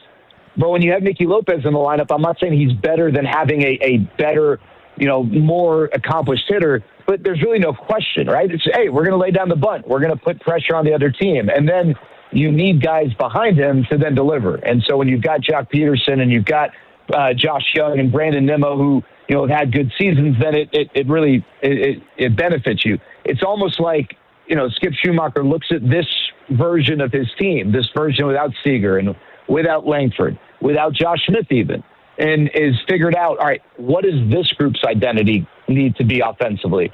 And 1 through 5, 1 through 6, hey, you guys swing it. You guys swing it, let's see what happens. But 7, 8, 9, he's been really creative, whether it's with bunting or running, hit and run situations, first and third, try getting a rundown type spot. So I just think it's almost forced them to rethink the way they want to go about things offensively. And Nicky Lopez has fulfilled his job tremendously. Now, what's going to happen when guys start to come back? I don't want people to just forget that, hey, small sample sizes don't always extrapolate through the rest of the season. You're not taking Nicky Lopez out of the order anytime immediately by any means, but maybe Ezekiel Duran is going to go from short to second when Corey Seager comes back. Or maybe you can keep Nicky Lopez in there, and maybe Zeke ends up in the outfield. But then when Wyatt Langford comes back, is Evan Carter going to stick around because of how good he's been in center? Or are they going to think of other ways to try and get his bat going? Like, you have options, but I think a guy like Nicky Lopez is a very valuable player off the bench on a good team. Whether or not he ends up on the bench, probably, it depends on the health of others, and then when he maybe starts to cool down a little bit. So, speaking of those decisions, when you do have one Evan Carter ready to come, or excuse me, between Evan Carter and Alejandro Osuna, once you get Langford back in the lineup, is that something that Osuna is making that's a tough decision? Sorry, Zach, it broke up. Are you saying is Osuna making it a tough decision? Yeah, when you have Langford back, and now you've got a little playing time for Osuna versus Evan Carter. Do you send back Osuna down? I mean, he's been playing really, really well right now and come up with some big-time clutch hits. Yeah, it probably would be tough to keep them both up right now. And I guess one of the questions has to be, are you comfortable with Wyatt Langford getting a lion's share of the time in center field, coming off an injury? Now, it's not a lower body injury. It's not a back injury or anything, but that is, it's a little more of a workload. If you are comfortable with that, then maybe that makes your decision a little bit easier. If you're comfortable with Alejandro and Osuna in center, which I don't think, and there's no disrespect to Alejandro Osuna, but I don't think they look at him and say, hey, he's our everyday center fielder, or Michael Hellman is our everyday center fielder right now. But I think that's the question they got to ask is, because center field is such a valuable spot defensively, and the Rangers have been scoring a lot more here recently, but they still, I don't know that it's enough for us to change the thought of who and what this team is. And so you need to have an anchor there in center, especially because your infield defense hasn't been as good as you would have liked so far this year. And Zach, I'd also say this: it's not like Alejandro Osuna is just white hot right now. He has cooled off a little bit. I think he's like 3 or 4 for his last 27, something of that nature. He's not really slugging a lot. So there's definitely room for Alejandro Osuna to improve if he were to get more AAA bats. It's not like he's accomplished everything he can accomplish at that level, but he's definitely a great asset to this team, the way he works at bats. And I also think the energy that he brings is something that, you can't really quantify, but there's definitely a value to that. I just think that Evan Carter's defense has been so good in center field. I think that might continue to buy him some time to get the bat going in the right direction. How strong of a case does our guy Zeke have for All-Star? I think he's got a great case, actually, Gavin. I was a little surprised when I looked at it today, not because I was unaware of how good he's been, but just thinking, well, there's probably going to be some second basemen that make it a no contest. Like with Jock Peterson, for instance, you look at the DH spot, I mean, Yordan Alvarez is running away with that. As good as Jock's been, it's going to be tough for him to win that vote unless Rangers fans stuff the ballot, which, hey, there's nothing against that, nothing wrong with that. But Zeke, at second base, and that's where he's on the ballot as a second baseman, right? I know he's been playing a lot of short. The Rangers got him on the ballot as a second baseman, which is awesome. He leads all second basemen in on base and slugging and OPS. He's leads in RBIs. He's second in extra base hits, second in doubles, second in batting average. I mean, he's like, other than the lack of name recognition, because this is a vote, right? It's not, this stage is not necessarily merit because fans can stuff the ballot. But if you were to look at the stats, I think you could make a really, really strong case that Ezekiel Duran should be the starting second baseman right now for the American League. And I hope Rangers fans, get going. I think that the ballot's open today. I know I tweeted a link and will continue to do so to get some representation there. Love it, dude. Have a great night, and we'll catch up with you on Friday. See you guys. There he goes. He's at Jared Sandler on Twitter, by the way, at Jared Sandler. If you want to jump into his timeline there and get involved in voting up your guy Ezekiel Duran, who has been an absolute lifesaver here over the last month plus. And yeah, it'd be awesome to see him finally get that recognition of being an all-star after the journey that he's been on. You know, I've been convinced for about the last year that there was no reason to even have him on the big league team, but they kept him there, and it has paid off in a massive way. So salute to him and salute to Sands for joining us. We got the C note coming up on the other side, and why the Cowboys had no shot to trade for the hometown heroes coming up next on 105.3 The Fan. But Tolos, you're losing your hair, and you need a simple solution that works. You want the best modern technology with top-rated physicians, something that's guaranteed to work, and that's why, fellas, you need Advanced Hair. They have completely redefined hair restoration, from the experience itself to their unmatched results. Whether you have a receding hairline, a bald spot, or some just general thinning of your hair, you can address them all with Advanced Hair's simple one-day treatment in a calm, relaxed environment with the most experienced professionals. Now, Advanced Hair has performed tens of thousands of these breakthrough treatments, and you need to be next. How about this? Your own natural hair begins to regrow the very next day. Absolutely unprecedented stuff. No one can offer anything like the Advanced FUE found at Advanced Hair, and I highly recommend their team. You are going to love them. It all starts with your free consultation. Call 469-599-HAIR. And just for being a Tolo, you'll get $250 off and 250 free hair grafts. Refine your hairline with the team that's redefined hair restoration. 469-599-HAIR or advancedhair.com. The more time you give, the more our crush grows. Together we continue to build something special. Keep turning it on and leaving it on 105.3 The Fan and the Odyssey, iHeartRadio, and TuneIn apps. All right, listener, which Rangers player said this? I wanted to be a bull rider. That's what I wanted to be when I was younger. If you guessed outfielder Brandon Nimmo, bullseye. And you'll be delighted to know that on Sunday, June 7th, you can own a Brandon Nimmo bull riding bobblehead thanks to Toyota. Just be one of the first 10,000 fans when the Rangers play the Guardians. Tickets at Rangers.com. All for Texas. Bank of America is the official bank of FIFA World Cup 2026. Helping people achieve their goals is what we do. So if your goal is owning a home, we're here to help with guidance and resources, including up to $17,500 in select markets when combining down payment and closing cost grants. Visit BofA.com/home team. What would you like the power to do? Bank of America N.A. Equal Housing Lender. Credit and collateral is subject to approval. Restrictions apply. This is not a commitment to lend. Big news, Fort Worth. Luxor Staffing is hiring for a major new electronics manufacturer in the Alliance area. We are urgently hiring machine operators for this cutting-edge facility. Positions start ASAP. Be a part of the DFW's newest tech hub while enjoying weekly pay, great benefits, and incredible growth potential. Don't wait. Apply online or find your local recruiting office at luxorstaffing.com. That's luxorstaffing.com. At Alliance Hyundai, you can shop the all-new 2026 Hyundai Palisade today. Every new Hyundai comes with America's best warranty. 10-year, 100,000-mile limited powertrain warranty and owner's assurance. Get our lowest price guaranteed. Come and see us today in person or visit us online at alliancehyundai.net. Are your allergies driving you crazy this spring?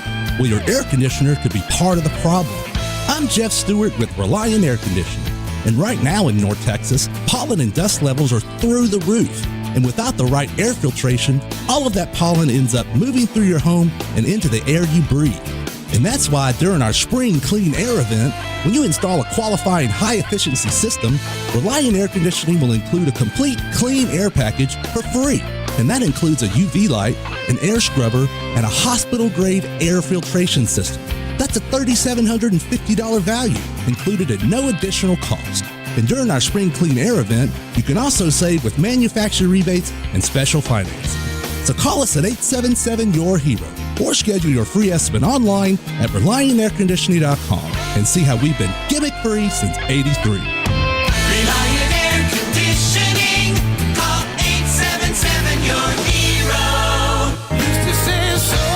Get ready for Government Mule and Ziggy Marley, Dreaming the Same Dream Tour. Saturday, October 17th, the Pavilion at Toyota Music Factory. Get tickets Friday, 10 a.m. at LiveNation.com. Produced by Live Nation. Download to see if you qualify. Not all customers will qualify. Transfer fees may apply. No Albert subscription required. Albert is not a bank. Albert Instant Loans are issued by FinWise Bank, member FDIC. Not an actual client. Terms apply. Kylie, what's wrong? I just got hit with a car repair bill. I'm behind on rent, and I feel like I can never save any money. Have you tried the Albert app? Albert is your financial assistant, helping you find ways to save and create custom budgets to actually grow your money. Plus, you can get up to $10,000 for big expenses or advance up to $1,000 fast when you need cash right away. Albert can get me up to $10,000? Exactly. Albert spots you in a pinch and helps you grow your money in the long run. I'm downloading Albert right now. Download the Albert app and use promo code EARN to borrow up to $10,000 for whatever you need. The Albert app helps you budget better and save more money so you reach your financial goals faster. Download the Albert app right now and use promo code EARN to borrow up to $10,000. Use code EARN to borrow up to $10,000.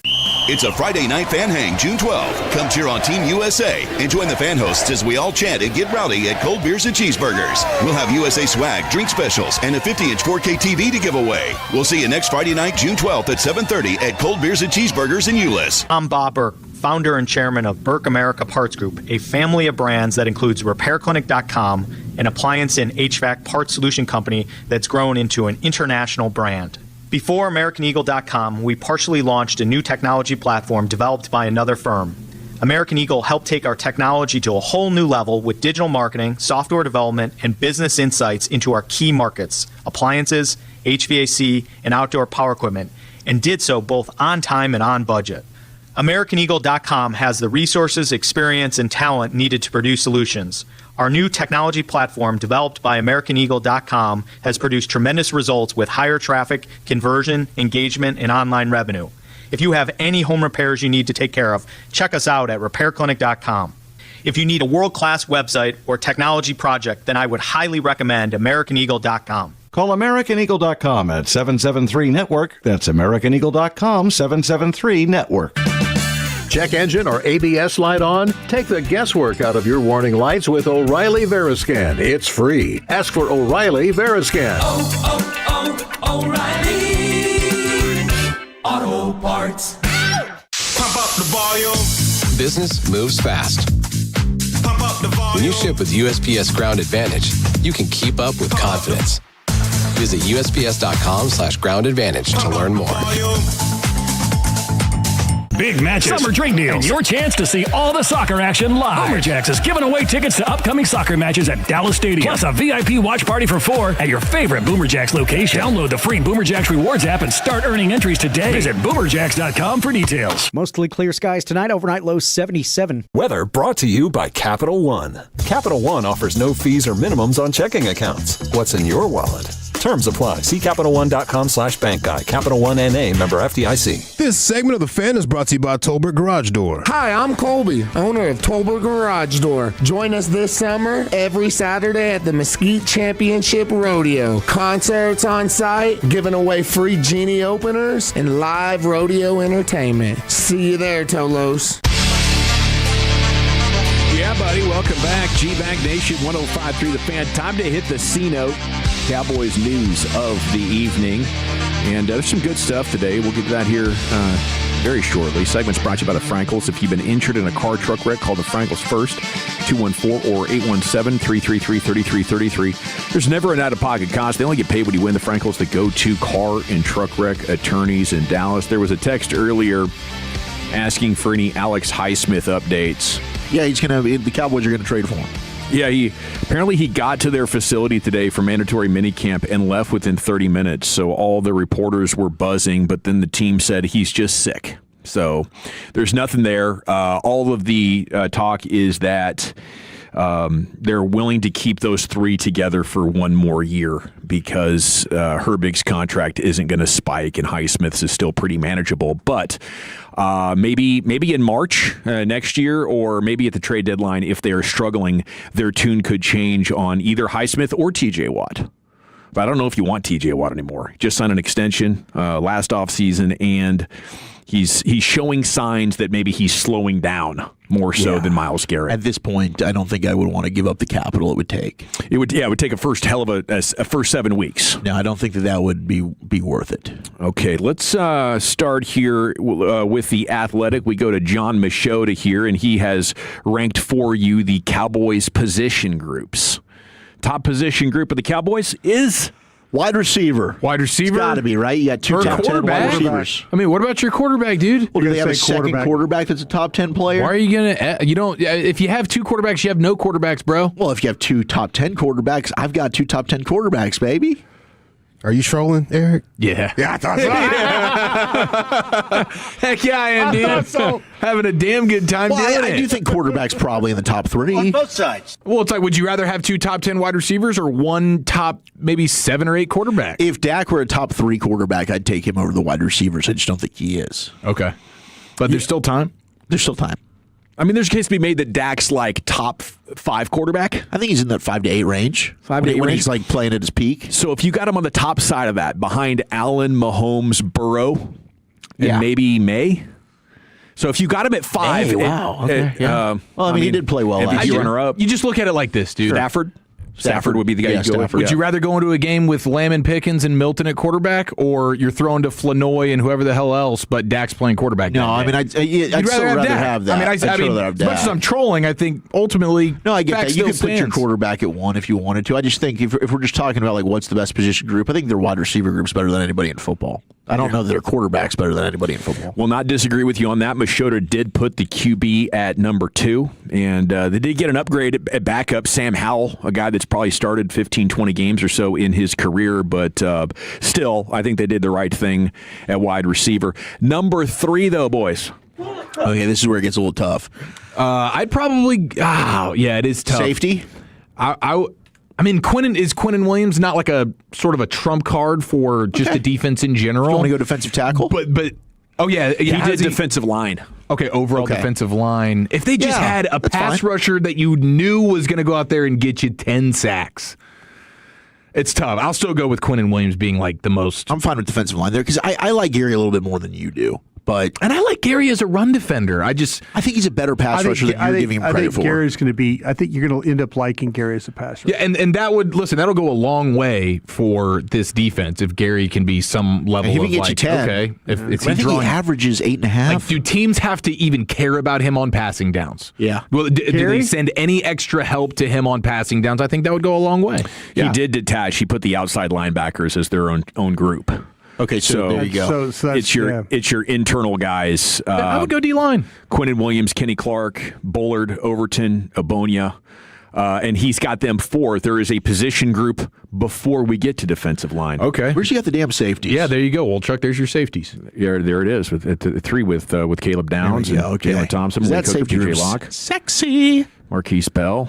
Okay, I keep putting up a fight on these things, and Wolchuk just keeps being right every time. And it's weird. I got my fastball here. We're talking Cowboys. I think this is the line of demarcation, though, where you go now to a group where there's going to be more holes, but maybe you feel like there's enough strength in here to be in the conversation. Number 5 is O-line. Offensive line.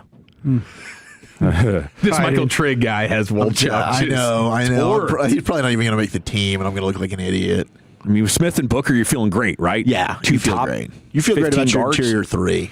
Cooper Beebe. Some of the metrics on Cooper Beebe last year suggest that maybe the breakout season is loading. Oh, it's loading. But then, Tyler Guyton, Terrence Steele, Nate Thomas. It's freaking loading. Don't laugh at me, Brian. Better not be bloating. Okay. Screw you, Eric. Goodbye. I mean, he's listening. You just he get does married. Get kind of fleshy in the cheeks, doesn't he? You get married, you go on the honeymoon. I can relate. That wedding cake, all of a sudden you double down on it. Like, honey, where did we get that cake? What was that cake again? Pretty damn delicious. Now you're chewing on it. Did you freeze it? Don't even freeze it. Let's just finish it now. Let's just get another one. Number 6. Cooper Dan Beebe. Number 6 is your tight ends, and I thought that was interesting to be ahead of running back and ahead of outside linebacker. So 6 tight ends, and yes. Why would you say ahead of running back? I think Javonte Williams is better than any any tight end they have. Well, I thought you guys were going to be salty about Rashawn Gary getting pushed down the list some more, man. I mean, the outside linebackers haven't even made an appearance on this list. We got Jake Ferguson, 6 yards a pop, and Brevin Spanford. Well, okay, Ferg had 8 touchdowns last year. No, I know. We do forget about that. You know, like, let's Ferg's be real here. touchdowns are I get legit. it. I was disappointed with his yak, too, but Ferg was still a good player. He's got to clean up the fumbles. And I think Brevin Spanford can take another step. Maybe I'm overly high on Spanford and Trigg, and I will accept that responsibility if we get into the season and they stink. I'll raise my hands and say, Zach, you were wrong, and you were an idiot. But I'm excited about him on June the 3rd. I'm pulling that, by the way. I'm going to keep that. Zach, you were wrong. Zach, you were an idiot thing. Should. Ice cold. We probably played a lot. Okay, so number 7 is running back. Number 8 is outside linebacker. They just need to go trade for Crosby. You know, that would that'd be amazing. Go be aggressive. Make it happen. Get sexy. Yeah. No. So the only groups worse than their outside linebackers, special teams, and kick coverage was a big deal last year. Sure. They got to get that fixed. Although I feel like Aubrey should at least elevate you. One of the best kickers in the game. Yeah, I'd agree with that. Well, I think the punter's going south on you. Oh, crap. Really? And they don't have any plans for another one? Well, I just do you guys feel like watching the games and we're at the stadium, you know, for the 8 or 9 games, so we get to see him live.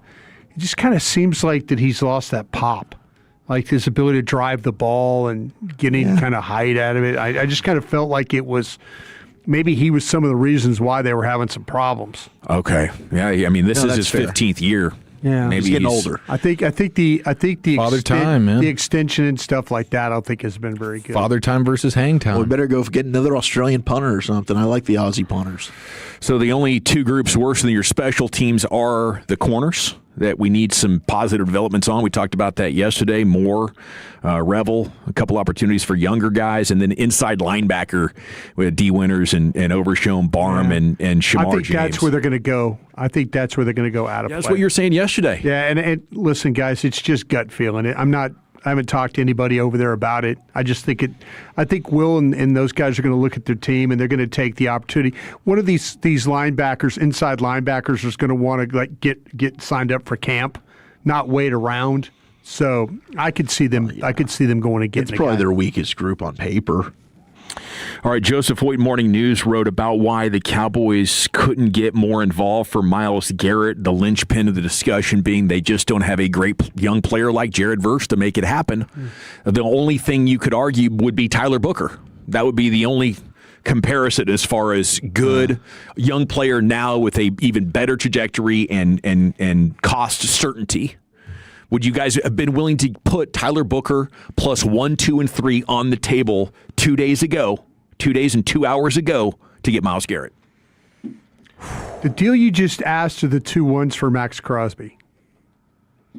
Think about that one. Well, I wouldn't do that now. Well, no. At a time you were thinking about it. Yeah, but now you know about the knee, right? So, I mean, I was all in on 2 ones for Max, but now it shouldn't be that much when you just had a team back out of it. I hate the idea that I'm like going to be so married to Tyler Booker that I don't want Myles Garrett, though. Like, that kind of throws me off because I'm hesitant to just say yes. He might be better than the left guard. Booker might be better than Smith. Yeah. Wow. When it's all said and done. You would have TJ Bass step in for Booker then? Yeah. Well, if you had to. Yeah, that would be because what would happen is and we might very well see this happen. If we don't see anything positive at left tackle this summer, Tyler Smith. Yeah, Tyler Smith going to left tackle and then putting TJ Bass at left guard. Well, it's kind of scary because Bass was better at right than he was at left. Oh. I feel like I'd struggle. I mean, it's just hard to project how good Tyler Smith would be out there. You broke the tape last year in those 3 games that he finished the season on. How would you give that the thumbs up or the thumbs down? I think it all really depends on getting it done early. I'm not waiting until week 10 and try to do this. Yeah, I'm going to give him a chance, but they need to if things do not work out at left tackle. I'm not going to sit there and be held hostage by that position. Yeah. I'm not going to put somebody out there, too, that's not any good or not ready to play. So that's how I look at that right now. Okay, we got Randy Gurzy. Did I say that name right? SI. Have you guys ever met Randy Gurzy? No. I see his stories all the time. I don't think I've met Randy. I wonder if he's local. But salute to you, Randy. Thanks for the content. Wrote about Drake London's contract making George Pickens' future deal higher, and probably a number of people wrote about this on social or online. But Drake London's up there between 35 and 37, depending on if he hits incentives.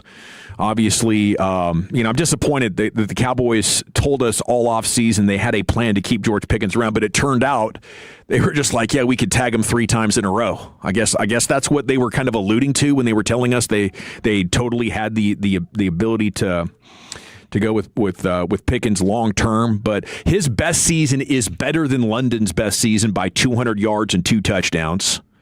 So to me, it comes down to actually the quarterback again, because if you feel like we can't do another contract with Dak Prescott after this one, maybe you're setting it up to our cap hit is going to be so brutal. Like when we do move on from Dak, we're going to have to take a 9-figure cap hit, and we just don't want to load up on any more contracts. So you're going to make that process more difficult. So they're trying to go year to year until they have certainty on how that. But it's starting to look like.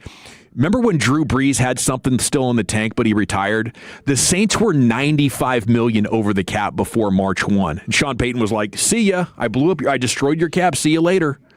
And Drew Brees was like, you're not going to be able to make a winning team around me because you've done everything in your power the last 5 years pushing money forward.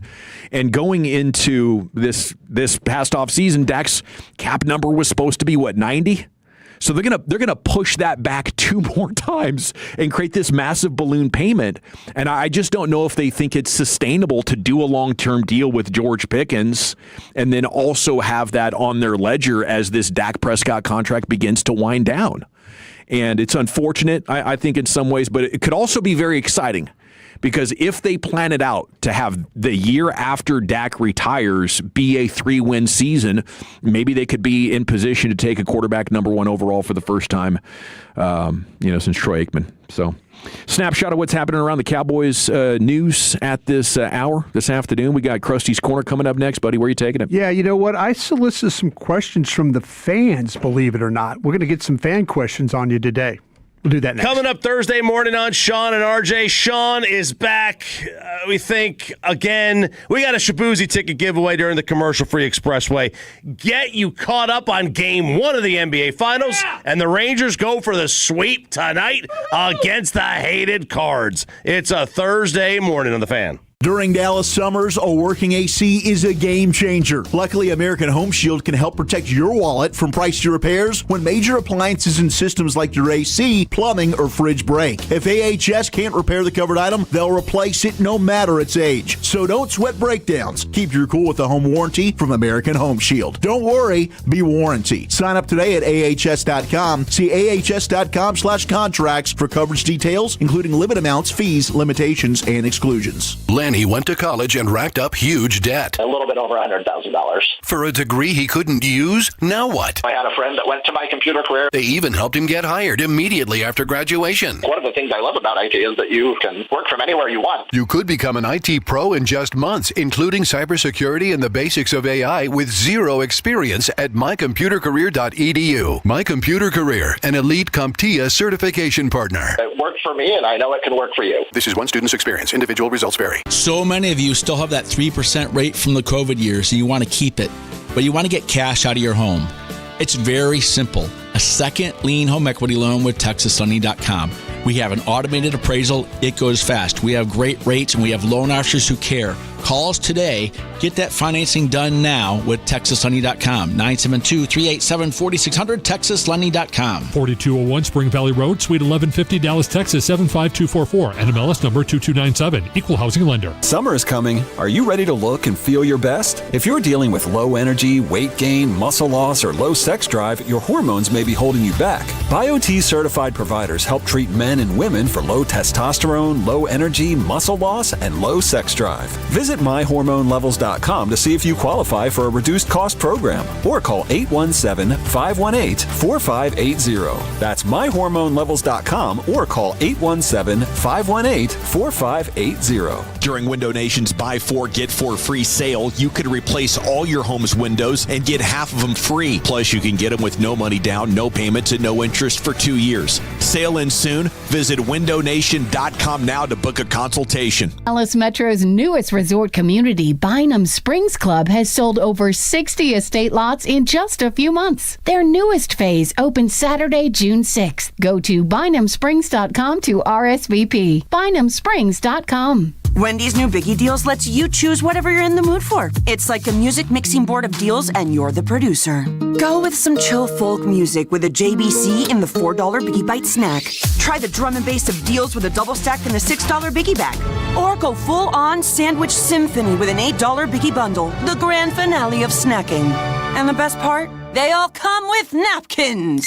$4, $6, and $8 Biggie Deals how you want them at Wendy's. Price and participation may vary. Single items at regular price. Prices may be higher in Alaska, California, and Hawaii. Okay, I have to tell you. I was just looking on eBay where I go for all kinds of things I love, and there it was. That hologram trading card. One of the rarest. The last one I needed for my set. Shiny like the designer handbag of my dreams. One of a kind. eBay had it, and now everyone's asking, ooh, where'd you get your windshield wipers? eBay has all the parts that fit my car. No more annoying.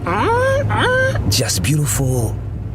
Millions of finds, each with a story. eBay. Things people love. If your cameras only record crime, that's the old way. Record, replay, regret. DFW Security has the new way with remote video monitoring powered by Alarm.com. Detect, deter, and defend. Stop crime before it starts with DFWSecurity.com. DFWSecurity.com. Okay, I have to tell you. I was just looking on eBay where I go for all kinds of things I love, and there it was. That hologram trading card. One of the rarest. The last one I needed for my set. Shiny like the designer handbag of my dreams. One of a kind. eBay had it, and now everyone's asking, ooh, where'd you get your windshield wipers? eBay has all the parts that fit my car. No more annoying.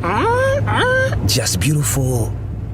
Millions of finds, each with a story. eBay. Things people love.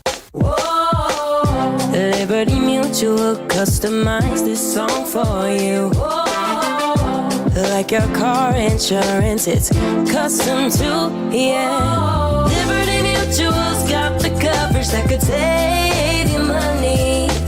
Thanks to Doug and Limu, well now you can go and take that cruise. Liberty, liberty, liberty, liberty, yeah. Tolos Chiafalo here, and I got to be honest with you, my home has become my happy place, but I started noticing scuffs, faded colors, and peeling paint that needed attention. And that's when I reached out to my friends at CertaPro Painters and scheduled my free estimate online at CertaPro.com. That's Certa with a C. And whether inside or out, you can protect your home with quality paint in a worry-free process. Free estimates, detailed, easy to understand, and you get a quote right away. They're dedicated to bringing fresh color to your home with quality craftsmanship, just like they did for me. So schedule your free estimate online at CertaPro.com. That's Certa with a C, CertaPro.com. Each CertaPro Painters business is independently owned and operated. 1-877 Cars for Kids.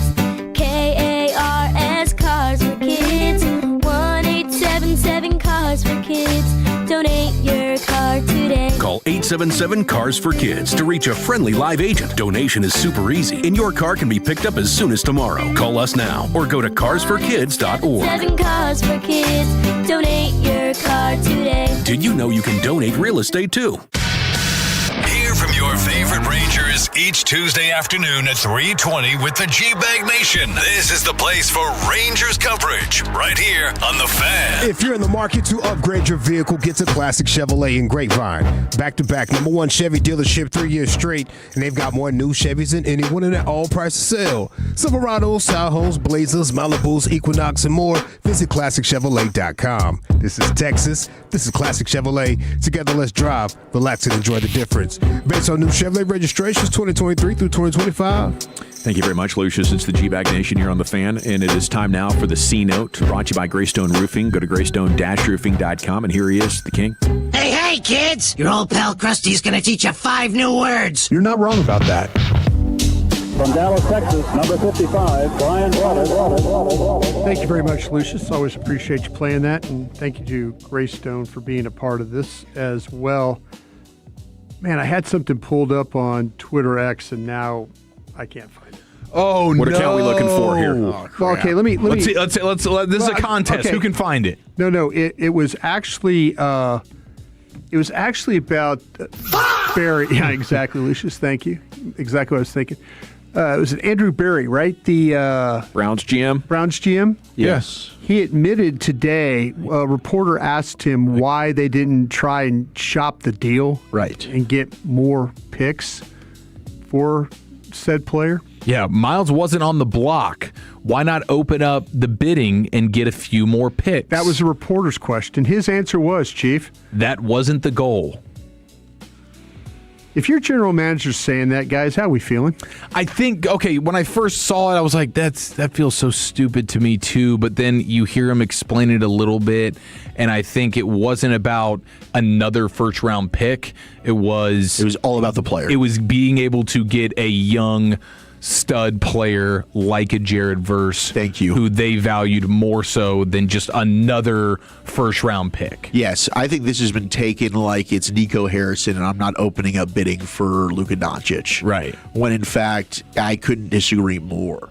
He wanted and coveted an edge rusher that he valued, and there was really only one, and it was Jared Verse. And I think that's what it came down to. And like Nico wanted the player, but he wanted the older, injured player. Yes. This is like instead of getting Jared Verse, who's the young, up and coming, cheap labor stud, you go get let's say Max Crosby. Yeah. And it's like, why would you do that? That's a little bit more of the equivalent of Nico, who valued somebody that was older and more fragile than the guy that you were trading away. Whereas he's going, okay, I want the younger player who's on the ascent and is super cheap instead of the lottery ticket that is the first-round pick, especially from a team like the Rams, who that first-round pick's probably not going to be all that valuable when it's like 30, 31, 32. When I read that tweet, though, I thought maybe he did it to take care of Myles Garrett, to give the player what he wanted, and I never want my team to do that. Obviously, Nico did what he did because he was scared because he's an idiot. But I don't think the Browns could have possibly got more than what they got. I think they knew they were dealing with the team that says bleep them picks, right, and is desperately going for it right now. And you understand the market value of Jared Verse is a 1+, maybe 2 1s already. Yeah. So you really cleaned up here. So it was just the go in and getting the player. And when I first saw it, I thought, man, people are going to take this the wrong way, and they are, and they're taking it really the wrong. But they coveted the player more than they did. And the control of the player more than the guy they traded away. Which, in the Browns' history, they've missed on a lot of picks. And I get that. And Jared Verse is an ascending player that's a defensive rookie of the year, that's also top 10 in most pressure and pass rush win rate categories.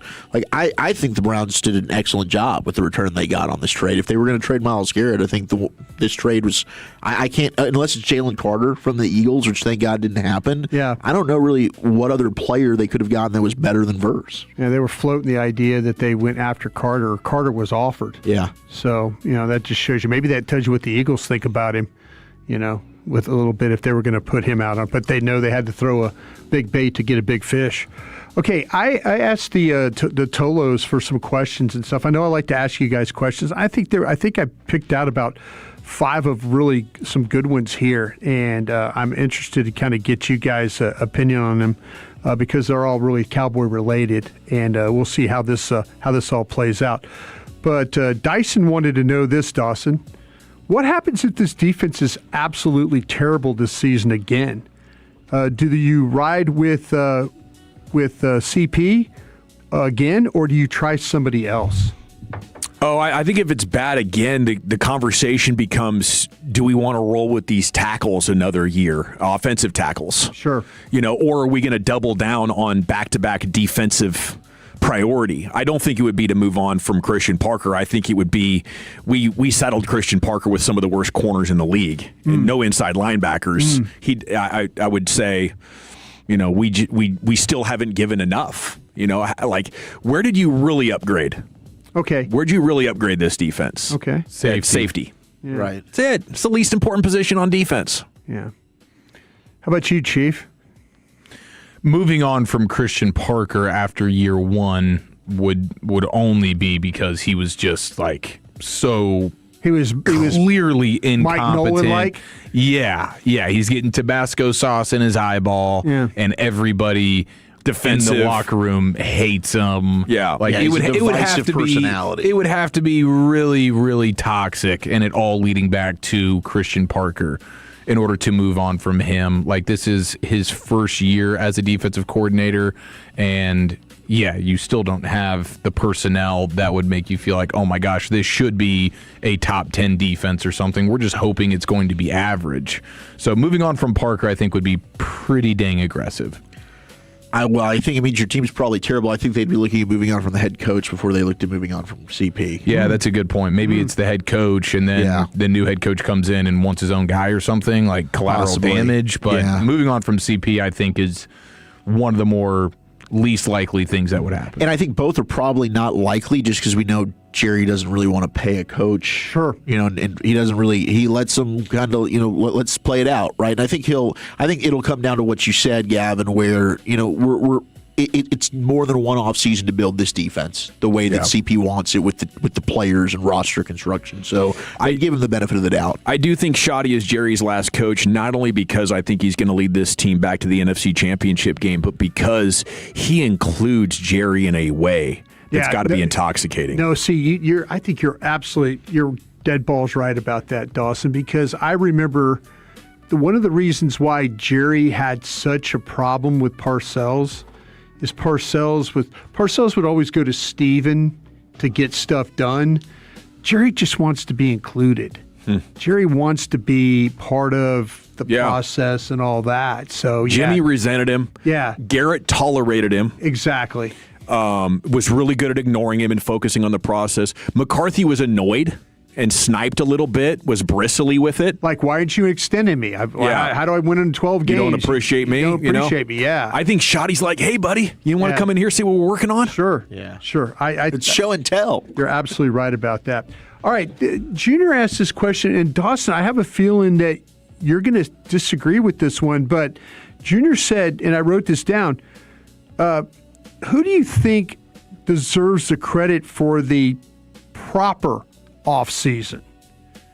And when you talk about the way that they went about their business, and is it a Shoddy or is it Jerry and Steven? If you were to give credit, and maybe you don't think it was a proper off season because maybe you don't feel like they helped them enough. So that's why I'm a little interested, just because your answer. Yeah. But the way that they did it was clearly different than before. Who would you give the credit to, the head coach or to Jerry and Steven for the way they did this? I mean, I don't want to give Jerry and Steven too much credit because they were still bottom 5 in spending.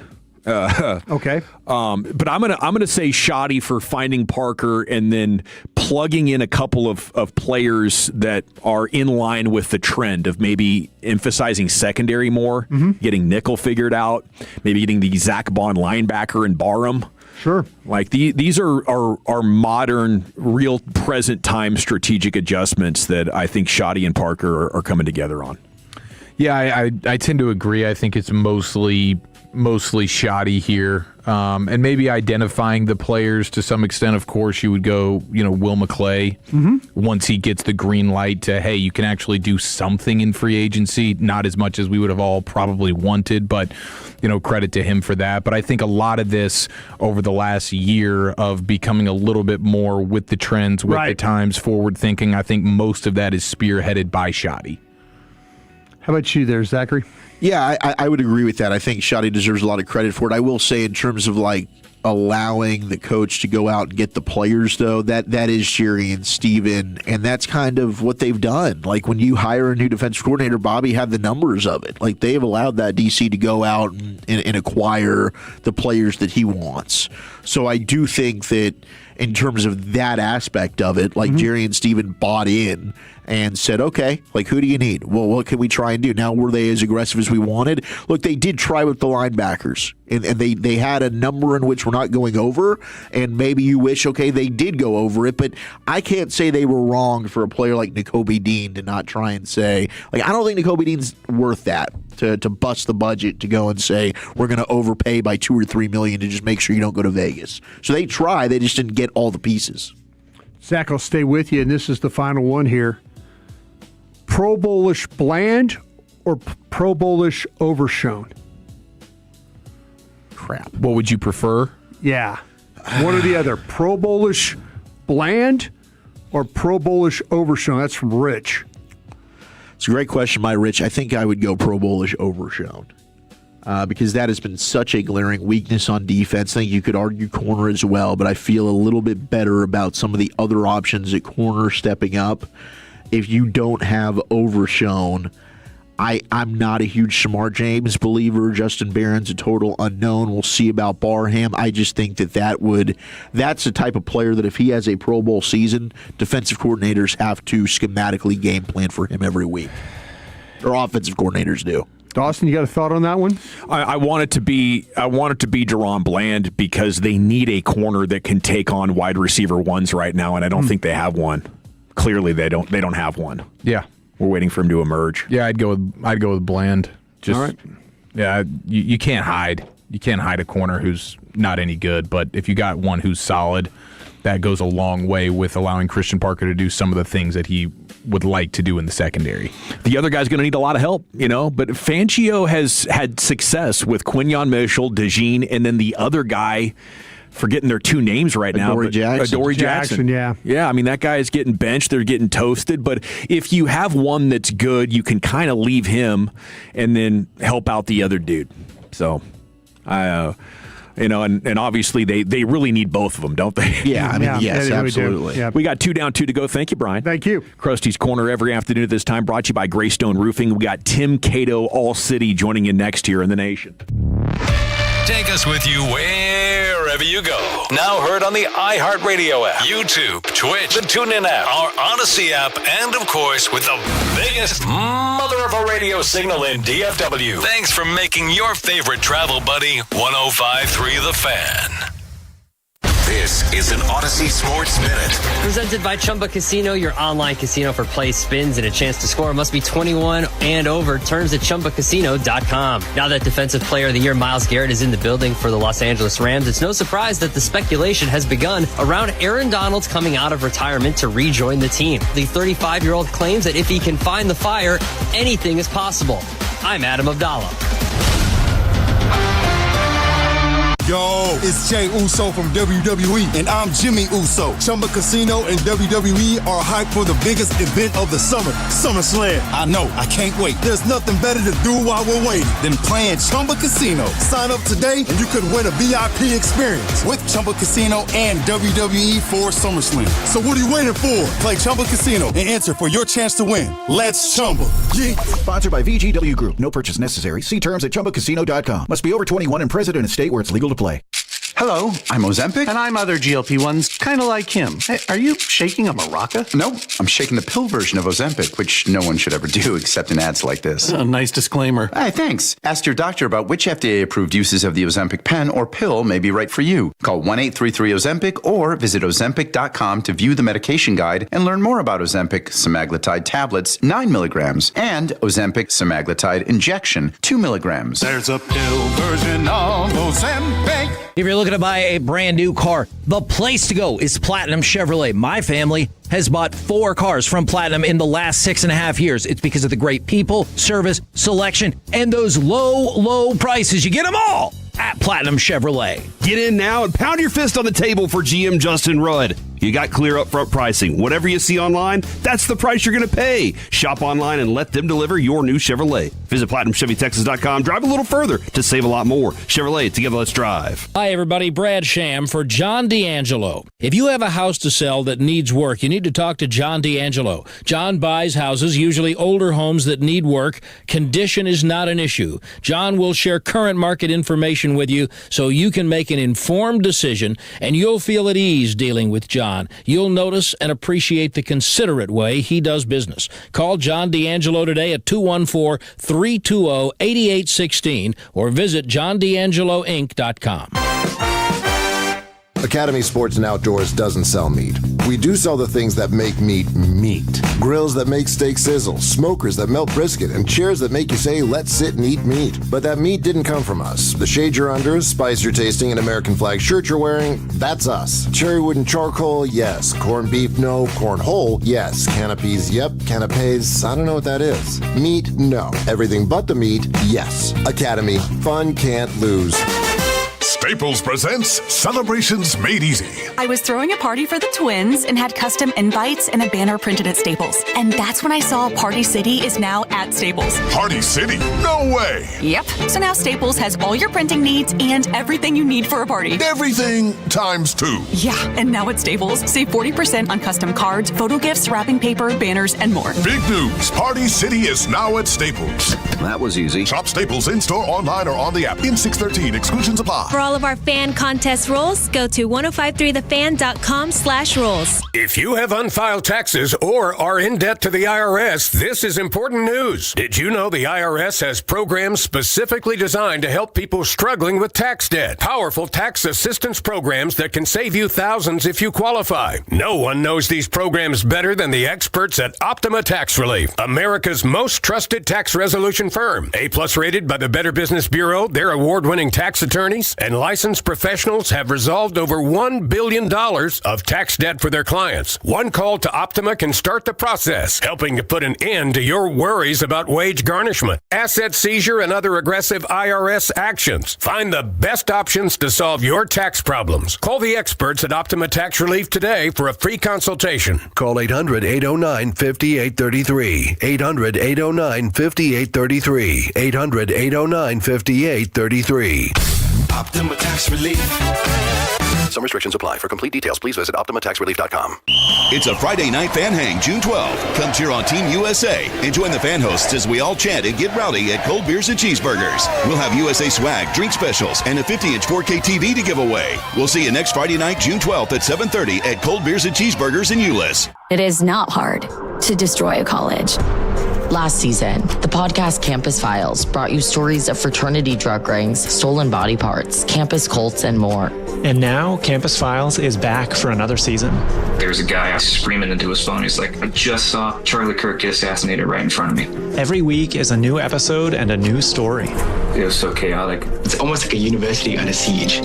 Listen to and follow Campus Files. Available now wherever you get your podcasts. Hi, it's Eric Giafalo. Looking for a great deal to stay connected? Now for a limited time, new Verizon Mobile and Frontier Fiber customers can get Fiber 500 internet and a line of mobile for just $59.99 a month with autopay for 1 year. Get Fiber 500 internet for $19.99 a month and unlimited welcome for $40 a month plus taxes and fees with a new smartphone line. Visit a Verizon store today to learn more and switch. For new Frontier Fiber internet and Verizon Mobile customers in select areas, mobile and home discount enrollment required. Additional terms apply. In times of congestion, unlimited 5G and 4G LTE may be temporarily slower than other traffic. Domestic data roaming at 2G speeds.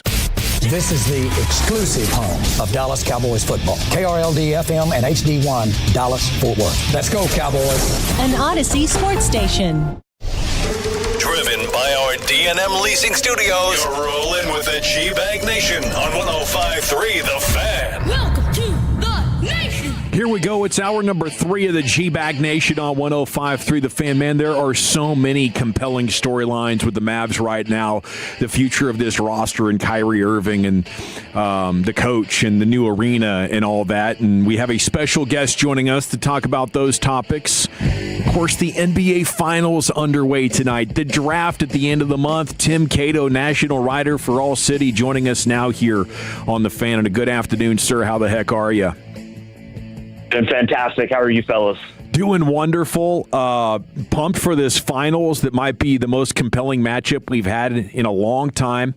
But I want to know from you, how much of a shot do you think the Knicks have here?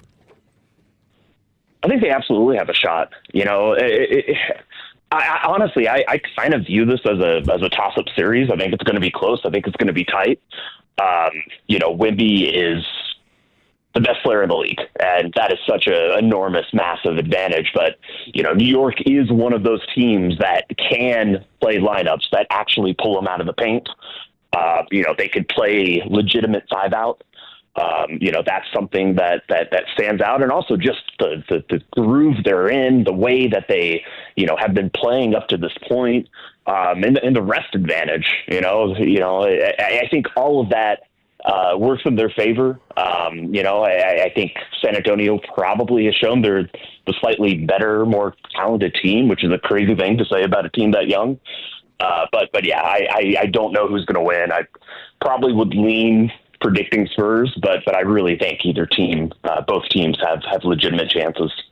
NBA report today from Jake Fisher, quote, I don't necessarily believe that Kyrie Irving will be on the Mavericks roster on opening night. Have things progressed over the last couple of weeks in your mind that maybe Kyrie won't be a Mav to start the season? It would surprise me mildly, but Jake is someone to trust, someone to listen to. Good friend of mine. I actually headed up to New York for unrelated reasons tomorrow. I should hopefully see him out there. I would be disappointed if we don't get to see Cooper Flagg and Kyrie play with each other as teammates. I think everybody here would be.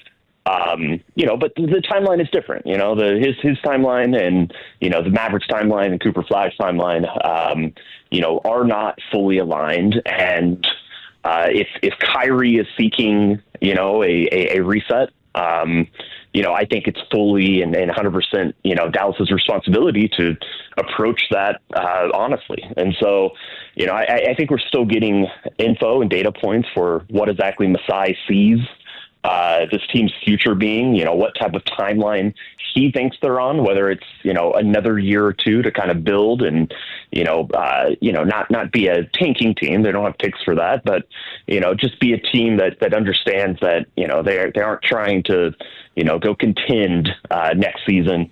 That is a scenario where it would make sense that Kyrie Irving goes and plays for another team. And, we understand the value and respect and the interest he has around the league from, multiple teams that would be interested and offering Dallas something for Kyrie Irving that they would really have to consider. But this would be Kyrie wanting out, not the Mavs preferring to build going without him? I think that's a really good question. I don't have a great answer for that at the moment.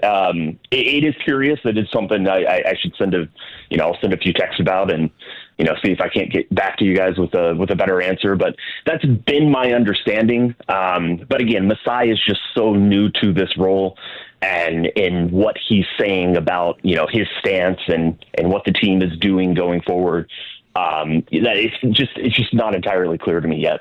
Do you think the Kyrie-Luka relationship was so good that like teaming back up with LeBron in LA would be of interest? Is there any path to getting a deal done with the Lakers? I think every NBA star is interested in playing in LA. I don't think that is. I think absolutely. That's on the table. Or at least I guess I should say it the other way. I think that the LeBron relationship with Kyrie is strong enough that you have to note that. It's certainly something that if there's mutual interest and there's mutual ability between these two sides, that it's something to keep an eye on. But I think there's a lot of teams in the league that would be interested in Kyrie Irving if he is available this summer. Tim, just talking to folks around the league, do you think we're getting a clearer picture of how the first 9 picks are going to go in this draft, or teams still kind of all over the place when it comes to kind of getting this draft order down? Yeah, I mean, the toughest thing with the draft is when there's going to be a trade in. It's just, what is that trade going to be? Who is it going to be? How is that going to affect things? I think we're all fairly confident that Oklahoma City is a team that's probably, they're going to do something with their picks, and it's not going to be draft, players with all of them. They seem like the obvious candidate to bundle them and move up. Even that in some ways, we're kind of looking at, Mara, the center that as somebody they would move up and go get. I do agree that it does feel like there's starting to be a consensus of how this is going to go. I think that's often how it goes, but there's always chances for surprises. Tim Cato with us here in the G-Bag Nation. What's going on with the head coaching search? I mean, we got the Sweeney news to Orlando. That was a bit of a gut punch. Have the Mavs gotten any closer to making that decision? This is the pressing question. My understanding of how Masai operates is that, this is not going to linger for an eternity. This is something that is important to, get settled and get checked off. And again, you look at the teams that have open head coaching positions, and none of them have Cooper Flag. That is a very, very appealing situation. Working for Masai is an appealing situation.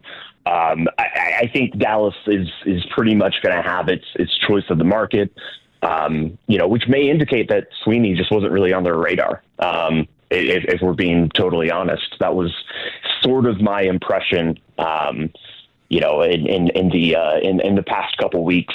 So, yeah, I think it's coming. I don't know if we have an indication of exactly when or exactly, if there's any leading favorites or candidates, but under Messiah, I mean, even the Messiah announcement was kind of out of nowhere. There was not a, days leading up to this decision. This is likely to happen. It was just instant, out of nowhere. I wouldn't be surprised if the head coaching hire ends up looking and feeling the same way. So you've been, when you've been on with us, you've talked about like this is Masai's team. He is making the decisions, and that seems to be even more clear now as we get closer to the draft. You still don't have a coach that has been hired. Like they don't seem to really care about necessarily input there. So is this a position where if you're getting hired as the head coach in Dallas, you're the coach of the team. You're not really going to have say in how your roster is constructed whatsoever. I think it's more that Masai is going to hire someone who is ideologically aligned with him in his decisions. I'm sure that any coach, in a healthy front office is going to be in the room and be able to give input. But to your point, yes, I do think this is the Masai, organization. I do think this is led by Masai, that, he is the most influential person in the room. And, that's going to be the case. That's what you sign up for when you go hire someone like Masai. It's Tim Cato, All City with you here on The Fan. What's so wrong with the AAC, man? I love my old buildings where championships have been celebrated.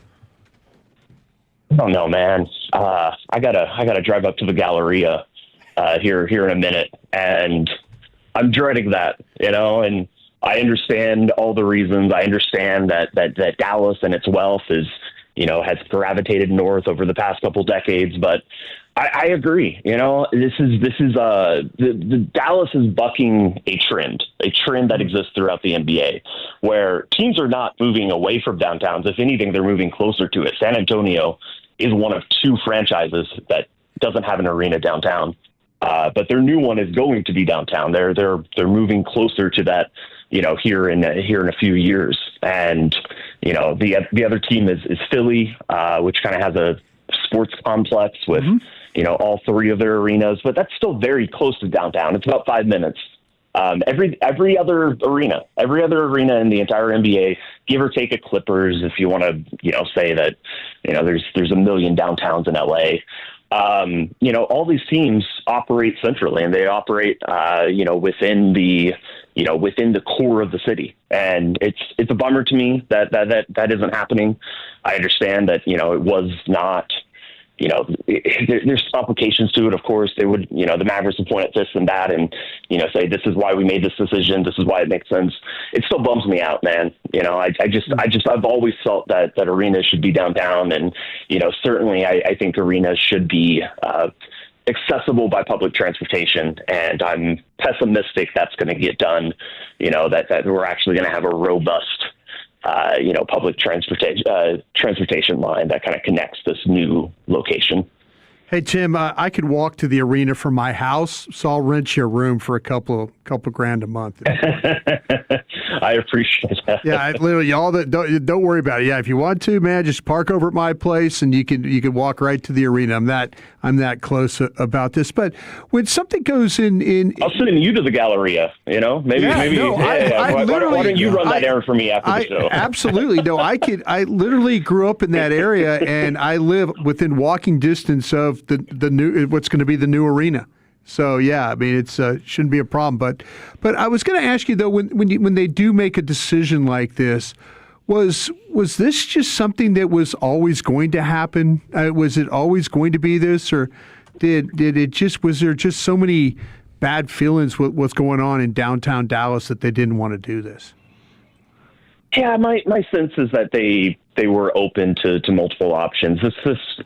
This location and this conclusion, I think, was always likeliest, but I never got the sense that the conversations about City Hall and putting the arena in proper downtown were just like running out of ground ball or just for PR. I think it was an option. I think it was something that they like legitimately considered. The problem is just that it was the more complicated option, which is why this location is the one that they ended up choosing. Tim Cato with us, 8th year in a row, no repeat champion in the NBA, and now the Thunder have some important roster decisions and luxury tax threshold decisions to make. How good are the Thunder going to be next year? Going to be awesome. I mean, they had the best record in the league, and they took San Antonio to 7 games despite missing, their second best player and then their, replacement for their second best player. Everybody, dragged Chet, and after that game 7, it deserved. He deserved it. But Chet was never going to be, his role on the team wasn't, well, you're the third option, but you bump up to second if second out. Like he isn't capable of that. They had a player, AJ Mitchell, who was designated as their, fill-in second option shot creator. And yeah, he missed most of the series. And so, I think everything in Oklahoma City would be totally fine if they just ran it back. There are going to be some tweaks around the edges. They have young players coming in, and they're going to almost certainly jettison some veterans, some that are in the rotation, like Lou Dort. I think is probably pretty likely. A lot of speculation about him. Some other guys who are a little bit further down the bench. There are absolutely moves that they got to make and will make, but I still see them as, one of the league's best, let's say 3 teams, since there's 2 still alive and, 2 in the finals, and, they were the last one to lose. So I think if you're going into next season thinking you're a top 3 team in the NBA, I'm not looking at my roster and thinking, okay, gotta do wholesale changes. I think they're still going to be great. Jalen Brunson's had quite the playoff run, and as you reflect back on your time covering him in Dallas, I mean, what surprised you about his evolution as he's now leading a team to the NBA Finals? Just that it happened. I mean, this is not what this is not what I expected from the Jalen Brunson, that we saw for a few years in Dallas. Even as I was a huge believer, and we saw him, his ascension, his game 1 against Utah. We saw all this stuff, and still I never would have predicted this type of scoring rise from him. What a fun player, just the epitome of, he gets the most out of what he is physically capable of. Love that guy. Thanks for the updates, Tim. Enjoy these finals, and we'll probably circle back around, maybe catch up with you before the draft. Absolutely. Let's do it. There he goes. Tim Cato, All-City national writer here with you on 105 through the Fan. Yeah, head coach hire, draft, Kyrie rumors. We going to have to deal with that. Man, that would be tough. But, hey, if he wants to move on, then I would get it. I would understand. But, man, I think there's enough quality here on the wings and with the bigs and with Cooper Flag. I'd be excited. But, shoot, like teaming back up with LeBron and Luka, maybe backing up Luka, maybe playing the 30 games Luka's going to be hurt with the Lakers and trying to go for a championship is more attractive to him right now. He certainly wanted to go there. Remember last time he was a free agent, he was chilling in L.A. at their games courtside. We got a football fix coming up, Chief. Where Yeah, Wolchuk, where are you taking it? I'll get this right. That's 3 days in a row, I think. We're on a heater. The Football Power Index, and Micah gives his side on what went down with Jerry. That's next to the nation. But first, Tolos, let's talk about your hair for a sec. If you're losing it and desire to have it back, then Advanced Hair Restoration has the easiest guaranteed solution for you. Their simple one-day treatment offers life-changing results. I've seen it with my own eyes. It's truly amazing. They put hair where you need it most, and bam, it begins to grow. Now, Advanced Hair, they have it all. Top-rated physicians, modern technology, and best of all, you get your very own natural hair that begins regrowing the very next day. Absolutely unprecedented stuff. Advanced Hair even guarantees it to grow for life. So go ahead and schedule your free consultation right now. 469-599-HAIR. And just for being a Tolo, you'll get $250 off and 250 free hair grafts. Advanced Hair has changed tens of thousands of lives, and you need to be next. They're the team that I personally recommend. You are going to love them. So please don't wait. Check out the before and afters online for yourself. 469-599-HAIR or advancedhair.com. Our goal is to have you winning every sports debate with your buds. We'll do the homework. You just listen and enjoy. Turn it on and leave it on. The Fan and our Odyssey, iHeartRadio, or TuneIn apps. All right. Turn it up. This next track by Crown Royal, it's got a way of getting everybody together. So grab your people, grab a glass, and play this one loud.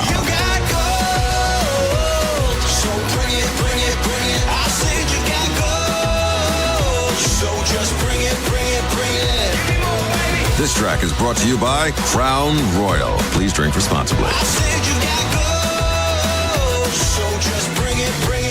At Siemens, we take pride in what we build. We're growing our carbon-neutral manufacturing hub in Fort Worth alongside our teams in Grand Prairie and Carrollton. Right now, we're hiring talent at every experience level to build the advanced infrastructure powering EV networks and industrial AI. Enjoy competitive pay, great benefits, and career growth. Plus, you'll do work you can truly be proud of. Transform the everyday with us. Apply at Siemens.com/jobs. Most car buyers don't know this. The longer your loan, the more likely you are to owe more than your car is worth. Millions of drivers are stuck in 6- and 7-year loans facing negative equity. Leasing with D&M avoids that trap, letting you drive the car you want without years of depreciation. For 50 years, Texans have trusted D&M to keep payments under control and drive smarter. Call 817 or 972-35-LEASE or visit dmautoleasing.com. D&M Leasing, the smarter way Texans drive. We make leasing easy at D&M. When you own your own business, you need to keep things moving.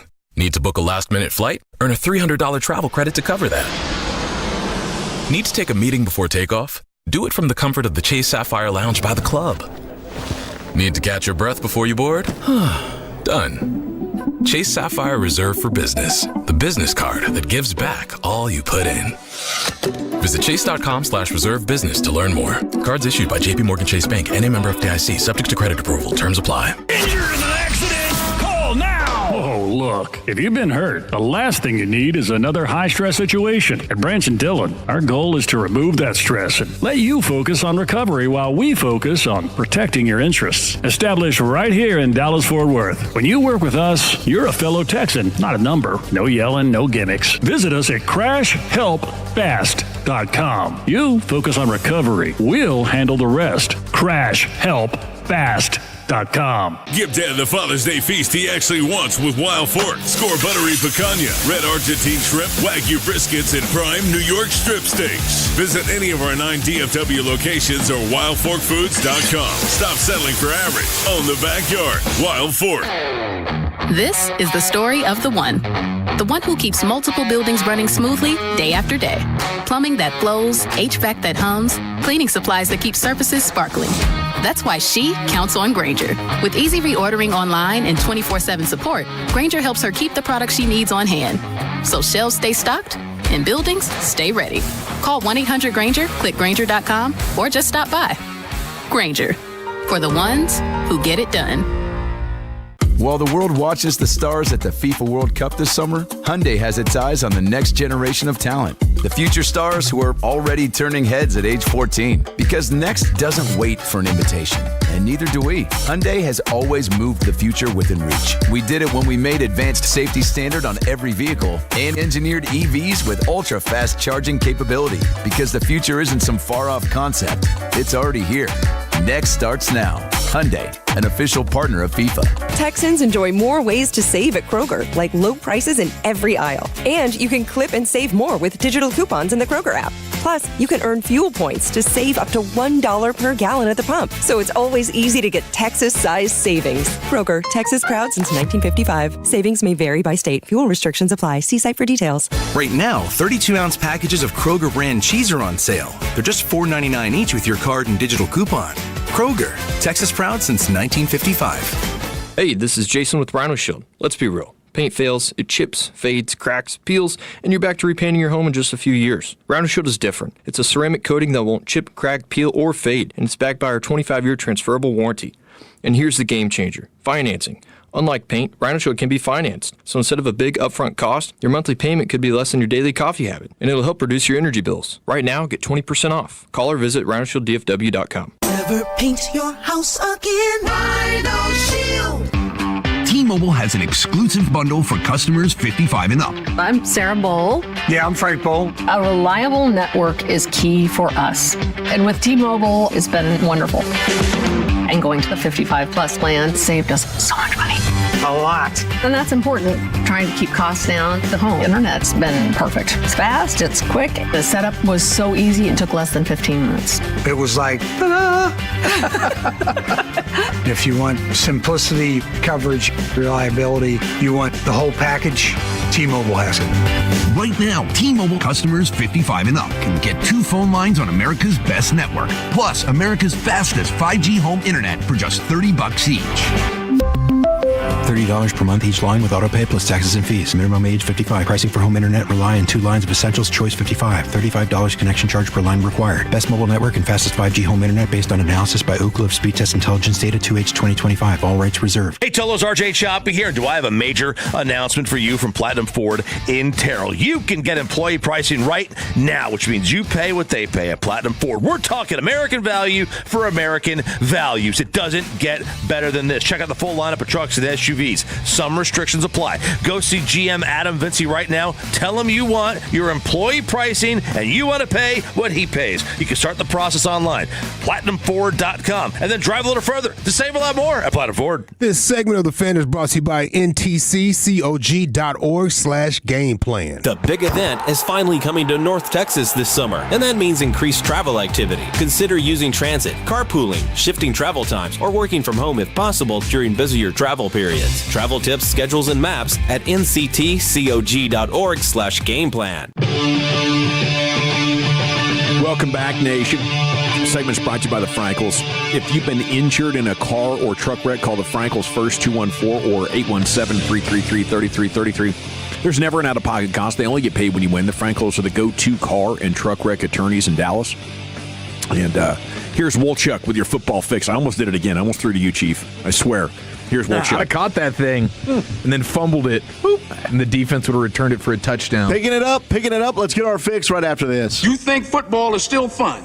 Yes. Sir. Wrong side. Left side. Wrong side. Left side. I use these for acid indigestion. So what are we going to use these for? Intimidation. You know I got to get my fix, man. Interesting wrinkle, courtesy of Mary Kay Cabot in the Myles Garrett trade. The 2029 third-round pick the Browns received from the Rams in this trade would become a first-round pick if the Rams traded Myles Garrett to any other team within the division, so the Steelers, Ravens, or Cincinnati Bengals, which is fascinating. Why? Well, just so happens that the All-In Rams can legally offer this trade in 2028 if Stafford retires once his extension ends. They could trade Ty Simpson, their 2028 first, their 2029 first, and their 2030 first to the Cincinnati Bengals to get one Joe Burrow.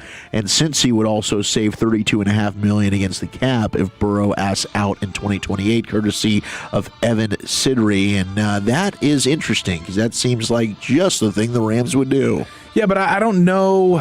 Well, maybe. Trying to think, like, if you're Cincinnati and you want Ty Simpson, at that point, do you want Myles Garrett? I don't know, but I get why the Browns would do this. Like, just in take case. that totally off the Just table. in case. We're not going to see this guy twice a year at some point in the next few years. Yeah, let's just remove it. Mary Kay Cabot also saying the Eagles never made a play for Myles Garrett, and there's zero chance they would have wanted Jalen Carter in return, sources tell Cleveland.com. So they definitely wanted Jared Verse, and that was kind of the only player that they would even consider in return for Myles Garrett. There's also Ian Rappaport, who's just putting the poo-poo kibosh on Josh Sweat. He said this has gained some steam on social media, so just to provide some clarity, Josh Sweat is not being traded, not to the Packers or not to anyone. Carry on. I respect you, Ian, but gosh, I just feel like there was too much smoke there for it to not be something. But as long as he doesn't end up in filthy, I'm okay with it.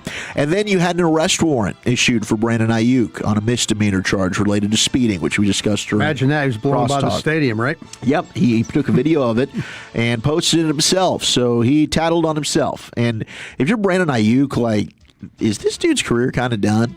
He hasn't played football in a year. He's got injuries. He's really only had one good year anyway.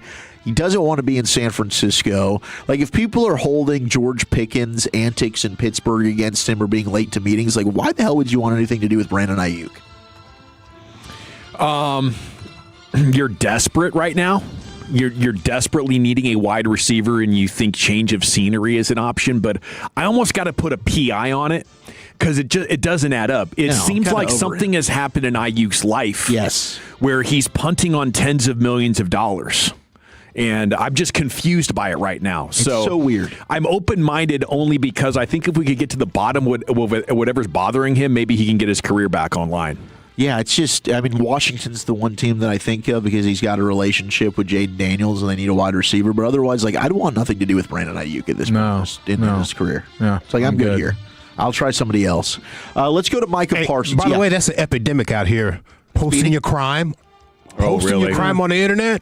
You got to show other people you did something crazy. Yeah. And it's like the look at me. Feds got the internet too. Yeah. That's how they do most of their investigation these days. You're making it too easy. Stop.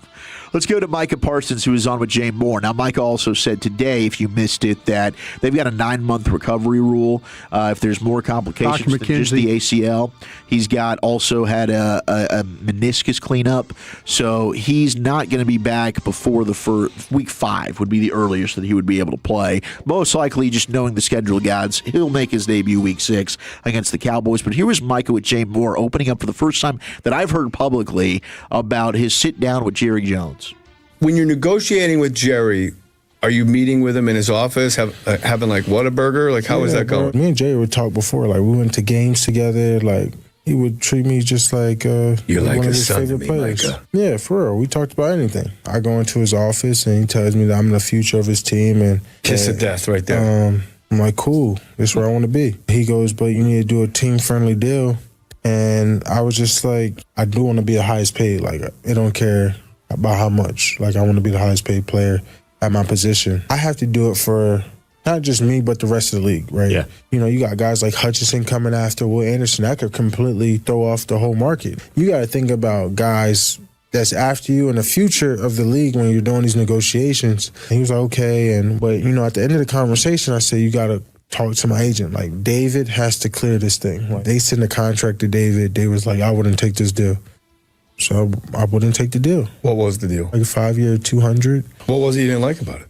The structure wasn't good. Like the guarantees, the days, it has a lot to do with, is it fully guaranteed or is that injury guaranteed? What day does your money become guaranteed? People was like, yeah, Jerry offered you to be the highest paid player. You're greedy. But I was like, at the same time, he also said, F me with the structure of the deal. I want the power. I want to control you. And if you notice, majority of his deals that he's done with players, he has full control and leverage.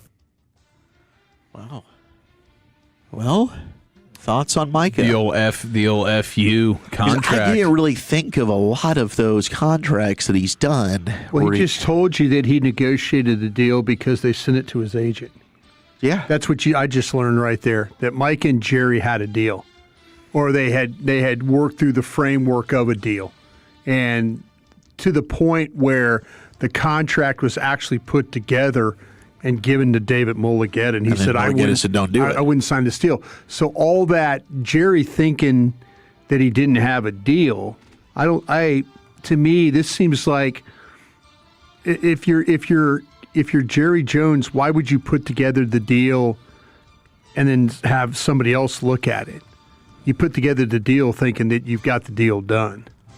So right there, I think that Jerry and Micah had a deal, and that's I think what made Jerry so mad. Yeah, and and the numbers he gave was pretty much what Jerry told us. So Jerry, too. Micah had the deal in hand, and then he handed it to David Mulligetta to look at. And that's where I think everything got crossed. Yeah, I think when players do deals early, they are giving up something for the security. And I think Jerry has been good at getting those deals done early on the team's favor, right? Sure. But it's proven out with Zeke and with Dak. That if you are willing to wait and bet on yourself and wait till the end, they'll do some of the most player-friendly deals possible. So I think I don't want to totally shoot down what Micah is saying right there, because we have seen some very team-friendly deals. Osa was very Cowboys-friendly. Sure. What was that, a $5 million discount? Yeah. Tyron Smith. There's been some big ones. I wouldn't say, though, it feels like most of the deals are going in the Cowboys' favor. Yeah, I would agree with that. And I thought it was just interesting, Micah's side on that. Now, what do you think about him saying that they're negotiating these deals, thinking about guys in the future? I like that. I wish they would do that when the CBA comes around. That's that's a good point. No, that's a good point. Well, the problem with that, it usually ends up being like the players that aren't the higher paid are like, I can't sit out a year, guys. I've got to get a paycheck here. Yeah. So that's where you have the Players Association folding, because it's like the players 30 through 53 on any given roster, maybe even 20 through 53 that aren't your highest paid players. Like, I can't afford to legitimately threaten to sit out a season if we don't get a deal done. And that's where it's tough. Yeah, they got to get a pool or something together, brother. Yeah. You making $60 million. You got to hold strong. Yeah, just hold out for a while. It'll pay off in the end. You're right. The minimum salary just hasn't gone up.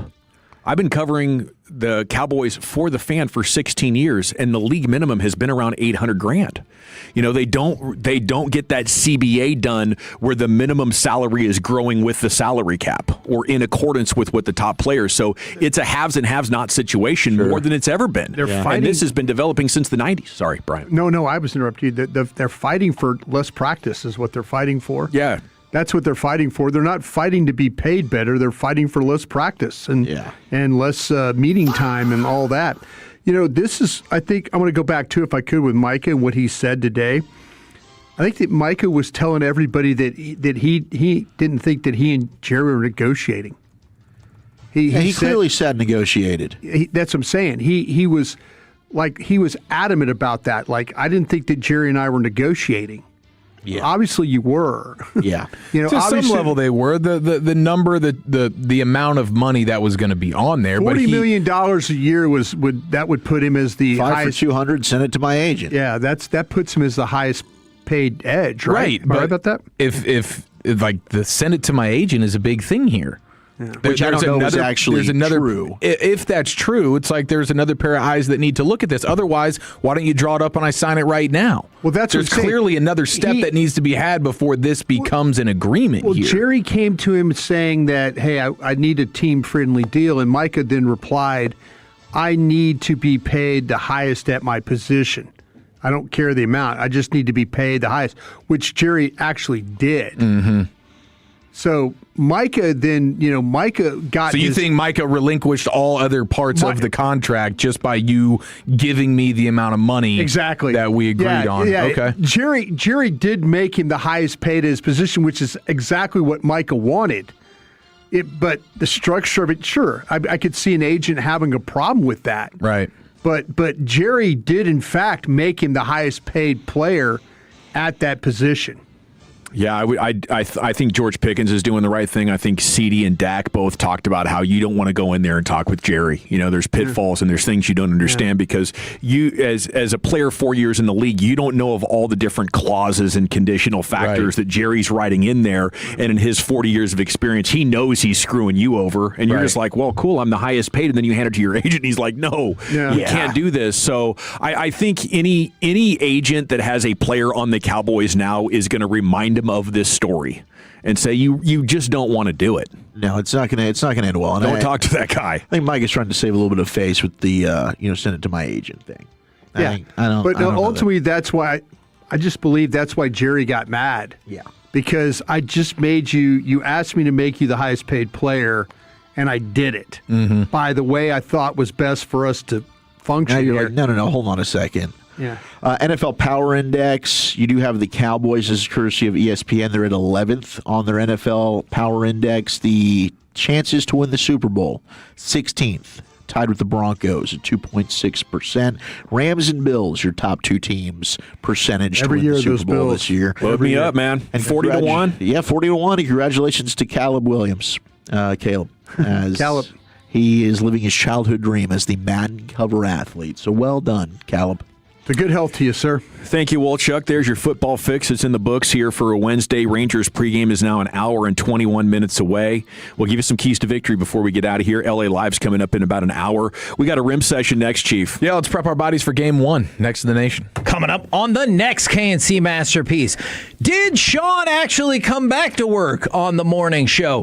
Plus, we talk about game one of the NBA Finals and a week out from the start of the World Cup. Where's your excitement level? Join the show. We'll be here 10 a.m. to 2 p.m. on The Fan. Jim Follow here, Tolos, and I'm so fired up because CertaPro Painters just came into my home and gave me that brand new paint job, and I could not be happier. You can schedule your free estimate online at CertaPro.com. That's Certa with a C, and you can trust them to get the job done right. I know firsthand they take pride in what they do, and the process is worry-free. Free estimates, reliable communication, and professional painting, all at the right price, and that's what I'm about. So schedule your free estimate online at CertaPro.com. That's Certa with a C, CertaPro.com. Each CertaPro Painters business is independently owned and operated. Summer is coming. Are you ready to look and feel your best? If you're dealing with low energy, weight gain, muscle loss, or low sex drive, your hormones may be holding you back. BioT certified providers help treat men and women for low testosterone, low energy, muscle loss, and low sex drive. Visit myhormonelevels.com to see if you qualify for a reduced cost program or call 817-518-4580. That's myhormonelevels.com or call 817-518-4580. What's up, everybody? Nick Costos here, helping you beat the books with Westwood One Sports. Game one of the Pro Basketball Finals tonight in San Antonio. San Antonio, a 4.5-point favorite over New York. Total in the game, 218.5. Now, San Antonio might be the favorite, but New York comes into this game on an 11-game win streak. Forget about the points. Give me New York to win, straight up. Bet smarter and beat the books. Download the BetMGM app today. My dad passed away unexpectedly. Of course, it was awful in every way, but we are very grateful that he had life insurance. So even after he was gone, he was still able to provide for us. And that's why I have life insurance for my family. Ethos.com. They make it fast and easy to get covered. It's 100% online. You get a quote in seconds, and you can apply in minutes. You get covered the same day. Get your free quote at ethos.com/game. That's ethos.com/game. Paid spokesperson. Time spent on application may vary. Online health questions required. Rates may vary. Hey, Mom, now that I have an after-school job, I think I want to buy a drum kit. Okay, Rockstar. Let's look at your account. When kids start making money, Chase has easy-to-use tools and expert bankers to help them learn how to manage it. And next month, I'll buy the bass drum and the cymbals. Oh, and maybe some noise-canceling headphones for you. Aw, you've thought of everything. Help kids save, budget, and build financial independence, all with Chase. That's good for kids and good for parents. Visit your local Chase branch and get started. Account subject to approval. JP Morgan Chase Bank, N.A. member FDIC. Father's Day? Go big for Dad. Celebrate Father's Day with 5 courses fresh from the wok fire. Enjoy a 5-course celebration experience starting at $89.99, featuring premium entrees like New York prime strip steak tataki, oolong chili and sea bass, and lobster and prawn fried rice. Bold flavors, sizzling favorites, a meal made to impress. Because Dad deserves more than just a dinner. He deserves a celebration. Celebrate Father's Day with some sizzle. Only at P.F. Chang's. You finally decided to take that long overdue family vacation or business trip. You apply for a passport and then you find out your passport has been denied by the IRS. I'm Dallas tax attorney Nick Namath. And I'm Jamie Flores, the managing partner at the law offices of Namath and Flores. If you thought the IRS can't affect your passport or ability to travel, guess again. The IRS can and will prevent the issuance or renewal of a passport for certain delinquent taxpayers. The law offices of Namath and Flores will help you get your life back. We have been right here in North Texas for over 25 years helping taxpayers resolve their IRS issues. We focus specifically on helping people like you resolve IRS wage levies, bank levies, tax liens, and even unfiled returns. The first visit is completely free and confidential. Call the law offices of Namath and Flores today. Texas tax attorneys at 972-484-0TAX. That's 972-484-0829. Or go to myirsteam.com. Offices in Dallas, Fort Worth, and Frisco. Boomer Jacks is sending 3 lucky fans to see the action live at Dallas Stadium this summer. To enter, download and sign up for the free Boomer Jacks Rewards app. Sign in, spend $20, and you're entered to win tickets plus a VIP watch party for 4 at your favorite Boomer Jacks location. Visit boomerjacks.com for details. Are you an adult with uncontrolled moderate to severe Crohn's disease symptoms and still packing a backup bag of clothes? Just in case, Skyrizi Risankizumab Riza can help you take control of your Crohn's. Feel significant symptom relief, including less abdominal pain and fewer bowel movements at 4 weeks. Plus, Skyrizi is proven to help people achieve remission and visibly improve damage of the intestinal lining. Individual results may vary. Skyrizi is a prescription injection medicine. Don't use if allergic to Skyrizi. Serious allergic reactions, increased infections, or lower ability to fight them may occur. Before treatment, get checked for infections and tuberculosis. Tell your doctor about any flu-like symptoms or vaccines. Liver problems leading to hospitalization may occur when treated for Crohn's. Ready to take control of your Crohn's? Ask your doctor about Skyrizi, the #1 prescribed biologic in Crohn's disease. Control is everything to me. Learn more at skyrizi.com or call 1-866-SKYRIZI. If you're looking to buy a home, this is a call out to you to call TexasLending.com for your home purchase. Mortgage rates have fallen. It's a great deal right now with the number of homes that are for sale, and TexasLending.com has a free call, free application, free pre-approval letter. Get a free quote right now at TexasLending.com when you call 972-387-4600. It's TexasLending.com. 4201 Spring Valley Road, Suite 1150, Dallas, Texas, 75244. NMLS number 2297. Equal housing lender. If someone broke in tonight, would your camera stop it, or would you just watch it tomorrow? That's the old way. Record, replay, regret. Remote video monitoring powered by Alarm.com from DFW Security is different. Live agents intervene and, if necessary, issue a visually verified police dispatch not after the loss, before it. The new way with DFW Security is powered by Alarm.com. Detect, deter, defend. DFW Security. Stop crime before it starts. DFWsecurity.com. This segment of The Fan is brought to you by Hawaiian Falls in Mansfield. It's Alec Medford from 105.3 The Fan. Join me at Hawaiian Falls, Mansfield on June 4th from noon to 2 to celebrate baseball. Meet Rangers mascot captain and coach Travis Jankowski. Wear your favorite team's gear to score admission for $19.99. Visit hfalls.com for details. Thanks for making The Fan DFW's #1 rated sports station so far in 2026. To those of you that TOLO, which means turn it on and leave it on The Fan, you're appreciated. If you're in the market to upgrade your vehicle, get to Classic Chevrolet in Grapevine. Back-to-back #1 Chevy dealership 3 years straight, and they've got more new Chevys than anyone in their all-price of sale. Silverados, Tahoes, Blazers, Malibus, Equinox, and more. Visit ClassicChevrolet.com. This is Texas. This is Classic Chevrolet. Together, let's drive, relax, and enjoy the difference. Based on new Chevrolet registrations 2023 through 2025.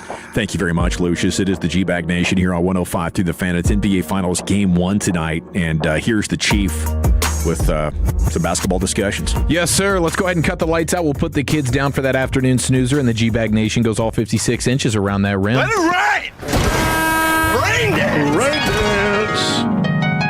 I gotta join here, man. I've been saving for a special occasion. Always a special occasion when we are just hours away from Game 1 of the NBA Finals tip-off. You have the Larry O'Brien Trophy on the court for real for the first time in a long time. Aesthetically, it's going to look incredible, and I look forward to every single second of this thing. I do have a basketball question. Who is going to win Basketball Guy of the Day? LeBron, the all-time player who has averaged the most points per game in an NBA Finals. Okay, so all the NBA Finals that any individual has played, who's averaged the most points in the NBA Finals in NBA history? Who is that player? You'd say Wilt Chamberlain. Yeah. I don't think you guys would guess this. I was surprised. Bob Pettit. Bill Russell. Wrong. Let's go with Hakeem Olajuwon. Let's go with Oscar Robertson. Wrong.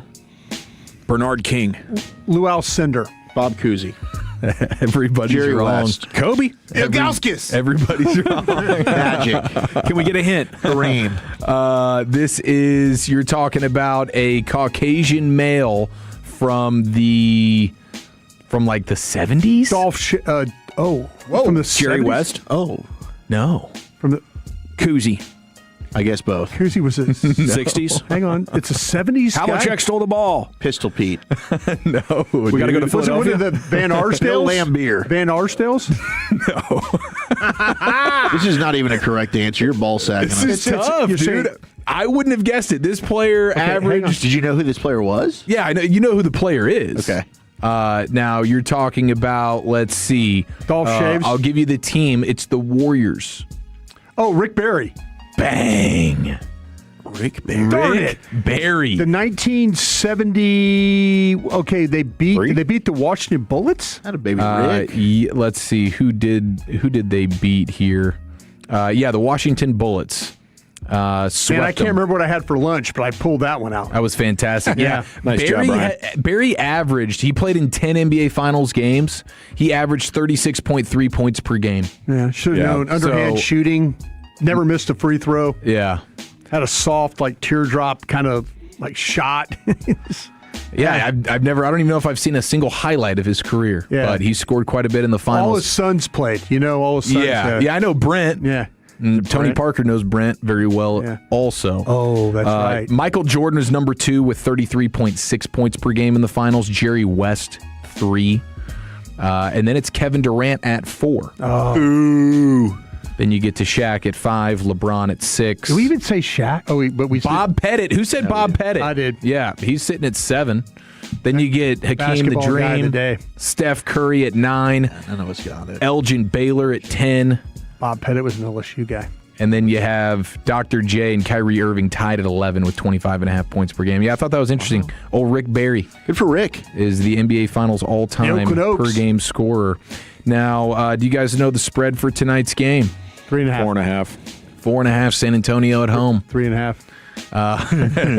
It's gone down, Eric. It was 5.5. Jeez, read a freaking book for once. It is now 4.5. The Spurs were plus 6,600 to win the NBA championship when the season started. Okay? They would be the biggest long shot ever to win the NBA Finals. If you go back to the preseason odds. Should have put money on that. Oh, yeah. I wonder what they were like 2 weeks in when they were a dumpster fire. They were a dumpster fire like a full month. Except for that first game of the season when Wemby made his presence felt versus our Dallas Mavericks. Now, did you see what Wemby did? Dawson came on and said we should just tank. It was 4 quarters of basketball that just said, you know tank. what? We're good here. Yeah. That's when that guy got baptized, right? Yeah, First game? exactly, yeah. He was looking crazy out there. Yeah, it was tough sledding. What's he playing, point guard? What are you doing out there?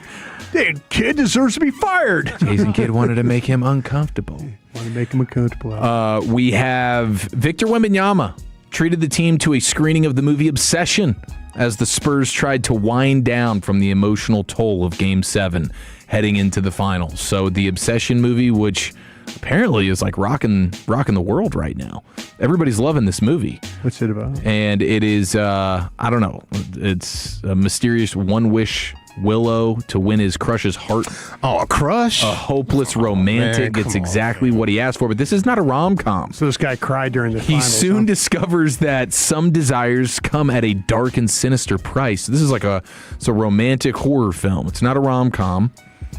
It's I had a faked injury. I wouldn't have seen this. You wouldn't have seen this movie? No. This is how he wanted to wind his guys down from what was a very emotional Western Conference Finals. Kevin Garnett, not a big fan of Wemby crying and showing emotion after beating the Thunder. As the Knicks watched the movie The Warriors.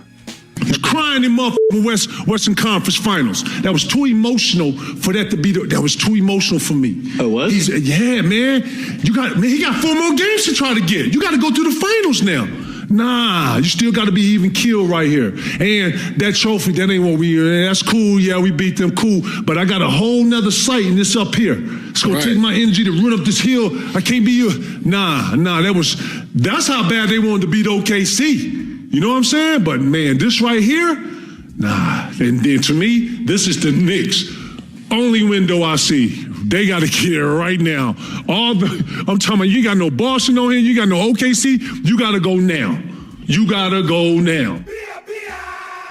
Victor Wembanyama has more blocks than the Knicks have as a team this postseason. Of course, he's played in some more games. The Mitchell Robinson stuff's going to be interesting. The big man for the Knicks who hurt his pinky on an off day at his own house.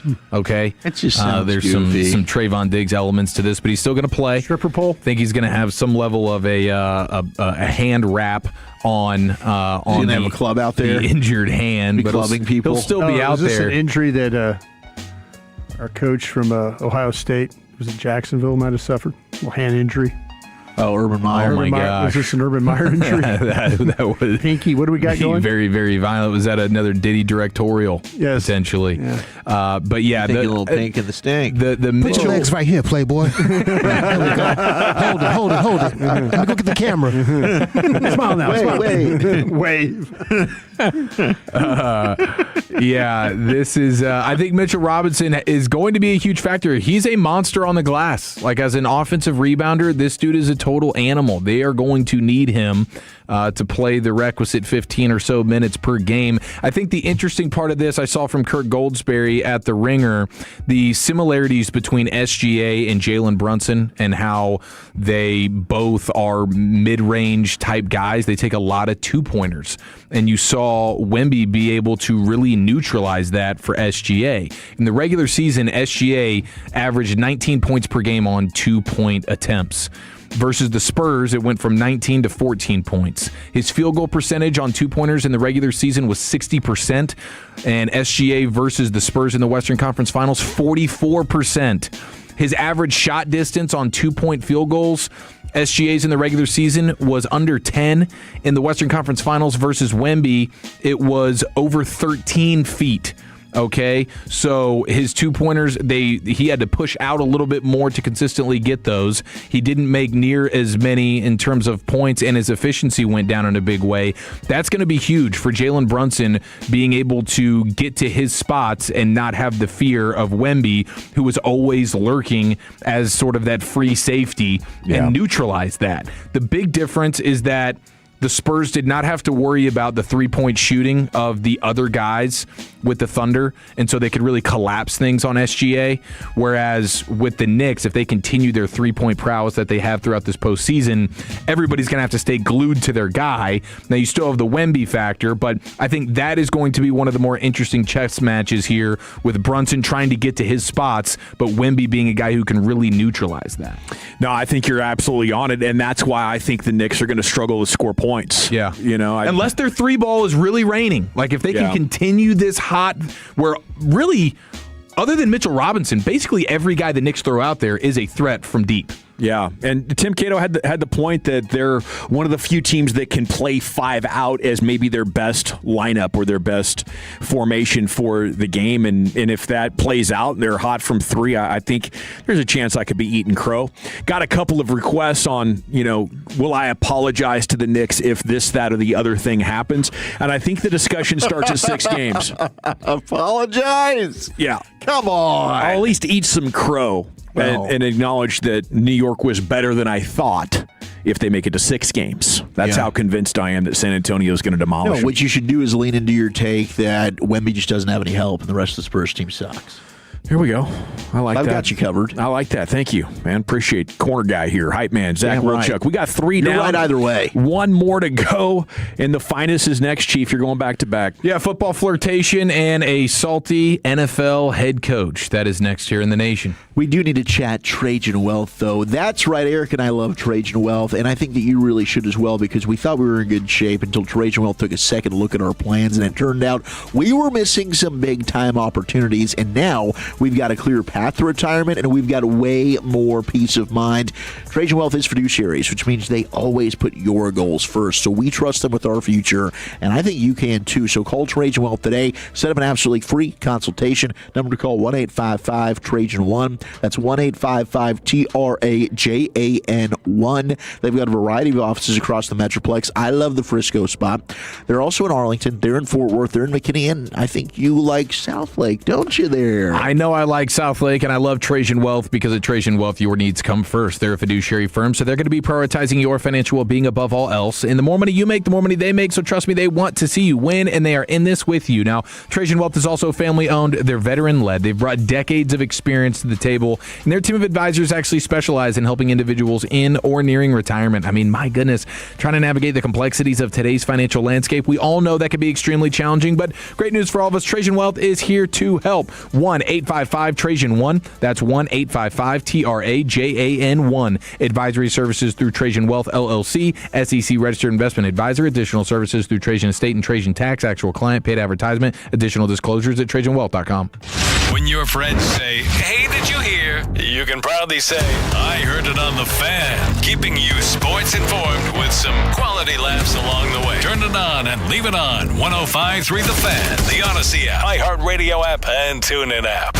This is a Westwood One Sports Minute. The NBA Finals begin tonight in San Antonio as the Spurs are in it for the first time since 2014. Defensive Player of the Year Victor Wembanyama has a chance to win his first title in just his 3rd year in the league. They have to get through the Knicks first, who are back in the finals for the first time since 1999. New York has the highest average point differential in NBA playoff history at 19.5 points. The Spurs are 4.5-point favorites for Game 1 tonight. I'm Adam Abdallah.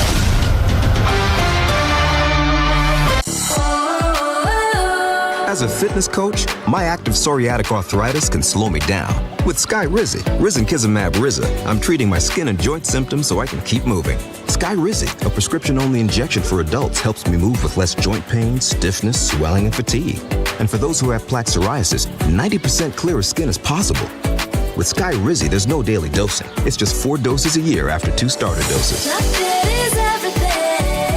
Don't use if allergic to Skyrizi. Serious allergic reactions, increased infections, or lower ability to fight them may occur. Before treatment, get checked for infections and tuberculosis. Tell your doctor about any flu-like symptoms or vaccines. Thanks to Skyrizi, there's nothing like clearer skin and better movement. And that means everything. Ask your doctor about Skyrizi. Visit Skyrizi.com or call 1-866-SKY-RIZZI to learn more. Hi, everybody. Brad Sham for John D'Angelo. If you have a house to sell that needs work, you need to talk to John D'Angelo. John buys houses, usually older homes that need work. Condition is not an issue. John will share current market information with you so you can make an informed decision, and you'll feel at ease dealing with John. You'll notice and appreciate the considerate way he does business. Call John D'Angelo today at 214-320-8816 or visit johnd'angeloinc.com. Staples presents Celebrations Made Easy. I went to Staples for a custom printed graduation banner and invites and saw that Party City is now at Staples. Wait, what? Party City is now at Staples. So now Staples has balloons? Yep. Decorations? Yes. Streamers, cups, table covers? Yep, Staples has everything for a party. And now buy 2 get 1 free on select foil balloons. Holy confetti! So the best party start at Staples. That was easy. In 613 select stores, exclusions apply. In-store or buy online. Pick up in-store only. Now that Wendy's has these new biggie deals, everyone in the family can get what they're craving, from nugs to JBCs. The parental units can get an $8 biggie bundle, the eldest who think they're so grown can get a $6 biggie bag, and the little one who can do no wrong can get a $4 biggie bites. You know, assuming they have a credit card. No, I'm kidding. We take cash too. $4, $6, and $8 biggie deals for the whole family. Only at Wendy's. Price and participation may vary. Single items at regular price. Prices may be higher in Alaska, California, and Hawaii. Okay, class, let's begin. Psst, love your boots. I just sold a pair like that on eBay. Oh, really? Yeah, it took like 2 seconds to list, and they sold almost immediately. I've been selling everything lately. Some chunky boots, a faux fur coat I never wore, and a vintage chair that was more of an expensive clothing rack. You know, I actually bought these on eBay. Wait, are you Kitty Sell Stuff from Brooklyn? Okay, quiet, please. Find what you love, sell what you don't. eBay. Things people love. This is the exclusive home of Dallas Cowboys football. KRLD-FM and HD1, Dallas-Fort Worth. Let's go, Cowboys. An Odyssey sports station. Driven by our D&M Leasing Studios. You're rolling with the G-Bag Nation on 105.3 The Fan. Here we go. It is hour number 4 of the G-Bag Nation, our fourth and final hour, because we are now just 1 hour from Rangers pregame show if they're looking for a sweep against the Cardinals. We'll talk more about that, maybe get you some keys to victory before the end of this hour. Take a look at the top-breaking sports news stories coming up here in about 20 minutes, but right now it's time for football's finest, and here he is, Eric Chiafalo. Yes, sir. Let's football right now. But at the end of the day, it's about taking it a day by a time, a day and a day, just continuing to do that. You cannot lose games in the NFL and still win. To win games, you have to win the game, not lose the game. It doesn't matter. He pulls another rabbit out of his head. Apparently, Aaron Donald, once again, texting with an individual in media, Jordan Schultz, friend of the program, saying, I'm for sure flirting with the idea of a return. Hell of an opportunity with the Super Bowl in SoFi this year. If I can find the fire, it's a possibility. Is the fire really just the check? Is that what it is? Is that what the fire is? Hey, just I don't think he played Los for the money, because Angeles. if he was playing, Fire-ass check? Yeah, fire-ass check, bro. I mean, I'm just looking for that fire, man. I don't think the Rams have any to offer, Like, it's even less than what we were speculating on afterwards. Like, well, free agency is over. Like, what do they have? And they would have to get very creative. Maybe they're willing to do that. Do you think they do the same thing with, did you ask, I think, Zach, you asked about the Eric Weddle, the situation. Oh, yes, that deal. Do you think do they wait till December and then bring him on board? Like, just for the playoff Super Bowl run? Just for the final he gets month his ring. and then the playoffs. You think they would Couldn't do you do that? one of those, void year things, too, where you give them, a 5-year deal, even though it's really, a 1-year deal? Yeah, you could get creative. Yeah. Yeah. So, you could get $20-25 million, but the original point was I don't think he's playing for the money. I think he's made enough, and he's got a great financial advisor or something like that. So what I would say is that the fire is just that determination that made him so great. The wake up and the desire to go dominate the world. And I think at some point people become fed. The Thunder, maybe they weren't as desperate, and that manifested as not mentally tough enough against San Antonio. Like you got to really, really want it. I think, and he knows in football, if I don't want it, then I'm going to let myself down and my teammates down. It's a hard game to play. Did you see this stat from Bradley Locker? Yes, please read it right now. Okay. In light of the Aaron Donald retirement smoke, a crazy stat, since 2021, Donald ranks 9th in pressures and 10th in sacks amongst defensive linemen, and he hasn't played the last 2 years. It just that is goes to show freaking believable what a dominant monster he was and how ridiculous it would be. As Cowboy fans, if you have Super Bowl aspirations, you don't want this, but as a football fan, I would love to see Aaron Donald next to Myles Garrett. Yeah. Just for, even if it's 100%. for 4 games. I don't care. That would just be incredible. What would that look like, man? That would be insane. Myles Garrett was asked about how he acquired that number 95 from Puna Ford. There was a conversation, he says. Sean McVay responded, a conversation and a couple bucks. Garrett said, more than a couple. Okay. So he wrote a nice little check there to Puna Ford. Thanks for that number 95. That was quick negotiations, man. Didn't take long. Didn't take long for Myles Garrett to get that number 95. Yeah. So congratulations to Puna Ford on that. What, play next to Myles freaking Garrett? Yeah! All right, so Caleb Williams is now gracing the cover of Madden. and you have the Bears head coach, Ben Johnson, at the podium doing his normal meeting with the media. Well, you'll see media members who like to put their cell phones up on the podium because they're recording what the coach is saying. And so there's a collection of cell phones at the Ben Johnson podium. One rings. Ben Johnson absolutely not happy about it. We're speaking the same language, and that's always a good starting point. Oh, my. Good. Now that you've got a year under your belt, how does it feel? How do you feel about your position, what you're doing, the people you're working with? Somebody want to take their phone, so I'm not interrupted again. Thanks. Can I just say there's nothing worse than when you hit the instant decline and they call back? Yeah. I am busy, bruh. Yeah, 100%. 100%. So it was the double ring. He was clearly miffed the first time, and then when it rang again, he was like, "Get this phone away from me right now." And that, like, the audio doesn't fully convey it, but he was stoic and clearly annoyed. He was not having fun with the phone ringing situation. He's a hard ass, so be careful. Okay, tread lightly. Yeah, and I think maybe there is a frustrated side to his personality that could come out and be borderline toxic.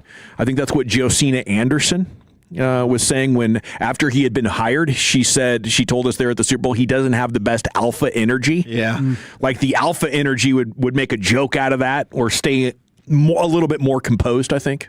Yeah, he's got a little crazy to him.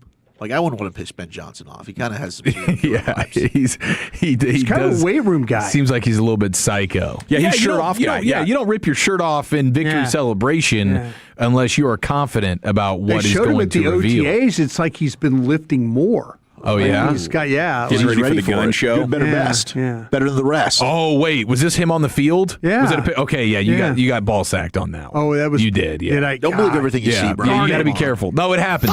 It happens. Because it almost got me as well. What happened? How did I get ball sacked? It's just, they can like Photoshop somebody looking way more jacked. It's like how I got sacked on the Sonny Styles father situation earlier in the offseason, where there was a photo of Sonny Styles and his dad. Bro, I got that was crazy. I wanted to believe it so bad. I'm like, this is the biggest. Have you seen this? This is the biggest dude ever. Bring me Sonny Styles and that DNA now. That guy, it looked like that Ben Johnson had been doing a little program stuff. I know, dude. I know. HGH. Yeah. How can I find this picture? I got to see what Brian fell for. Okay.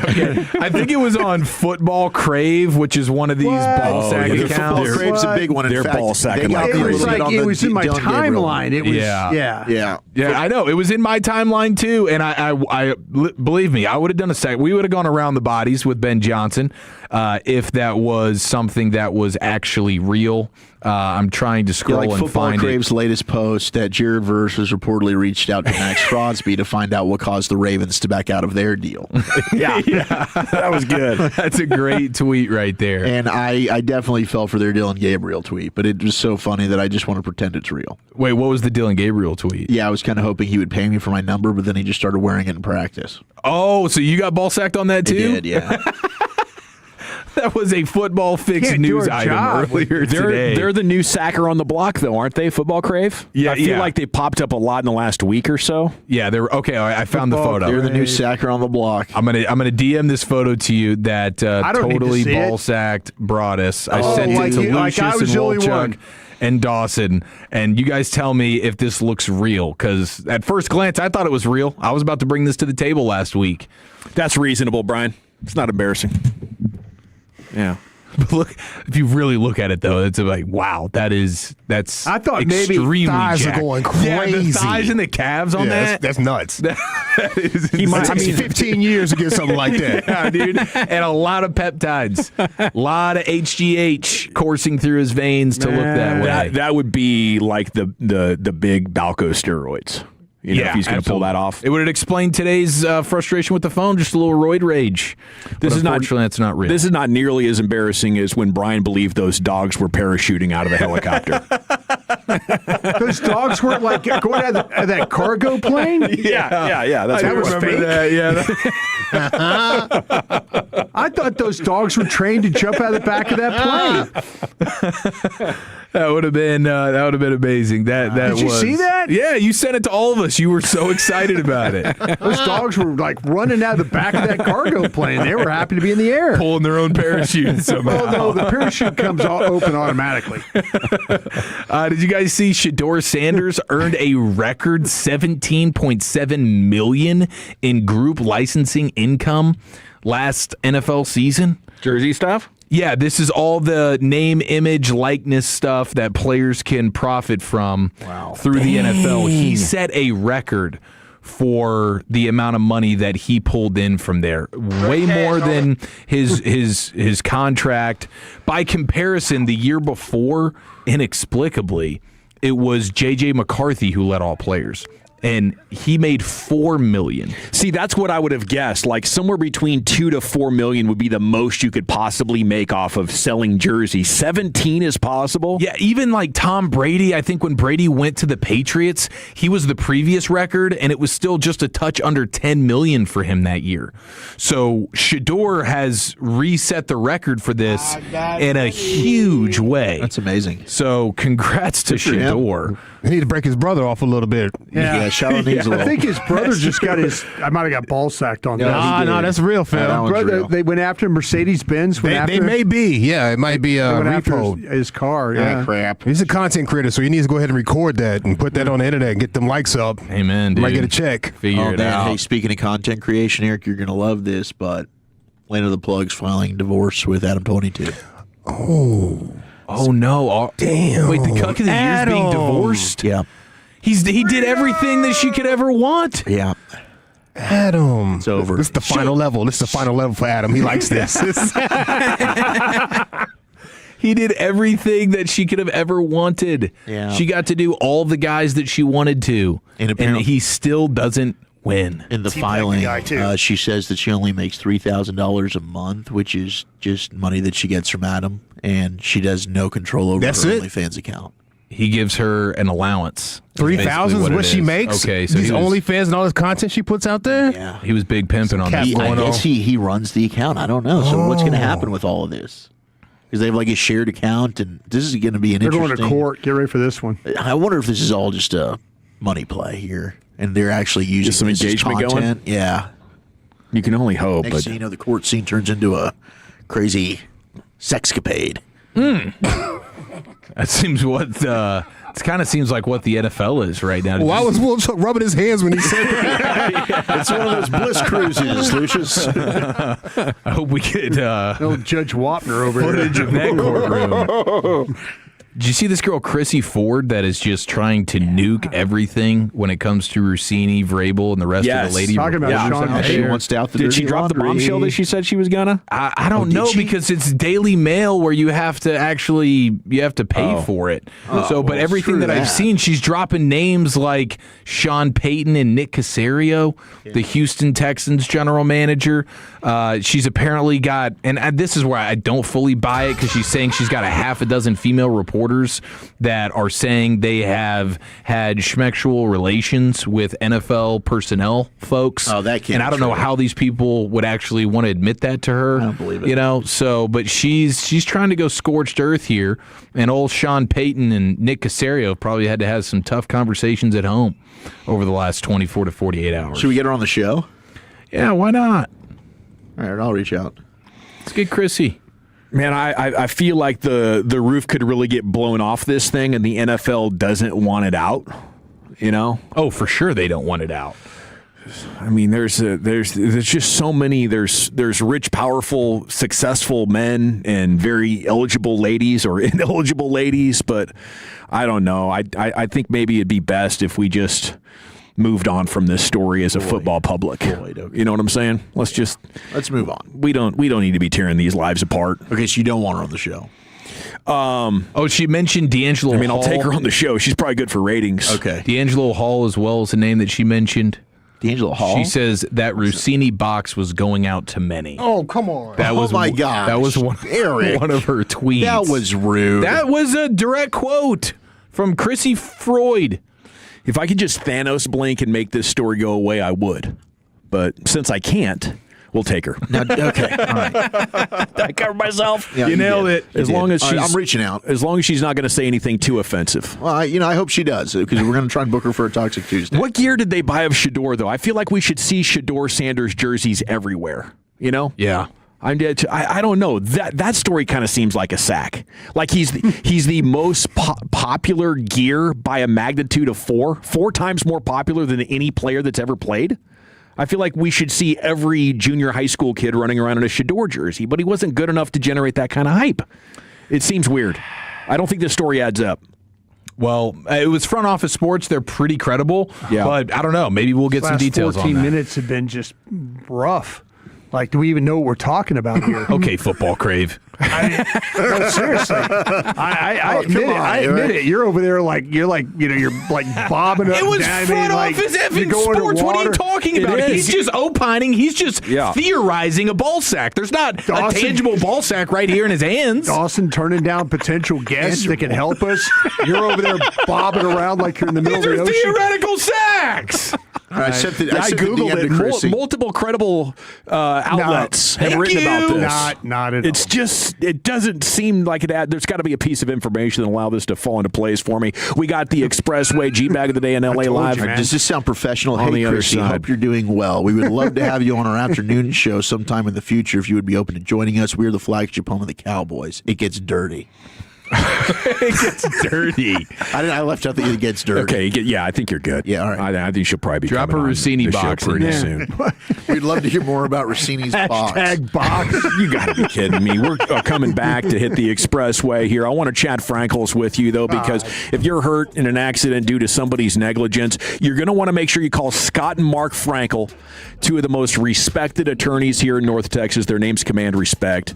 And when you're hurt, not your fault, they'll make sure that you don't settle for less, which is easy to do, because the guilty party, what do? They put the best insurance adjusters and lawyers they have on your case, trying to get you to settle for less. And next thing you know, especially if you're, on pain medication, if you're laid up in a hospital, you just want to get back to doing the things you want to do and need to do, you will end up settling for less. The Frankels understand what your injuries are worth, and it can be 6 or 7 figures quite easily. So, if you or a loved one is injured in a car truck wreck due to somebody's negligence, think of only one operation. The guys that have been with us since day one here at the Fan, day one Tolos. Over 17 years of being with us here on the Fan, and we love it if you're hurt, not your fault. If you think of them first, the Frankels, 214 or 817-333-3333. Go online, frankelfirm.com, principal office, Dallas, Texas. Texas. Let's talk Wagyu. Better yet, let's taste it.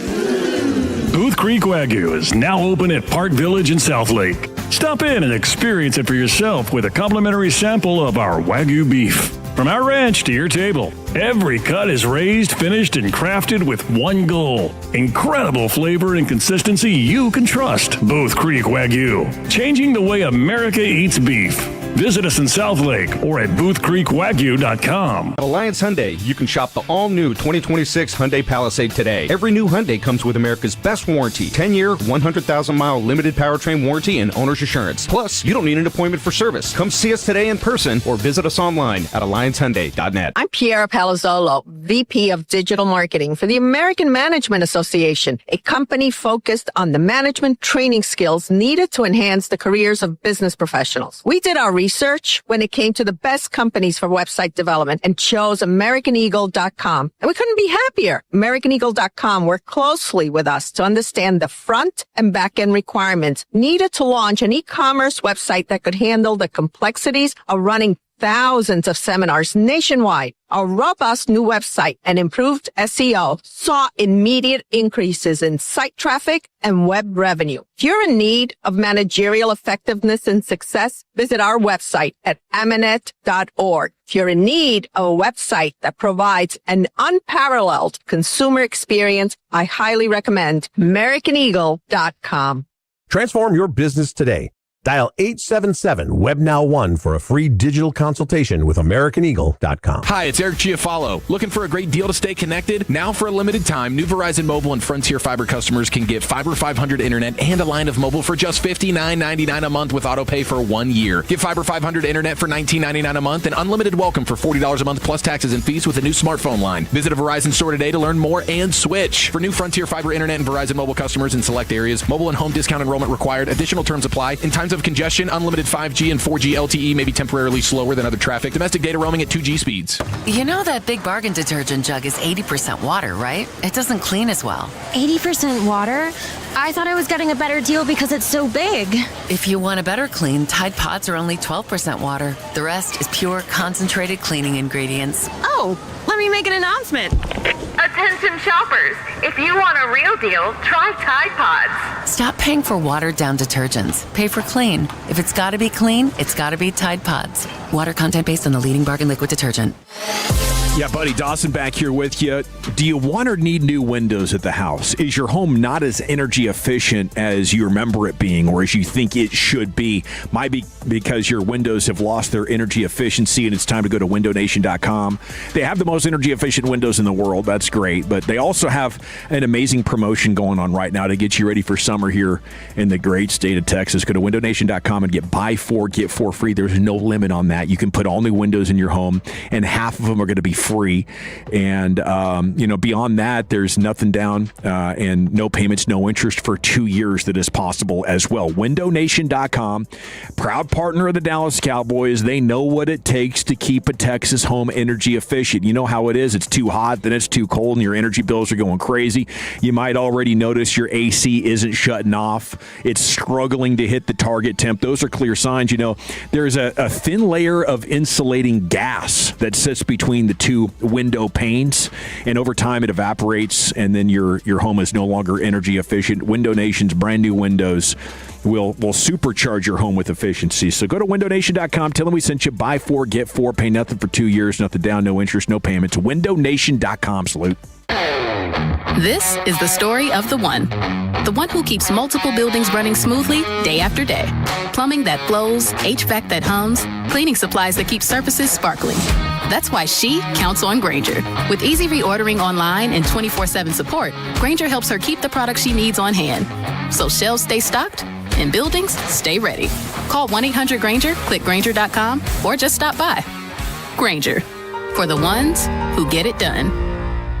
Finding great candidates to hire can be like, trying to find a needle in a haystack, but not with ZipRecruiter. Its powerful technology actively finds and invites qualified candidates to apply to your job. So while other companies might deliver a lot of hay, ZipRecruiter finds you the needle in the haystack. See why 4 out of 5 employers who post a job on ZipRecruiter get a quality candidate within the first day. Try ZipRecruiter for free at ZipRecruiter.com/team. That's ZipRecruiter.com/team. ZipRecruiter. At Blue Cross and Blue Shield of Texas, we understand all healthcare journeys have one thing in common. They seldom unfold in a straight line. But there will always be those guides we rely on to help light the way, partnerships that connect us, to help write our own story. And as the most trusted customer-owned health insurer for nearly a century, Blue Cross and Blue Shield has remained community-focused, not publicly traded, grounded in our trusted local presence. So we don't only work for you, we work right here with you. And while we can sometimes feel small in the bigness of things, there's also an entire world of wellness within us all, shining through. So continue confidently down your own path to better health, knowing the wellness of your world is what makes ours turn. Blue Cross and Blue Shield of Texas, a division of Healthcare Service Corporation, a mutual legal reserve company. This segment of The Fan is brought to you by Hawaiian Falls in Mansfield. It's Alec Medford from 105.3 The Fan. Join me at Hawaiian Falls, Mansfield on June 4th from noon to 2 to celebrate baseball. Meet Rangers mascot captain and coach Travis Jankowski. Wear your favorite team's gear to score admission for $19.99. Visit hfalls.com for details. All right, welcome back. It is the G-Bag Nation here on 105.3 The Fan, and the Expressway starts now. We go commercial free to the top. It is brought to you by the On-Time Experts. We're 3.5 minutes here from the G-Bag of the day, and then on the backside of that, LA Live. Rangers pregame coming up at 6. It's kind of it's a 3 TV hump day if you want to be doing it right. I know there's a lot of Longhorns and Red Raiders fans out there that have kind of been pulled into this college softball World Series deal, and game 1's coming up at 7 o'clock with Tech in Texas, and then the finals at 7:30 in the NBA. San Antonio 4.5-point favorite. Is this going to be as strong as the Western Conference Finals were as far as discussion inside the state? I certainly hope so, but we need at least a good close game. In the West Finals, there was a ton of lead changes in the second half and then overtime in Game 1, and then there were some in Game 7. But other than that, Games 2 through 6, the team that went to half ahead never relented in the second half, and that's a real key to entertainment value. So hopefully it's a back and forth affair tonight with big momentum swings that can capture our attention. But then Rangers Cards coming up at 6 o'clock. Maybe you want to listen to the Fan while watching the NBA Finals or watching the softball game. Maybe that's a play for you, or maybe you're going to bump over to TV and watch Jared Sandler on the call once again tonight. Dave Raymond will return this weekend against the Guardians. Been another big day of reaction to the Mavs and Stars relocating. Mark Cuban's quote, "It's in Dallas. It's first and foremost. People know Valley View and know how to get there. 635's right there. They'll have to do some work to improve the access," which they will, okay? So Mark probably is privy to those kinds of plans. He says it'll be great for the community. We had looked at it before I sold. There were just some ownership issues, just things that were confusing and made it more difficult. I guess now that they're not doing a casino, that's more than enough space. So I think that is a great choice. And, not ideal for everybody. But I think Wolchuk had a great point on this earlier, that it really wasn't that convenient to get down there, especially after they did away with all the parking. Like 15 years ago, there was a lot of great space, probably 12 to 15 years ago, there was a lot of great space to park at the AAC where you could pull into giant parking lots and just, when the game was over, walk across the street, walk to your car, and then drive out of the parking lot. And once you put in those damn parking garages, it turns into 30 or 45 minutes. And, of course, if you are like most red-blooded male Americans, you're getting to that game and you're having, 2-3 beers? Maybe 4 or 5?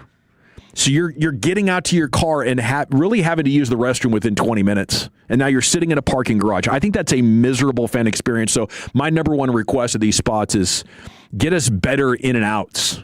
I don't know how you have to get that done, but I'd make it a priority. 100%. I think they're holding fans captive. That's the biggest beating, trying to get out of the parking garages after a game. Yeah. And it makes Not you leave early. Yeah, exactly. It makes you want to potentially leave early, which you never actually want to do when you paid the price of admission. Thank you. Okay, so that's the latest on those stories, Brian. People don't know how to get out of a parking garage. How do you get out? It's every other person. Oh, yeah, the zipper. It's every other person. That's how you get out of those things. You just give everybody a chance. Just back out, and just every other person, you have a chance. Yeah, I think the best strategy I have at the AAC right now is if you're coming down one of these things and part of it is marked off by cones, that's the way you want to go. Just drive over the cones or get out and move the cones. But that's a tried and true method for me. Just kind of make up your own rules type of deal. We'll get you some keys to victory before the top of the hour. Here's Lucius Alexander, the Pimp Cup Gigs. Yeah. Oh, yeah. I'll tell you what, on Mavericks game days, that toll is going to be $47. Oh, yeah. It's going to be high as hell. They're going to surge it up, bro. They're going to make a crap ton of money over there. All right, G, back in the day, we do it every weekday on the Fan 530, brought to you by EastDallasDiesel.com. My name is L.A. How you doing? Game day, baby. Feeling good. This is going for two right here. Comes from the world of what you drinking, what you thinking. We do on Fridays at 5 o'clock. Call in, man. Call on in, especially you new Tolos. Call on in. Don't be afraid. One of our great Tolos, Polo in Garland, called in, and we got Broadus, and Broadus got him. Let's go to Polo in Garland. What are you drinking? What are you thinking, Polo? By the way, I hate hearing the sound of my voice when that plays right there. God, I should have cut that out. I'm the same way, dude. I hate it. Oh, my God. I feel like that's got to be unanimous. Oh, let's go to Polo in Garland. You got a great voice, Lucius. Oh, please. You do. All right, here we go. Let's go to Polo in Garland. What are you drinking? What are you thinking, Polo? Hey, Polo.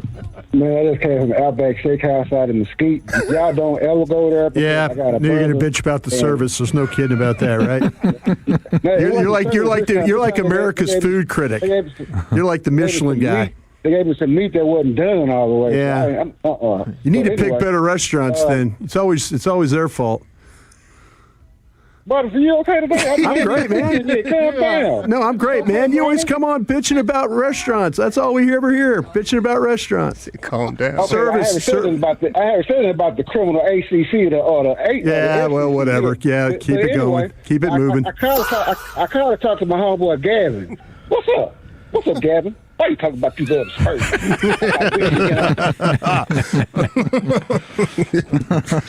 Oh, man. That's your boy, brothers. That's him. That's your boy. He and I are quite a pair. I am excited for Friday, man. The odd couple. Let's get a podcast together. Yeah. George Jefferson and that other guy. Who was that dude? They used to go back and forth. Oh, let's go. Yeah. I can't remember. That was the neighbor. Yeah, I can't remember. All right. Anyway, have you guys seen this chubby kid that confronts a door-to-door pest control salesman? Went viral. A little chubby kid. I say that respectfully. Yeah, he confronts me. Yeah, he confronts this dude and threatens him. Can you say that again? I said you can sell that to me, but I'll sell you a punch in the gut. Really? Yep. Why? Because you're trying to mess with my granny. Your granny? Is this your granny? Yep. We're doing her house for pest control. Huh? Yeah, we're doing pest control. Like, actually, I'm gonna take care of her spider webs for your granny. I'm gonna punch you in the gut. Hold on one time. Can I hear this? I said you can sell that to me, but I'll sell you a punch in the gut. Sell you a punch in the gut. You got to see that video of the little kid, bro. Precious. That's hilarious. Yeah. Okay, what else? I was going to send this to my sister to get her response because she was a pharmacist. Well, she is a pharmacist, but one of her first pharmacy jobs was at CVS. Oh. You got CVS, but I haven't heard back from her yet. But then we got a guy right here quitting the pharmacy at CVS, and of course he does it the old-fashioned way. There we go. You got to get on the microphone. Oh, yes. Mike. You got to get on the mic, man. Hand me that phone. Yeah. And let's give this to the real heroes, my co-workers. You all grind every day juggling chaos, doing more than anyone should, and still smiling through it. You deserve recognition. The management, not so much. As for me, I learned something huge. My time, my energy, my sanity are worth way more than this stupid-ass place. So effective immediately, I'm done. Sorry, kids, for the cursing. Consider this my one-day notice because that's all the notice this situation deserves. Management, if you're listening someday, maybe you'll realize that people are more than cogs in a machine. But until then, enjoy the chaos you created. And to everyone else, especially in the pharmacy, keep your heads up, keep laughing, keep doing your thing. Don't let CVS convince you this is normal because this is not normal. So yeah, that's it. One last thing. CVS. Dang. They let him go a while. Oh, boy. Couldn't just quit. Couldn't quit. Couldn't just quit. He had to get on the mic. Yeah. We got customers recording him with their phones. They didn't get the beginning of it, but they got some of it.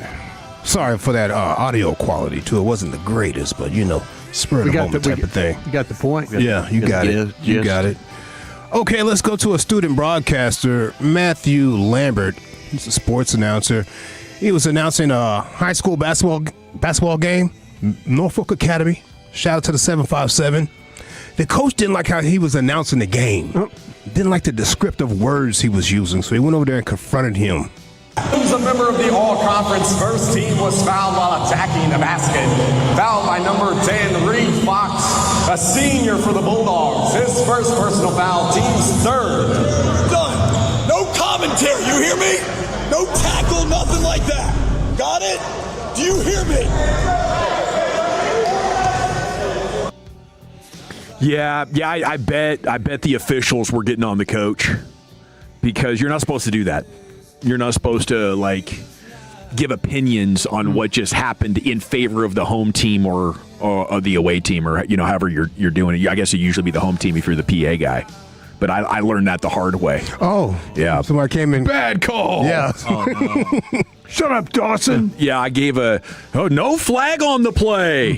Calling Portland State Vikings versus the North Arizona State Lumberjacks. Probably 2002. No flag, huh? No flag. Okay. Interesting. Yeah, refs didn't appreciate that. Yeah. Heard from the SID Mike Lund shortly thereafter. Oh. Got an email? Or was he just tapped me on the shoulder. Face to face? Yeah. Oh, Yeah. nice. Tapped you on the shoulder. He was a couple doors down. Walked over. Yeah. And Mammoth press box there. Can I see you after the broadcast? Yeah. Hold on. Who's a member of the all-conference first team was fouled while attacking the basket. Fouled by number 10, Reed Fox, a senior for the Bulldogs. His first personal foul, team's third. Done. No commentary, you hear me? No tackle, nothing like that. Mike was a little more tactful than Coach. All right, let's see what else. I did preview. I did say I was going to do this one right here. Let's go to Houston, H-Town. What up? Dr. Candace Matthews, she's a community activist out there. She held a press conference, and the press showed up for this. I can't believe it.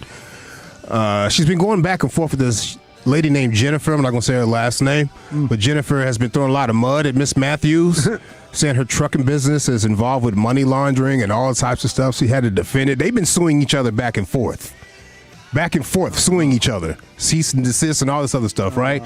So this lady holds a press conference, and she's actually holding some soiled underwear that she alleges from Jennifer. Oh, my God. Ooh. I also had a meeting with her ex that was in Mexico. He came, the one that's been giving me all the information on her. Yeah, that one. And so there's some more. Her coyote boyfriend. There's some more receipts that I need to pull out here. There's some more receipts, y'all. And this is what he gave me. I'm gonna step back. This is what he gave me. So I want y'all to understand something here. Y'all know I keep these receipts, and y'all know I'm gonna be all about the business. So Miss Jennifer, while you over here talking about people, why you got in your drawers, bitch? Because these are the drawers that this man said you left and you ain't come back and get them with your nasty ass. Yeah, that's you. You talking and you got in your drawers. You don't even know how to wipe your ass. You don't know how to wipe your ass. Man, are you serious? You over here want to put your mouth on people and don't know how to put a rag to your ass. Brushing teeth. Baby, you better clean this ass. You better clean together. Because, baby, this is too much. That man gave this to me. That man kept these stanky ass drawers that your bitch ass was wearing. Wow. Oh, my gosh. Wow. I know there's some people in the media like, man, we came out here for this. Remind me to not get on that lady's bad side. Yeah, no kidding. She'll air it out. Them some big-ass draws, too, if you've seen them. They're huge. Has nothing to do with the actual problem at hand. At all! Just getting real personal. Address the issue. She grabbed her pants one time. Shows you how to wipe her bottom. That's the issue. You need help? Let's go. That is awesome, man. Is it our current champ? You ready to vote, Lucius? Yeah. Is it our current champ? I felt like that was an ender. Yeah, that pretty much is. Might be for me. Is it Polo and Garland, our one-time champ? Is it the chubby kid confronting the pest control salesman? Man, we had the great pest control system at our old house. They piped it in between the walls, and we never had a single damn bug. Not an ant, not a spider, no nothing. They didn't put it in the new house. I need that. I've been missing it. CVS Pharmacist quits. I do want to recognize the fact we have a great boss. For a long time in radio, every other boss of mine was a pain in the butt. I think they were boomer bosses, to be honest with you, Brian. These boomer bosses that are retiring now, thank God, because they were toxic. They were toxic. Matthew Lambert, Norfolk Academy coach. Says that respectfully. Yes, very respectfully to the legends that laid the groundwork and Traumatized me. Lady holds a press conference while holding her rival's underwear. That's going to be my vote, Chief. How about you? Yeah, it has to be, man. I like how you put it. You said it way better than I did, bro. Holding her rival's underwear. Yeah. Oh, by the way, G-Bag today is brought to you by EastDallasDiesel.com. Bam. Oh, just me? Yeah. Shoot, man. It's either between Candace Matthews. I'm going to go with the undie rival. Right. Polo. By a score of 4-1. And your new G-Bag of the Day champion, it's the lady at the press conference. If you ever miss the champ, you can always tune in at 2:20. Lucius replays it for you right before we get to Wolchuk's Top 10. It's time to stay in the Pimp Cup. Here's Lucius with LA Live. It's a Butt Naked Wednesday edition of LA Live right after the great Rick James, baby. Well, all right, you squares, it's time you smoked. Fire up this funk and let's have a toke. It'll make you dance to some of everything. Polo-wise. Everybody get high. They say that sex changes for you when you get older, and that's true. I mean, it changed for me. For one thing, the prices have gone up, you know, so...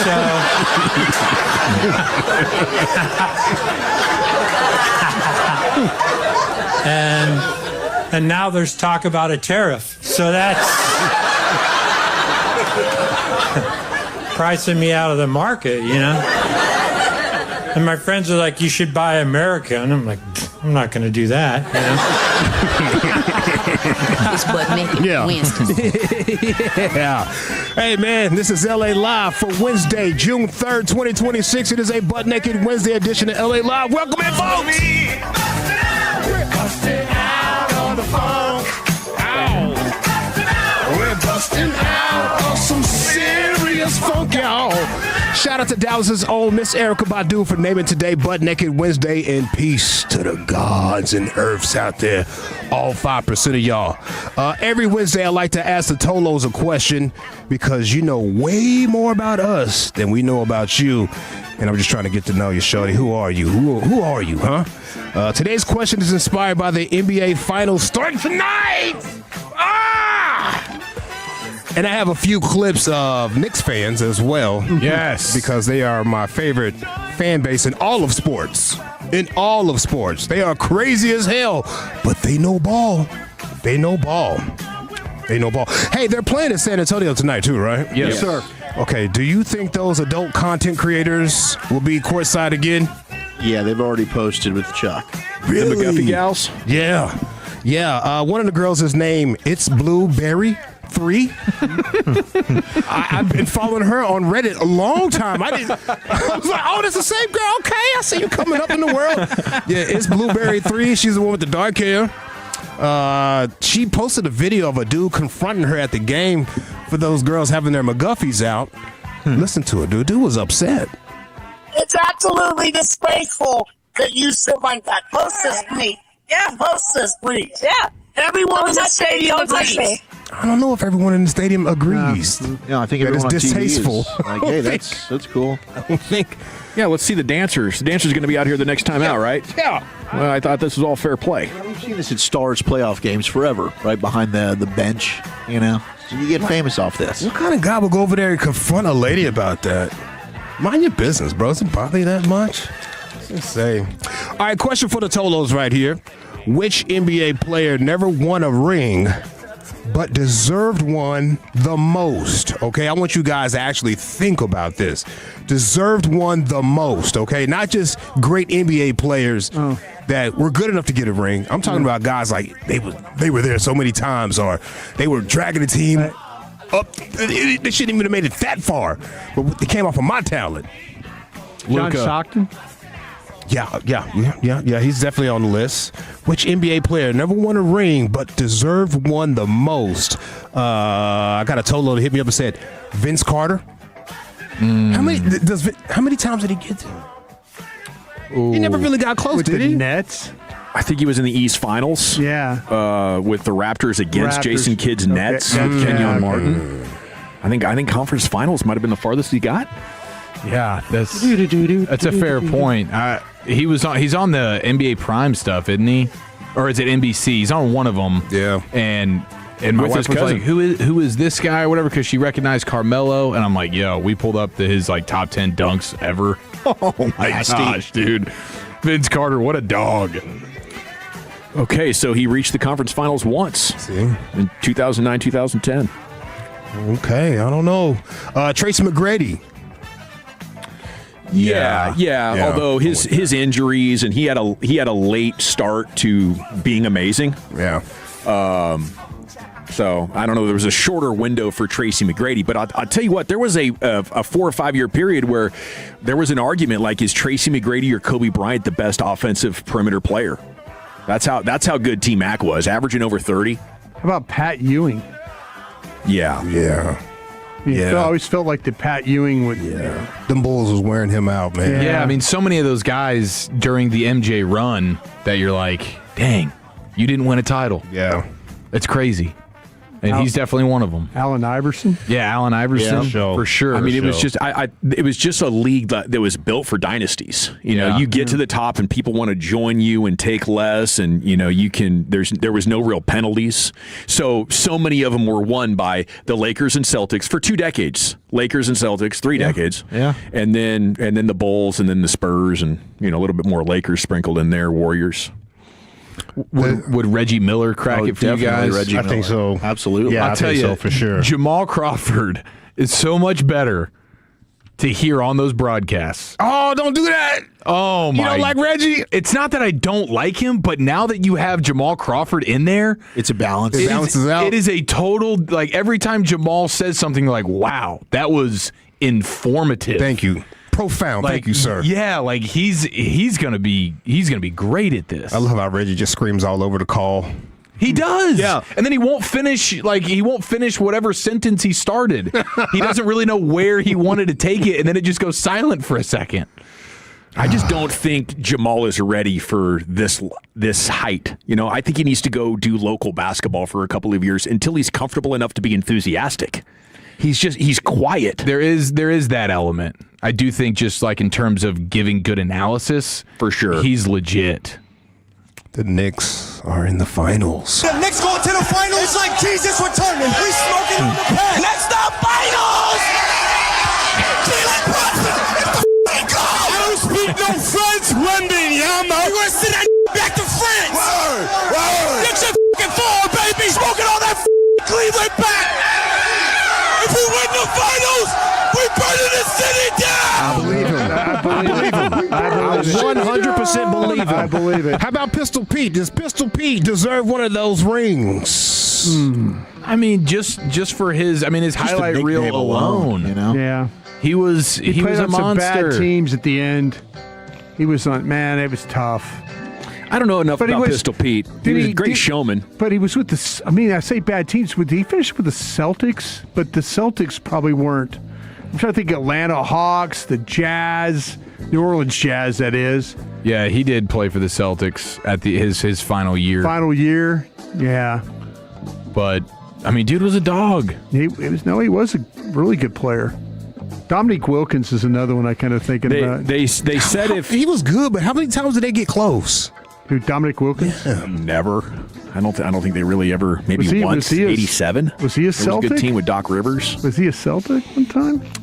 I don't know. I remember him finishing with the Magic. I think all these guys were like Celtics at one time. Yeah, he